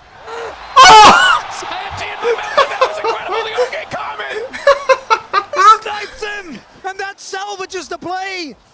From down. What the fuck is this game? On the Ziggs finds the play to salvage it for KT in the final game. As T1 were building a gold lead. Holy shit! A little bit. And it's again the power of Pantheon, Leona, Camille. If you're slightly too far up in the lane, you will just get 100 to 0. Area. May spell this out. Owner waiting off to the side. Cuz level 6. Critically, Smite comes through. Cuz immediately going to retreat. Red buff steal, a nice little advantage for the side of KT. And they have to be careful there because there is obviously the possibility of Faker going for an ultimate there, so he can't really commit to the fight. BDD can damage him, but he cannot stop that ult. Doesn't have the tools available. And we do see the gold lead for Doran still there. Gold lead for Owner as well, and the resilience of KT. As we have seen these early games swing in the last 2 games. First couple of games it was in their favor. This time around it's T1. Yeah, Owner has been on a mission, creating so much with this Pantheon. Cuz though, has level 6 on the Sejuani, so the possibilities of your plays become that much greater. He starts. We have Maiden online. BDD does have priority of mid, and it's just going to be the one for now. KT have to be so respectful of the sheer quantity of CC on the side of T1.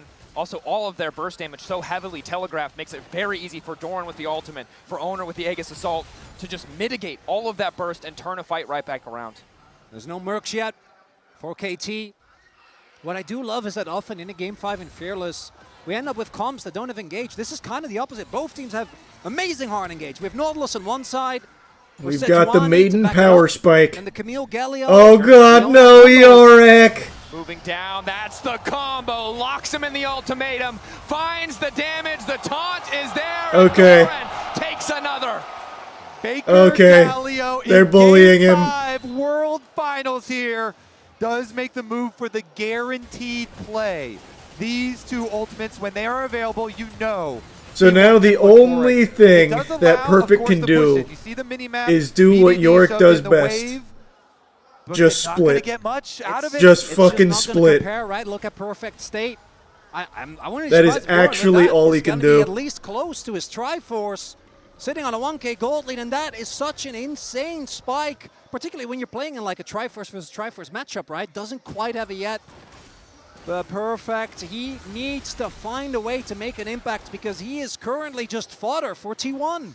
That he is. Luckily for him, the Trinity Force completion does not come through for Doran because very rapidly Doran is going to be a problem not just for Perfect in the isolated 1v1, but for BDD, for Dom as we get ready for these bigger fights, and that is really going to be the break point that KT are terrified of. Yeah, the game looks so hard to play for those KT carries that you mentioned. So many forms from T1 will be looking to take them out. And it's Stop the his entire back. T1 also playing, No. right? This isn't, Perfect getting 1v1. It's one gang from Owner, two gang from Owner, gang from Faker as well. And you see Perfect, this lane state just kind of disastrous.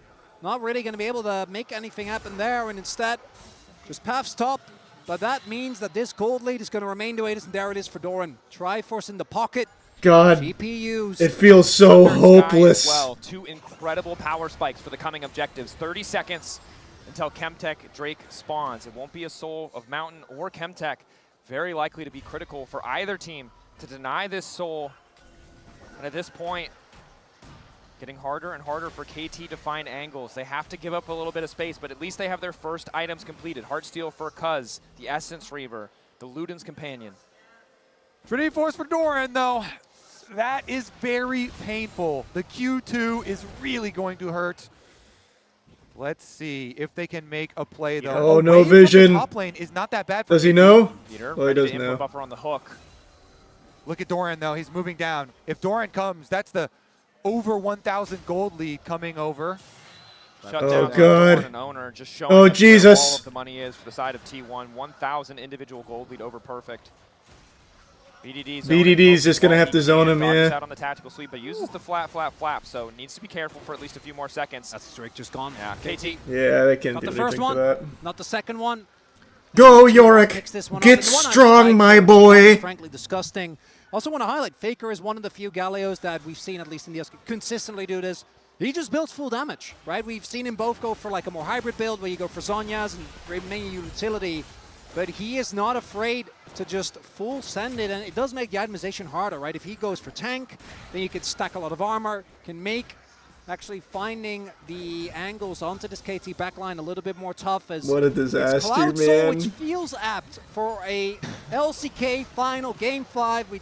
I don't think we've gotten one yet this series. Doran Yorick!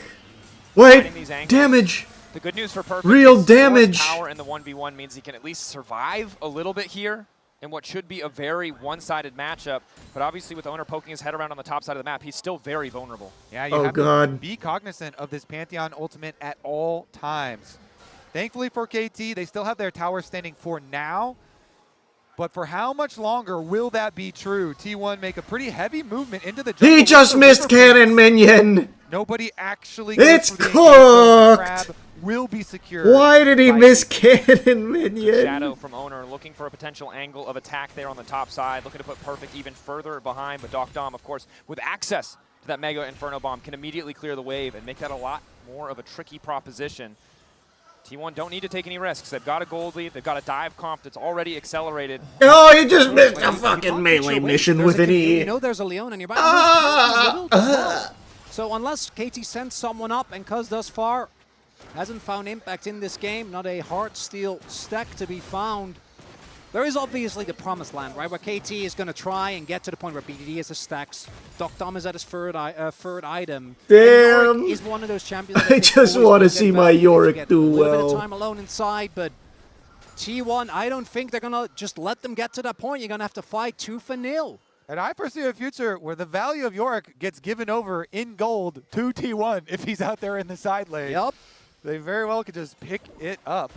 Again, that is true. They can just do that. When these side lane turrets do end up going down, if they can still remain safe then, if they can actually still play the map then. Because currently, we have plenty of defenses to work with, so we can continue to farm here, trading farm back and forth, and it's going to be about the engage. But as you open up the map, Malphite would have been better. I agree. Should have went Malphite. Oh, baby! Backstab flashing away from Peter's Jesus. Small advantage to the side of KT.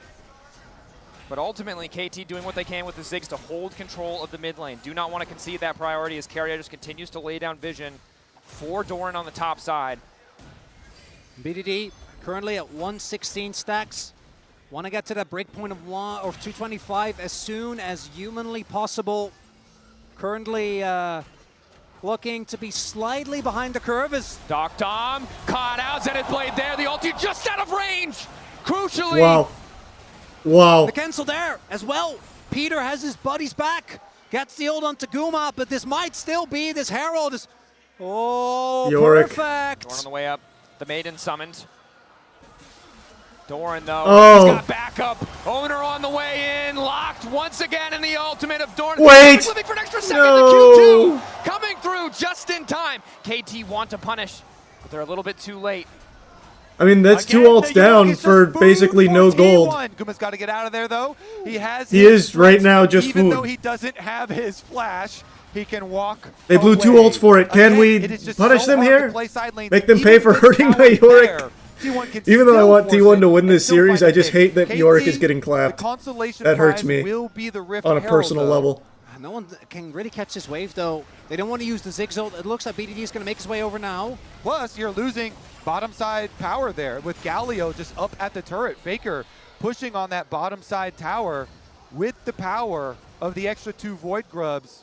A little bit of extra damage, a few more minions.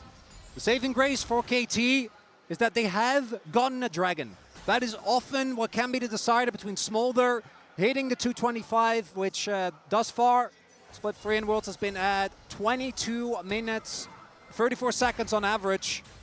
Yep, well ahead of schedule. BDD still comfortably farming despite kind of the struggles of the team overall. Will be a major concern as we get later. As powerful as Smolder is, it's not released. Oh, man. You still need to be able to My Yorick's going to go 0-12 in this. Survive Owner's initial You hate engage, to see not it. get You caught in really those do. big taunts or wombo combos from Guma. Yeah, the dream for this KT squad is to be able to poke with your Ziggs as well as your Smolder once you get to your rapid fire. But what counters poke? It is hard engage. Owner. Peter, though. Aegis Assault still there. Flashback into the Blast Cone. Going to keep Owner standing, but likely means KT will be able to secure the second objective here. Meanwhile, in the mid lane, though, it's Maidenless Yorick. And we talked about Ziggs destroying towers, but Doran, with this Trinity Force, also will just eat through that objective. KT splitting their focus. Is it going to cost them? Faker. Second trick is big. Access to the ulti. T1 might just be a little bit late here. Cuz desperately needs to smite.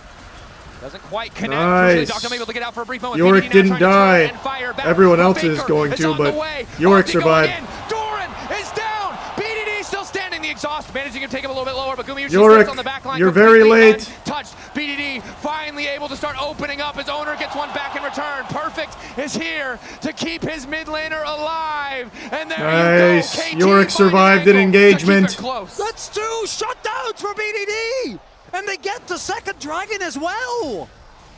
This Dragon could get huge. The Rift Herald goes down mid immediately. That was just after a 2-for-2 trade, and the Dragon already went to KT.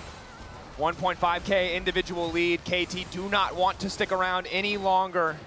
BDD is kind of fucking popping off right now. Where you hit your stacks, that's it. You actually need your items. As we take another look, the attempted engage onto Duckdom doesn't quite pan out. Guma pulls the trigger too early, and look at that ult from Man, Cuz. that ult from Cuz, CCs the holy. MF, and the damage isn't quite there. And then, when the Galio ultimate finally does come in, BDD and Doctum, they kite back here by the red buff. It's just that Owner goes in, he sees the angle to stun up Doctum, and go for another 1-for-1 trade. Herald also dropped over the wall, I believe, just to give a safe exit if needed. Yorick carried that fight. The gold lead was starting to Yorick feel indeed carried that fight. They brought it closer. We're all thinking it. PDD. We're all thinking that. Unfortunately for him, the reality after that fight is, as well as he played, there is now a target on his head. But yeah, I mean, fortunately for him, now he's also going to be way richer. So there's a target on your head. There's a wanted poster up for you. But you are rich. 2 items, and that rapid fire is what we were looking for. The poke breakpoint here for KT. They actually hit it fairly early. Being able to poke now with rapid fire, with the Ziggs, it puts even more pressure on T1 to engage. Normally, the counter to poke damage is hard engage, but you can't mess it up. There's also Ziggs, who, as disengage goes, really are even able to, I think that's what Doctum tried to go for. You can interrupt the Pantheon like mid-jump, right? If you get the timing right. No defensive or no offensive satchels. I do hope. How's things going in the top lane over there? They're going to be prime targets. Perfect. Yorick hasn't died yet, so that's looking try his good. best to just have an impact in any way he can. As we do see, KT desperately want to hold on. With Otacon spawning, you want to hold on to his bot lane turret. Don't want to give that one up. And with the wave clear of BDD and Doctom, they should be good to go. Galio's roaming. Be careful. This is 2-item Camille, 2-item Doran. Guma as well. But Yorick's got his first item. The crucial objective. He's got the Trinity Force and he's got Maiden. Gold lead, but He's got his lady with him. Push it over the top. TP into bottom lane from Doctum. Has access to the ultimate. The flash is up for everybody on the side of KT except for Cuz. Are they going to send it? I feel like you kind of have to with the teleport being invested from Doctum there. We'll see if they actually do want to make a real commitment. Could get some summoners out of T1, but it doesn't look like they want to take the gamble. Perfect. Oh god, he's dead. Has to be careful. They have so much damage here. Doran, of course, or maybe not. Or maybe not. Long time. Doran. It's the Yorick carry. I've always believed. I've always believed. Perfect. Redemption as he survives the dive. Oh. Bomb called, but she will not connect. The Dark Procession from Perfect. It got them so much, and now they're opening to get the tower, the extra gold as well. KT, they're striking back. And it keeps the gold lead within touching distance. It further accelerates BDD. And this game 5 just keeps on delivering.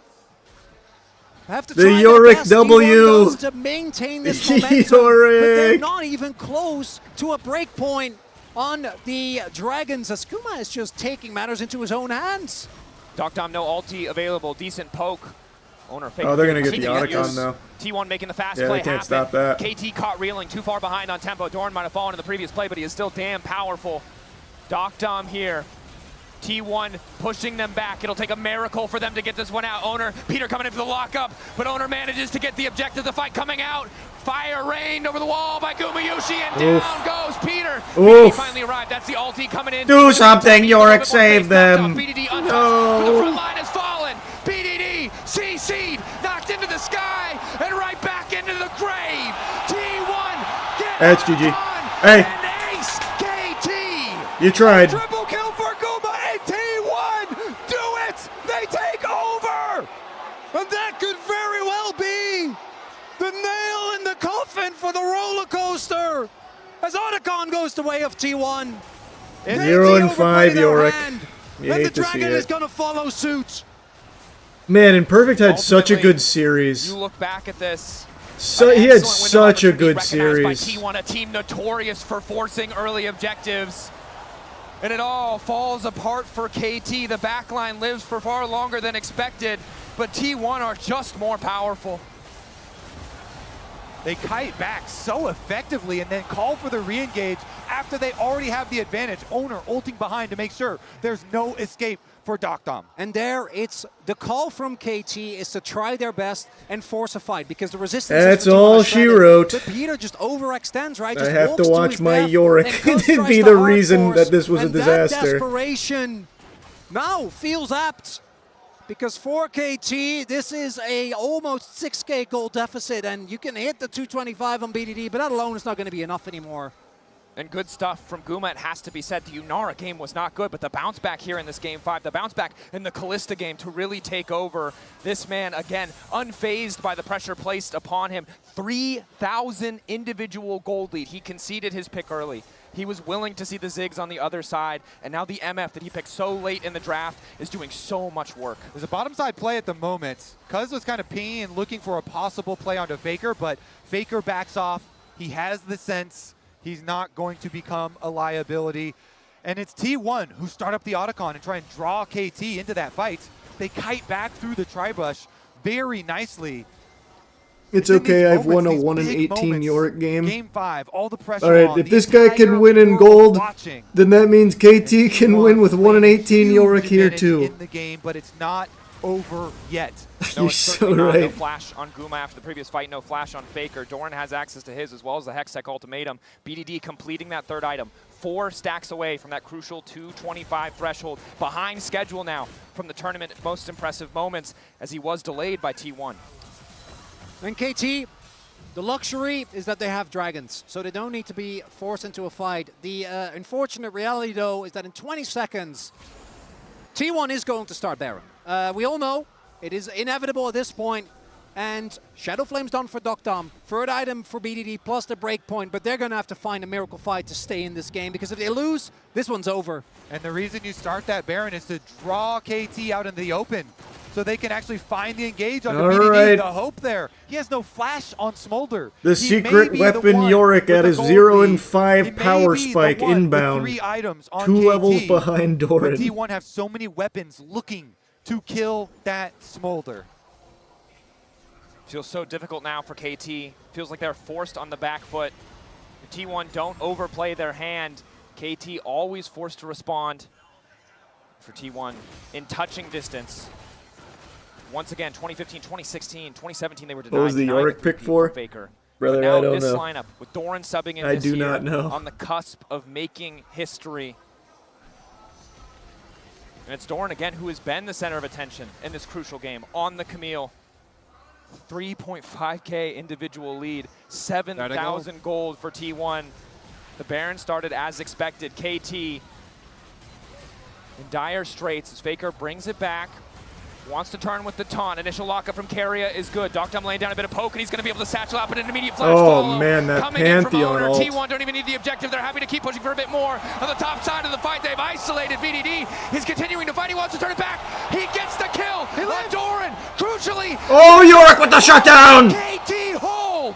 BDD, the heart of KT, is alive! The Smolder lives under the tower, but T1 are still pinging towards the objective. There's no way with Smolder alive. I don't think you can get away with it. And yes, they get Docdom, but all that KT want to do is stall. Keria has engaged, doesn't hit the mark immediately, and Docdom stalls for a good amount of time. Owner's able to take him down, but it's an overextension on the flip side. Yeah, T1 are just too split. They go under tower here. Doran just barely cannot finish off BDD. KT needed a miracle. T1 split their focus. Well, Yorick got a kill. Cost them dearly. It is again. You can wrap it up eyes now. on Yeah, BDD I'm because satisfied. Who else could it be? I got to see Yorick get a 3,000 kill. individual gold lead has crossed the stack threshold. He is the threat that T1 must reckon with in the fights to come, even with the massive lead they still hold. And now he has Flash to play with, the ability to outplay. See if he can do it. I don't want to be disingenuous. It has not been the story of this Worlds, but it has been the story of this year for KT. This gold graph right here is something that any KT fan has watched throughout, and when all is on the line, it might have to be BDD that carries them over again. I'm looking at Doran, he doesn't have flash, but if he can get an ult onto BDD, that could be enough to win the game. KT could choose not to fight here, but it looks like they're going to do so anyway. God damn right. With a fed Yorick, you gotta fight. This time around. Last fight, they went for 2 angles at once, and they paid the price. Flanks coming in. T1, entire topside missing Flash, that crucial cooldown, but their ultis will be there. 3 seconds on Doran. Gumayushi, the other player to keep your eye on as well. The ulti can do a lot of work. Doran going in, doesn't connect hookshot wall dive immediately. Oh my CC. God. Exhaust coming in as well. Combo over the top from Guma. Finds 2. Exhaust as Carrier moves his way to the backline. Faker rains down from the sky. Locks up BDD and obliterates the hope for Wow. KT Rolster. The bullet time will end the time of KT here at Worlds as T1 will chase down Cuz and look for the Baron. And BDD. Wow. Oh, on his shoulders, and that is too Guma much weight for one man to carried. bear. They find him with the engage. They take out the only important member on KT as it's... Oh, look at the setup there. The Leon Jeez. Oh! ultimate nailing its target. And then BDD gets found by Carrier, locks him down, and that's Dragon. That's actually, they ran straight to Baron. I'm sure they got Dragon with that. They're not wasting any time here. 9,000 gold. See Yeah. what they can do with the Red Bull Baron. I gotta power tell you play. something. As excited as I was to see Yorick be They picked, dug deep on the top side, punished T1 my for God, splitting was their it focus. But in yucky. that last fight, you can see that even if the top side Oh, fumbles goodness for a gracious. moment, Guma still demands that respect. Gumayushi. What a game. What a series it has been. Yeah, I think T1 MVP's will gotta be clean up Guma. that It's Dragon gotta as well. be The Guma. leftovers. His Callista Basic game, smack for T1. and now this, it's gotta be For Guma. KT, the item finishes few and far between. A couple of components for Dom.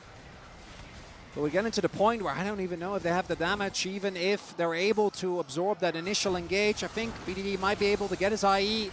T1 though, they're looking to secure their third World Finals win in a row.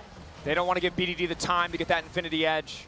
KT don't have the luxury of defensive items either for their key carries. Redemption, really all they have to protect Dom and BDD. Faker solo pushing in the mid lane. The tier 2 will fall. Bot lane inhibitor. Maiden likely next. online. This Doran really cannot be contested by anything more than the entire force of KT. And T1 just have so many forms of engage. Even with Doran getting stuffed in the last one, Carrier finding those KT carries. and Level allowing 14 Yorick. T1 to take them down. There are just too many weapons and the map is too open now. KT are boxed into their own territory. A comeback at this stage in Game 5 of a World Finals would likely be the greatest we have ever seen in the history of the sport.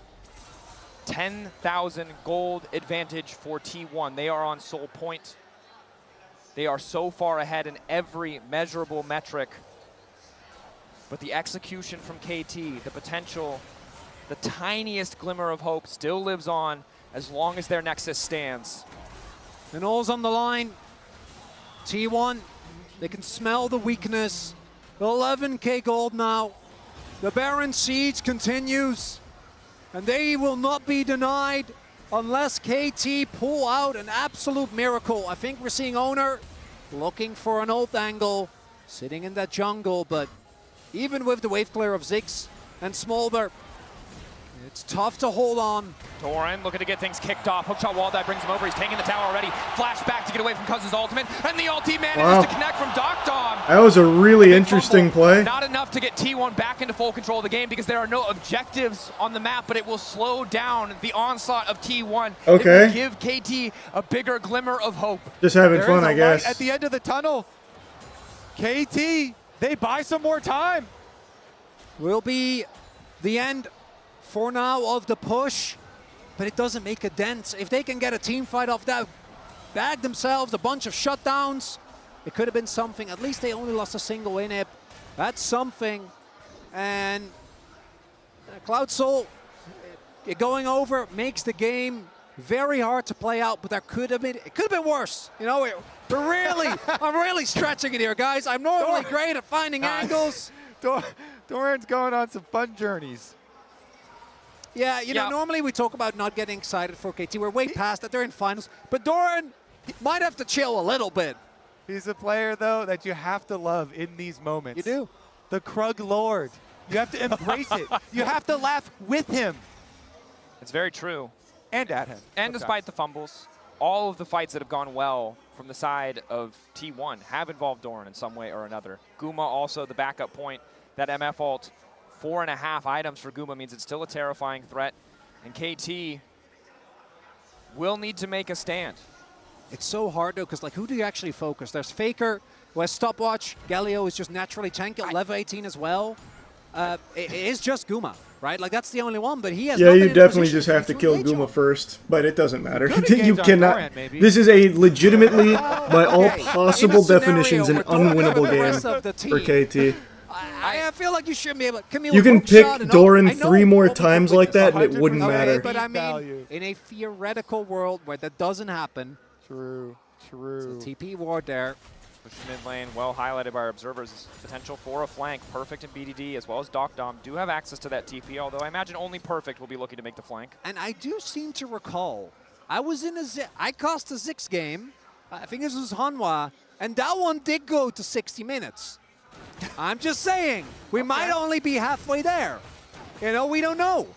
Is it likely? No. But it could happen again.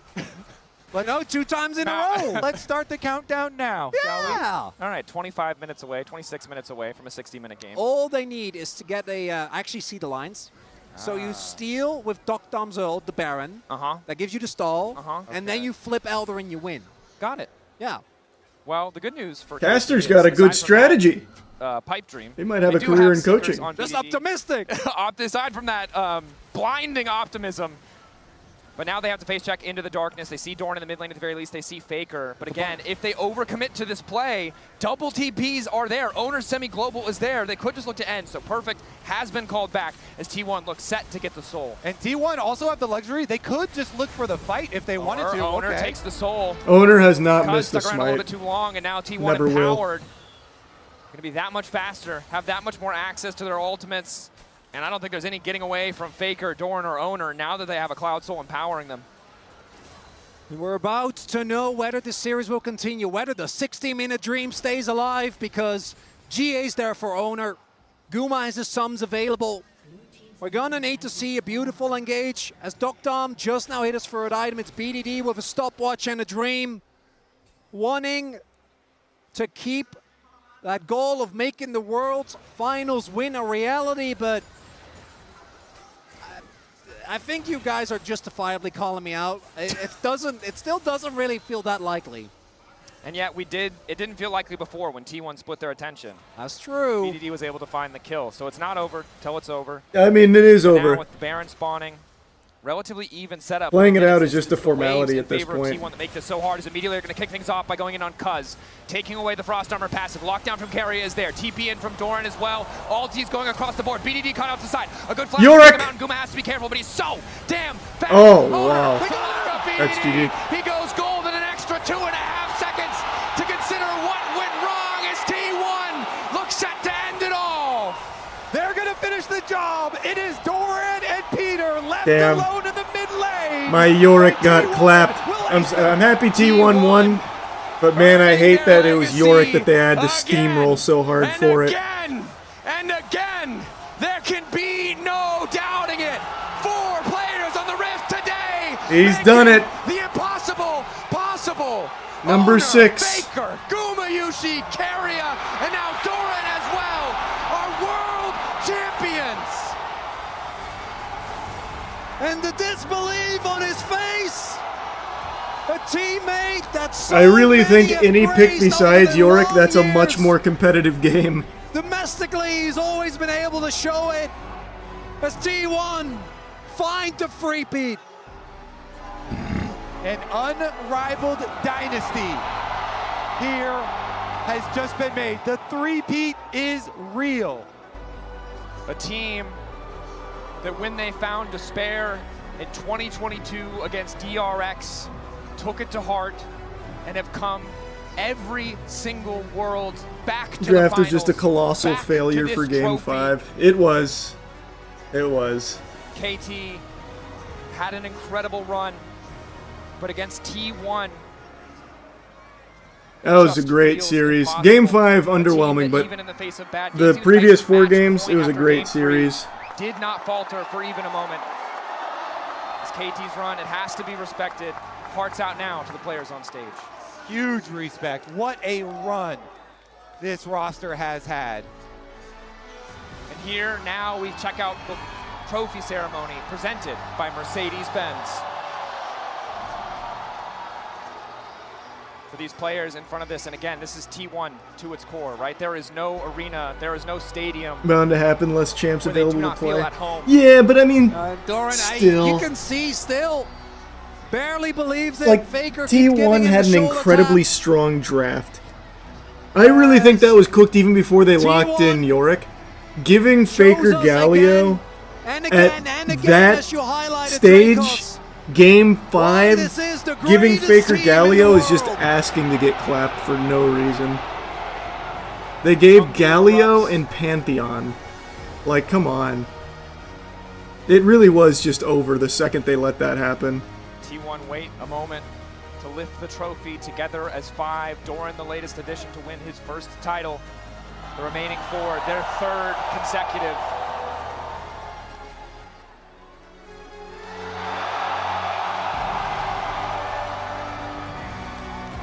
T1 world champions once again.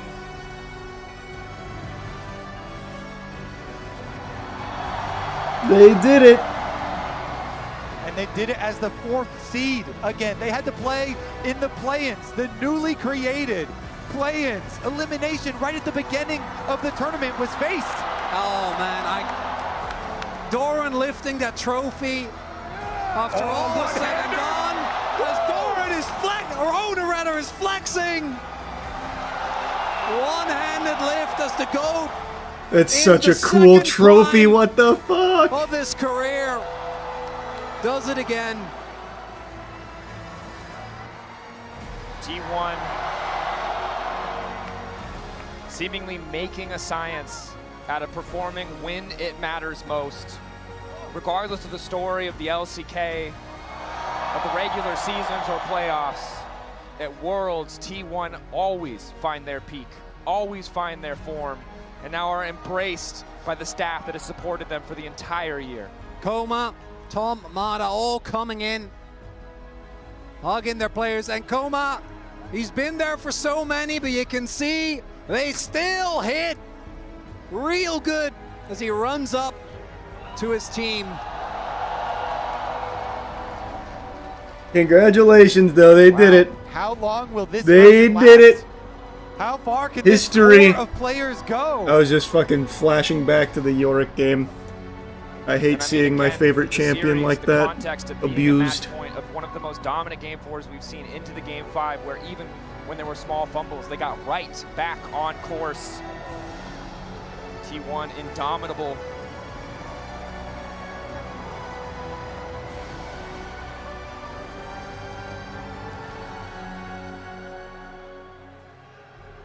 How much do you reckon each player gets after management fees? Varies from player to player, I imagine, but an unbelievable amount of money. 2 losses, a close best of 5 against AL. The T1 always find a way, always find their form.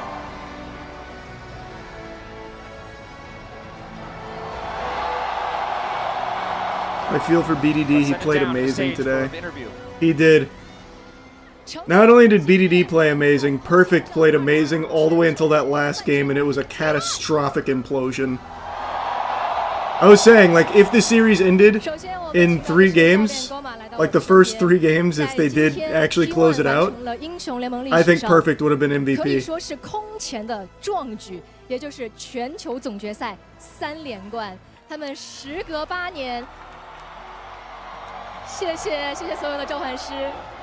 时隔8年之后 ，T1 再度挑战成功。